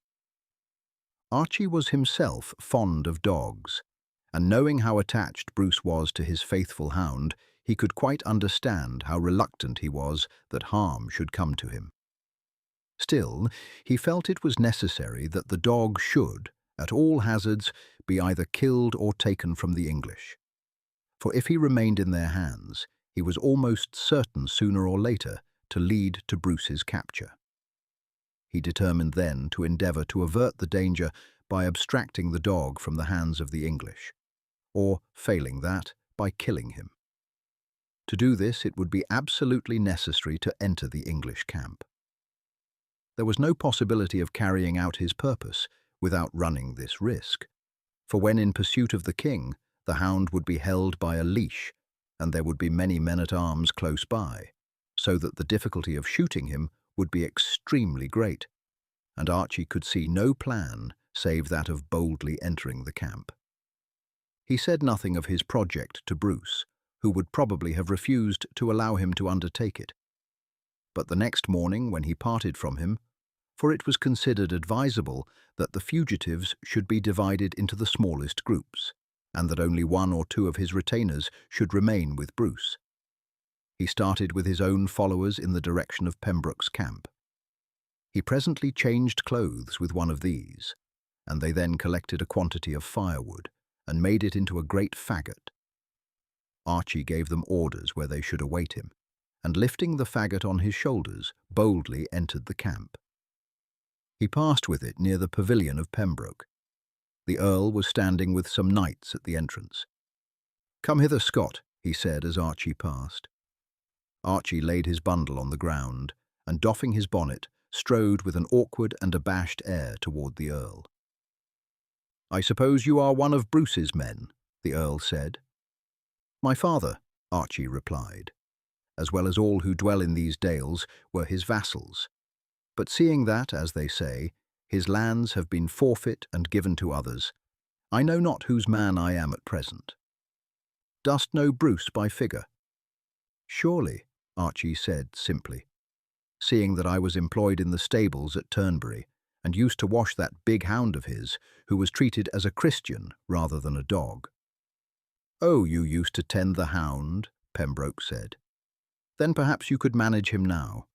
He's here in camp, and the brute is so savage and fierce he has already well-nigh killed 2 or 3 men, and I would have had him shot, but that he may be useful to us. If he knows you, he may be quieter with you than others." "Doubtless he would know me," Archie said, "but seeing that I have the croft to look after, as my father is old and infirm, I trust that you will excuse me the service of looking after the hound." "Answer me not," Pembroke said angrily. "You may think yourself lucky, seeing that you are one of Bruce's retainers, that I do not have you hung from a tree." "Take the fellow to the hound," he said to one of his retainers, "and see if the brute recognizes him. If so, put him in charge of him for the future. And see you, Scot, that you attempt no tricks, for if you try to escape, I will hang you without shrift." Archie followed the Earl's retainer to where, behind his pavilion, the great dog was chained up. He leapt to his feet with a savage growl on hearing footsteps approaching. His hair bristled, and he tugged at his chain. "What a savage beast it is," the man said. "I would sooner face a whole company of you Scots than get within reach of his jaws. Dickon," he went on as another soldier, on hearing the growl, issued from one of the smaller tents which stood in rear of the pavilion. "The Earl has sent this Scot to relieve you of your charge of the dog. He is to have the care of him in future." "That is the best turn the Earl has done me for a long time," the man replied. "Never did I have a job I fancied less than the tending of that evil-tempered brute." "He did not use to be evil-tempered," Archie said, "but was a quiet beast when I had to do with him before. I suppose the strangeness of the place and so many strange faces have driven him half wild. Beside, he is not used to being chained up.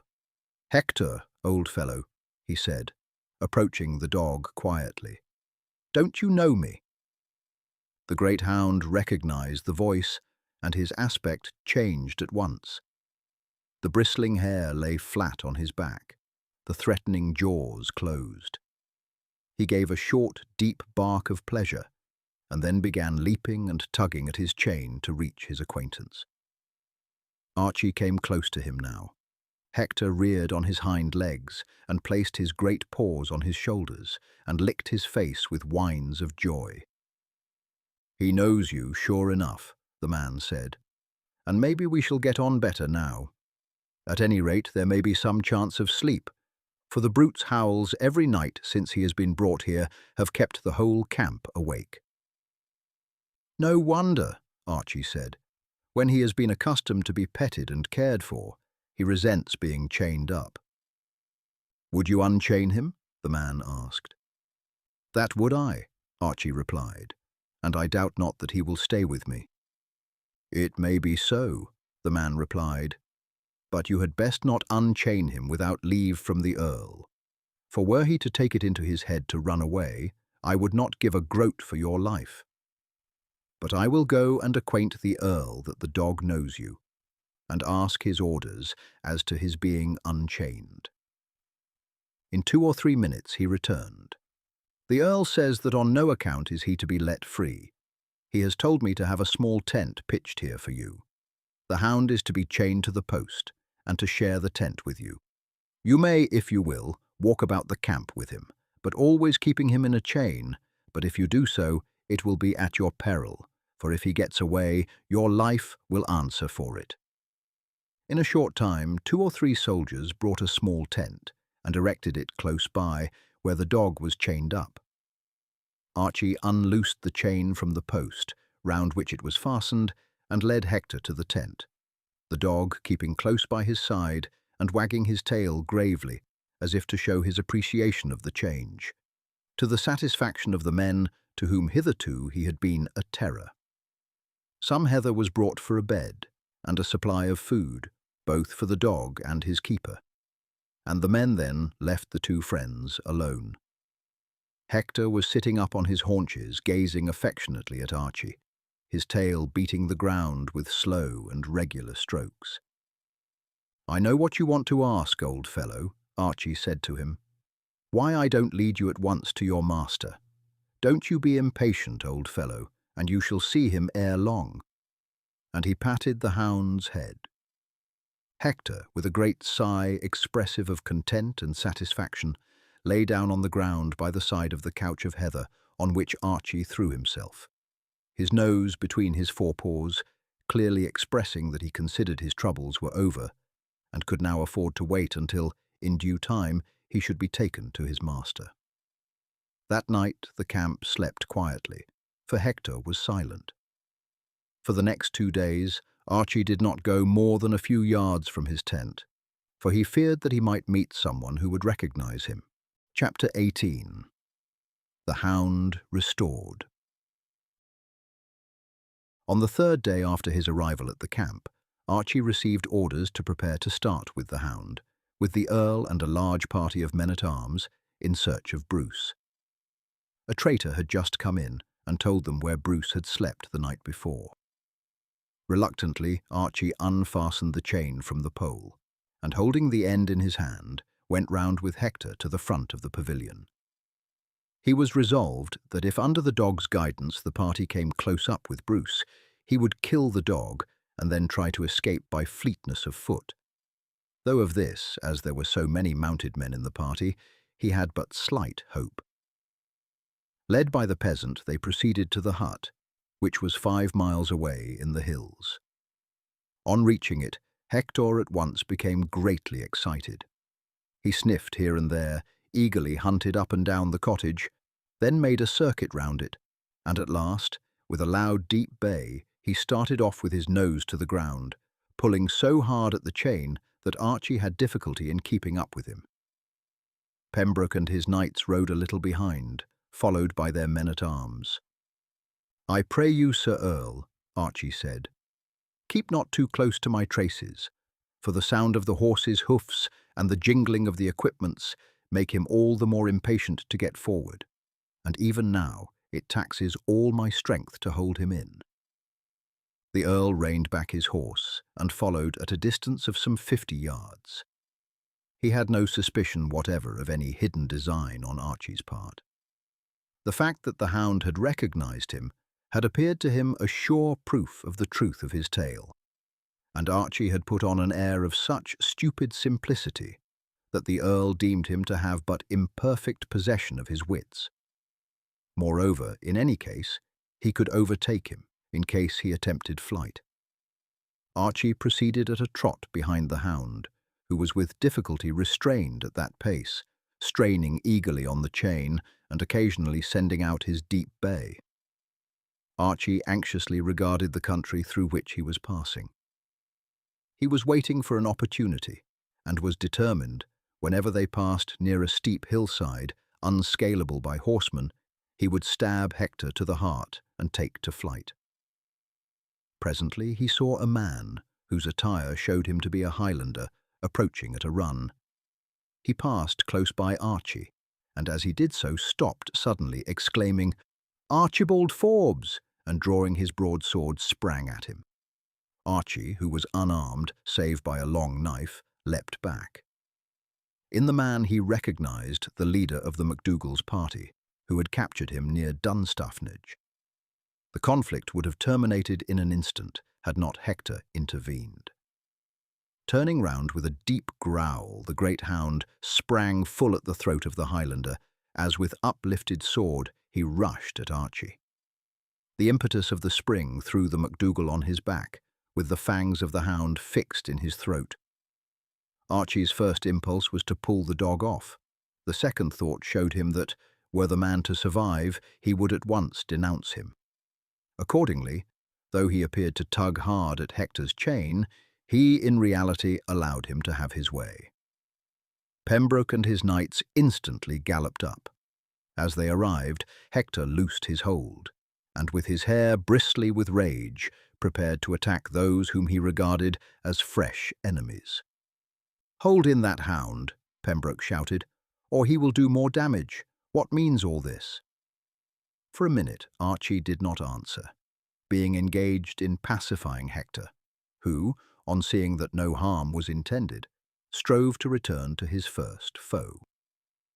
"It means," Archie said, when Hector was at last pacified, that Highlander came the other day to our cottage and wanted to carry off a cow without making payment for it.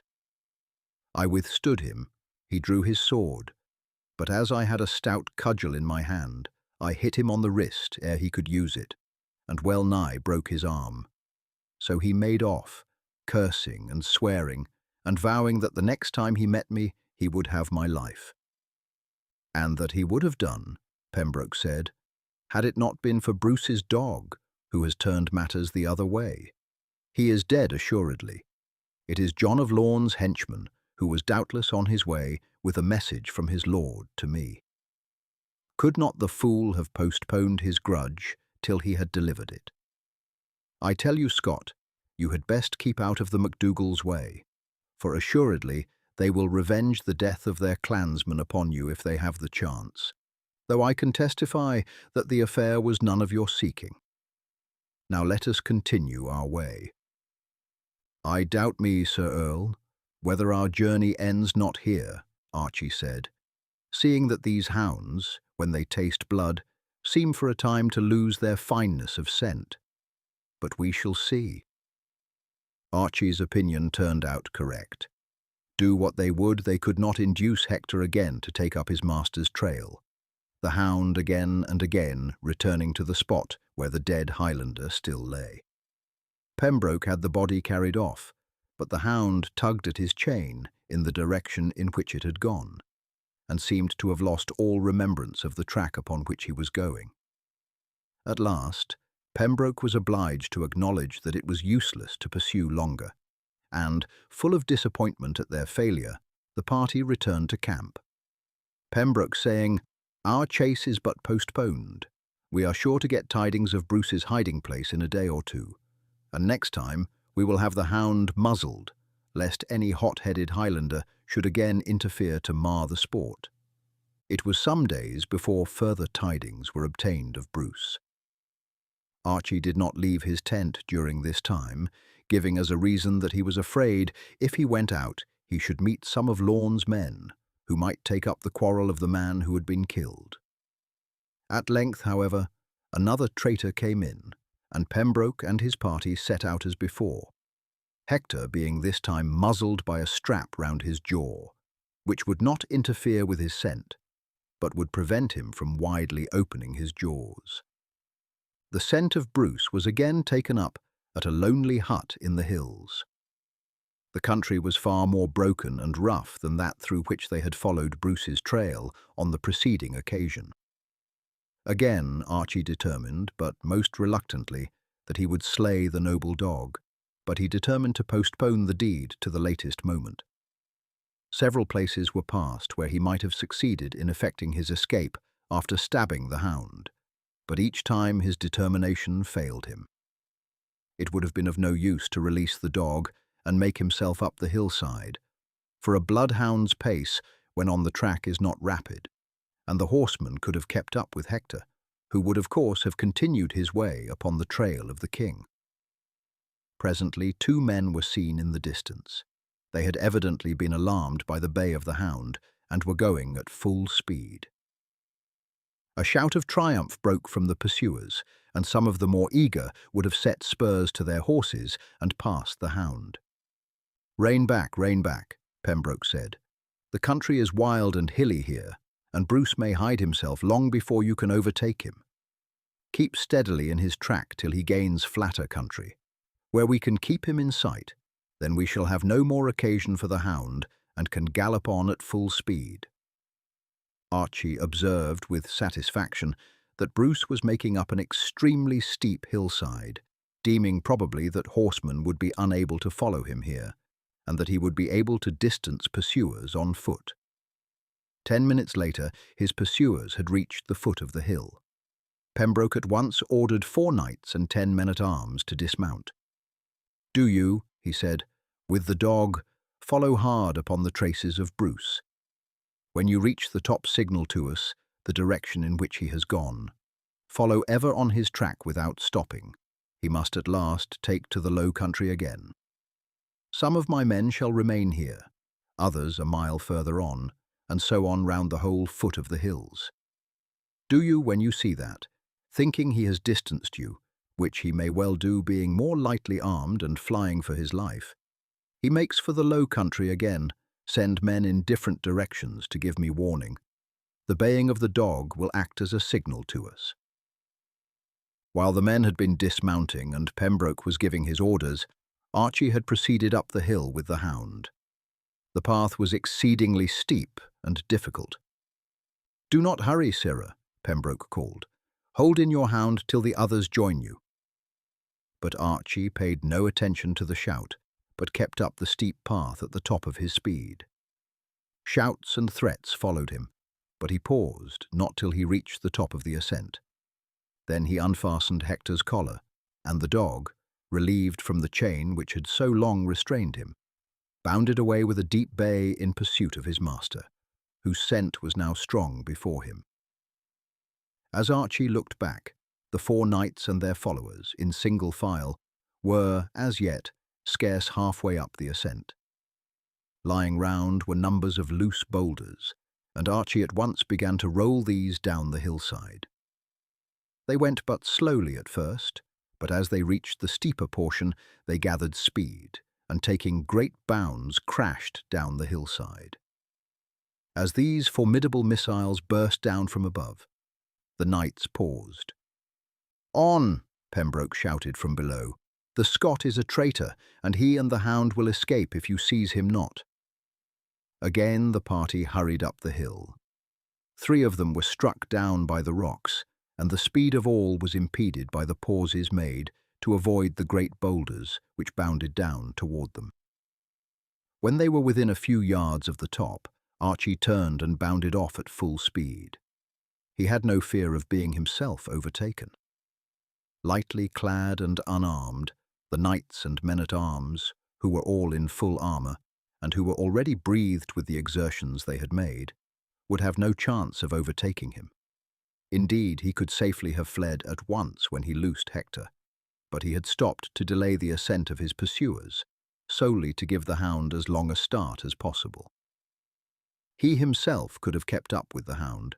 The men-at-arms could assuredly not do so, but they might for a long time keep him in sight, and his baying would afterwards indicate the line the king was taking, and Bruce might yet be cut off by the mounted men.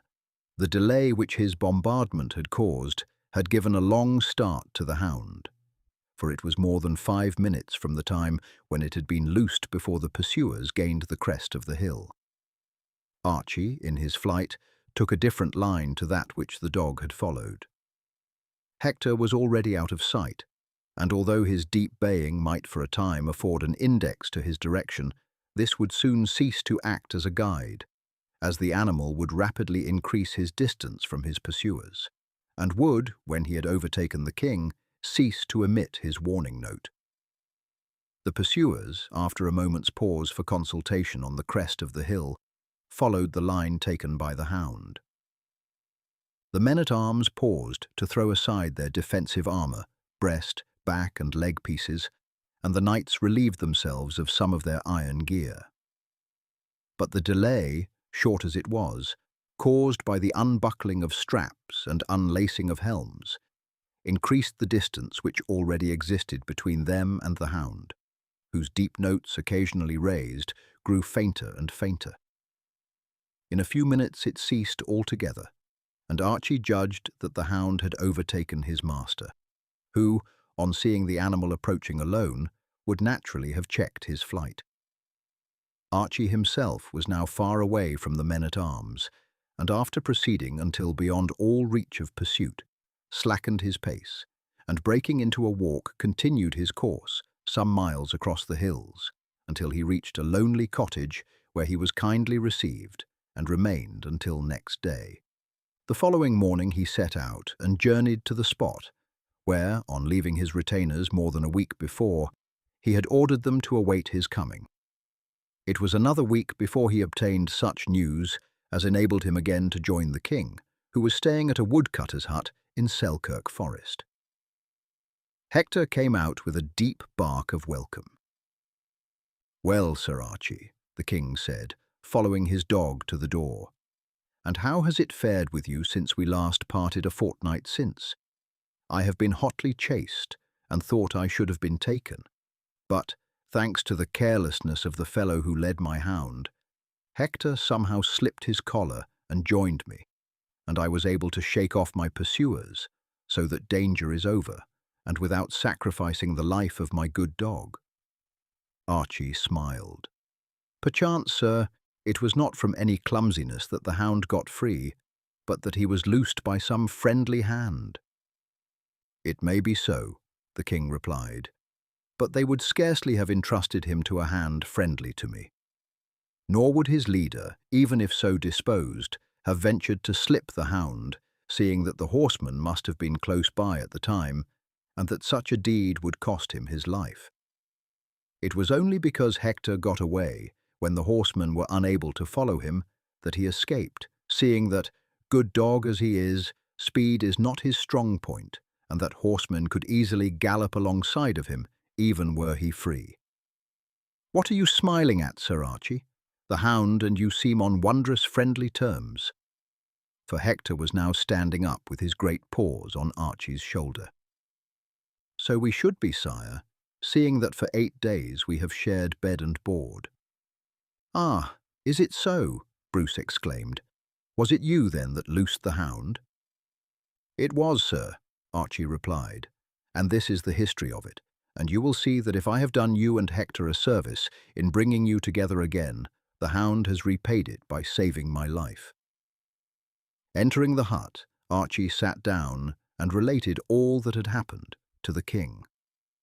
"You have done me great service, Sir Archie," Bruce said when he concluded his tale, "for assuredly the hound would have wrought my ruin had he remained in the hands of the English. This is another of the long list of services you have rendered me.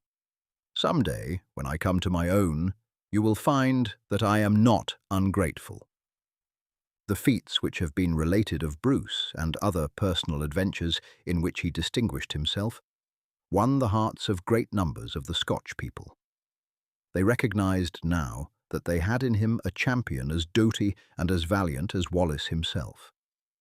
The exploits of the king filled their imaginations, and the way in which he continued the struggle after the capture of the ladies of his family and the cruel execution of his brothers and so many of his adherents convinced them that he would never desist until he was dead or a conqueror. Once persuaded of this, larger numbers gathered round his banner, and his fortunes henceforth began steadily to rise. Lord Clifford had rebuilt Douglas Castle, making it larger and much stronger than before, and had committed it to the charge of Captain Thirlwall, with a strong garrison.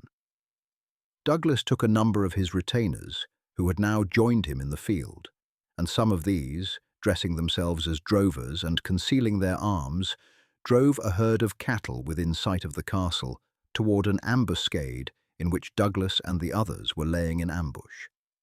The garrison, seeing what they believed a valuable prize within their grasp, sallied out to seize the cattle. When they reached the ambuscade, the Scots sprang out upon them, and Thirlwall and the greater portion of his men were slain. Douglas then took and destroyed the castle and marched away. Clifford again rebuilt it more strongly than before, and placed it in charge of Sir John Walton. It might have been thought that after the disasters which had befallen the garrison, they would not have suffered themselves to be again entrapped. Douglas, however, ordered a number of his men to ride past within sight of the castle, with sacks upon their horses, apparently filled with grain, but in reality with grass, as if they were countrymen on their way to the neighbouring market town, while once more he and his followers placed themselves in ambush. Headed by their captain, the garrison poured out from the castle and followed the apparent countrymen until they had passed the ambush where Douglas was lying. Then the drovers threw off their disguises and attacked them, while Douglas fell upon their rear, and Walton and his companions were all slain. The castle was then attacked, and the remainder of the garrison, being cowed by the fate which had befallen their leader and comrades, made but a poor defence.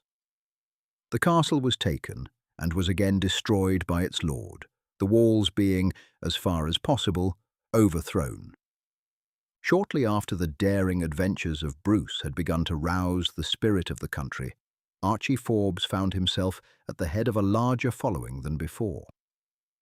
Foreseeing that the war must be a long one, he had called upon his tenants and retainers to furnish him only with a force 1/3 of that of their total strength. Thus he was able to maintain 60 men always in the field, all the older men on the estate being exempted from service unless summoned to defend the castle. One day when he was in the forest of Selkirk with the king, a body of 50 men were seen approaching. Their leader inquired for Sir Archibald Forbes, and presently approached him as he was talking to the king. "Sir Archibald Forbes," he said, "I am bidden by my mistress, the Lady Mary Kerr, to bring these, a portion of the retainers of her estates in Ayrshire, and to place them in your hands to lead and govern." "In my hands?" Archie exclaimed in astonishment. "The Kerrs are all on the English side, and I am their greatest enemy. It were strange, indeed, were one of them to choose me to lead their retainers in the cause of Scotland." "Our young Lord Sir Alan was slain at Methven," the man said, "and the Lady Mary is now our lady and mistress. She sent to us months ago to say that she willed not that any of her retainers should any longer take part in the struggle, and all who were in the field were summoned home. Then we heard that no hindrance would be offered by her should any wish to join the Bruce, and now she has sent by a messenger a letter under her hand, ordering that a troop of 50 men shall be raised to join the king, and that it shall fight under the leading and order of Sir Archibald Forbes." "I had not heard that Sir Alan had fallen," Archie said to the king as they walked apart from the place where the man was standing. "And in truth I had forgotten that he even had a sister. She must have been a child when I was a boy at Glen Cairn, and could have been but seldom at the castle, which indeed was no fit abode for so young a girl, seeing that Sir John's wife had died some years before I left Glen Cairn.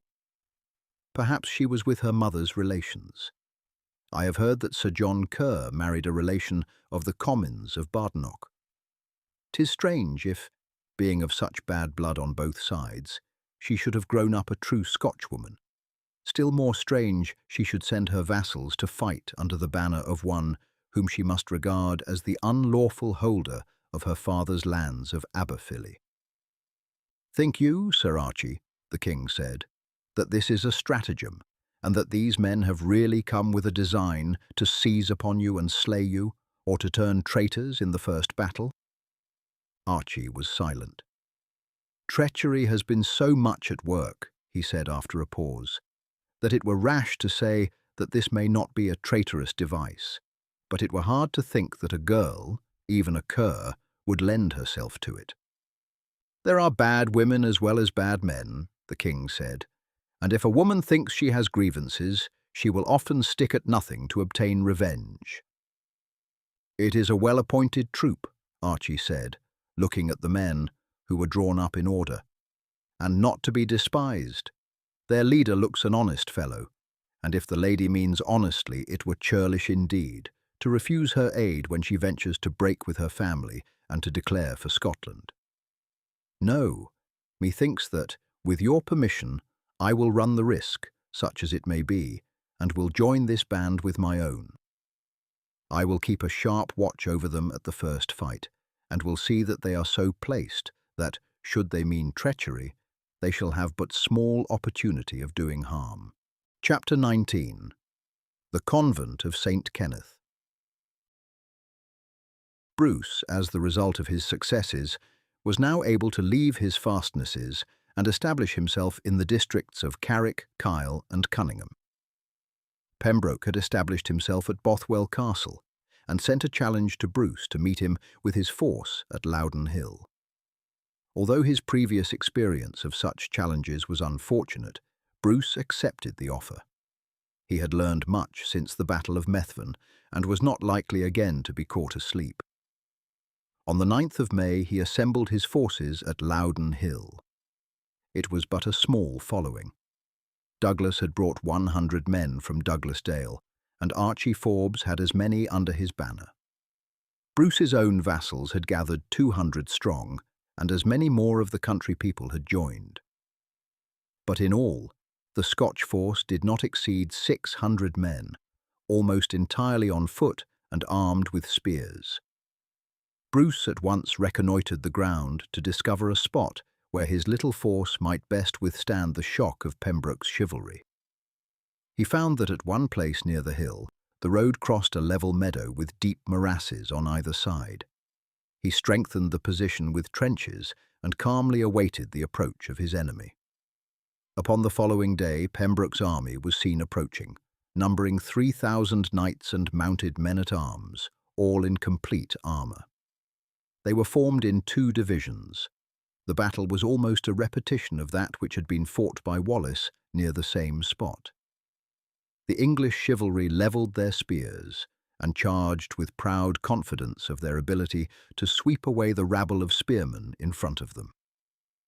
Their flanks became entangled in the morasses. Their centre tried in vain to break through the hedge of Scottish spears. And when they were in confusion, the king, his brother Edward, Douglas, Archie Forbes, and some 20 other mounted men dashed through a gap in the spearmen and fell upon them. The 2nd division, seeing the first broken and in confusion, turned and took to flight at once, and Pembroke and his attendants rode, without drawing rein, to Bothwell Castle. A few days later, Bruce encountered and defeated Ralph de Monthermer, Earl of Gloucester, and compelled him to shut himself up in the Castle of Ayr. Archie Forbes was not present at the 2nd battle, for upon the morning after the fight at Loudon Hill, he was aroused by his servant entering his tent. "A messenger has just brought this," he said, handing him a small packet. "He bids me tell you that the sender is a prisoner in the convent of St. Kenneth, on Loch Leven, and prays your aid." Archie opened the packet and found within it the ring he had given to Marjorie at Dunstaffnage. Without a moment's delay, he hurried to the king and begged permission to leave him for a short time on urgent business, taking with him 20 of his retainers. "What is your urgent business, Sir Archie?" the king asked. "A lady is in the case, I warrant me.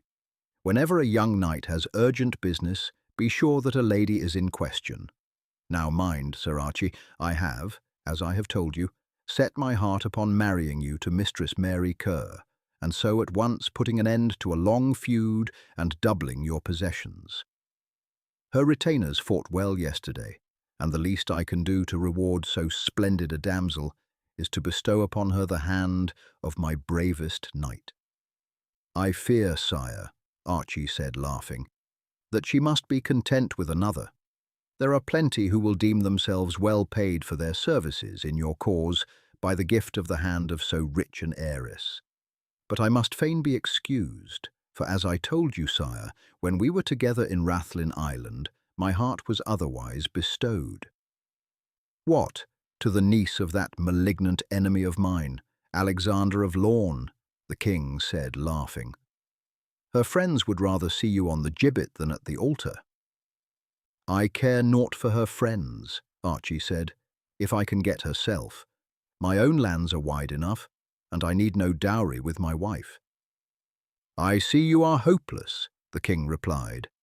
"Well, go, Archie, but whatever be your errand, beware of the lawns. Remember, I have scarce begun to win Scotland yet, and cannot spare you." A quarter of an hour later, Archie, with 20 picked men, took his way northward. Avoiding all towns and frequented roads, Archie marched rapidly north to the point of Renfrew and crossed the Firth of Clyde by boat. Then he kept north round the head of Loch Fyne, and avoiding Dalmally, skirted the head of Loch Etive and the slopes of Ben Nevis, and so came down on Loch Leven. The convent stood at the extremity of a promontory jutting into the lake. The neck was very narrow, and across it were strong walls, with a gate and flanking towers. Between this wall and the convent was the garden where the inmates walked and enjoyed the air, free from the sight of men, save, indeed, of fishers who might be passing in their boats. Outside the wall, on the shore of the lake, stood a large village, and here a strong body of the retainers of the convent were always on guard. For at St. Kenneth were many of the daughters of Scotch nobles, sent there either to be out of the way during the troubles or to be educated by the nuns. Although the terrors of sacrilege and the ban of the church might well deter any from laying hands upon the convent, yet even in those days of superstition, some were found so fierce and irreverent as to dare even the anger of the church to carry out their wishes. And the possession of some of these heiresses might well enable them to make good terms for themselves, both with the church and the relations of their captives. Therefore, a number of the retainers were always under arms. A guard was placed on the gate and lookouts on the flanking towers, their duty being not only to watch the land side, but to shout orders to keep at a distance to any fishermen who might approach too closely to the promontory. Archie left his party in the forest under the command of William Wallace. He dressed himself as a mountaineer and, accompanied by Cluny Campbell and carrying a buck which they had shot in the forest, went boldly down into the village. He soon got into conversation with an old fisherman and offered to exchange the deer for dried fish. The bargain was quickly struck, and then Archie said, "I have never been out on the lake, and would fain have a view of the convent from the water. Will you take me and my brother out for a row?" The fisherman, who had made a good bargain, at once assented, and rowed Archie and Cluny far out into the lake.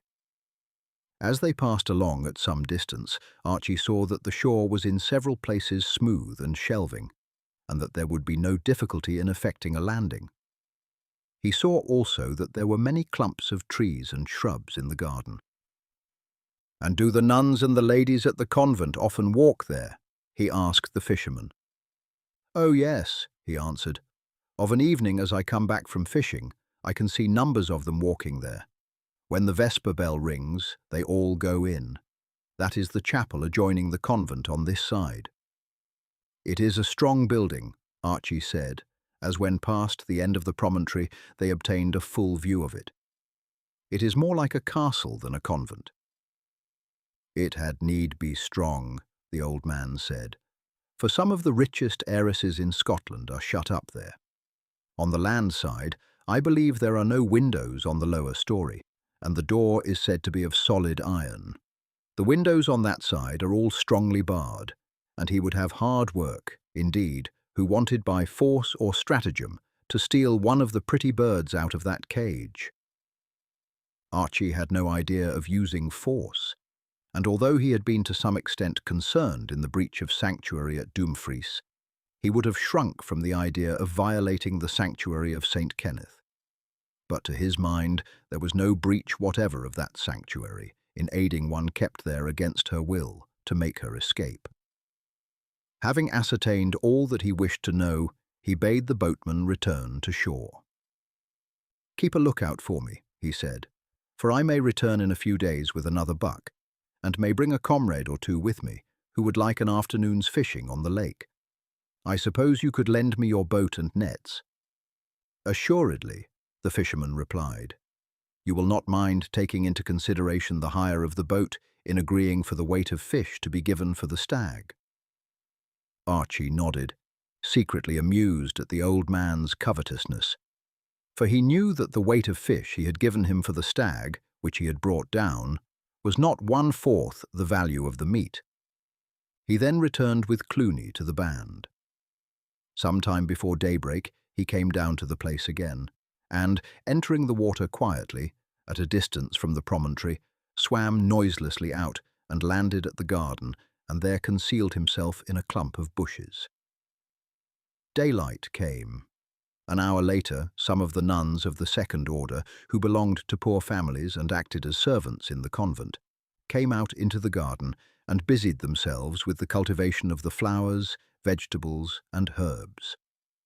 Not till the afternoon did any of the other inmates appear, but at about 4 o'clock the great door of the convent opened, and a number of women and girls streamed out. The former were all in nuns' attire, as were a few of the latter, but their garb was somewhat different from that of the elder sisters. These were the novices. The greater number, however, of the girls were dressed in ordinary attire, and were the pupils of the convent. While the nuns walked quietly up and down, or sat on benches and read, the pupils scattered in groups laughing and talking merrily together. Among these, Archie looked eagerly for Marjorie. He felt sure that her imprisonment could be detention only, and not rigorous seclusion. Presently he espied her. She was walking with 2 of the nuns and 3 or 4 of the elder residents at the convent, for many of these were past the age of pupildom, and were there simply as a safe place of refuge during troublous times. The conversation appeared to be an animated one. It was not for some time that the group passed within hearing of Archie's place of concealment. Then Archie heard the voice of one of the nuns raised in anger. "It is monstrous what you say, and it is presumptuous and wicked for a young girl of 18 to form opinions for herself. What should we come to if every young woman were to venture to think and judge for herself? Discord and disorder would be wrought in every family. All your relations and friends are opposed to this sacrilegious murderer, Robert Bruce. The Church has solemnly banned him, and yet you venture to uphold his cause." "But the Bishop of Glasgow," Marjorie said, "and many other good prelates of our Church side with him, and surely they must be good judges whether his sins are unpardonable." "Do not argue with me," the sister said angrily. "I tell you this obstinacy will be permitted no longer. Had it not been that Alexander of Lorne begged that we would not be harsh with you, steps would long since have been taken to bring you to reason. But we can no longer permit this advocacy of rebellion, and the last unmaidenly step which you took, of setting at defiance your friends and relatives, and even of sending messages hence, must be punished. The abbess bade me reason with you and try and turn your obstinate will. Your cousins of Badenoch here have appealed to you in vain. This can no longer be tolerated. The Lady Abbess bids me tell you that she gives you 3 days to renounce the rebel opinions you have so frowardly held, and to accept the husband whom your uncle and guardian has chosen for you, your cousin John of Lorne, his son. During that time, none will speak to you. If at the end of 3 days you are still contumacious, you will be confined to your cell on bread and water, until better thoughts come to you." While the conversation had been going on, the little group had halted near the bushes, and they now turned away, leaving Marjorie standing by herself. The girl sat down on a bench close to where she had been standing, exclaiming to herself as she did so, "They may shut me up as a prisoner for life, but I will never consent to take sides against the cause of Scotland, or to marry John of Lorne. Oh, who is there?" she exclaimed, starting suddenly to her feet, as a man's voice behind her said, "Quite right, Mistress Marjorie, well and bravely resolved, but pray sit down again and assume an attitude of indifference." "Who is it that speaks?" the girl asked in a tremulous voice, resuming her seat. "It is your true knight, lady, Archibald Forbes, who has come to rescue you from this captivity." "But how can you rescue me?" the girl asked after a long pause. "Do you know the consequences if you are found here within the bounds of the convent?" "I care nothing for the consequences," Archie said. "I have in the woods 20 stout followers, I propose tomorrow to be with 3 of them on the lake a-fishing. If you, when the bell rings for your return in the evening, will enter that little copse by the side of the lake, and will show yourself at the water's edge, we will row straight in and take you off, long ere the guards can come hither to hinder us. The lake is narrow, and we can reach the other side before any boat can overtake us. There my followers will be awaiting us, and we can escort you to a place of safety. It is fortunate that you are ordered to be apart from the rest. None therefore will mark you as you linger behind when the bell rings for vespers. Marjorie was silent for some time. "But, Sir Knight," she said, "whither am I to go? For of all my friends not one, save the good priest, but is leagued against me. I can take you either to the Bishop of Glasgow, who is a friend of the Bruce, and whom I know well. He will, I am sure, take charge of you. Or, if you will, lady, I can place you with my mother, who will receive you as a daughter." "But what?" the girl said hesitatingly. "Will people say at my running away from a convent with a young knight?" "Let them say what they will," Archie said. "All good Scots, when they know that you have been in prison here solely from the love of your country, will applaud the deed. And should you prefer it, the king will, I know, place you in charge of the wife of one of the nobles who adheres to him, and will give you his protection and countenance. Think, lady, if you do not take this opportunity of gaining your freedom, it may never occur again. For if you are once shut up in your cell, as I heard threatened, nothing save an attack by force of arms, which would be sheer sacrilege, can rescue you from it. Surely," he urged, as the girl still remained silent, "you can trust yourself with me. Do I not owe my life to you? And I swear that so long as you remain in my charge, I will treat you as my sister in all honour and respect." For some minutes the girl made no answer. At length she said, standing up and half turning toward the bushes, "I will trust you, Sir Archie. I know you to be a brave and honourable knight, and I will trust you. I know 'tis a strange step to take, and the world will blame me. But what can I do? If I refuse your offer, I shall be kept a prisoner here until I consent to marry John of Lorne, whom I hate, for he is as rough and cruel as his father, without the kindness of heart, which, save in his angry moments, the latter has ever had toward me. All my relations are against me, and struggle against my fate as I may, I must in the end bend to their will if I remain here. 'Tis a hard choice to make, but what can I do? Yes, I will trust to your honour, and may God and all the saints punish you if you are false to the trust. Tomorrow evening, as the vespers are chiming, I will be at the water's edge, behind yonder clump of bushes."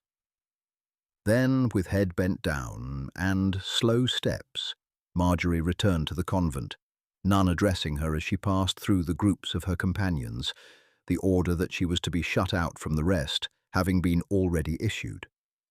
Archie remained in his place of concealment until the gardens were deserted and night had fallen. Then he left his hiding place and, entering the lake, swam quietly away and landed far beyond the village. An hour's walk brought him to the encampment of his comrades.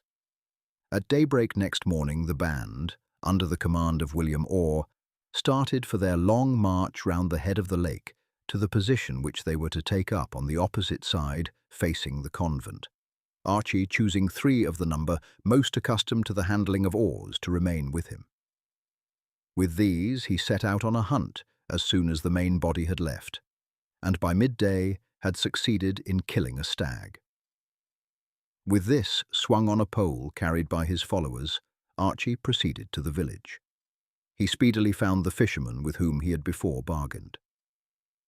"I did not expect you back again so soon," the old man said. "We killed a buck this morning," Archie said carelessly, "and my friends thought that the afternoon would be fine for fishing."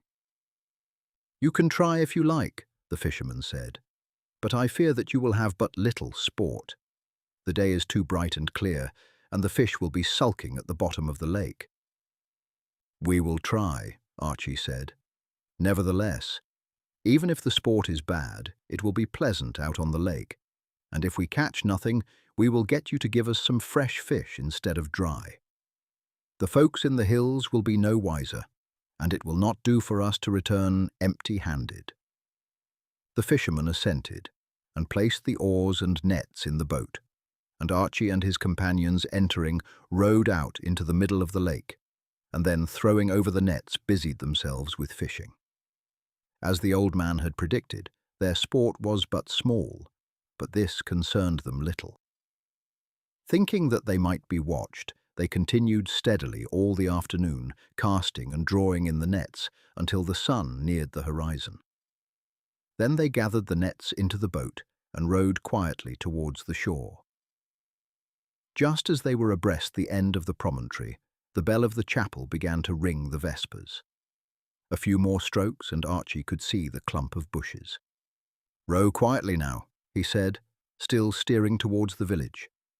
He was about 100 yards distant from the shore of the convent garden. Just as he came abreast of the bushes, the foliage was parted, and Marjorie appeared at the edge of the water. In an instant, the boat's head was turned toward shore, and the 3 rowers bent to the oars. A shout from the watchman on the turret showed that he had been watching the boat, and that this sudden change of its course had excited his alarm. The shout was repeated again and again as the boat neared the shore, and just as the keel grated on the sand, the outer gate was opened, and some armed men were seen running into the garden, but they were still 200 yards away. Marjorie leapt lightly into the boat. The men pushed off, and before the retainers of the convent reached the spot, the boat was speeding away over the lake. Archie gave up to Marjorie his seat in the stern, and himself took an oar. Loch Leven, though of considerable length, is narrow, and the boat was nearly a third of the way across it, before 2 or 3 craft were seen putting out from the village in pursuit. And although these gained somewhat, the fugitives reached the other shore a long distance in advance. William Wallace and his men were at the landing place, and soon the whole party were hurrying through the wood. They had no fear of instant pursuit, for even in the fast-gathering gloom, those in the boats would have perceived the accession of force which they had received on landing, and would not venture to follow. But before morning, the news of the evasion would spread far and wide, and there would be a hot pursuit among the mountains. Scarce a word had been spoken in the boat. Marjorie was pale and agitated, and Archie thought it best to leave her to herself. On the way through the wood he kept beside her, assisting her over rough places and occasionally saying a few encouraging words. When darkness had completely set in, 3 or 4 torches were lit, and they continued their way until midnight. Several times Archie had proposed a halt, but Marjorie insisted that she was perfectly able to continue her way for some time longer. At midnight, however, he halted. "We will stop here," he said. "My men have been marching ever since daybreak, and tomorrow we must journey fast and far. I propose that we keep due east for some time, and then along by Loch Rannoch, then across the Grampians by the pass of Killiecrankie, when we can make down to Perth, and so to Stirling. The news of your escape will fly fast to the south, and the tracks to Tarbert and the Clyde will all be watched. But if we start at daybreak, we shall be far on our way east before they begin to search the hills here. And even if they think of our making in this direction, we shall be at Killiecrankie before they can cut us off." Chapter 20. The Heiress of the Kerrs. While Archie was speaking, Marjorie had sat down on a fallen tree. She had not slept the night before, and had been anxious and agitated the whole day. The excitement had kept her up, but she now felt completely worn out, and accepted without protest Archie's decision that a halt must be made. The men were already gathering sticks, and a bright fire soon blazed near the spot where she had seated herself. Ere long, some venison steaks were broiled in the flames. At Archie's earnest request, Marjorie tried to eat, but could with difficulty swallow a few morsels. A bower of green boughs was quickly made for her, and the ground thickly piled with fresh bracken, and Marjorie was in a very few minutes sound asleep after the fatigue and excitement of the day. With the first dawn of morning the men were on their feet. Fresh sticks were thrown on the fire and breakfast prepared, for the march would be a long and wearisome one. "Breakfast is ready, Mistress Marjorie," Archie said, approaching the bower. "And I am ready too," the girl said blithely as she appeared at the entrance. "The sleep has done wonders for me, and I feel brave and fresh again. I fear you must have thought me a terrible coward yesterday, but it all seemed so dreadful, such a wild and wicked thing to do, that I felt quite overwhelmed. Today you will find me ready for anything." "I could never think you a coward," Archie said, "after you faced the anger of that terrible uncle of yours for my sake. Or rather," he added, "for the sake of your word. And now I hope you will eat something, for we have a long march through the forest and hills before us." "Don't fear that I shall tire," she said. "I am half a mountaineer myself, and methinks can keep on my feet as long as any man." The meal was hastily eaten, and then the party started on their way. "I have been wondering," the girl said, as with light steps she kept pace with Archie's longer strides, "how you came to know that I was in the convent." Archie looked surprised. "How should I know, Mistress Marjorie, but through your own messenger?" "My own messenger!" Marjorie exclaimed. "You are jesting, Sir Archie." "I am not so, fair lady," he said. "Surely you must remember that you sent a messenger to me, with word that you were captive at St. Kenneth and needed my aid." The girl stopped for a moment in her walk and gazed at her companion as if to assure herself that he was in earnest. "You must be surely dreaming, Sir Archie," she said as she continued the walk, "for assuredly I sent you no such message." "But, lady," Archie said, holding out his hand, "the messenger brought me as token that he had come from you this ring which I had given you, vowing that should you call me to your aid, I would come immediately, even from a stricken field." The blood had rushed into the girl's face as she saw the ring. Then she turned very pale. "Sir Archibald Forbes," she said in a low tone, after walking for a minute or two in silence, "I feel disgraced in your eyes. How forward and unmaidenly must you have thought me thus to take advantage of a vow made from the impulse of sudden gratitude." "No, indeed, lady," Archie said hotly. "No such thought ever entered my mind. I should as soon doubt the Holy Virgin herself as to deem you capable of aught but what was sweet and womanly. The matter seemed to me simple enough.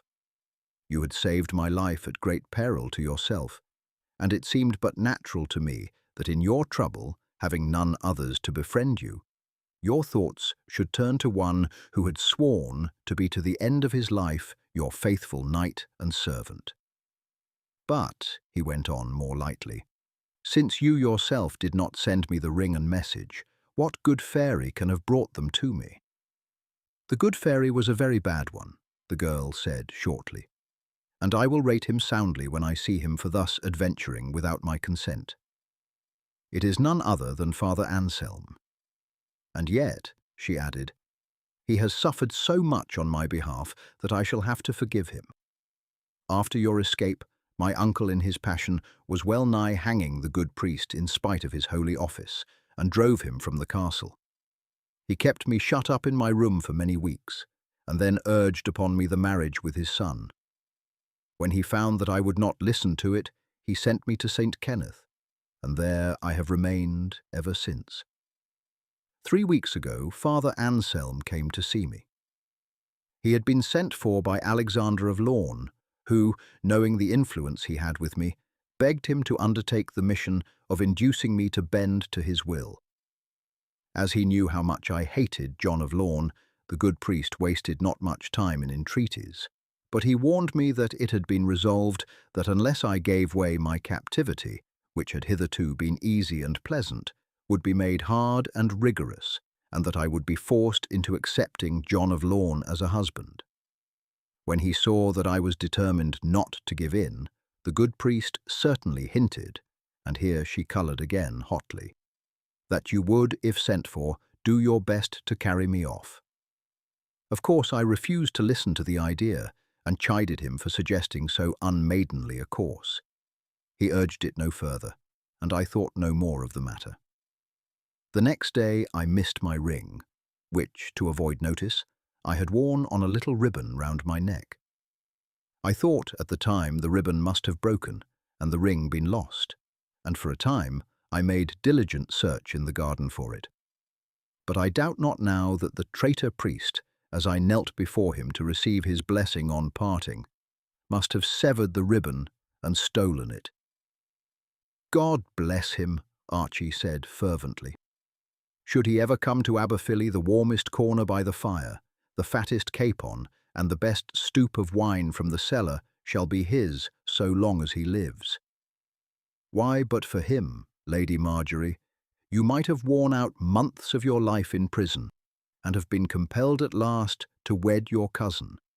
I should have been a miserable man for life. The girl laughed. I would have given you a week, Sir Archie, and no more. That is the extreme time which a knight in our days can be expected to mourn for the fairest lady. And now, she went on, changing the subject, think you we shall reach the pass across the Grampians before night? If all goes well, lady, and your feet will carry you so far, we shall be there by eventide. Unless by some chance encounter, we need have no fear whatever of pursuit. It will have been daylight before the news of your flight fairly spread through the country, though, doubtless, messengers were sent off at once in all directions. But it would need an army to scour these woods, and as they know not whether we have gone east, west, north, or south, the chance is faint indeed of any party meeting us, especially as we have taken so straight a line that they must march without a pause in exactly the right direction to come up with us.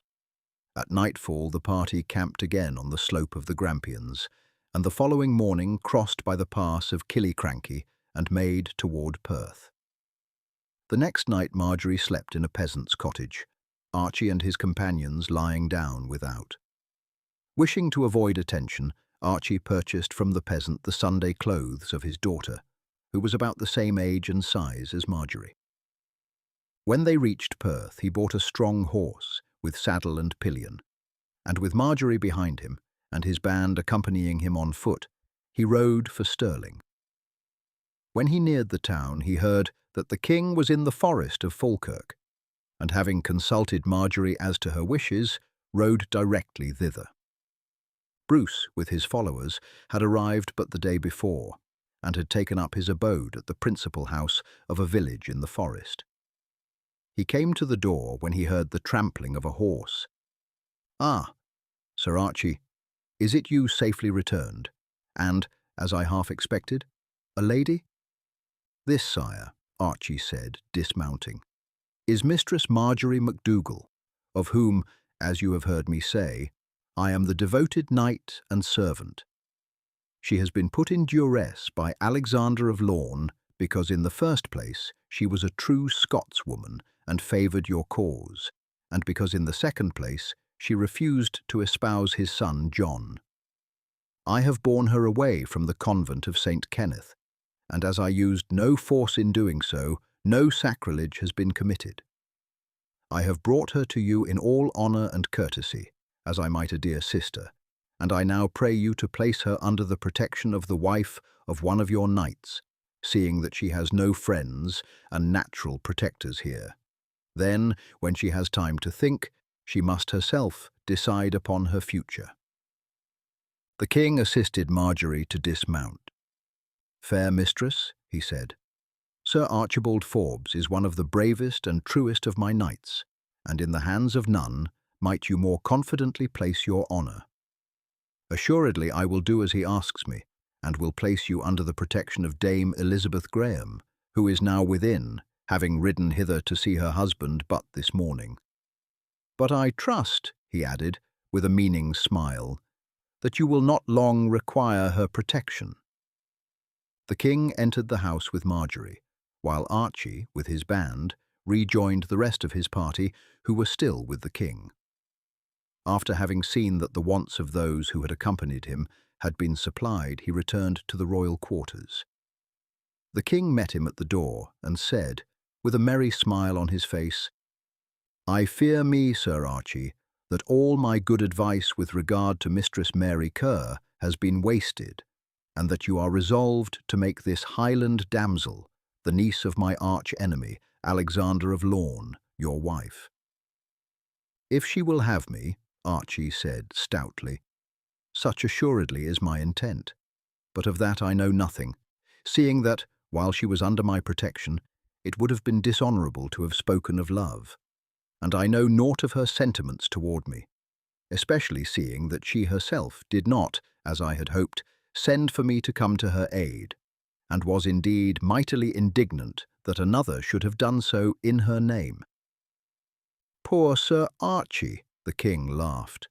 "Though a man, and a valorous one in stature and in years, you are truly but a boy yet in these matters.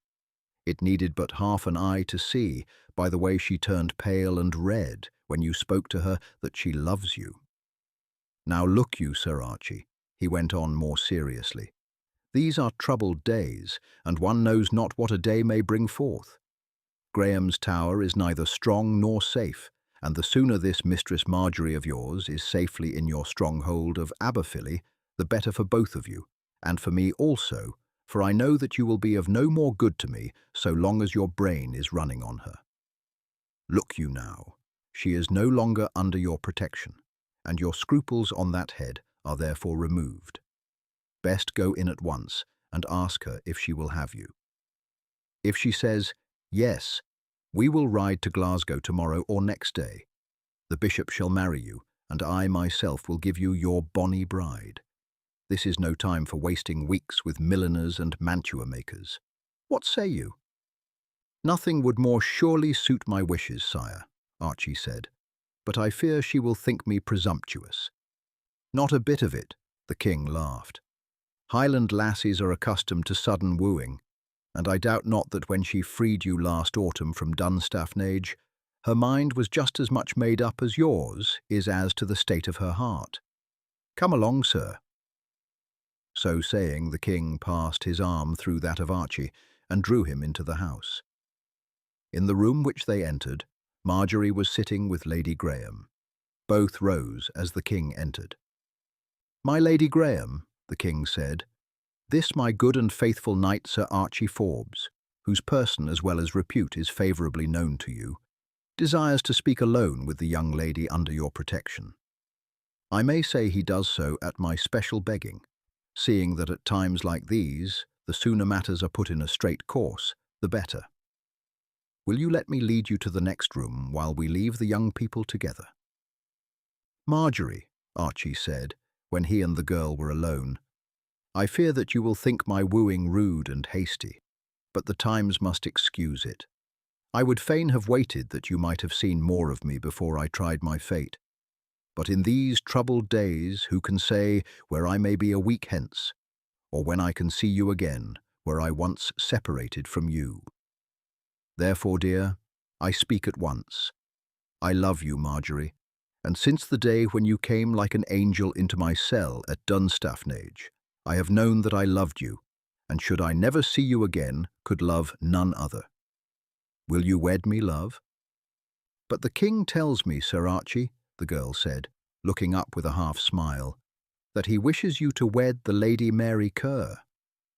"It is a dream of the good king," Archie said, laughing, "and he is not in earnest about it.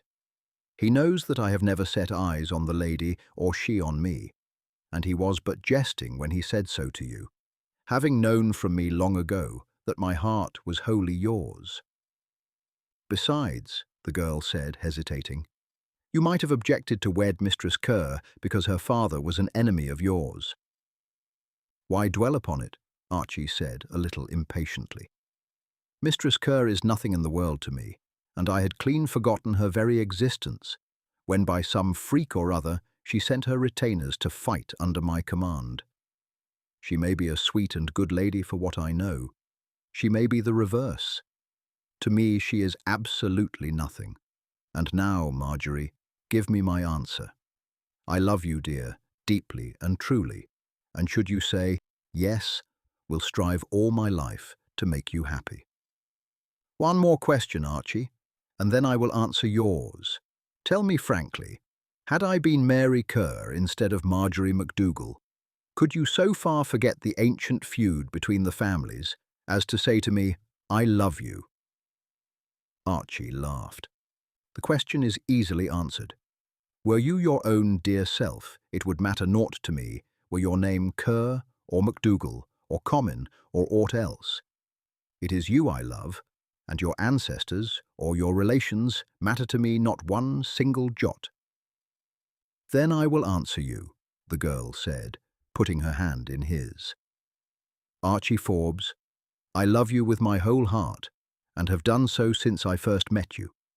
But, she said, drawing back, as Archie would have clasped her in his arms, I must tell you that you have been mistaken, and that it is not Marjorie MacDougall whom you would wed, but Mary, whom her uncle Alexander always called Marjorie Kerr. Marjorie Kerr, Archie repeated in astonishment. Yes, Archie, Marjorie or Mary Kerr. The mistake was none of my making. It was you called me MacDougall, and knowing that you had reason to hate my race, I did not undeceive you, thinking you might even refuse the boon of life at the hands of a Kerr. But I believed that when you thought it over afterwards, you would suspect the truth, seeing that it must assuredly come to your ears if you spoke of your adventure, even if you did not already know it, that Sir John Kerr and Alexander of Lorne married twin sisters of the House of Comyn. You are not angry, I hope, Archie? Angry, Archie said, taking the girl, who now yielded unresistingly, in his arms. It matters nothing to me who you were, and truly I am glad that the long feud between our houses will come to an end. My conscience, too, pricked me somewhat when I heard that, by the death of your brother, you had succeeded to the estates, and that it was in despite of a woman, and she a loyal and true-hearted Scotswoman, that I was holding Aberfilly, so it was you sent the retainers from Ayr to me. Yes, Marjorie replied. Father Anselm carried my orders to them. I longed to know that they were fighting for Scotland, and was sure that under none could they be better led. And you have told the king who you are? Archie asked. Yes, the girl said, directly we entered. And you agree that we shall be married at once at Glasgow, as the king has suggested to me. The king said as much to me, Marjorie said, colouring. But oh, Archie, it seems dreadful, such an unseemly bustle and haste, to be betrothed one day and married the next. Who ever heard of such a thing? But the circumstances, Marjorie, are exceptional. We all carry our lives in our hands, and things must be done which at another time would seem strange. Besides, what advantage would there be in waiting? I should be away fighting the English, and you would see no more of me. You would not get to know me better than you do now. Oh, it is not that, Archie. Nor is it anything else, Archie said, smiling, but just surprise. With the King of Scotland to give you away, and the Bishop of Glasgow to marry you, none can venture to hint that there is anything that is not in the highest degree orthodox in your marriage. Of course, I shall have to be a great deal away until the war is over, and Scotland freed of her tyrants. But I shall know that you are safe at Aberfilly, which is quite secure from any sudden attack. You will have my mother there to pet you and look after you in my absence, and I hope that good Father Anselm will soon find his way there and take up his abode. It is the least he can do, seeing that, after all, he is responsible for our marriage, and having, as it were, delivered you into my hands, ought to do his best to make you happy in your captivity. Marjorie raised no further objection. She saw, in truth, that, having once accepted Archie Forbes as her husband, it was in every way the best plan for her to marry him without delay, since she had no natural protectors to go to, and her powerful relations might stir up the church to view her evasion from the convent as a defiance of its authority. Upon the following day, the king moved with his force to Glasgow, which had already been evacuated by the English garrison, and the next morning Marjorie, for Archie through life, insisted upon calling her by the pet name under which he had first known her, was married to Sir Archibald Forbes. The Bruce gave her away and presented her with a splendid necklet of pearls. His brother Edward, Sir James Douglas, and other companions of Archie in the field also made the bride handsome presents. Archie's followers from Aberfilly and the contingent from Marjorie's estates in Ayr were also present, together with a crowd of the townspeople. For Archie Forbes, the companion of Wallace, was one of the most popular characters in Scotland, and the good city of Glasgow made a fete of his marriage. Suddenly, as it was arranged, a number of the daughters of the wealthiest citizens, attired in white, attended the bride in procession to the altar. Flowers were strewn, and the bride and bridegroom were heartily cheered by a concourse of people as they left the cathedral. The party then mounted, and the king, his brother, Sir James Douglas, and some other knights, together with a strong escort, rode with them to Aberfilly. Archie had dispatched a messenger to his mother with the news directly the arrangements had been made, and all was prepared for their coming. The tenants had assembled to give a hearty welcome to their lord and new mistress. Dame Forbes received her as she alighted from the pillion on which she had ridden behind Archie, and embraced her tenderly. It was the dearest wish of her life that Archie should marry, and although, when she first heard the news, she regretted in her heart that he should have chosen a cur, still she saw that the union would put an end to the long feud, and might even, in the event of the final defeat of Bruce, be the means of safety for Archie himself and security for his possessions. She soon, however, learned to love Marjorie for herself, and to be contented every way with her son's choice. There was high feasting and revelry at Aberfilly that evening. Bonfires were burned in the castle yard, and the tenants feasted there, while the king and his knights were entertained in the hall of the castle. The next morning the king and his companions again mounted and rode off.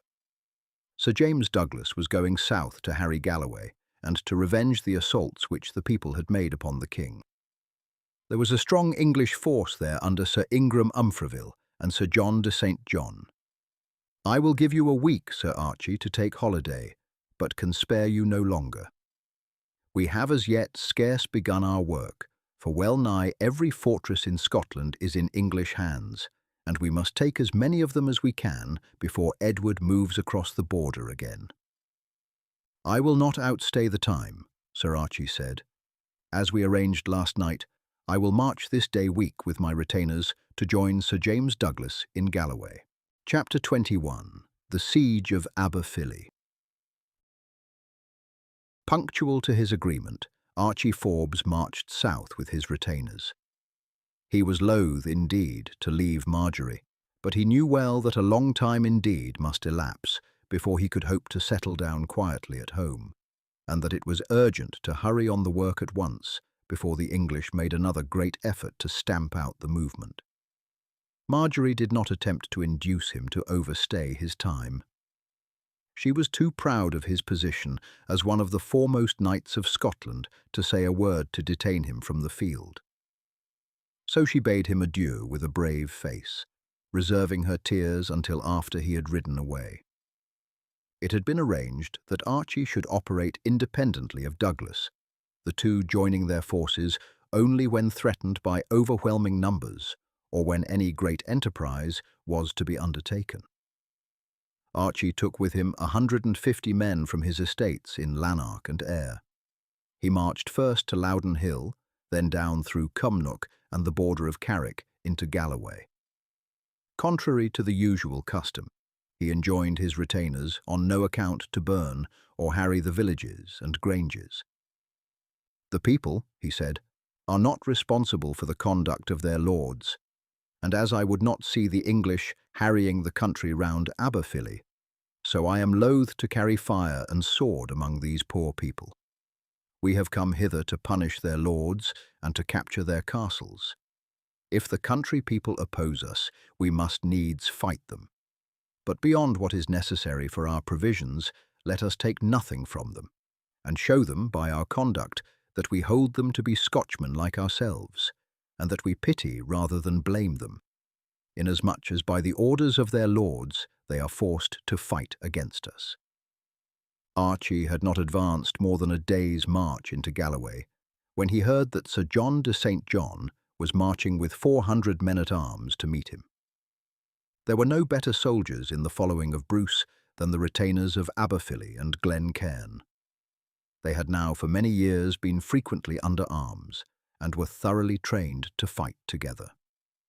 They had the greatest confidence in themselves and their leader, and having often with their spears withstood the shock of the English chivalry, Archie knew that he could rely upon them to the fullest. He therefore took up a position on the banks of a river where a ford would enable the enemy to cross.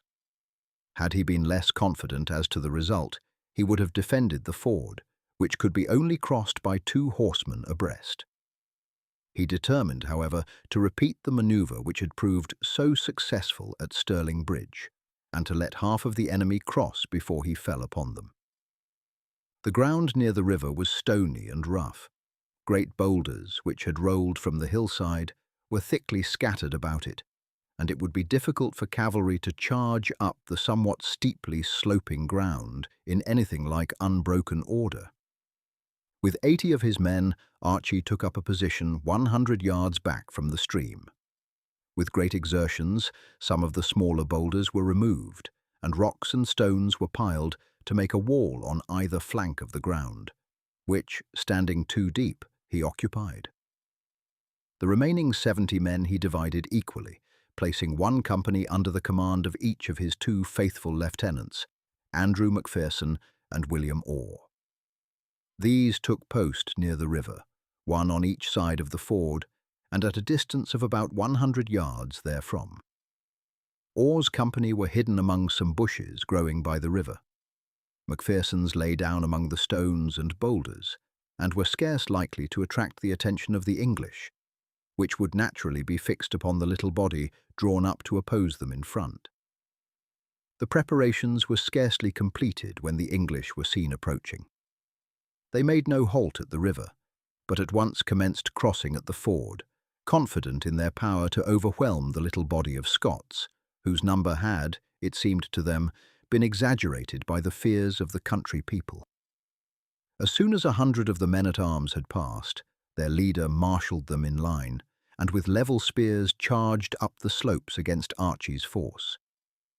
The great boulders broke their ranks, and it was but in straggling order that they reached the narrow line of Scottish spears. These they in vain endeavoured to break through. Their numbers were of no avail to them, as, being on horseback, but 20 men at a time could attack the double row of spearmen. While the conflict was at its height, Archie's trumpet was sounded, for he saw that another 100 men had now crossed the ford. At the signal, the 2 hidden parties leapt to their feet, and with levelled pikes rushed towards the ford. The English had no force there to resist the attack, for as the men-at-arms had passed, each had ridden on to join the fray in front. The head of the ford was therefore seized with but little difficulty, or, with 20 men, remained here to hold it and prevent others from crossing, while Macpherson, with 50, ran up the hill and fell upon the rear of the confused masses of cavalry, who were striving in vain to break the lines of Archie's spears. The attack was decisive. The English, surprised and confused by the sudden attack, were unable to offer any effectual resistance to Macpherson's pikemen, and at the same moment that these fell upon the rear, Archie gave the word, and his men rushed forward upon the struggling mass of cavalry. The shock was irresistible. Men and horses fell in numbers under the Scottish spears, and in a few minutes those who could manage to extricate themselves from the struggling mass rode off in various directions. These, however, were few in number, for 90 were killed and 70 taken prisoners. St. John himself succeeded in cutting his way through the spearmen, and, swimming the river below the ford, rejoined his followers, who had in vain endeavoured to force the passage of the ford. With these he rapidly retired. A detachment of 50 men were sent off with the prisoners to Bruce, and Archie, with the main body of his followers, 2 days later joined the force under Sir James Douglas. Upon the following morning, a messenger from Aberfilly reached Archie. "My lord," he said, "I bring you a message from the Lady Marjorie. I have spent 5 days in searching for you, and have never but once laid down during that time. Therefore do not blame me if my message is long in coming." "What is it, Evan? Naught is wrong there, I trust."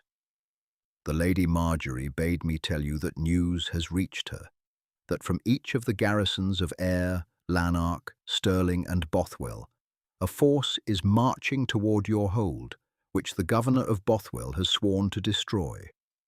When I left, they were expected hourly in sight, and this is full a week since." "Aberfilly can hold out for longer than that," Archie said, "against aught but surprise, and the vassals would have had time to gather." "Yes," the man replied. "They were flocking in when I came away. The men of Glen Cairn had already arrived. All the women and children were taking to the hills, according to the orders which you gave. And now, good Evan, do you eat some supper, and then rest. No wonder you have been so long in finding me, for I have been wandering without ceasing. I will start at once with my followers here for Aberfilly. By tomorrow evening we will be there." Archie hurried to the hut occupied by Douglas, told him the news, and said he must hurry away to the defence of his castle. "Go by all means, Archie," Douglas replied. "If I can gather a force sufficient to relieve you, I will myself march thither. But at present, I fear that the chances of my doing so are small, for the 4 garrisons you have named would be able to spare a force vastly larger than any with which I could meet them in the field, and the king is no better able to help you." "I will do my best," Archie said. "The castle can stand a stout siege, and fortunately I have a secret passage by which we can escape." "Never mind the castle," Douglas replied. "When better days come, we will rebuild it again for you." A few notes on a horn brought Archie's little band of followers together. Telling them the danger which threatened Glen Cairn, Archie placed himself at their head, and at a rapid step they marched away. It was 45 miles across the hills, but before morning they approached it, and made their way to the wood in which was the entrance to the subterranean passage leading to the castle. Archie had feared that they might find the massive doors which closed it, a short distance from the entrance, securely fastened as usual. They were shut indeed, but as they approached them, they heard a challenge from within. "It is I, Sir Archie Forbes." The door was opened at once. "Welcome, Sir Archie," the guard said. "The Lady Marjorie has been expecting you for the last 5 days, and a watch has been kept here constantly to open the doors should you come." "The messenger could not find me," Archie said. "Is all well at the castle?" "All is well," the man replied. "The English have made 2 attacks, but have been beaten back with loss. This morning some great machines have arrived from Stirling and have begun battering the walls. Is it your will that I remain here on guard, now that you have come?" "Yes," Archie answered. "It were best that one should be always stationed here, seeing that the entrance might perchance be discovered by one wandering in the wood, or they might obtain the secret of its existence from a prisoner. If footsteps are heard approaching, retire at once with the news. There is no danger if we are warned in time, for we can turn the water from the moat into it." Archie and his followers now made their way along the passage until they entered the castle. As they issued out from the entrance, a shout of joy rose from those near, and the news rapidly flew through the castle that Archie had arrived. In a moment, Marjorie ran down and threw herself into his arms. "Welcome back, Archie, 1,000 times. I have been grievously anxious as the days went on, and you did not return, and had feared that some evil must have befallen you." It has been a greater anxiety to me than the defence of the castle, but I have done my best to be hopeful and bright, to keep up the spirits of our followers. It was no easy task for your messenger to find me, Marjorie, for we are ever on the move. Is my mother here? No, Archie, she went a fortnight since on a visit to Lady Gordon. It is well, Archie said, for if in the end we have to leave the castle, you who have proved yourself so strong and brave can, if needs be, take to the hills with me. But she could not support the fatigues of such a life. And now, dear, we have marched all night and shall be glad of food. While it is preparing, I will to the walls and see what is going on. As Archie reached the battlement, a loud cheer broke from the defenders gathered there, and Sandy Graham hurried up to him. Welcome back, Sir Archie. Glad am I to give up the responsibility of this post, although indeed it is not I who have been in command, but Lady Marjorie. She has been always on the walls, cheering the men with her words and urging them to deeds of bravery. And indeed, she has frightened me sorely by the way in which she exposed herself where the arrows were flying most thickly. For as I told her over and over again, if the castle were taken, I knew that you would be sure that I had done my best. But what excuse should I be able to make to you if I had to bear you the news that she had been killed? And what did she say to that, Sandy? Truth, Sir Archie, she's a woman and wilful, and she just laughed and said that you would know you could not keep her in order yourself, and could not therefore expect me to rule her. That is so, Sandy, Archie laughed. But now that I am back, I will for once exert my authority, and will see that she runs into no further danger. And now, how goes the siege? So far they have done but little damage, Sir Archie, but the machines which they brought up yesterday will, I fear, play havoc with our walls. They have not yet begun their work, for when they brought them up yesterday afternoon, our men shot so hotly that they had to fall back again. But in the night they have thrown up high banks of earth, and have planted the engines under their shelter, and will, ere long, begin to send their messengers against our walls. Thrice they assaulted the works beyond the drawbridge, and twice we beat them back. But last night they came on with all their force. I was myself there, and after fighting for a while, and seeing they were too strong for us, I thought it best to withdraw before they gained footing in the work, and so had time to draw off the men and raise the drawbridge. Quite right, Sandy. The defenders of the post would only have been slaughtered, and the assailants might have rushed across the drawbridge before it could have been raised. The post is of little importance, save to defend the castle against a sudden surprise, and would only have been a source of constant anxiety and loss. How many do you reckon them? Judging by their tents, there must be 3,000 or 4,000. About 3,000, Sir Archie, I make it, and as we had no time to get the tenants in from my lady's Ayrshire estate, we have but 200 men in the castle, and many of these are scarce more than boys. I have brought 150 with me, Sandy, so we have as many as we can use on the walls, though I could wish I had another 100 or 2 for sorties. Half an hour later, the great machines began to work, hurling vast stones with tremendous force against the castle wall. Strongly as this was built, Archie saw that it would, ere many days, crumble before the blows. I did not reckon on such machines as these, he said to Sandy. Doubtless they are some of the huge machines which King Edward had constructed for the siege of Stirling, and which have remained there since the castle was taken. Fortunately, we have still the moat when a breach is made, and it will be hard work to cross that. All day the great stones thundered against the wall. The defenders were not idle, but kept up a shower of arrows at the edge of the mound behind which the machines were hidden. But although many of those working there were killed, fresh relays came constantly up, and the machines never ceased their work.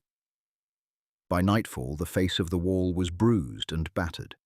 Many of the stones in front had fallen from their places. Another 24 hours, Archie said to Marjorie, as he joined her in the great hall. "And the breach will be begun, 48, and it will be completed. They will go on all night, and we may expect no rest until the work is done. In an hour's time I shall sally out from the passage into the wood and beat up their camp. Expecting no attack from the rear, we shall do them rare damage ere they can gather to oppose us. As soon as they do so, we shall be off again, and, scattering in various directions, gather again in the wood and return here." An hour later, Archie, with 200 men, started. No sooner had he left than Marjorie called Sandy Graham and Andrew Macpherson, whom he had left in joint command during his absence. "Now," she said, "I am not going to remain quiet here while Sir Archie does all the fighting. Therefore, do you gather all the garrison together, leaving only 20 to hold the gate. See that the wheels of the drawbridge are well oiled, and the hinges of the gate. Directly we see that the attack has begun upon the camp, we will lower the drawbridge quietly, open the gates, and sally out. There is no great force in the outer work. When we have cleared that, which, if we are quick, we can do without alarming the camp, seeing what a confusion and uproar will be going on there, we will make straight along to the point where the machines are placed. Let some of the men take axes and cut the ropes, and let others carry faggots well steeped in oil. We will pile them round the machines and light them, and thus, having ensured their destruction, we will fall back again." "But Lady Marjorie," Sandy began. "I will have no buts, Sandy. You must just do as I order you, and I will answer to Sir Archie. I shall myself go forth with you and see that the work is properly done." The two men looked doubtfully at each other. "Now, Andrew," Marjorie said briskly, "let us have no hesitation or talk. The plan is a good one." "I do not say that it is not a good one," Sandy replied cautiously, "or that it is not one that Sir Archie might have carried out if he had been here." "Very well, Andrew. Then that is quite enough. I give you the orders and I am responsible. And if you and Sandy do not choose to obey me, I shall call the men together myself and lead them without you." As Sandy and Andrew were quite conscious that their lady would be as good as her word, they at once proceeded to carry her orders into effect. The wheels of the portcullis and drawbridge were oiled, as were the bolts and hinges of the gate. The men were formed up in the courtyard, where presently they were joined by Marjorie, who had put on a light steel cap and a shirt of mail, and who had armed herself with a light sword. The men gathered round her enthusiastically, and would have burst into cheers had she not held up her hand to command silence.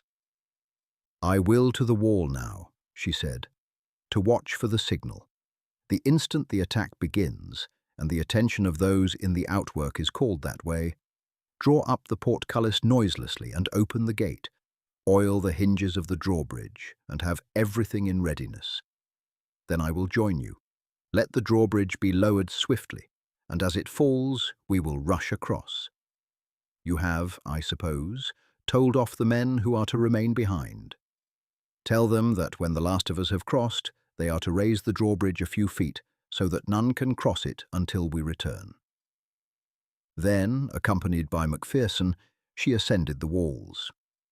All was quiet in the hostile camp, which was about a quarter of a mile distant, and only the creaking of the wheels of the machines, the orders of those directing them, and the dull crash as the great stones struck the wall, broke the stillness of the night. For half an hour they watched, and then a sudden uproar was heard in the camp. The Scottish war cry pealed out, followed by shouts and yells, and almost instantly flames were seen to mount up. "My lord is at work," Marjorie said. "It is time for us to be doing also." So saying, she ran down to the courtyard. Sandy Graham, Macpherson, and a few picked men took their place around her. Then the drawbridge was suddenly run down, and the Scots dashed across it. As Marjorie had anticipated, the English in the outwork had gathered on the farther side and were watching the sudden outbreak in the camp. Alarmed at the prospect of an attack, perhaps by the Bruce in that quarter, they were suddenly startled by the rush of feet across the drawbridge, and before they had time to recover from their surprise, the Scots were upon them. The latter were superior in numbers, and the English, already alarmed by the attack upon their camp, offered but a feeble resistance. Many were cut down, but the greater part leapt from the wall and fled towards the camp. The moment resistance ceased, the outer gate was thrown open, and at full speed the Scotch made for the machines. The party here had suspended their work and were gazing towards the camp, where the uproar was now great. The wind was blowing briskly, and the fire had spread with immense rapidity, and already half the camp was in flames. Suddenly, from the bank above, the Scots poured down upon them like a torrent. There was scarcely a thought of resistance. Stricken with dismay and astonishment at this unexpected attack, the soldiers working the machines fled hastily, only a few falling beneath the swords of the Scots. The men with axes at once fell upon the machines, cutting the ropes and smashing the wheels and levers which worked them, while those with the faggots piled them round. In less than 2 minutes the work was done. Lighted torches were applied to the faggots, and the flames soon shot up hotly. The Scots waited but a minute or two to see that the work was thoroughly done, and that the flames had got fair hold, and then, keeping in a close body, they retired to the castle. Not a soul was met with by the way, and leaving Andrew Macpherson with 50 men to hold the outwork until Archie should return and decide whether it should be occupied, Marjorie, with the rest, re-entered the castle. She at once ascended to the walls again, where Sandy also posted the men to be in readiness to open fire with their arrows should the English return, and endeavour to extinguish the flames round the machines. The sound of fighting had ceased at the camp. By the light of the flames, numbers of the English could be seen pulling down the tents which the fire had not yet reached, and endeavouring to check the conflagration, while a large body of horse and foot were rapidly advancing toward the castle. As soon as they came within bowshot range, the archers opened fire, and the English leaders, seeing that it was already too late to save the machines, which were by this time completely enveloped in flames, and that men would only be sacrificed to no good purpose, halted the troops. They then moved towards the outwork, but finding this in possession of the Scots, they fell back again to the camp to take counsel as to the next steps to be adopted. Archie's attack had been crowned with complete success. Apprehending no danger from behind, the English had neglected to place sentries there, and the Scots were already among the tents before their presence was discovered. Numbers of the English were cut down, and the tents fired, and as soon as the English recovered from their first surprise and began to form, Archie gave the word for a retreat. This was effected without molestation, for the first thought of the English was to save the camp from total destruction. The reports of the men who escaped from the castle outwork and the outburst of flames around the machines added to the confusion which reigned, and the leaders, who had by the light of the flames ascertained that the assault upon the camp had been made by a small body of the enemy, deemed it of the first importance to move at once to save the machines if it were still possible. The Scots regained the entrance to the passage without the loss of a single man, and passing through, soon re-entered the castle. Marjorie had laid aside her warlike trappings and awaited her husband's return at the inner entrance of the passage. "We have had good success, Marjorie," Archie said as he greeted her. "As you will have seen from the walls, the greater part of the English camp is destroyed. We have killed great numbers, and have not lost a man." "That is good news indeed, Archie. We too have not been quite idle while you have been away." "Why, what have you been doing, Marjorie?" Archie asked in surprise. "Come up to the walls and I will show you." Archie mounted with her, and gave a start of surprise as he looked towards the machines. The great body of fire had died down now, but the beams of the machines stood up red and glowing, while a light flickering flame played round them. "You see, we have not been idle, Archie. We have destroyed the machines and retaken the outwork, which is now held by Andrew Macpherson with 50 men. Why, what magic is this, wife? No magic at all, Sir Knight. We have been carrying out the work which you, as a wise and skillful commander, should have ordered before you left. We have taken advantage of the confusion of the enemy by the fire in their camp, and have made a sortie, and a successful one, as you see. I am delighted indeed, Archie said, and the destruction of those machines is indeed a great work. Still, Sandy and Macpherson should not have undertaken it without orders from me. They might have been cut off, and the castle stormed before I came back. They had orders from me, sir, and that was quite sufficient. To do them justice, they hesitated about obeying me, and I was well nigh ordering them to the dungeon for disobedience, and they only gave way at last when I said they could stop at home if they liked, but that I should lead out the retainers. Of course I went in your place with armour and sword, but perhaps it was as well that I had no fighting to do. Do you mean, Marjorie, that you really led the sortie? I don't think I led it, Archie, but I certainly went out with it, and very exciting it was. There, dear, don't look troubled. Of course, as châtelaine of the castle, I was bound to animate my men.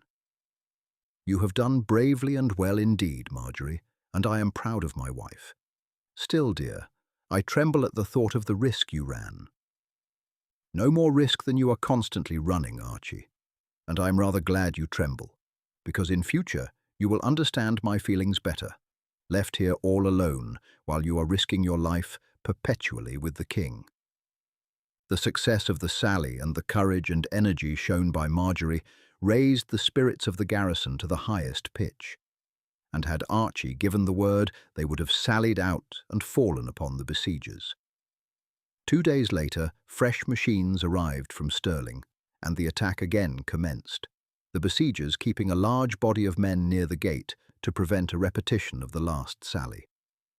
Archie now dispatched 2 or 3 fleet-footed runners through the passage to find the king, and tell him that the besiegers were making progress, and to pray him to come to his assistance. 2 days passed, and the breach was now fairly practicable, but the moat, 50 feet wide, still barred the way to the besiegers. Archie had noticed that for 2 or 3 days no water had come down from above, and had no doubt that they had diverted the course of the river. Upon the day after the breach was completed, the besiegers advanced in great force up the stream from below. They are going to try to cut the dam, Archie said to Sandy. Place every man who can draw a bow on that side of the castle. As the English approached, a rain of arrows was poured into them, but covering themselves with their shields and with large mantlets formed of hurdles covered with hides, they pressed forward to the dam. Here those who had brought with them picks and mattocks set to work upon the dam, the men with mantlets shielding them from the storm of arrows, while numbers of archers opened fire upon the defenders. Very many were killed by the Scottish arrows, but the work went on. A gap was made through the dam. The water, as it rushed through, aided the efforts of those at work, and after 3 hours' labour and fighting, the gap was so far deepened that the water in the moat had fallen 8 feet. Then, finding that this could now be waded, the assailants desisted and drew off to their camp. A council was held that evening in the castle as to whether the hold should be abandoned at once or whether one attack on the breach should be withstood. It was finally determined that the breach should be held. The steep sides of the moat, exposed by the subsidence of the water, were slippery and difficult. The force in the castle was amply sufficient at once to man the breach and to furnish archers for the walls on either side, while in the event of the worst were the breach carried by the English.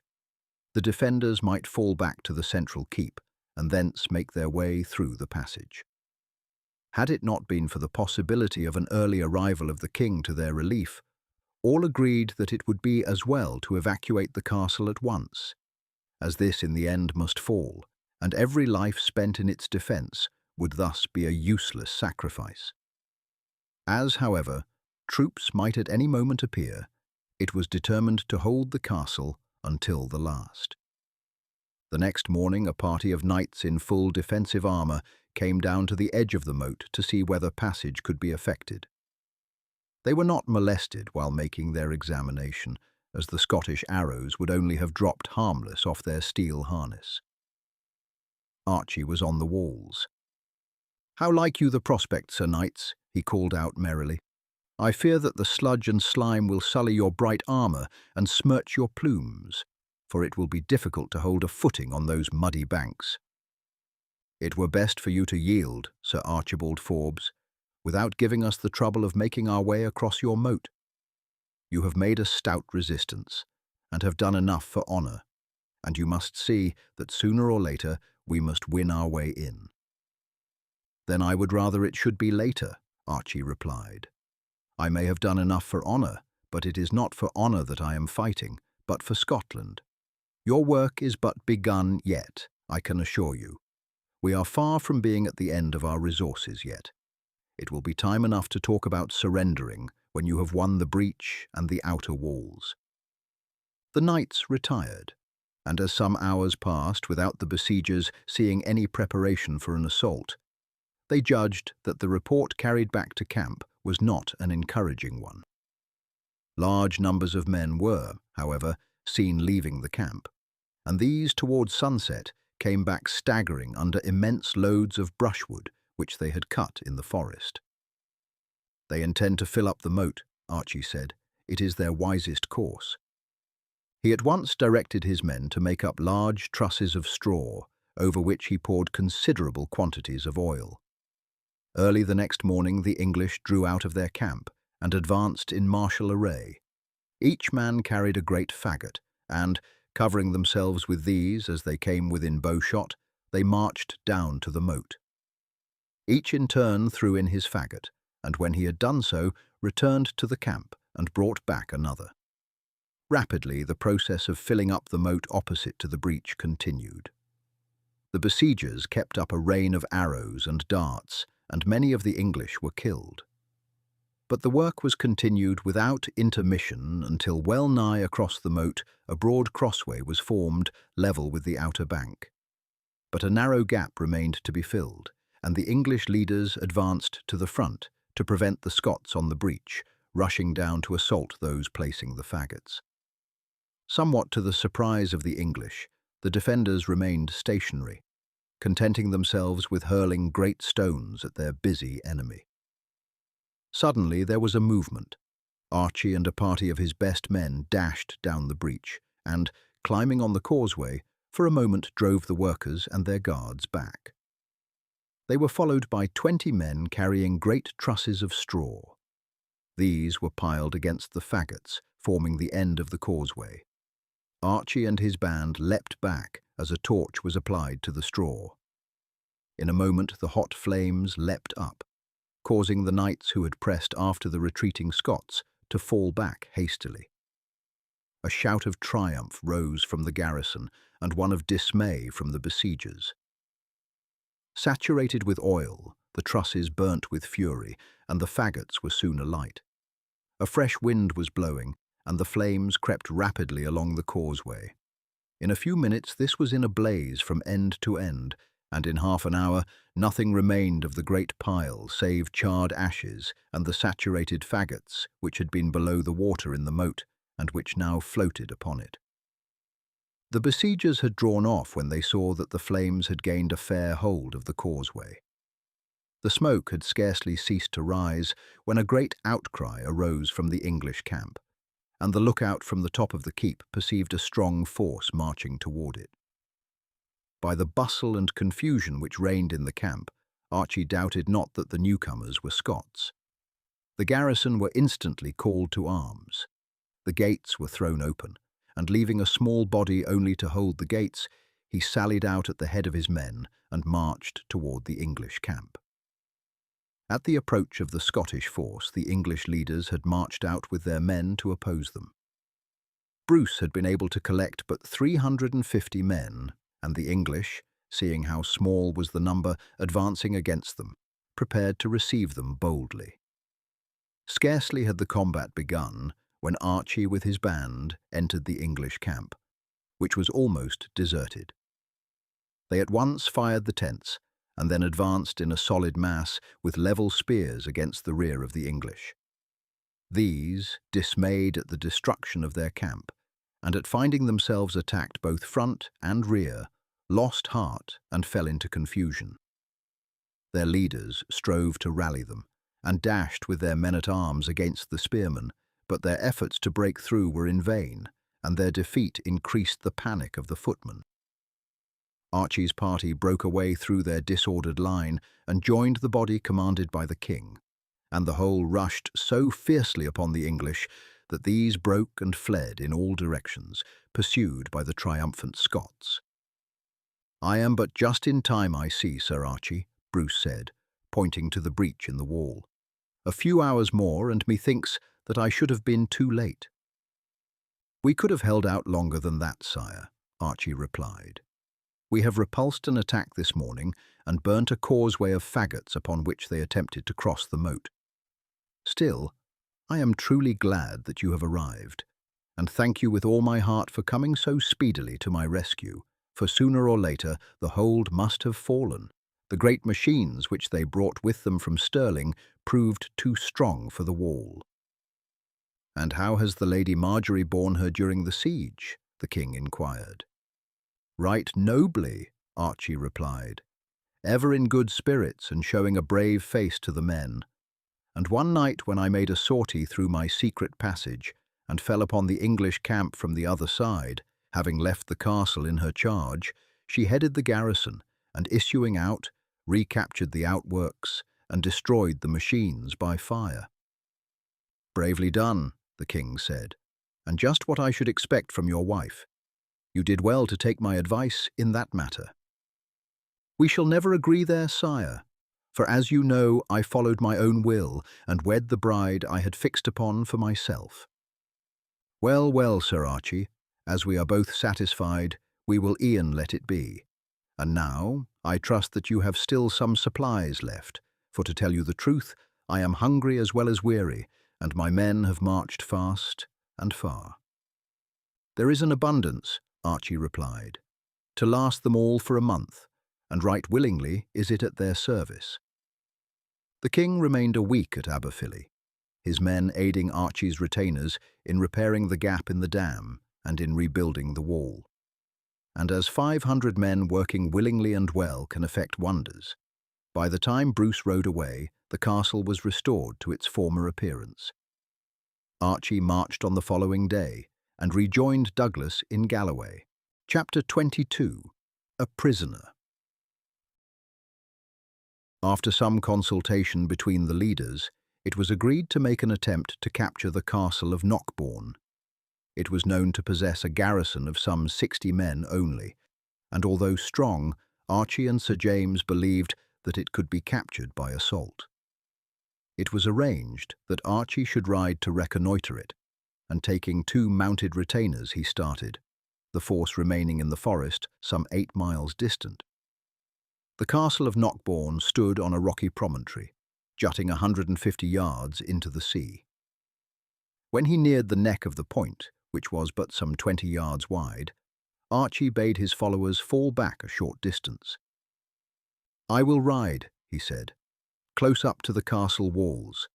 My armour is good, and I care not for arrow or crossbow bolt. It were best you fell back a little, for they may have horses and may sally out in pursuit. I am well mounted and fear not being overtaken, but it were best that you should have a good start." Archie then rode forward toward the castle. Seeing a knight approaching alone, the garrison judged that he was friendly, and it was not until it was seen that instead of approaching the drawbridge, he turned aside and rode to the edge of the fosse, that they suspected that he was a foe. Running to the walls, they opened fire with arrows upon him, but by this time Archie had seen all that he required. Across the promontory ran a sort of fissure, some 10 yards wide and as many deep. From the opposite edge of this the wall rose abruptly. Here assault would be difficult, and it was upon the gateway that an attack must be made. Several arrows had struck his armour and glanced off, and Archie now turned and quietly rode away, his horse being protected by mail like himself. Scarce had he turned when he saw a sight which caused him for a moment to draw rein. Coming at full gallop toward the promontory was a strong body of English horse, flying the banner of Sir Ingram de Umfraville. They were already nearer to the end of the neck than he was. There was no mode of escape, and drawing his sword, he galloped at full speed to meet them. As he neared them, Sir Ingram himself, one of the doughtiest of Edward's knights, rode out with levelled lance to meet him. At full gallop, the knights charged each other. Sir Ingram's spear was pointed at the bars of Archie's helmet, but as the horses met each other, Archie, with a blow of his sword, cut off the head of the lance and dealt a tremendous backhanded blow upon Sir Ingram's helmet as the latter passed him, striking the knight forward onto his horse's neck. Then, without pausing a moment, he dashed into the midst of the English ranks. The horsemen closed around him, and although he cut down several with his sweeping blows, he was unable to break his way through them. Such a conflict could not last long. Archie received a blow from behind which struck him from his horse. Regaining his feet, he continued the fight, but the blows rained thick upon him, and he was soon struck senseless to the ground. When he recovered, he was in a room in the keep of the castle. Two knights were sitting at a table near the couch on which he was lying. "Ah!" exclaimed one, on seeing Archie open his eyes and move. "I am glad to see your senses coming back to you, Sir Prisoner. Truly, sir, I regret that so brave a knight should have fallen into my hands, seeing that in this war we must needs send our prisoners to King Edward, whose treatment of them is not, I must e'en own, gentle. For indeed you fought like any paladin. I deemed not that there was a knight in Scotland, save the Bruce himself, who could have so borne himself. And never did I, Ingram de Umfraville, come nearer to losing my seat than I did from that backhanded blow you dealt me. My head rings with it still. My helmet will never be fit to wear again, and as the leech said when plastering my head, had not my skull been of the thickest, you had assuredly cut through it. May I crave the name of so brave an antagonist?" "I am Sir Archibald Forbes," Archie replied. "By St. Jago," the knight said, "but I am sorry for it, seeing that save Bruce himself, there is none in the Scottish ranks against whom King Edward is so bitter. In the days of Wallace, there was no one whose name was more often on our lips than that of Sir Archibald Forbes, and now, under Bruce, it is ever coming to the front. I had thought to have asked Edward as a boon that I should have kept you as my prisoner until exchanged for one on our side. But being Sir Archibald Forbes, I know that it were useless indeed. Nevertheless, Sir Knight, I will send to King Edward, begging him to look mercifully upon your case, seeing how bravely and honourably you have fought." "Thanks for your good offices, Sir Ingram," Archie replied, "but I shall ask for no mercy for myself. I have never owed or paid him allegiance, but, as a true Scot, have fought for my country against a foreign enemy." "But King Edward does not hold himself to be a foreign enemy," the knight said, "seeing that Balliol, your king, with Comyn and all your great nobles, did homage to him as Lord Paramount of Scotland." "It were an easy way," Archie rejoined, "to gain a possession to nominate a puppet from among the nobles already your vassals, and then to get him to do homage. No, Sir Knight, neither Comyn nor Balliol nor any other of the Anglo-Norman nobles who hold estate in Scotland have a right to speak for her or to barter away her freedom. That is what Wallace and thousands of Scotchmen have fought and died to protest against, and what Scotchmen will do until their country is free." "It is not a question for me to argue upon," Sir Ingram said surlily. "King Edward bids me fight in Scotland, and as his knight and vassal, I put on my harness without question. But I own to you that seeing I have fought beside him in Gascony, when he, as a feudal vassal of the King of France, made war upon his lord, I cannot see that the offence is an unpardonable one when you Scotchmen do the same here. Concerning the lawfulness of his claim to be your Lord Paramount, I own that I neither know nor care one jot. However, sir, I regret much that you have fallen into my hands, for to Carlisle, where the king has long been lying, as you have doubtless heard, grievously ill, I must forthwith send you. I must leave you here with the governor, for in half an hour I mount and ride away with my troop. He will do his best to make your sojourn here easy until such time as I may have an opportunity of sending you by ship to Carlisle. And now farewell, sir, he said, giving Archie his hand. I regret that an unkind chance has thrown so gallant a knight into my hands, and that my duty to the king forbids me from letting you go free. Thanks, Sir Ingram, Archie replied. I have ever heard of you as a brave knight, and if this misfortune must fall upon me, would sooner that I should have been captured by you than by one of less fame and honour. The governor now had a meal with some wine set before Archie, and then left him alone. I am not at Carlisle yet, Archie said to himself. Unless I mistake, we shall have Sir James thundering at the gate before morning. Cluny will assuredly have ridden off at full speed to carry the news when he saw that I was cut off, and e'en now he will be marching towards the castle. As he expected, Archie was roused before morning by a tremendous outburst of noise.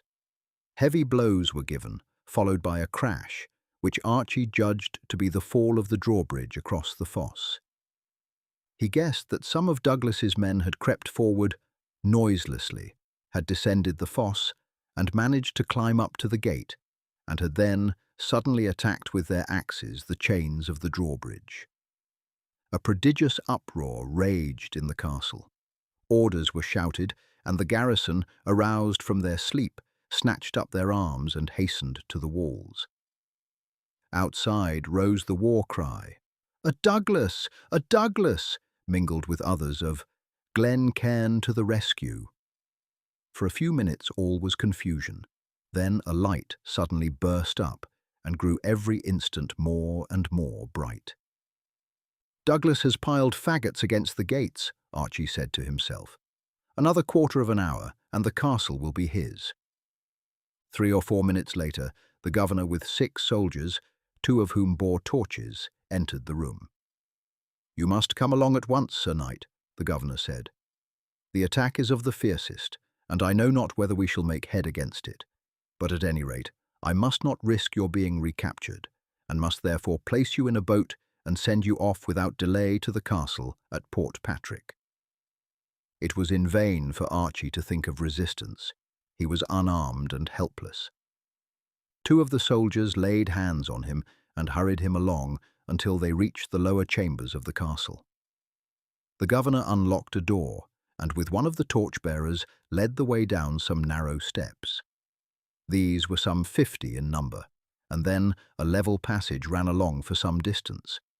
Another door was opened, and the fresh breeze blew upon them as they issued forth. They stood on some rocks at the foot of the promontory on which the castle stood. A large boat lay close at hand, drawn to the shore. Archie and the 6 soldiers entered her. 4 of the latter took the oars, and the others seated themselves by their prisoner, and then the boat rowed away, while the governor returned to aid in the defence of the castle. The boat was but a quarter of a mile away when on the night air came the sound of a wild outburst of triumphant shouts which told that the Scots had won their way into the castle. With muttered curses the men bent to their oars, and every minute took them further away from Knockbourne. Archie was bitterly disappointed. He had reckoned confidently on the efforts of Douglas to deliver him, and the possibility of his being sent off by sea had not entered his mind. It seemed to him now that his fate was sealed. He had noticed on embarking that there were no other boats lying at the foot of the promontory, and pursuit would therefore be impossible. After rowing 8 hours, the party reached Port Patrick, where Archie was delivered by the soldiers to the governor with a message from their commander saying that the prisoner, Sir Archibald Forbes, was a captive of great importance. and was, by the orders of Sir Ingram de Umfreville, who had captured him, to be sent on to Carlisle to the king when a ship should be going thither. A fortnight passed before a vessel sailed. Archie was placed in irons, and so securely guarded in his dungeon that escape was altogether impossible. So harsh was his confinement that he longed for the time when a vessel would sail for Carlisle, even though he was sure that the same fate which had attended so many of Scotland's best and bravest knights awaited him there. The winds were contrary, and the vessel was 10 days upon the voyage. Upon reaching Carlisle, Archie was handed to the governor of the castle, and the next morning was conducted to the presence of the king himself. The aged monarch, in the last extremity of sickness, lay upon a couch. Several of his nobles stood around him. "So," he said as the prisoner was brought before him, "this is Archibald Forbes, the one companion of the traitor Wallace, who has hitherto escaped my vengeance. So, young sir, you have ventured to brave my anger and to think yourself capable of coping with the Lion of England." "I have done my utmost, Sir King," Archie said firmly, "such as it was, for the freedom of my country. No traitor am I, nor was my leader Wallace. Nor he nor I ever took vow of allegiance to you, maintaining ever that the kings of England had neither claim nor right over Scotland. He has been murdered, foully and dishonourably, as you will doubtless murder me, and as you have killed many nobler knights and gentlemen, but others will take our places, and so the fight will go on until Scotland is free." "Scotland will never be free," the king said with angry vehemence. "Rather than that, she shall cease to exist, and I will slay till there is not one of Scottish blood, man, woman, or child, to bear the name." "Let him be taken to Berwick," he said. "There let him be exposed for a week in a cage outside the castle, that the people may see what sort of a man this is who matches himself against the might of England. Then let him be hung, drawn and quartered, his head sent to London, and his limbs distributed between 4 Scotch cities." "I go, Sir King," Archie said, as the attendants advanced to seize him. "And at the end of the week I will meet you before the throne of God, for you, methinks, will have gone thither before me, and there will I tax you with all your crimes, with the slaughter of tens of thousands of Scottish men, women, and children, with cities destroyed and countries wasted, and with the murder in cold blood of a score of noble knights whose sole offence was that they fought for their native country." With these words, Archie turned and walked proudly from the king's presence. An involuntary murmur of admiration at his fearless bearing escaped from the knights and nobles assembled round the couch of the dying monarch. When, 2 days later, Archie entered the gates of Berwick Castle, the bells of the city were tolling, for a horseman had just ridden in with the news that Edward had expired on the evening before, being the 6th day of July, 1307, just at the moment when he was on the point of starting with the great army he had assembled to crush out the insurrection in Scotland. So deep was his hate for the people who had dared to oppose his will, that when dying he called before him his eldest son, and in the presence of his barons caused him to swear upon the saints that so soon as he should be dead, his body should be boiled in a cauldron until the flesh should be separated from the bones, after which the flesh should be committed to the earth, but the bones preserved, and that, as often as the people of Scotland rebelled, the military array of the kingdom should be summoned, and the bones carried at the head of the army into Scotland. His heart, he directed, should be conveyed to and deposited in the Holy Land. So died Edward I, a champion of the Holy Sepulchre, King of England, Lord of Ireland, Duke of Aquitaine, Conqueror of Wales, and would-be Conqueror of Scotland. In many respects his reign was a great and glorious one, for he was more than a great conqueror. He was, to England, a wise and noble king, and taken altogether, he was perhaps the greatest of the Plantagenets. Historians have striven to excuse and palliate his conduct towards Scotland.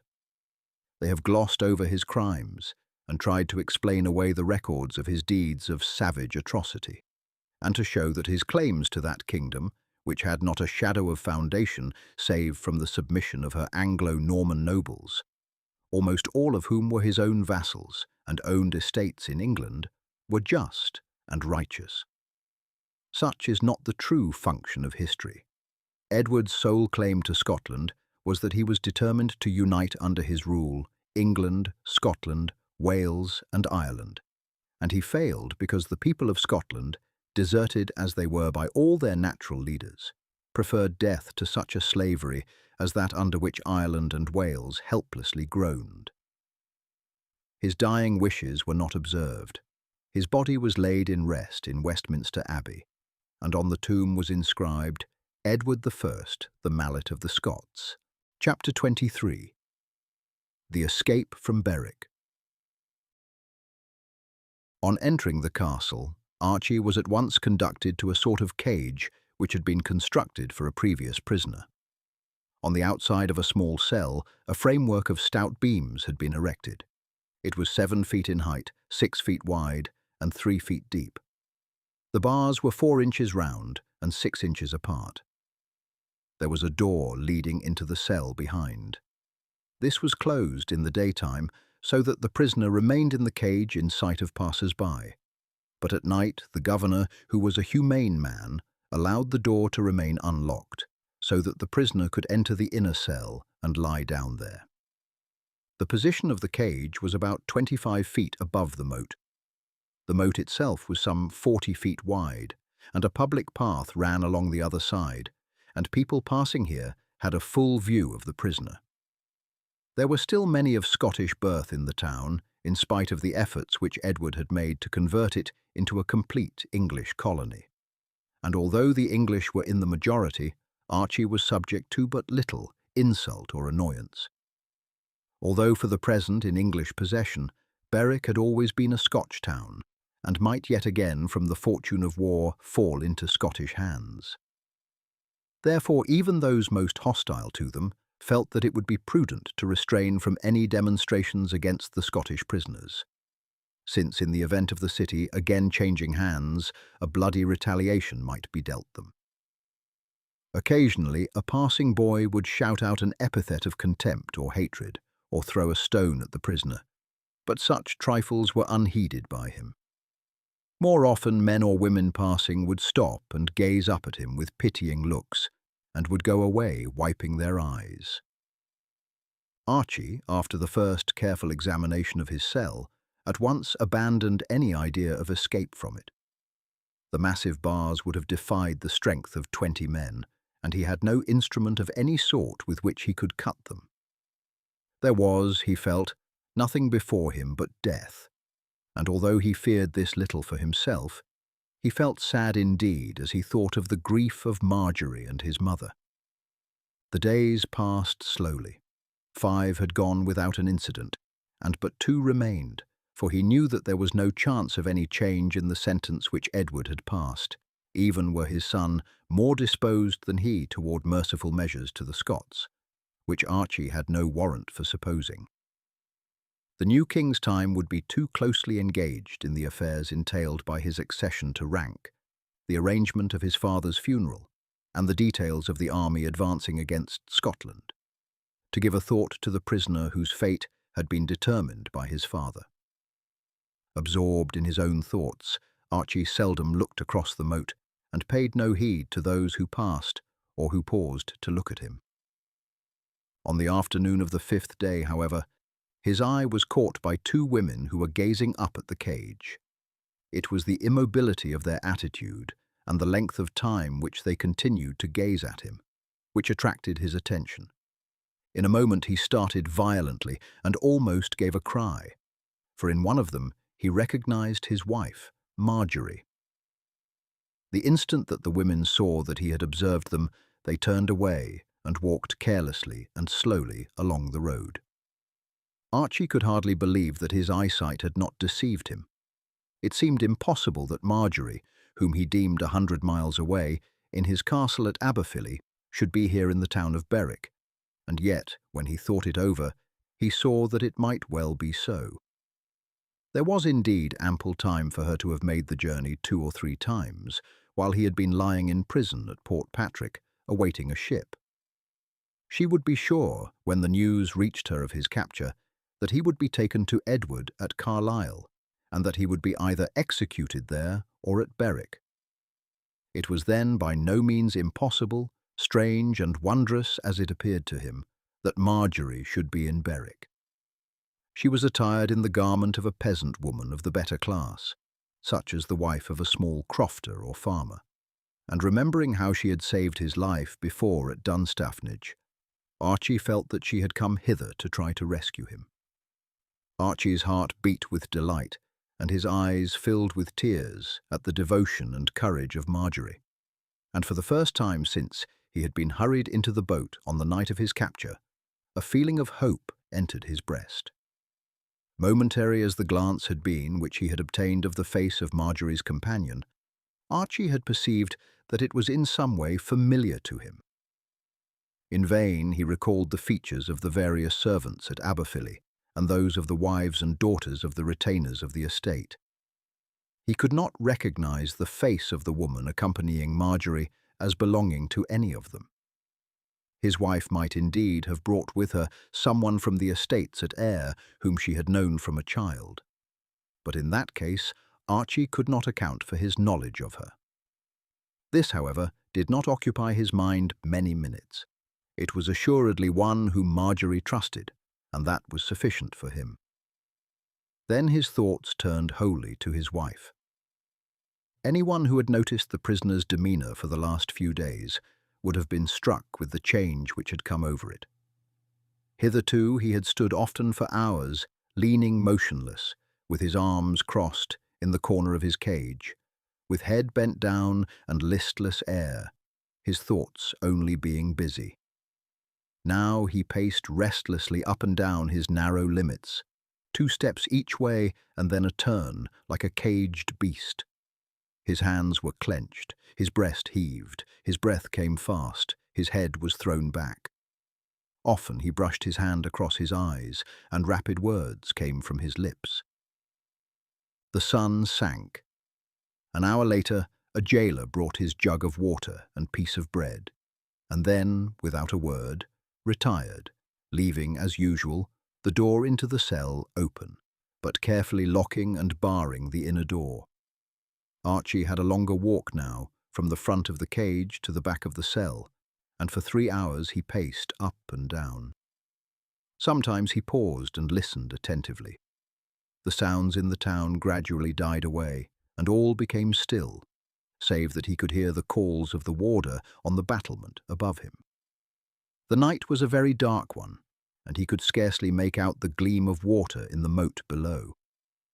Suddenly something struck him a sharp blow on the face and fell at his feet. He stooped and picked it up. It was an arrow with a wad of wool fastened round its point to prevent it from making a noise should it strike the wall or cage. To the other end was attached a piece of string. Archie drew it in until he felt that it was held firmly. Then, after a moment, the hold relaxed somewhat, and the string again yielded as he drew it. It was now, he felt, taut from the other side of the moat.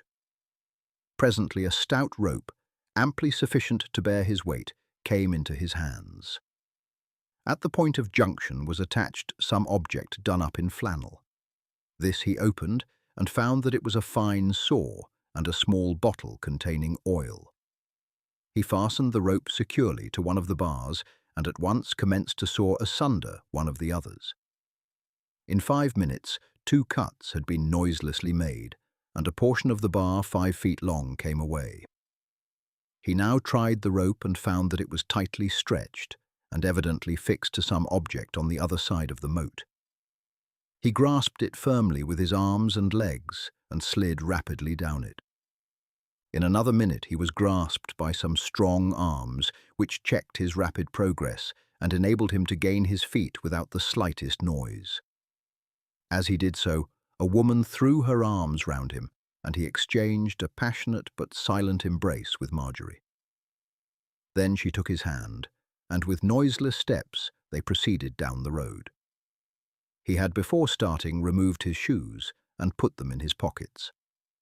Marjorie and her companion had also removed their shoes, and even the keenest ears upon the battlements would have heard no sound as they proceeded along the road.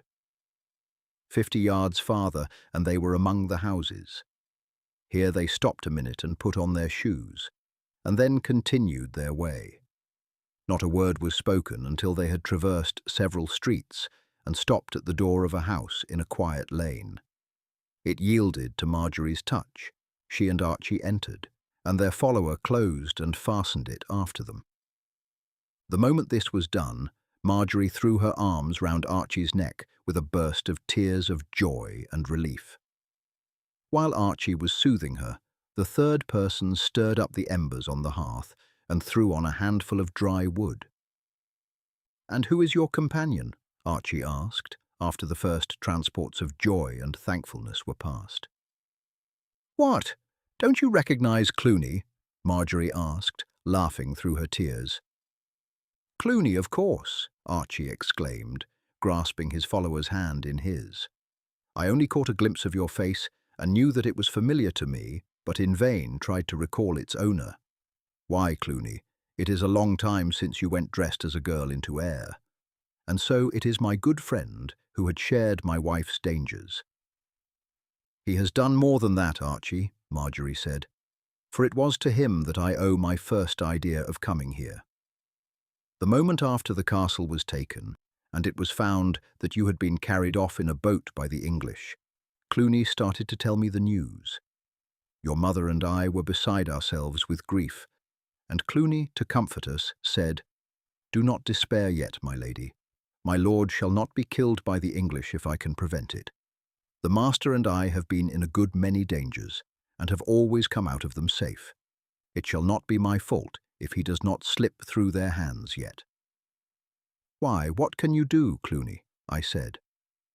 'I don't know what I can do yet,' he replied. 'That must depend upon circumstances. My lord is sure to be taken to Carlisle, and I shall go south to see if I cannot get him out of prison. I have often gone among the English garrisons disguised as a woman, and no one in Carlisle is likely to ask me my business there.' It was plain to me at once that if Cluny could go to your aid, so could I, and I at once told him that I should accompany him. Cluny raised all sorts of objections, but to these I would not listen, but brought him to my will by saying that if he thought my being with him would add to his difficulties, I would go alone, but that go I certainly would. So without more ado, we got these dresses and made south. We had a few narrow escapes of falling into the hands of parties of English, but at last we crossed the frontier and made to Carlisle. 3 days later, we heard of your arrival, and the next morning all men were talking about your defiance of the king, and that you had been sent to Berwick for execution at the end of the week. So we journeyed hither, and got here the day after you arrived. The first step was to find a Scotchwoman whom we might trust. This, by great luck, we did, and Mary Martin, who lives in this house, is a true Scotchwoman, and will help us to the extent of her power. She is poor, for her husband, who is an Englishman, had for some time been ill, and died but yesterday. He was, by what she says, a hard man and cruel, and his death is no grief to her, and Mary will, if she can, return with her daughter to Roxburgh, where her relations live, and where she married her husband, who was a soldier in the English garrison there. "But, Marjorie," Archie said, "have you thought how we are to escape hence? Though I am free from the castle, I am still within the walls of Berwick, and when, tomorrow, they find that I have escaped, they will search every nook and corner of the town. I had best, without delay, try and make my way over the walls." "That was the plan Cluny and I first thought of," Marjorie replied. "But owing to the raids of the Douglas on the border, so strict a watch is kept on the walls that it would be difficult indeed to pass. Clooney has tried a dozen times each night, but the watch is so vigilant that he has each time failed to make his way past them, but has been challenged and has had several arrows discharged at him. The guard at the gates is extremely strict, and all carts that pass in and out are searched. Could you have tried to pass before your escape was known, you might no doubt have done so in disguise. But the alarm will be given before the gates are open in the morning, and your chance of passing through undetected then would be small indeed. The death of the man Martin suggested a plan to me. I have proposed it to his wife, and she has fallen in with it. I have promised her a pension for her life should we succeed. But I believe she would have done it even without reward, for she is a true Scotchwoman. When she heard who it was that I was trying to rescue, she said at once she would risk anything to save the life of one of Scotland's best and bravest champions, while, on the other hand, she cares not enough for her husband to offer any objection to my plans for the disposal of his body. But what are your plans, Marjorie? All the neighbours know that Martin is dead. They believe that Clooney is Mary's sister and I her niece, and she has told them that she shall return with us to Roxburgh. Martin was a native of a village 4 miles hence, and she is going to bury him with his fathers there. Now I have proposed to her that Martin shall be buried beneath the wood store here, and that you shall take his place in the coffin. It is a capital idea, Marjorie, Archie said, and will assuredly succeed if any plan can do so. The only fear is that the search will be so hot in the morning that the soldiers may even insist upon looking into the coffin. We have thought of that, Marjorie said, and dare not risk it. We must expect every house to be searched in the morning, and have removed some tiles in the attic. At daybreak you must creep out on the roof, replace the tiles, and remain hidden there until the search is over. Martin will be laid in the coffin. Thus, even should they lift the lid, no harm will come of it. Directly they have gone, Clooney will bring you down, and you and he dig the grave in the floor of the woodshed and place Martin there. Then you will take his place in the coffin, which will be placed in a cart already hired, and Clooney, I, Mrs. Martin, and her daughter will then set out with it. Soon after daybreak, the quick strokes of the alarm bell at the castle told the inhabitants of Berwick that a prisoner had escaped. Archie at once betook himself to his place of concealment on the roof. He replaced the tiles, and Clooney carefully obliterated all signs of the place of exit from within. A great hubbub had by this time arisen in the street. Trumpets were blowing, and parties of soldiers moving about in all directions. The gates remained unopened, orders being given that none should pass through without a special order from the governor. The sentries on the wall were doubled, and then a house-to-house search was commenced, every possible place of concealment being rummaged from basement to attic. Presently the searchers entered the lane in which Mrs. Martin lived. The latch was ere long lifted, and a sergeant and 6 soldiers burst into the room. The sight which they beheld quieted their first noisy exclamations. 4 women in deep mourning were kneeling by a rough coffin placed on trestles. One of them gave a faint scream as they entered, and Mary Martin, rising to her feet, said, "What means this rough intrusion?" "It means," the sergeant said, "that a prisoner has escaped from the castle, one Archie Forbes, a pestilent Scotch traitor. He has been aided by friends from without, and as the sentries were watchful all night, he must be hidden somewhere in the town, and every house is to be searched." "You can search if you will," the woman said, resuming the position on her knees. "As you see, this is a house of mourning, seeing that my husband is dead, and is today to be buried in his native village, 3 miles away." "He won't be buried today," the sergeant said, "for the gates are not to be opened, save by a special order from the governor. Now, lads," he went on, turning to the men, "search the place from top to bottom. Examine all the cupboards and sound the floors. Turn over all the wood in the shed, and leave not a single place unsearched where a mouse could be hid. The soldiers scattered through the house, and were soon heard knocking the scanty furniture about and sounding the floors and walls. At last they returned, saying that nothing was to be found. "And now," the sergeant said, "I must have a look in that coffin. Who knows but what the traitor Scott may be hid in there?" Mrs. Martin leaped to her feet. "You shall not touch the coffin," she said. "I will not have the remains of my husband disturbed." The sergeant pushed her roughly aside, and with the end of his pike prized up the lid of the coffin, while Mrs. Martin and the other 3 mourners screamed lustily and wrung their hands in the greatest grief at this desecration of the dead. Just as the sergeant opened the coffin and satisfied himself that a dead man really lay within, an officer, attracted by the screams, entered the room. "What is this, sergeant?" he asked angrily. "The orders were to search the house, but none were given you to trouble the inmates." Mrs. Martin began volubly to complain of the conduct of the soldiers in wrenching open the coffin. "It was a necessary duty, my good woman," the officer said, "seeing that a living man might have been carried away instead of a dead one. However, I see all is right." "Oh, kind sir," Mrs. Martin said, sobbing, "is it true what this man tells me, that there is no passage through the gates today? I have hired a cart to take away my husband's body. The grave is dug, and the priest will be waiting. Kind sir, I pray of you to get me a pass to sally out with it, together with my daughter, sister, and niece." "Very well," the officer said kindly. "I will do as you wish. I shall be seeing the governor presently to make my report to him. And as I have myself seen, the dead body can vouch that no ruse is intended.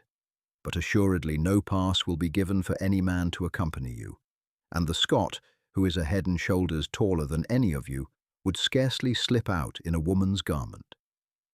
"When will the cart be here?" "At noon," the woman replied. "Very well.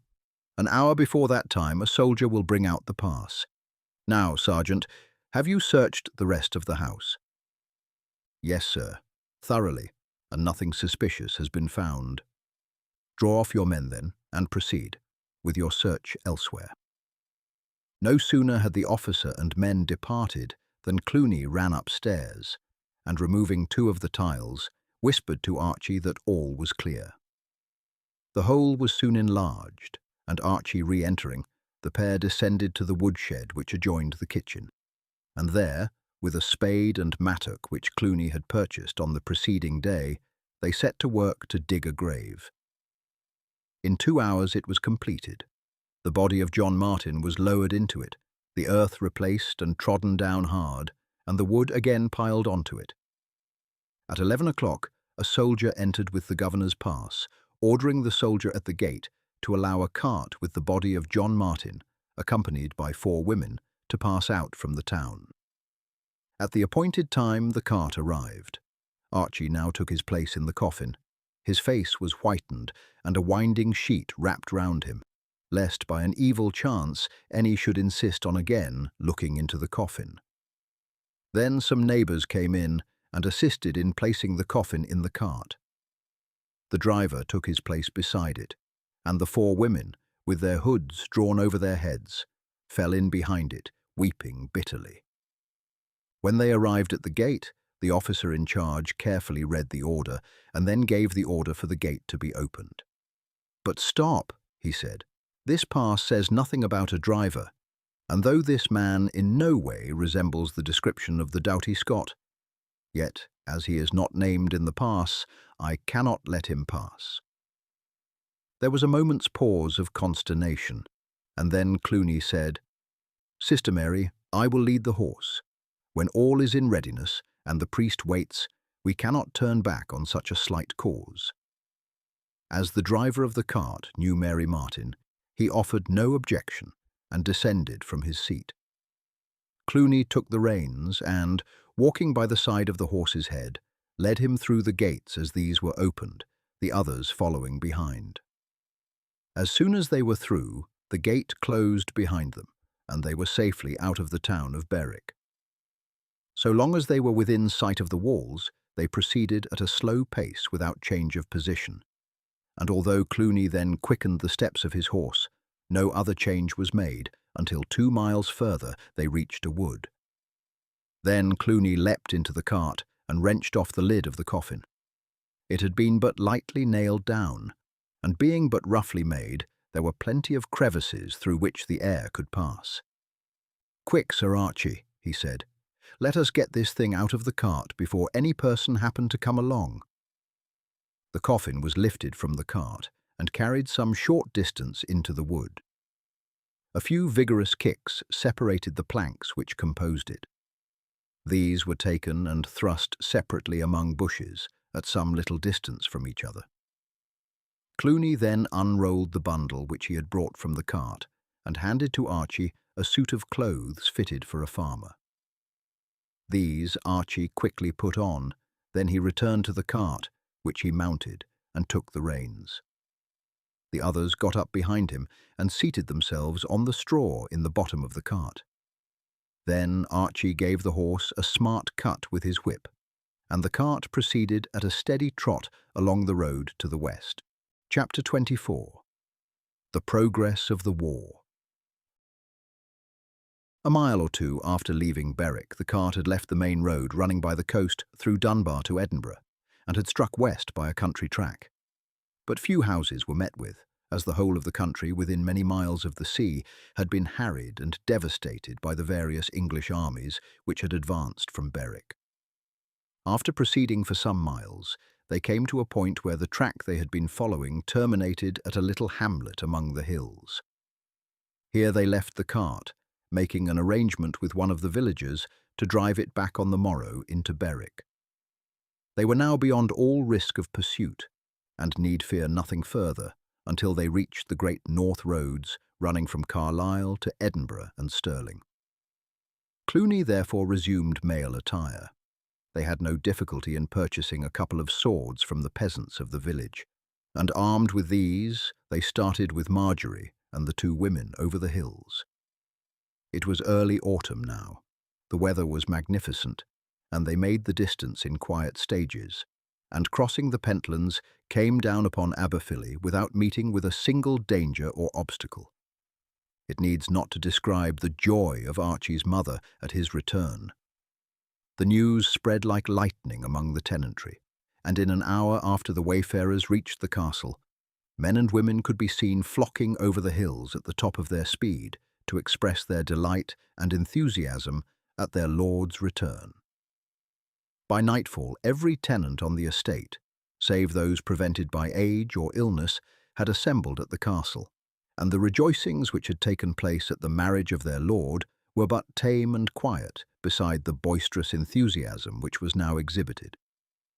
Although Marjorie had at first been welcomed for the sake of her husband, the fact that she was a Kerr had excited a deep though hidden hostility to her in the minds both of those who had been her father's vassals at Aberfilly and the old retainers of the Forbeses at Glen Cairn. The devotion and courage which she had shown in the defence of the castle and in the enterprise for the rescue of their lord swept away every vestige of this feeling, and henceforth Marjorie ranked in their affections with Archie himself, and there was not a man upon the estate but felt that he could die for her if needs be. After a week's stay at home, Archie rode away and joined the king, taking, however, but 4 or 5 retainers with him. Bruce received him with extreme warmth. He had heard of his capture, and the news that he was condemned to die at Berwick had also reached him, and he had no doubt but Archie had shared the fate which had befallen his own brothers and so many of his bravest friends. His pleasure, therefore, equalled his surprise when his brave follower rode into his camp. Many of Archie's friends assembled as soon as it was known that he had arrived, and after the first greetings, the king asked him for a recital of the means by which he had escaped from the fate decreed him by Edward. Archie related the whole story, and at its conclusion, the king called to his attendants to bring goblets and wine. "Sirs," he said, Let us drink to the health of Mistress Marjorie Forbes, one of the bravest and truest of Scotch women. Would to heaven that all the men of our country were animated by as noble and courageous feelings. Our friend, Sir Archibald Forbes, has indeed won a duel, and I take no small credit to myself that I was the first who advised him to make Mistress Kerr his wife. The toast was given with enthusiasm, but Archie afterwards protested against the king, assuming any credit to himself in the matter, since, although it was true that he had advised him to marry Mistress Mary Kerr, he had wished him to abandon, for her sake, Mistress Marjorie, the niece of Alexander MacDougall, who had set him free from her uncle's hold of Dunstaffnage. "Now, Archie," the king said, when they were again alone together, "I suppose, seeing that you have come hither without your following, that you wish for a time to remain quiet at home, and seeing that you have suffered severe imprisonment and a grievous risk of death in my cause, methinks you have well earned the right to rest quiet for a while with your brave lady. At present, I can dispense with the services of your retainers. Most of the Low Country is now in my hands, and the English garrisons dare not venture out of their strong places. The army that the King of England collected to crush us has been, I hear, much disorganized by his death, and the barons will doubtless wring concessions and privileges from his son before they spread their banners to the wind again. From all reports, the new king has but little of his father's ability and energy, and months may elapse before any serious effort is made against us. I am dispatching my brother Edward to join Douglas in subduing Galloway, and during his absence I shall be content to remain here in the field with a small following. For the English governors of the towns will, methinks, stand only on the defensive, until a strong army marches north from England. When Galloway is subdued, the lowlands will be all in my hands, save for the English garrisons, and I shall on Edward's return set myself to punish the commons and the other traitor nobles of the north, who are well nigh all hand and glove with the English. So long as Scotland has such powerful enemies in her midst, she cannot hope to cope with the forces which England can send against her. Alone and united, the task is one which will tax her strength to the utmost, seeing that England is in wealth and population so far her superior, and Edward disposes of the force of Ireland, of Wales, and of Gascony. Therefore my first task must be to root out these traitor nobles from among us. When I move north, I shall need your company and your strength. But until Edward has cleared the English out of Galloway, captured the strongholds, and reduced it to obedience, you can stop in Aberfilly, and there at times, when I have no enterprise on hand and can take a few days, I will come and rest if you will give me hospitality." So until the following spring, Archie Forbes remained quietly and most happily at home. Several times the king came and stayed a few days at Aberfilly, where he was safe against surprise and treachery. Not long after Archie's return home, Father Anselm arrived, to Archie's satisfaction and the great joy of Marjorie, and took up his abode there.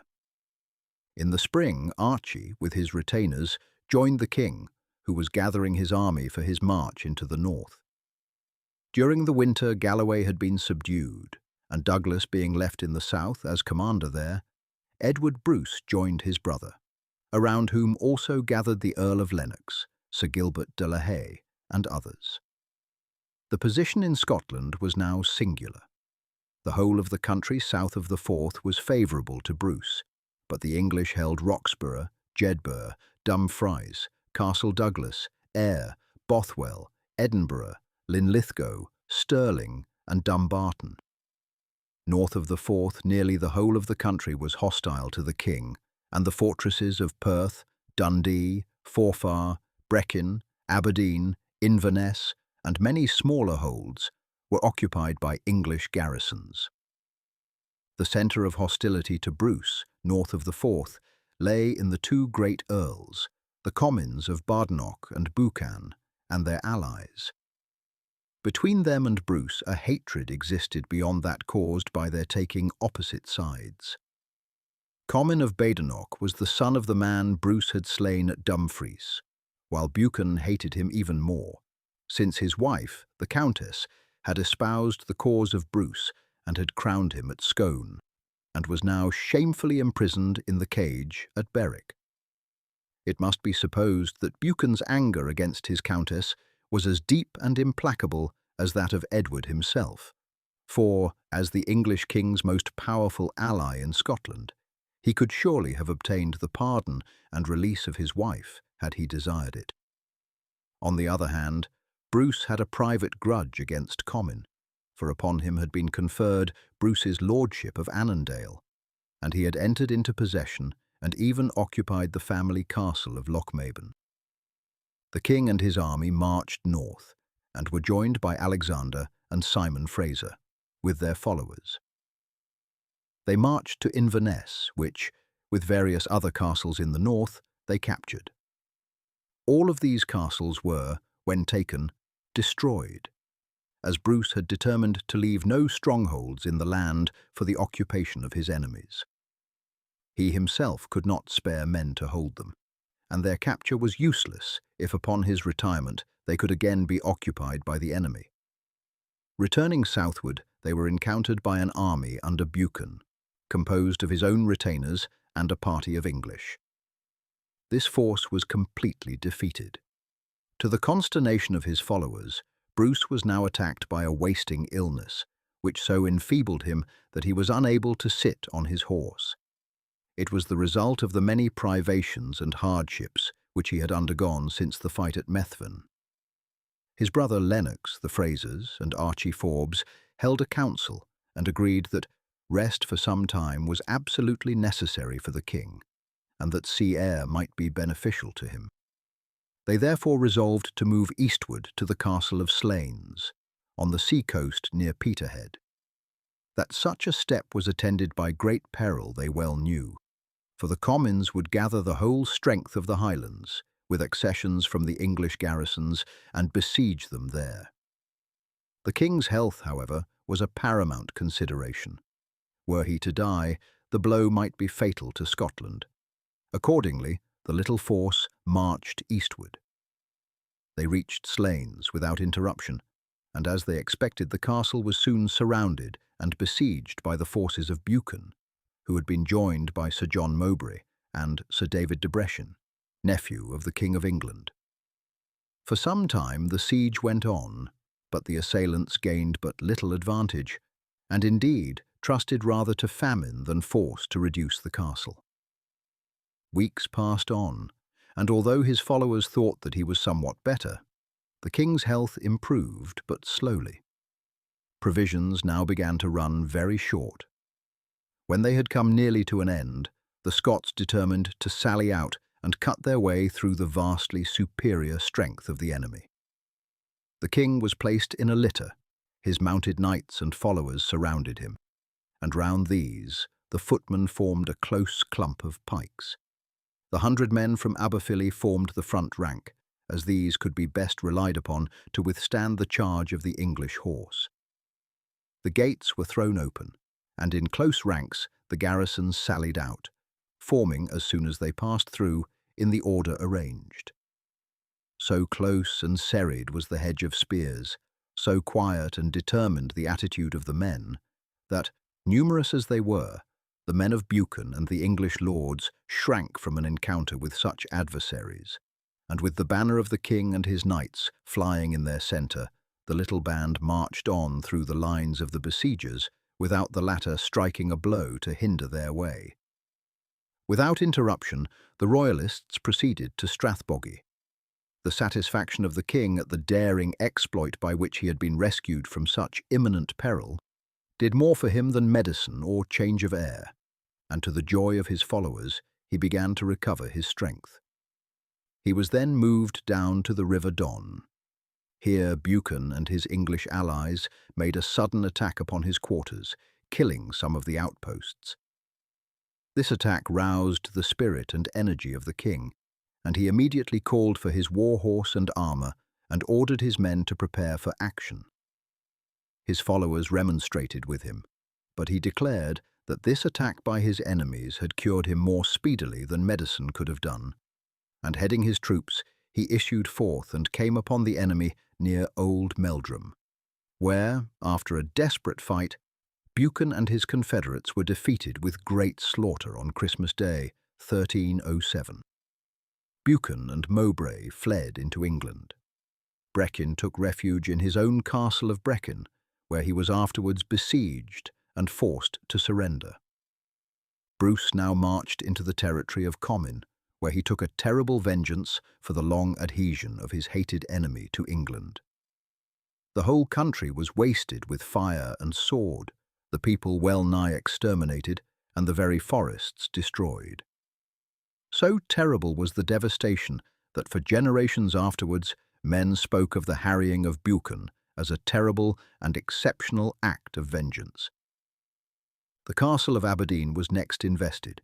The English made great efforts for its succour, but the citizens joined Bruce, and a united attack being made upon the castle, it was taken by assault and razed to the ground. The king and his forces then moved into Angus. Here the English strongholds were all taken, the castle of Forfar being assaulted and carried by a leader who was called Philip, a forester of Platane. With the exception of Perth, the most important fortress north of the Forth, and a few minor holds, the whole of the north of Scotland, was now in the king's hands. In the meantime, Sir James Douglas, in the south, had again taken his paternal castle and had razed it to the ground.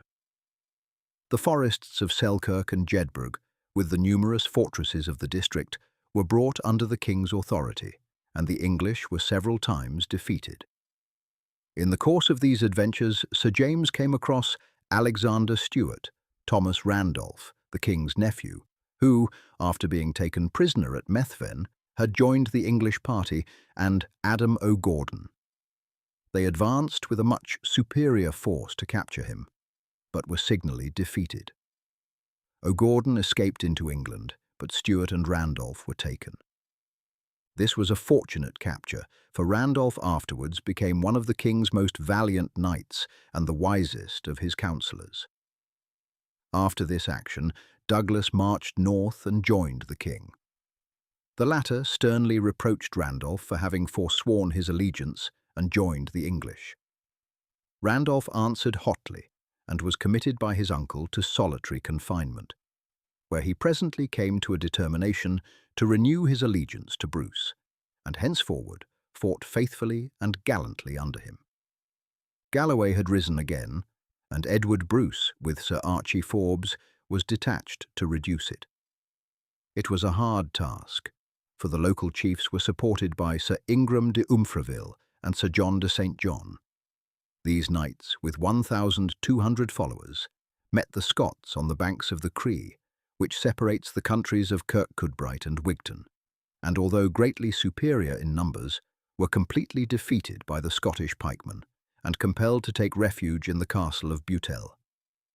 Edward Bruce and Archie continued the task of subjugating the country, but St. John, having retired to England, returned with 1,500 men-at-arms, and with this strong force set out in pursuit of the small body of Scots, of whom he thought to make an easy capture. Then occurred one of the most singular and brilliant feats of arms that took place in a war in which deeds of daring abounded. Edward Bruce, having heard from the country people of the approach of his adversaries, placed his infantry in a strong position, and then, with Archie Forbes and the 50 men-at-arms who constituted his cavalry, went out to reconnoitre the approach of the English. The morning was thick and misty.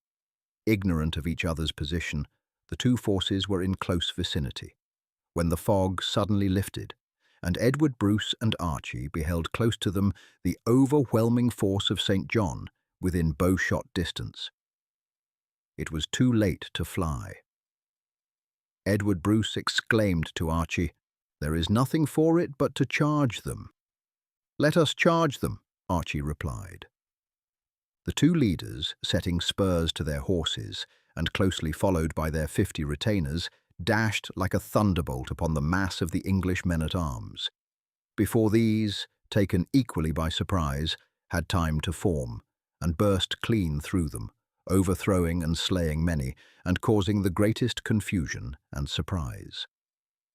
Riding but a short distance on, the Scots turned, and again burst through the English lines. Numbers of the English were slain, and many others turned rein. A third time the Scots charged, with equally fatal effect. The English were completely routed, many were killed and many taken prisoners, and the rest rode for England at their best speed. History scarcely recalls another instance of 50 men routing in fair fight 1,500.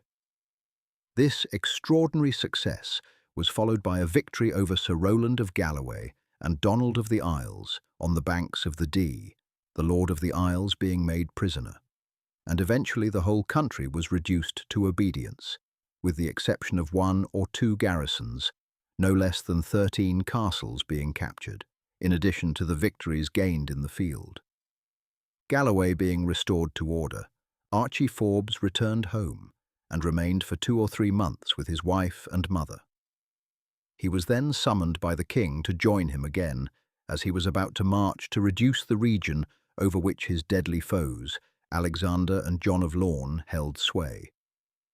The country into which the royal army now penetrated was extremely mountainous and difficult, but they made their way as far as the head of Loch Awe, where Alexander and John of Lorne, with 2,000 men, were gathered to dispute the passage. The position was an extremely strong one, and the Lornes were confident that it could not be forced. Immediately to the north of the head of the lake rises the steep and lofty mountain Ben Gruachan. From the head of the lake flows the river Awe, connecting it with Loch Etive, and the level space between the foot of the mountain and the river is only wide enough for 2 to ride abreast. This passage was known as the Pass of Brander, and the Lornes might well believe that their position was unassailable. Before advancing into the pass, Bruce detached Douglas, with Sir Alexander Fraser, Sir William Wiseman, and Sir Andrew Grey, with a body of lightly armed infantry and archers. These, unnoticed by the enemy, climbed the side of the mountain, and going far up it, passed along until they got behind and above the enemy. The king ordered his main body to lay aside all defensive armour so that they could more easily climb the hill and come to a hand-to-hand conflict with the enemy. Then he moved along towards the narrow pass. As they approached it, the men of Lorne hurled down a torrent of rocks from the hillside above. With a few heavy-armed men, Bruce pushed forward by the waterside, while Archie Forbes led the main body up the hillside. The climb was stiff and difficult, and many were swept down by the rocks hurled by the enemy. But at last they came to close quarters with the foe, and a desperate struggle ensued. In the meantime, Douglas and his party had attacked the defenders from the other side, at first showering arrows among them, and then falling upon them with sword and battle-axe. Thus, attacked in front and rear, the men of Lorne lost heart and gave way. On both sides the royalists pressed them hotly, and at last they broke from the hillside and fled down to the river, intending to cross by a wooden bridge and destroy it behind them. But before many had passed, Douglas with his followers arrived upon the spot and seized the bridge, cutting off their retreat. Great numbers of the men of Lorne were slain, and the survivors made their escape up the mountainside again.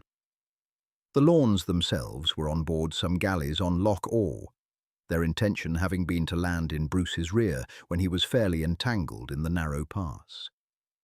On witnessing the utter discomfiture of their followers, they rowed rapidly away and landed far down the lake. Alexander fled to England, where he ended his life. Bruce now advanced through the country of Lorne, which, having never suffered from the English raids that had over and over again devastated the rest of Scotland, was rich and flourishing, and large quantities of booty were obtained. Dunstaffnage was besieged and captured, and having received hostages from all the minor chiefs for their good behaviour, the king and his army returned to Glasgow. In the following spring, a truce was negotiated by the intervention of the King of France between the belligerents. But its duration was but short, for so long as English nobles held estates and occupied castles in Scotland. Breaches of the peace would be constantly occurring. Bruce besieged the castle of Rutherglen, near Glasgow, but Edward dispatched the Earl of Gloucester to raise the siege, and as Bruce's army was still small, he was forced to retire at his approach. In February 1309, the clergy of Scotland assembled in a provincial council at Dundee and issued a declaration in favour of Bruce as lawful King of Scotland. In this document they set forth that although Balliol was made King of Scotland by the King of England, Bruce, the grandfather of the king, was always recognised by the people as being nearest in right. And they said, if anyone, on the contrary, claim right to the aforesaid kingdom in virtue of letters in time past sealed, and containing the consent of the people and the commons. Know ye that all this took place in fact by force and violence, which could not at the time be resisted, and through multiplied fears, bodily tortures, and various terrors. This document was sealed by all the bishops as representing the clergy. A similar document was drawn up and signed by the estates of Scotland. Therefore, henceforth Bruce could claim to be the king, not only as crowned and by right, but by the approval and consent of the clergy and people of Scotland. A few months afterwards, James, the steward of Scotland, whose course had ever been vacillating, died, and his son Walter, a loyal Scotsman, succeeded him. He afterwards married the king's daughter Marjorie and became the founder of the royal line of Stuart. Chapter 25. The Capture of a Stronghold. While Bruce had by his energy and courage been wresting Scotland, step by step, from the English, no serious effort had been made by the latter to check his progress. Small bodies of troops had from time to time been sent from the north, but the king had made no great efforts, like those of his father, to reduce the country to obedience by the exercise of the whole strength of England. Edward II differed widely from his father in disposition. At times he was roused to fits of spasmodic energy, but for the most part he was sunk in sloth and supineness. He angered and irritated his barons by his fondness for unworthy favourites, and was engaged in constant broils with them. So-called governors of Scotland were frequently appointed, and as often superseded, but no effectual aid was given them to enable them to check the ever-spreading insurrection. But Perth was now threatened by Bruce, and the danger of this, the strongest and most important northern fortress, roused Edward from his lethargy. A fleet was fitted out for the Tay. Troops under the Earl of Ulster were engaged to be transported by an English fleet of 40 ships, supplied by the seaports and intended to cooperate with John of Lorne in the west. Edward himself, with a powerful army, accompanied by the lords Gloucester, Warenne, Percy, Clifford, and others, advanced into Scotland as far as Renfrew. Bruce could oppose no effectual resistance in the field to so large a force, but he used the tactics which Wallace had adopted with such success. The country through which the English were advancing was wasted.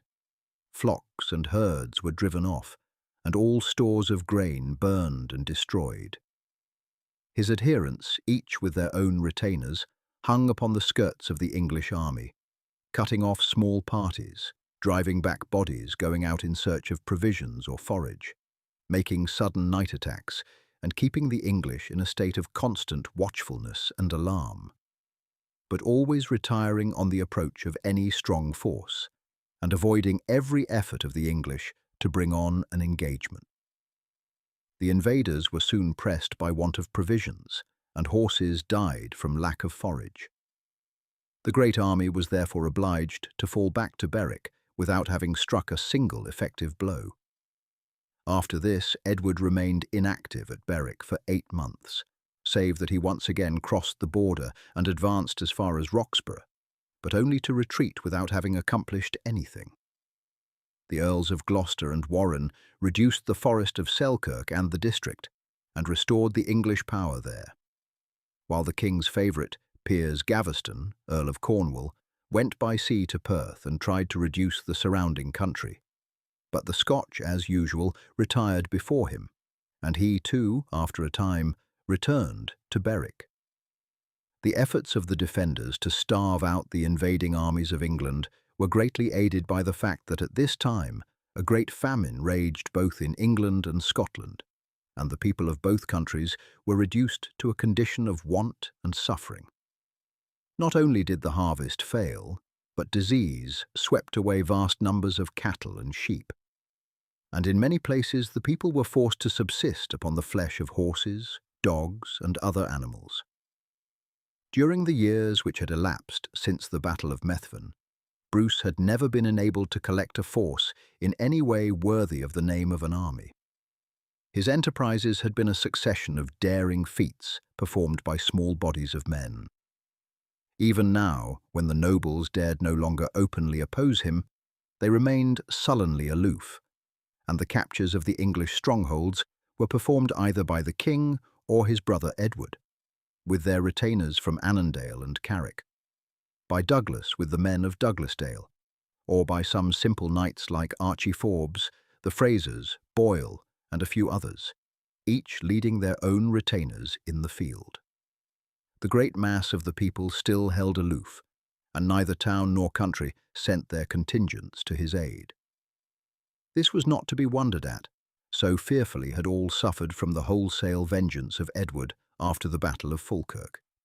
Great successes had certainly attended Bruce, but these had been rendered possible only by the absence of any great effort on the part of England, and all believed that sooner or later Edward would arouse himself, and with the whole strength of England, Ireland, and Wales, again crush out the movement and carry fire and sword through Scotland. Still, the national spirit was rising. Archie Forbes divided his time pretty equally between the field and home, never taking with him, when he joined the king, more than a third of the entire strength of his retainers. Thus all had time to attend to their farms and the wants of their families, and cheerfully yielded obedience to the call to arms when the time came. One day, while the king was stopping for a few days' rest at Aberfilly, a horseman rode in. "I have great news, sire," he said. "Linlithgow has been captured from the English." "That were good news indeed," the king said, "but it can scarce be possible, seeing that we have no men-at-arms in the neighbourhood." "It has been done by no men-at-arms, my liege," the messenger said, "but as Forfar was taken by Philip the Forester and his mates, so has Linlithgow been captured by a farmer and his comrades, one William Bunnock." It was indeed true. The castle of Linlithgow, forming as it did a link between the two strongholds of Edinburgh and Stirling, was a place of great importance and was strongly garrisoned by the English. Naturally, the whole country round suffered severely from the oppressions of the garrison, who supplied themselves by force with such provisions and stores as were needful for them. Payment was of course made to some extent, as the country otherwise would speedily have been deserted and the land left untilled. But there was almost necessarily much oppression and high-handedness. Bunnock, hearing of the numerous castles which had been captured by the king and his friends with mere handfuls of followers, determined at last upon an attempt to expel the garrison of Linlithgow. He went about among his friends and neighbours, and found many ready to join his enterprise. These one night placed themselves in ambush among some bushes hard by the castle gate. Bunnock himself concealed 8 chosen men with arms in a waggon of hay. The horses were driven by a stout peasant with a short hatchet under his belt, while Bunnock walked carelessly beside the waggon. As he was in the habit of supplying the garrison with corn and forage, the gate was readily opened on his approach. As soon as the waggon was exactly between the gate posts, Bunnock gave the signal and struck down the warder at the gate. The driver with his hatchet cut the traces. The men leapt up from their concealment in the hay, and the main body lying in ambush close by rushed up, and, taken wholly by surprise, unarmed and unprepared, the garrison was speedily overpowered and the castle taken. It was in the spring of 1311 that this important capture took place. Bruce, as usual, had the castle levelled to the ground. Bannock was rewarded by a grant of land which still bears his name, softened into Binny. Again the English made preparations for a renewed invasion, but the barons were too much occupied by their private broils and their quarrels with the king to assemble at his order, and nothing came of it. Bruce's position at home was so established that he resolved upon a counter-invasion, and accordingly, having assembled a larger force than had hitherto gathered under his banner, crossed the border near the Solway, burnt and plundered the district round Gilsland, ravaged Tynedale, and after 8 days' havoc returned with much booty to Scotland. In the following month he again entered England, carried fire and sword through the country as far as Corbridge, swept Tynedale, ravaged Durham, and after levying contributions for 15 days, returned with much booty to Scotland.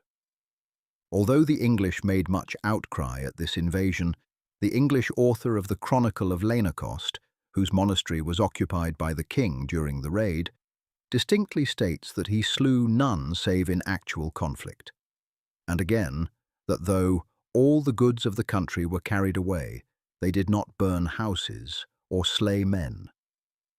Thus, though Bruce's wife and daughter were still prisoners in England, though his brothers had been executed in cold blood, he conducted his warfare in England in a manner which contrasts strongly indeed with the conduct of the English in Scotland. After this, Bruce marched north again and laid siege to Perth. For 6 weeks he invested the town, but without making any impression. Then he retired his forces, as if abandoning the attempt. At night, however, he returned. Ladders were placed in the ditches against the walls, and with his knights he led his followers on to the assault.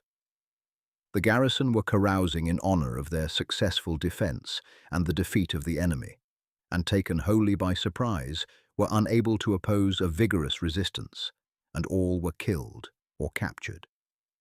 Some accounts say that the English soldiers were made prisoners, and the renegade Scots fighting with them were put to the sword, while others affirm that all who were taken prisoners were spared. Another incursion into England followed the fall of Perth. Hexham, Corbridge and Durham were destroyed. Douglas penetrated as far as Hartlepool, and an immense spoil was carried off, until the people of the bishopric purchased a truce for the sum of £2,000, and those of Northumberland, Cumberland and Westmoreland bought off the invaders at a like price. Carlisle was assaulted by Douglas, but unsuccessfully.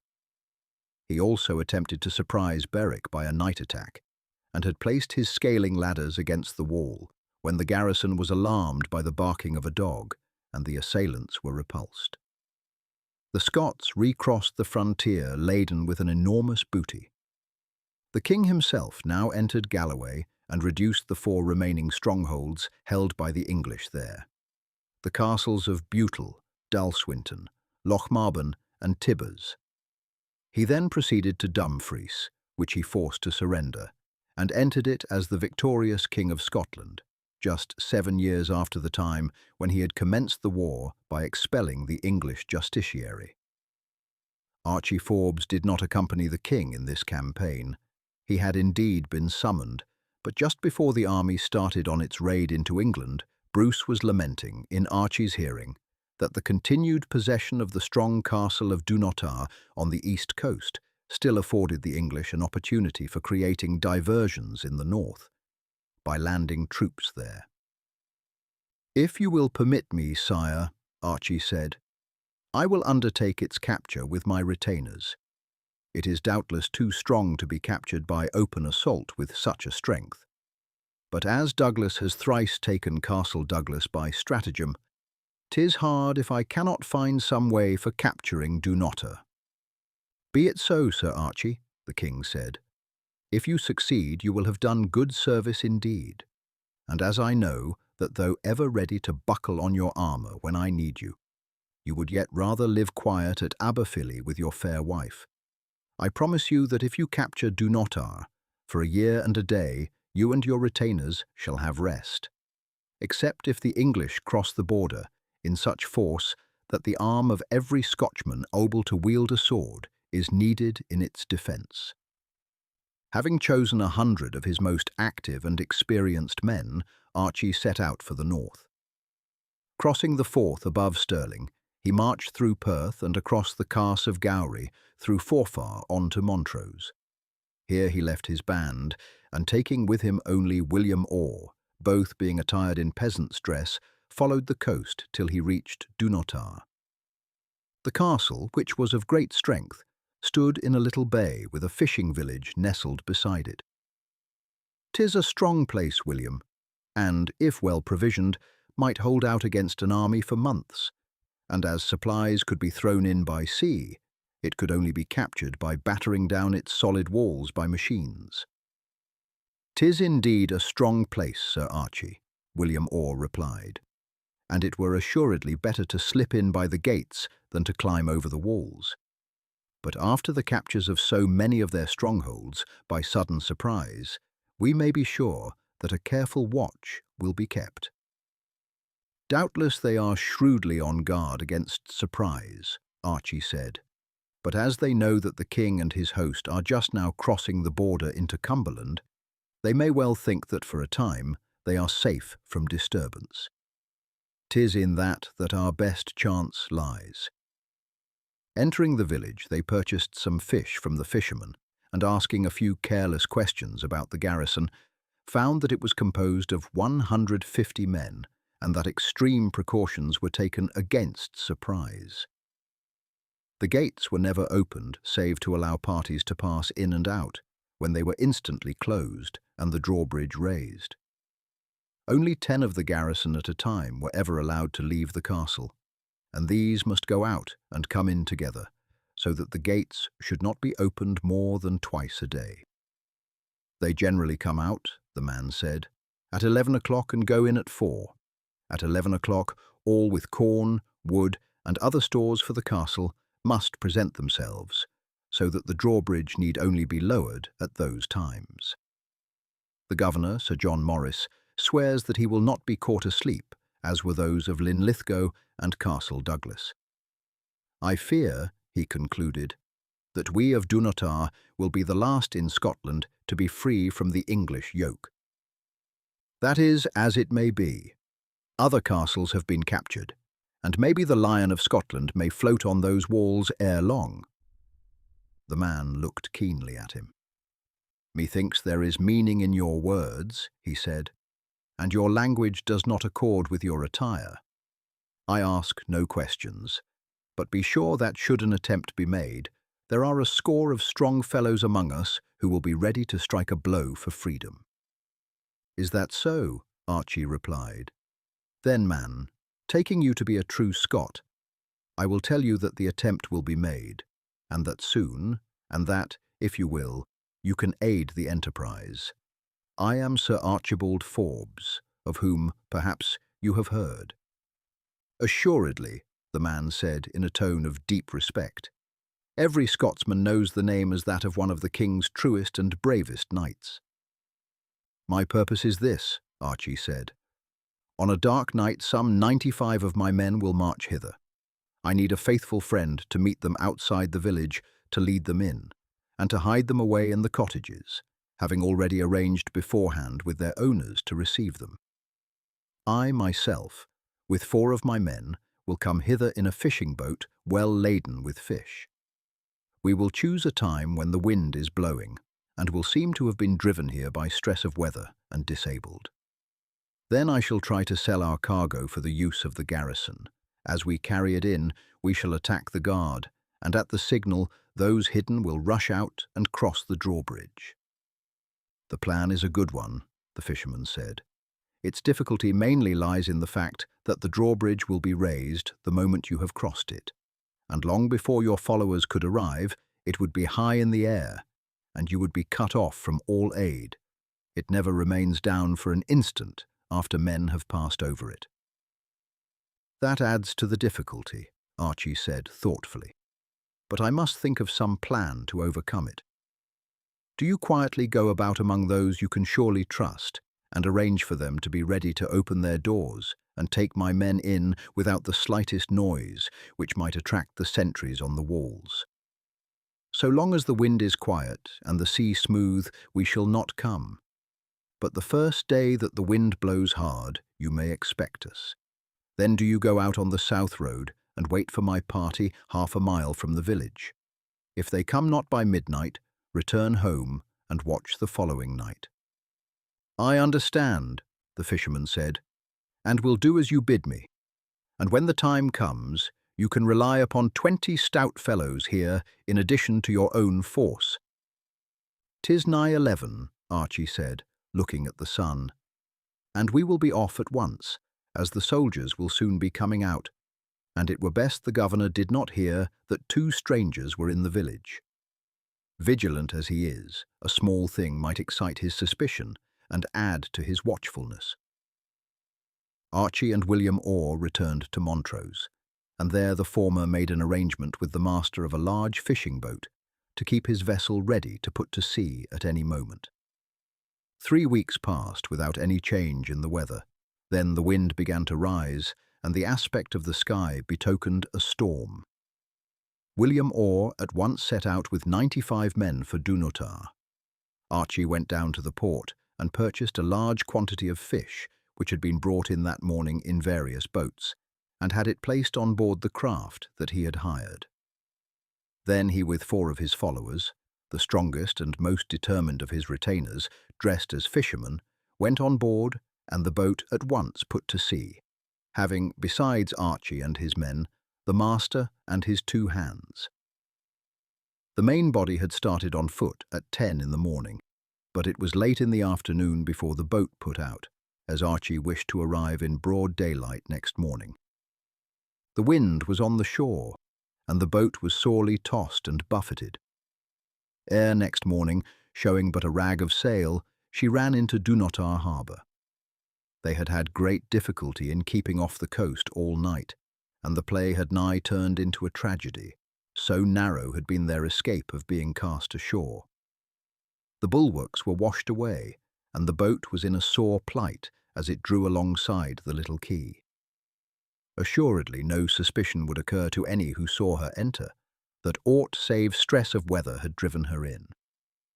It was 12 o'clock in the day when they reached the port.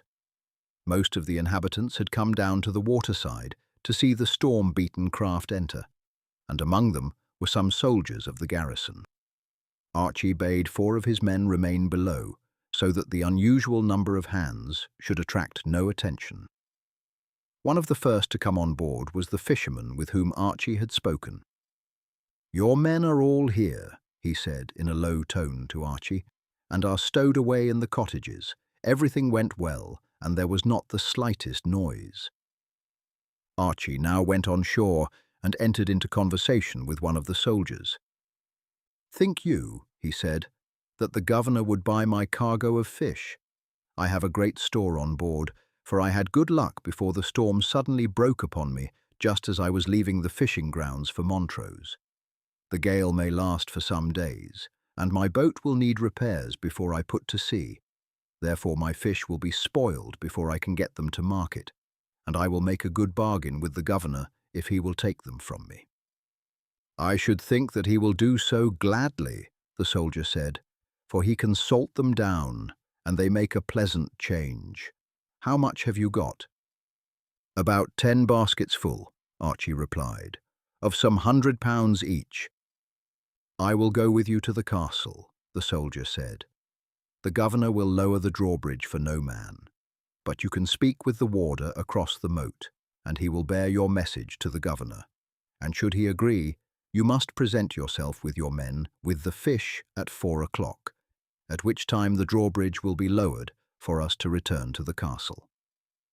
Archie accompanied the soldier to the end of the drawbridge and parleyed with the warder. The latter acquainted the governor that the master of the fishing boat, which had been driven in by stress of weather, would fain dispose of his cargo of fish on cheap terms, and returned for answer that the governor would give 6pence for each basket of £100. Archie grumbled that he should receive thrice that sum at Montrose.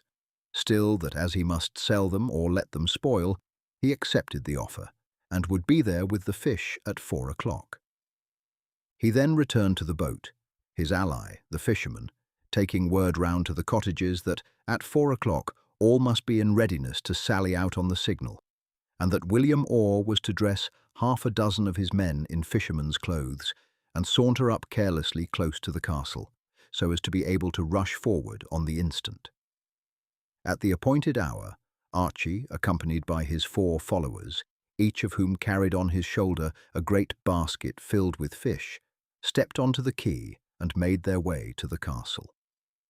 By the side of the moat facing the drawbridge, the 10 English soldiers who had been out on leave for the day were already assembled. "Are you all there?" the warder asked. "Yes," Archie said, "but I shall have to make another 2 trips down to the boat, seeing that I have 10 baskets full and but 4 men to carry them." "Then you must bring another load," the warder said, "when the drawbridge is lowered tomorrow. You will have to stop in the castle tonight and issue out at 11 tomorrow, for the governor will not have the drawbridge lowered more than twice a day." "I would fain return to my boat," Archie said, "as I want to be at work on the repairs. But if that be the rule, I must needs submit to it." The drawbridge was now lowered.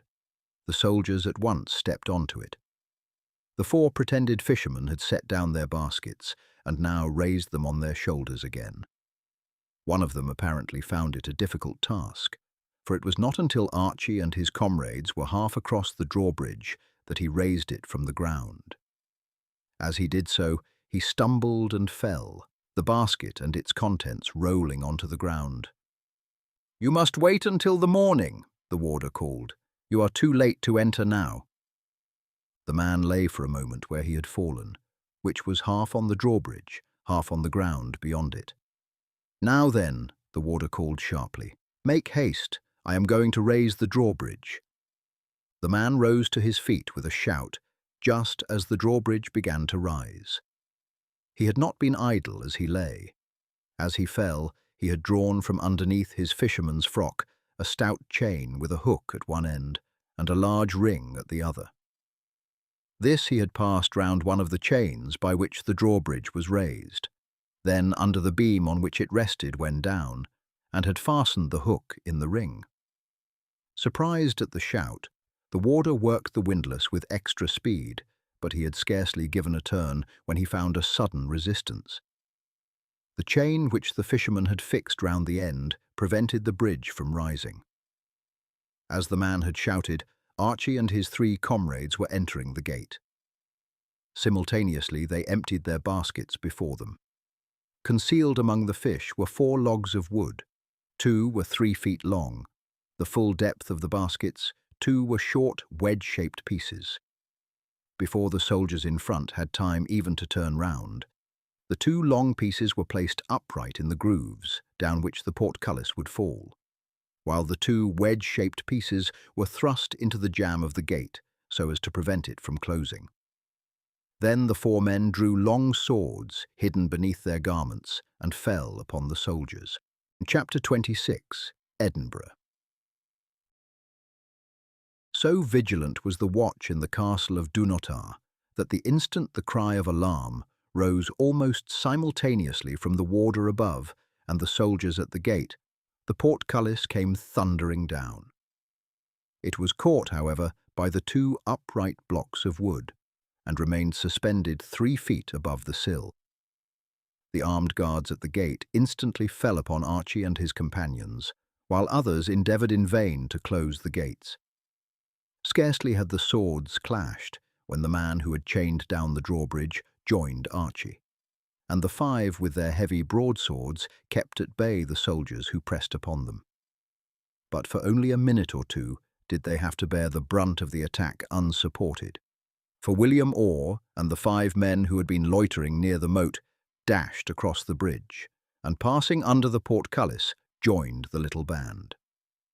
The alarm had now spread through the castle, and the governor himself, followed by many of his men, came rushing down to the spot, shouting furious orders to the warder to raise the drawbridge, being in ignorance that it was firmly fixed at the outer end. Archie and his followers were now hotly pressed, but soon a thunder of steps was heard on the drawbridge, and the whole of the band, together with some 20 or 30 of the fishermen, passed under the portcullis and joined them. Archie now took the offensive, and bearing down all opposition, burst with his men into the courtyard. The combat was desperate but short. The governor, with some of his soldiers, fought stoutly, but the suddenness of the surprise and the fury and vigour with which they were attacked shook the courage of many of the soldiers. Some, instead of joining in the fray, at once threw away their arms and tried to conceal themselves. Others fought feebly and half-heartedly, and the cries of "A Forbes! A Forbes! Scotland! Scotland!" rose louder and louder as the assailants gradually beat down all resistance. In 10 minutes from the falling of the portcullis, all resistance was virtually over. The governor himself fell by the hand of Archie Forbes, and at his death those who had hitherto resisted threw down their arms and called for quarter. This was given, and the following day the prisoners were marched under a strong guard down to Montrose, there to be confined until orders for their disposal were received from the king. For the next fortnight, Archie and his retainers, aided by the whole of the villagers, laboured to dismantle the castle. The battlements were thrown down into the moat, several wide breaches were made in the walls, and large quantities of straw and wood piled up in the keep and turrets. These were then fired, and the castle of Dunotar was soon reduced to an empty and gaping shell. Then Archie marched south, and remained quietly at home until the term of rest granted him by the king had expired. 2 girls and a son had by this time been born to him, and the months passed quietly and happily away until Bruce summoned him to join, with his retainers, the force with which Randolph had sat down before Edinburgh Castle. Randolph was delighted at this accession of strength. Between him and Douglas, a generous rivalry in gallant actions continually went on, and Douglas had scored the last triumph. The castle of Roxburgh had long been a source of trouble to the Scots.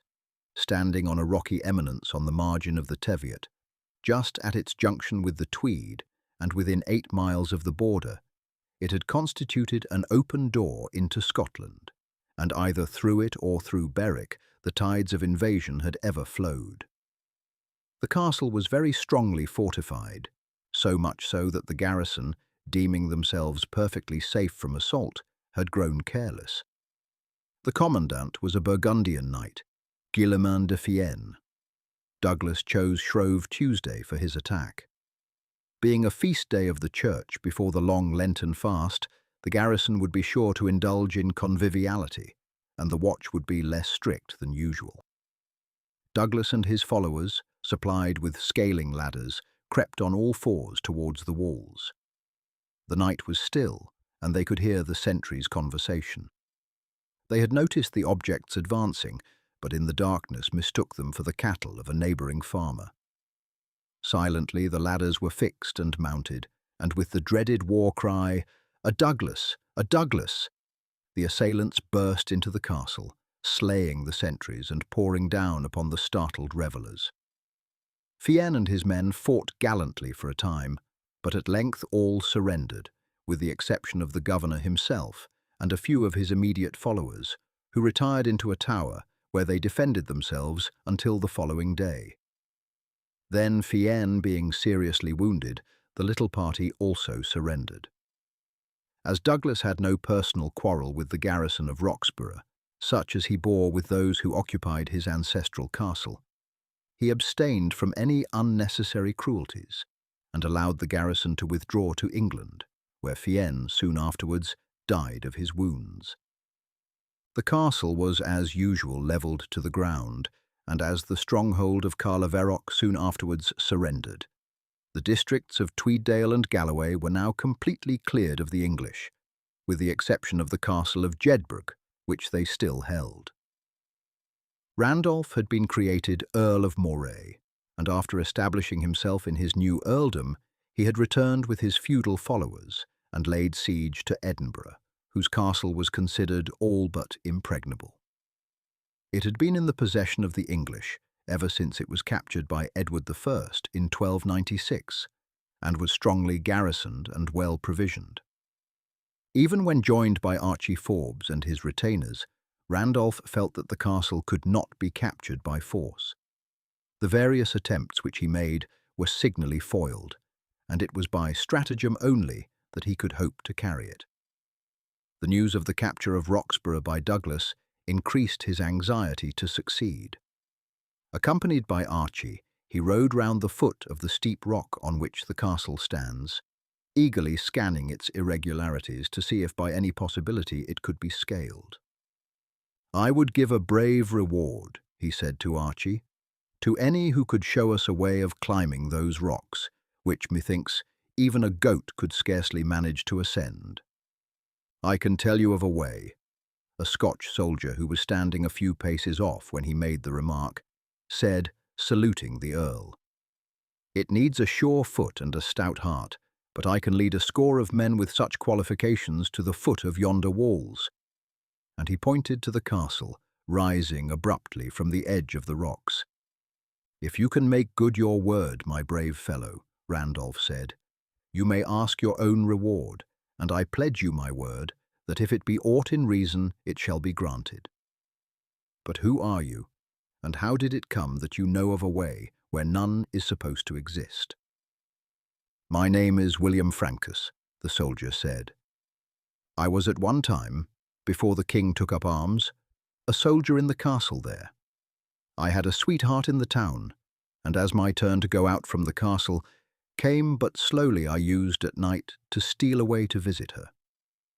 I found after a great search that on the face of yonder wall where it looks the steepest, and where in consequence but slight watch is kept, a man with steady foot and head could make shift to climb up and down. And thus, if you please, will I guide a party to the top of the rock." "It looks impossible," Randolph said, gazing at the precipice.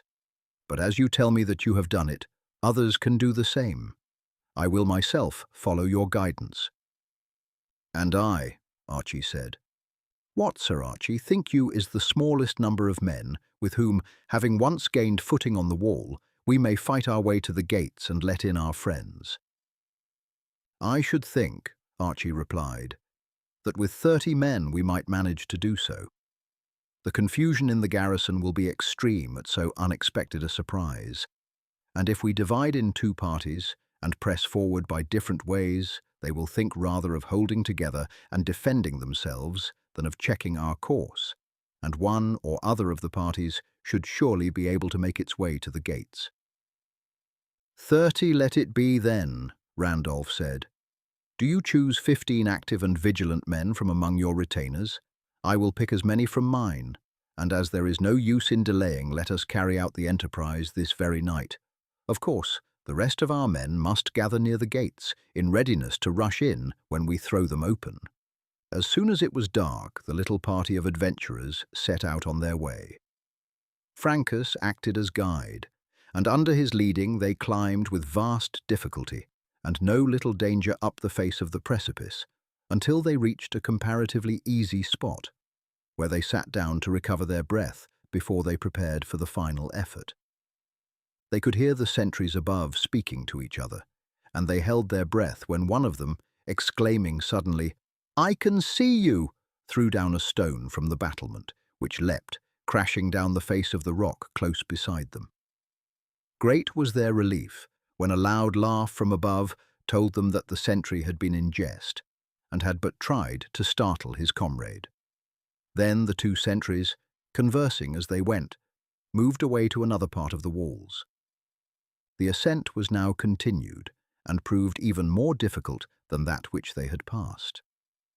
They were forced continually to halt, while those in front helped those following them, or were themselves hoisted up by the men behind. At last, panting and breathless, they stood on the summit of the rock, on a narrow ledge, with the castle wall rising in front of them.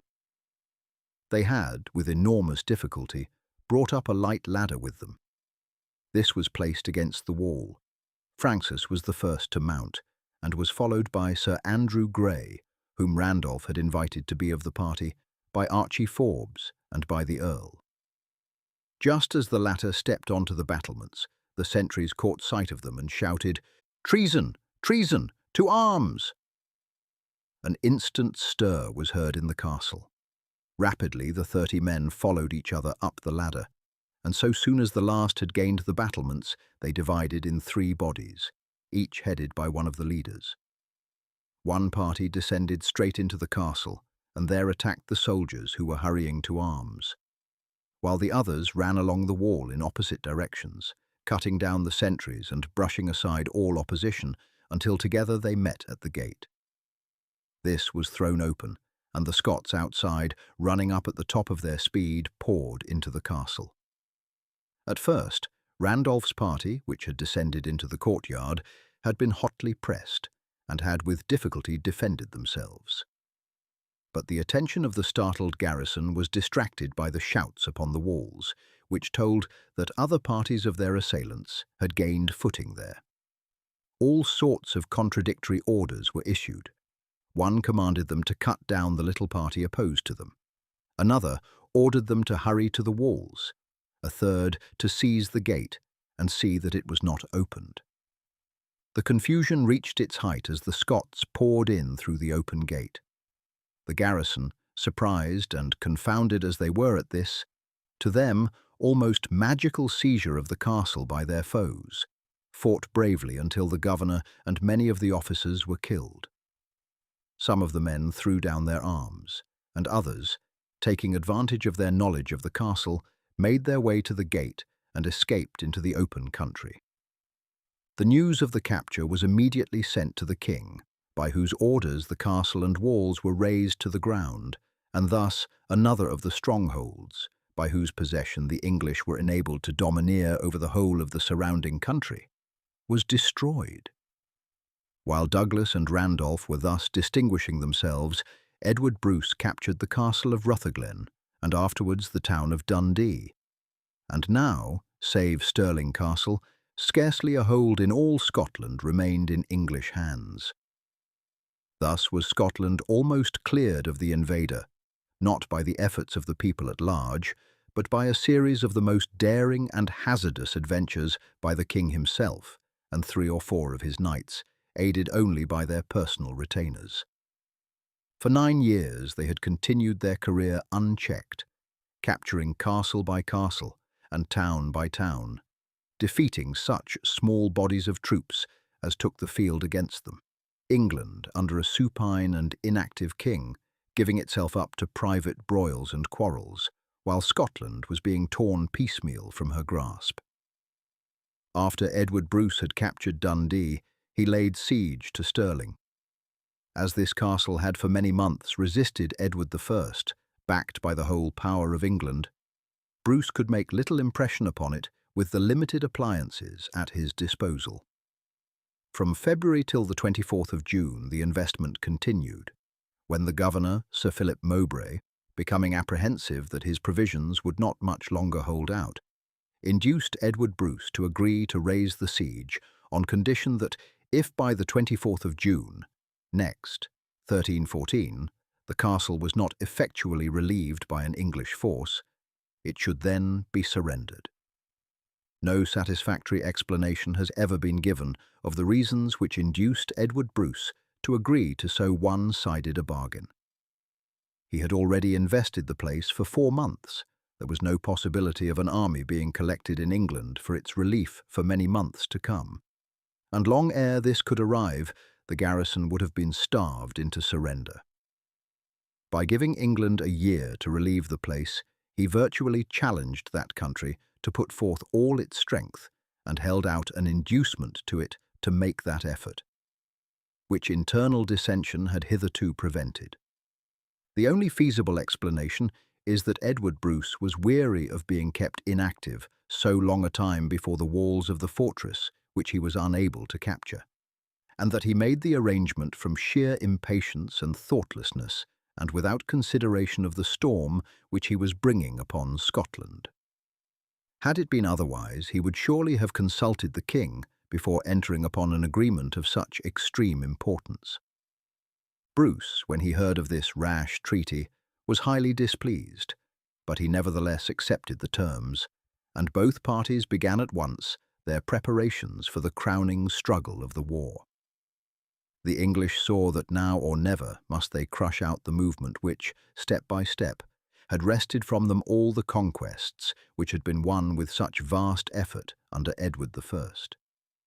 While Bruce saw that a defeat would entail the loss of all that he had struggled for and won during so many years, King Edward issued summonses to the whole of the barons of England and Wales to meet him at Berwick by the 11th of June with all their feudal following, while the sheriffs of the various counties and towns were called upon to supply 27,000 foot soldiers. The English of the settlements in Ireland were also summoned, besides O'Connor, Prince of Connaught, and 25 other native Irish chiefs, with their following, all of whom were to be under the command of Richard de Burgh, Earl of Ulster. The Prince Bishop of Constance was requested to furnish a body of mounted crossbowmen. A royal fleet of 23 vessels was appointed to assemble for the purpose of operating on the east coast, while the seaports were commanded to fit out another fleet of 30 vessels. A third fleet was ordered to assemble in the west, which John of Lorne was appointed to command under the title of High Admiral of the Western Fleet of England. From Aquitaine and the French possessions, the vassals were called upon to attend with their men-at-arms, and many knights from France, Gascony, and Germany took part in the enterprise. Thus, at the appointed time, over 100,000 men assembled at Berwick, of whom 40,000 were men-at-arms, and the rest archers and pikemen. For the great armament, the most ample arrangements were made in the way of warlike stores, provisions, tents, and means of transport, together with the necessary workmen, artificers, and attendants. This army surpassed both in numbers and equipments any that Edward I had ever led into Scotland, and is considered to have been the most numerous and best equipped that ever before, or since, has gathered on English ground. Of the whole of the great nobles of England, only 4 were absent: the Earls of Warenne, Lancaster, Arundel, and Warwick, who, however, sent their feudal arrays under the charge of relation. Among the leaders of this great army were the Earls of Gloucester, Pembroke, Hereford, and Angus, Lord Clifford, Sir John Comyn, Sir Henry Beaumont, Sir John Seagrave, Sir Edmund Morley, Sir Ingram de Umfreville, Sir Marmaduke de Twenge, and Sir Giles de Argentine, one of the most famous of the Continental Knights. While this vast army had been preparing, Bruce had made every effort to meet the storm, and all who were loyal and who were able to carry weapons were summoned to meet at Torwood, near Stirling, previous to the 24th of June. Here Edward Bruce, Sir James Douglas, Randolph, Earl of Moray, Walter the Steward, Angus of Isler, Sir Archibald Forbes, and a few other knights and barons assembled with 30,000 fighting men, besides camp followers and servants. It was a small force indeed to meet the great army which was advancing against it, and in cavalry in particular it was extremely weak. The English army crossed the border and marched by Linlithgow and Falkirk toward the Torwood. Each army had stirring memories to inspire it, for the English in their march crossed over the field of Falkirk, where 16 years before they had crushed the stubborn squares of Wallace, while from the spot which Bruce selected as his battleground could be seen the Abbey Craig, overlooking the scene of the Scottish victory of Stirling Bridge. On the approach of the English, the Scotch fell back from the Torwood to some high ground near Stirling, now called the New Park. The lower ground, now rich agricultural land called the Carse, was then wholly swamp. Had it not been so, the position now taken up by Bruce would have laid the road to Stirling open to the English. The Scotch army was divided into 4 divisions. The centre was commanded by Randolph. Edward Bruce commanded the second, which formed the right wing. Walter the Steward commanded the left wing under the guidance of Douglas, while the king himself took command of the 4th division, which formed the reserve, and was stationed in rear of the centre in readiness to move to the assistance of either of the other divisions, which might be hard pressed. The camp followers, with the baggage and provisions, were stationed behind the Gillies Hill. The road by which the English would advance was the old Roman causeway running nearly north and south. The Bannockburn was fordable from a spot near the Park Mill down to the village of Bannockburn. Above, the banks were too high and steep to be passed, while below, where ran the Bannock through the cars, the swamps prevented passage. The army was therefore drawn up, with its left resting on the sharp angle of the burn above the Park Mill, and extended where the villages of Easterton, Borestein, and Braehead now stand to the spot where the road crosses the river at the village of Bannockburn. In its front, between it and the river, were 2 bogs, known as Halbert's Bog and Milton Bog.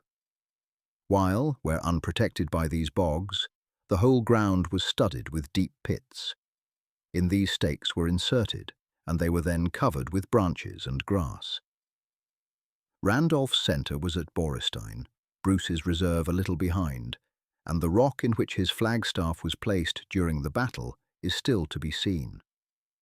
To Randolph, in addition to his command of the centre division, was committed the trust of preventing any body of English from passing along at the edge of the cars, and so making round to the relief of Stirling. On the morning of Sunday, the 23rd of June, immediately after sunrise, the Scotch attended Mass, and confessed as men who had devoted themselves to death. The king, having surveyed the field, caused a proclamation to be made that whosoever felt himself unequal to take part in the battle was at liberty to withdraw. Then, knowing from his scouts that the enemy had passed the night at Falkirk, 6 or 7 miles off, he sent out Sir James Douglas and Sir Robert Keith with a party of horsemen to reconnoitre the advance. The knights had not gone far when they saw the great army advancing, with the sun shining bright on innumerable standards and pennons and glistening from lance head, spear, and armour. So grand and terrible was the appearance of the army that upon receiving the report of Douglas and Keith, the king thought it prudent to conceal its full extent, and caused it to be bruited abroad that the enemy, although numerous, was approaching in a disorderly manner. The experienced generals of King Edward now determined upon making an attempt to relieve Stirling Castle without fighting a pitched battle upon ground chosen by the enemy. Had this attempt been successful, the great army, instead of being obliged to cross a rapid stream and attack an enemy posted behind morasses, would have been free to operate as it chose, to have advanced against the strongholds which had been captured by the Scots, and to force Bruce to give battle upon ground of their choosing.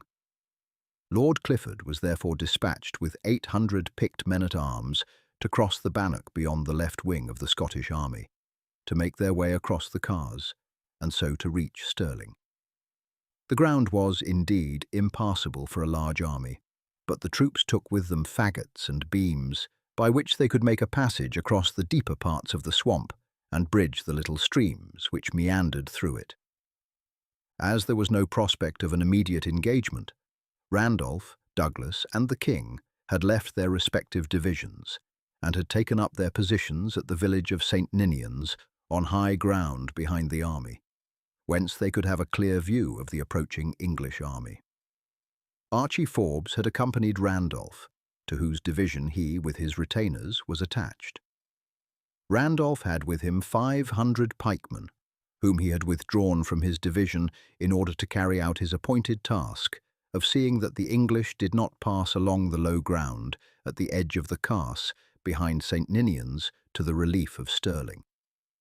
But so absorbed were knights and men-at-arms in watching the magnificent array advancing against the Scottish position that they forgot to keep a watch over the low ground.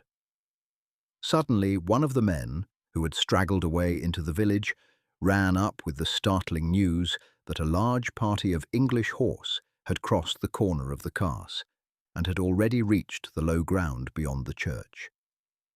"A rose has fallen from your chaplet, Randolph," the king said angrily. Without a moment's loss of time, Randolph and Archie Forbes set off with the spearmen at a run and succeeded in heading the horsemen at the hamlet of Newhouse. The mail-clad horsemen, confident in their numbers, their armour, and horses, laid their lances in rest, struck spurs into their steeds, and, led by Sir William Danecourt, charged down upon the Scotch spearmen. 200 of these consisted of Archie Forbes's retainers, all veterans in war, and who had more than once, shoulder to shoulder, repelled the onslaught of the mailed chivalry of England. Animated by the voices of their lord and Randolph, these, with Moray's own pikemen, threw themselves into a solid square, and, surrounded by a hedge of spears, steadily received the furious onslaught of the cavalry. Danecourt and many of his men were at the first onslaught unhorsed and slain, and those who followed were repulsed. Again and again they charged down upon the pikemen, but the dense array of spears was more than a match for the lances of the cavalry, and as the horses were wounded and fell, or their riders were unhorsed, men rushed out from the square, and with axe and dagger completed the work. Still the English pressed them hard, and Douglas, from the distance, seeing how hotly the pikemen were pressed by the cavalry, begged the king to allow him to go to Randolph's assistance. Bruce, however, would suffer no change in his position, and said that Randolph must stand or fall by himself. Douglas, however, urged that he should be allowed to go forward with the small body of retainers which he had with him. The king consented, and Douglas set off with his men. When the English saw him approach, they recoiled somewhat from the square, and Douglas, being now better able to see what was going on, commanded his followers to halt, saying that Randolph would speedily prove victorious without their help, and were they now to take part in the struggle, they would only lessen the credit of those who had already all but won the victory. Seeing the enemy in some confusion from the appearance of the reinforcement, Randolph and Archie now gave the word for their men to charge, and these, rushing on with spear and axe, completed the discomfiture of the enemy, killed many, and forced the rest to take flight. Numbers, however, were taken. Randolph is said to have had but 2 men killed in the struggle. Chapter 27. Bannockburn. After the complete defeat of the party under Lord Clifford and the failure of their attempt to relieve Stirling, Randolph and Douglas returned together to the king. The news of their success spread rapidly, and when Randolph rode down from St. Ninians to his division, loud cheers broke from the whole Scottish army, who were vastly encouraged at so fair a commencement of their struggle with the English. The English army was still advancing slowly, and Bruce and his leaders rode down to the front of the Scottish line, seeing that all was in order and encouraging the men with cheering words.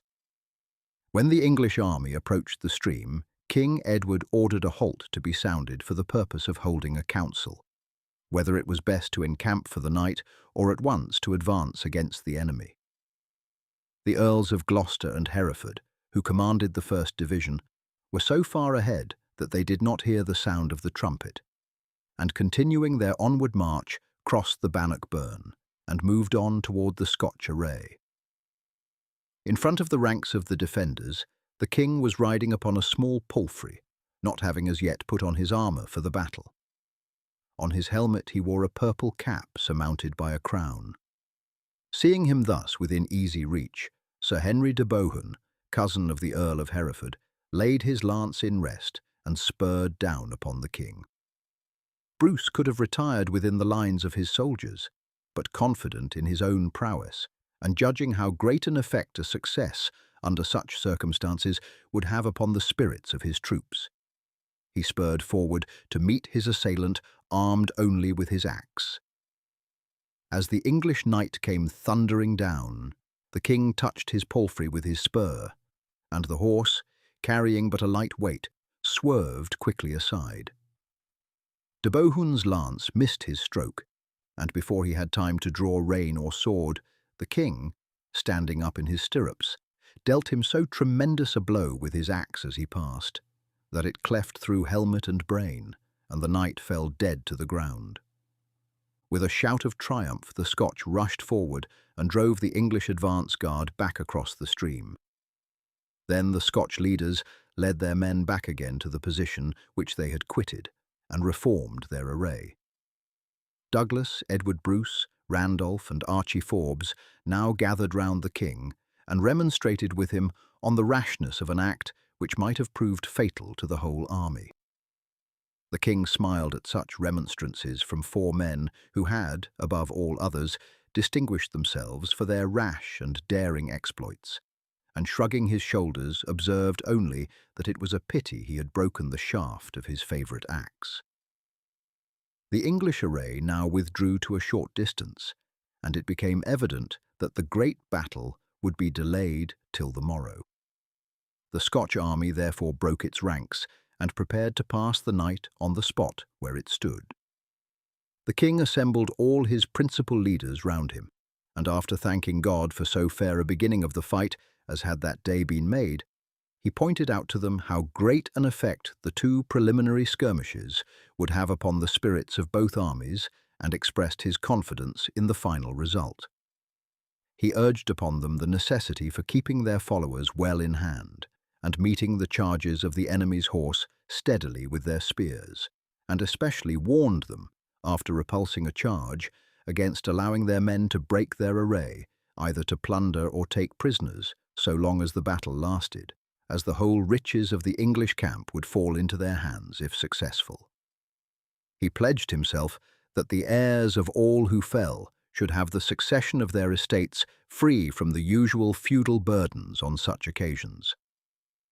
The night passed quietly, and in the morning both armies formed their array for battle. Bruce, as was customary, conferred the honour of knighthood upon several of his leaders. Then all proceeded to their allotted places and awaited the onset. Beyond the stream and extending far away towards the rising ground were the English squadrons in their glittering arms, the first division in line, the others in heavy masses behind them. Now that the Scotch were fairly drawn up in order of battle, the English could see how small was their number in comparison with their own, and the king in surprise exclaimed to Sir Ingram de Umfraville, "What, will yonder Scots fight us?" "That verily will they," the knight replied, for he had many a time been engaged in stout conflict with them, and knew how hard it was, even for mail-clad knights, to break through the close lines of Scottish spears. So high a respect had he for their valour, that he urged the king to pretend to retire suddenly beyond the camp, when the Scots, in spite of their leaders, would be sure to leave their ranks and flock into the camp to plunder, when they might be easily dispersed and cut to pieces. The king, however, refused to adopt the suggestion, saying that no one must be able to accuse him of avoiding a battle or of withdrawing his army before such a rabble. As the armies stood confronting each other in battle, a priest passed along the Scottish front, crucifix in hand, exhorting all to fight to the death for the liberty of their country. As he passed along the line, each company knelt in an attitude of prayer. King Edward, seeing this, exclaimed to Sir Ingram, "See yonder folk kneel to ask for mercy." "Aye, sire," the knight said, looking earnestly at the Scots. "They kneel and ask for mercy, but not of you. It is for their sins they ask mercy of God. I know these men, and have met and fought them, and I tell you that assuredly they will win or die, and not even when death looks them in the face will they turn to fly." "Then if it must be so," said the king, "let us charge." The trumpets sounded along the line. First, the immense body of English archers crossed the burn and opened the battle by pouring clouds of arrows into the Scottish ranks. The Scotch archers, who were in advance of their spearmen, were speedily driven back to shelter beyond their line, For not only were the English vastly more numerous, but they shot much further and more accurately. And now the knights and men-at-arms, on their steel-clad horses, crossed the burn. They were aware of the existence of Milton Bog, which covered the Scottish centre, and they directed their charge upon the division of Edward Bruce on the Scottish right. The crash as the mailed horses burst down upon the wood of Scottish spears was tremendous. Bruce's men held firm, and the English in vain strove to break through their serried line of spears. It was a repetition of the fight of the previous day, but on a greater scale. With lance and battle-axe, the chivalry of England strove to break the ranks of the Scotch, while with serried lines of spears, 4 deep, the Scotch held their own. Every horse which, wounded or riderless, turned and dashed through the ranks of the English, added to the confusion. This was much further increased by the deep holes into which the horses were continually falling, and breaking up all order in their ranks. Those behind pressed forward to reach the front, and their very numbers added to their difficulty. The English were divided into 10 divisions or battles, and these, one by one, crossed the stream with banners flying, and still avoiding the centre, followed the line taken by the first, and pressed forward to take part in the fray. Randolph now moved with the centre to the support of the hardly pressed right, and his division, as well as that of Edward Bruce, seemed to be lost among the multitude of their opponents. Stewart and Douglas moved their division to the right and threw themselves into the fray, and the 3 Scottish divisions were now fighting side by side, but with a much smaller front than that which they had originally occupied. For a time the battle raged furiously without superiority on either side. The Scotch possessed the great advantage that, standing close together in ranks 4 deep, every man was engaged, while of the mounted knights and men-at-arms who pressed upon them, only the front line was doing efficient service.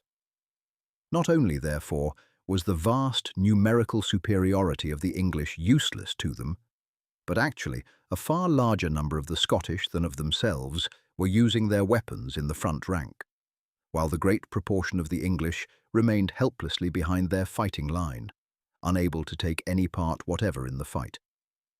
But now the English archers came into play again, and firing high into the air, rained their arrows almost perpendicularly down upon the Scottish ranks.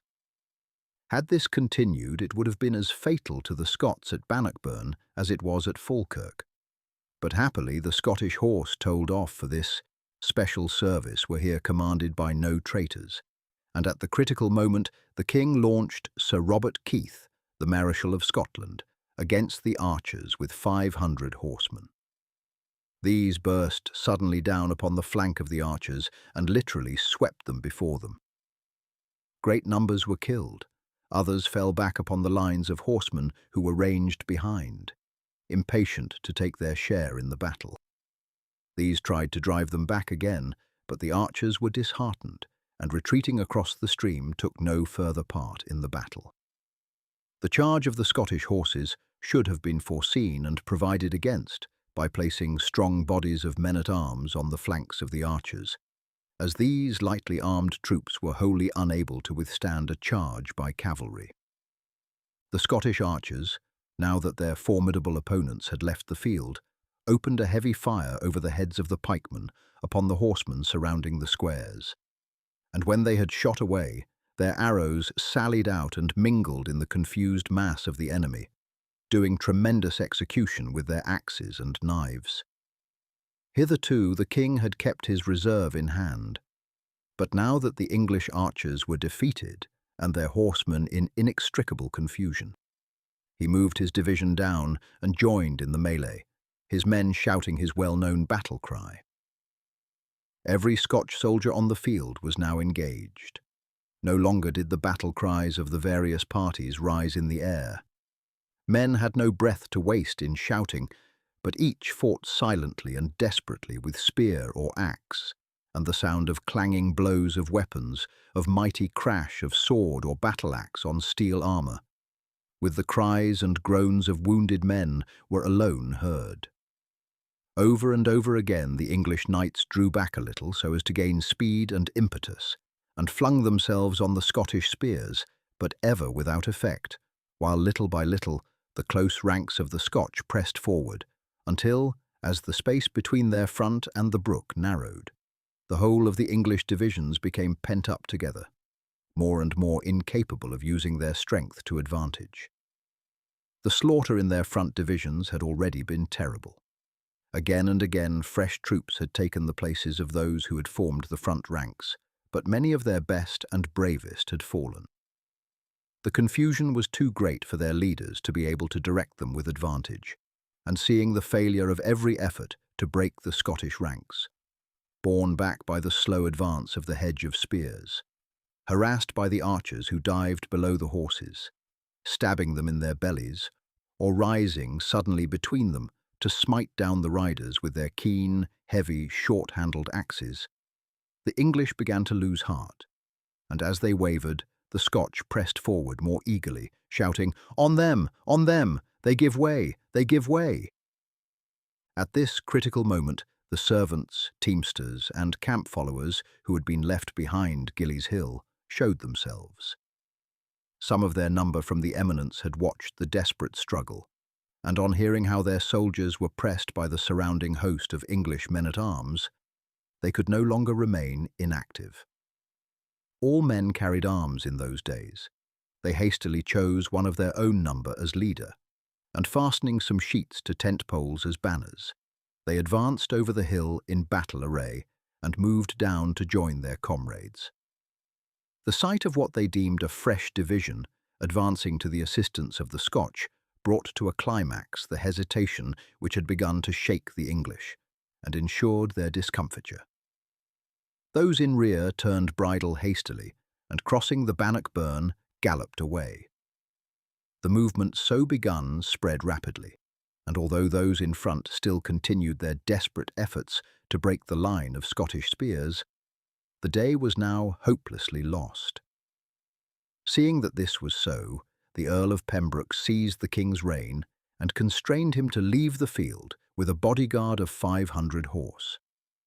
Sir Giles de Argentine, who had hitherto remained by the king's side, and who was esteemed the third best knight in Europe, the Emperor Henry of Luxembourg and Robert Bruce being reckoned the two best, bade farewell to the king as he rode off. "Farewell, sire," he said, "since you must go, but I at least must return. I have never yet fled from an enemy, and will remain and die rather than fly and live in disgrace." So saying, the knight spurred down to the conflict, and charged against the array of Edward Bruce, and there fell fighting valiantly. The flight of the king and his attendants was the signal for a general rout. Great numbers were slain, many men were drowned in the Forth, and the channel of the Bannock was so choked with the bodies of dead men and horses that one could pass over dry shod. The scattered parties of English were still so numerous that Bruce held his men well in hand, until these had yielded themselves prisoners. Douglas was charged to pursue the king, but he could only muster 60 horsemen. A short distance from the field, he met a Scottish baron, Sir Lawrence Abernethy, with 24 men-at-arms, on his way to join the English, for even as yet but few of the Scottish nobles were on the side of the king. Upon hearing what had happened, Sir Lawrence, with the easy facility which distinguished the Scottish nobles of the period, at once changed sides, swore fealty to Bruce, and joined Douglas in the pursuit of his late friends. They overtook the king's party at Linlithgow, but Pembroke kept his men well together, and while still retiring, showed so bold an appearance that Douglas did not venture to charge. Finally, the English reached the castle of Dunbar, where the king and his immediate attendants were received by his ally, Earl Patrick of Dunbar. So cowed were the fugitives that they left their horses outside the castle gate, and these were captured by their pursuers. The main body of the king's bodyguard continued their way in good order, and reached Berwick in safety. Edward gained England in a fishing boat from Dunbar. 18 years had elapsed since his father had entered Scotland with an army deemed sufficient for its entire subjugation, had sacked and destroyed the rich and prosperous town of Berwick, routed the army of Balliol, marched through Scotland, and, as he believed, permanently settled his conquest.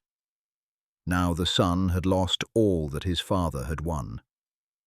Among the fugitive remains of the English army were a considerable body of Welsh, who, being lightly armed, fled at full speed toward the border. But being easily distinguished by their white dresses and the absence of defensive armour, almost all were slain by the peasantry. The Earl of Hereford, the Earl of Angus, Sir John Seagrave, Sir Anthony Lucy, Sir Ingram de Umfraville, with a great number of knights, 600 men-at-arms, and 1,000 infantry, keeping together, marched south toward Carlisle. As they passed Bothwell Castle, which was held by the governor for England, the earls and knights entered the castle, their followers remaining without. But the governor, on hearing the result of the battle, closed the gates and took all who had entered prisoners, and, changing sides, handed them over to Bruce. Their followers continued their march south, but were for the most part slain or taken prisoners before they reached the border. When all resistance had ceased on the field, the victors collected the spoil. This consisted of the vast camp, the treasures intended for the payment of the army, the herds of cattle, and stores of provisions, wine and forage. The rich wearing apparel and arms of the knights and nobles, killed or made prisoners, many valuable horses, and the prisoners who would have to be ransomed, among whom were 22 barons and 60 knights. The spoil was estimated at £200,000, equal to £3 million of money in these days. The king refused to take any share in this plunder, dividing it wholly among his troops.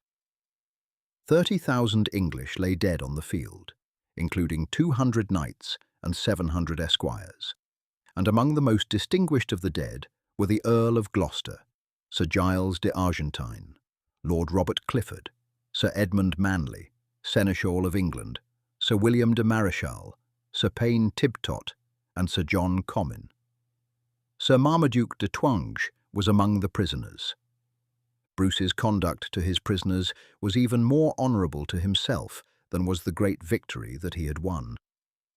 In spite of his 3 brothers, his brother-in-law Seaton, his friends Athol and Fraser, having been executed by the English, and the knowledge that their mangled remains were still exposed over London Bridge and the gates of Carlisle and Newcastle, in spite of the barbarous and lengthened captivity of his wife, his sister and daughter, and his friend the Countess of Buchan, in spite of the conviction that had he himself been made prisoner, he would at once have been sent to the scaffold, Bruce behaved with a magnanimity and generosity of the highest kind. Every honour was paid to the English dead, and the bodies of the chief among these were sent to their relatives in England, and the prisoners were all either ransomed or exchanged. Sir Marmaduke de Twenge was dismissed free of ransom and loaded with gifts, and even the Scotch nobles, such as Sir Philip Mowbray, who were taken fighting in the ranks of their country's enemy, were forgiven. This noble example exercised but little influence upon the English. When Edward Bruce was killed 4 years afterwards at Dundalk in Ireland, his body was quartered and distributed, and his head presented to the English king, who bestowed upon Birmingham, who commanded the English and sent the gift to him, the dignity of Earl of Louth. Among the prisoners was Edward's poet laureate, Baston, a Carmelite friar, who had accompanied the army for the purpose of writing a poem on the English victory. His ransom was fixed at a poem on the Scotch victory at Bannockburn, which the friar was forced to supply. With Bannockburn ended all hope on the part of the English of subjugating Scotland, but the war continued fitfully for 14 years, the Scotch frequently invading England and levying heavy contributions from the northern counties and towns, and the English occasionally retaliating by the same process. But at length peace was signed at Northampton. In 1315, a parliament assembled at Ayr for the purpose of regulating the succession to the throne. It was then agreed that in case of the king's death without male issue, his brother Edward should succeed to it, and that if Edward left no heirs, the children of Marjorie, the king's daughter, should succeed. Shortly afterwards, Marjorie was married to Walter the steward. Edward Bruce was killed, unmarried.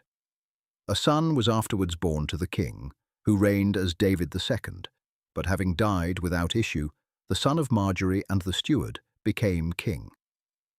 The hereditary title of steward was used as the surname for the family, and thus from them descended the royal line of Stuart or Stuart, through which Queen Victoria at present reigns over Great Britain, Ireland, and their vast dependencies. After Bannockburn, Archie Forbes went no more to the wars. He was raised to the dignity of Baron Forbes by the king, and was ever rewarded by him as one of his most trusty counsellors, and his descendants played a prominent part in the changing and eventful history of Scotland. But the proudest tradition of the family was that their ancestor had fought as a patriot by the side of Bruce and Wallace, when scarce a noble of Scotland, but was leagued with the English oppressors of their country. The end.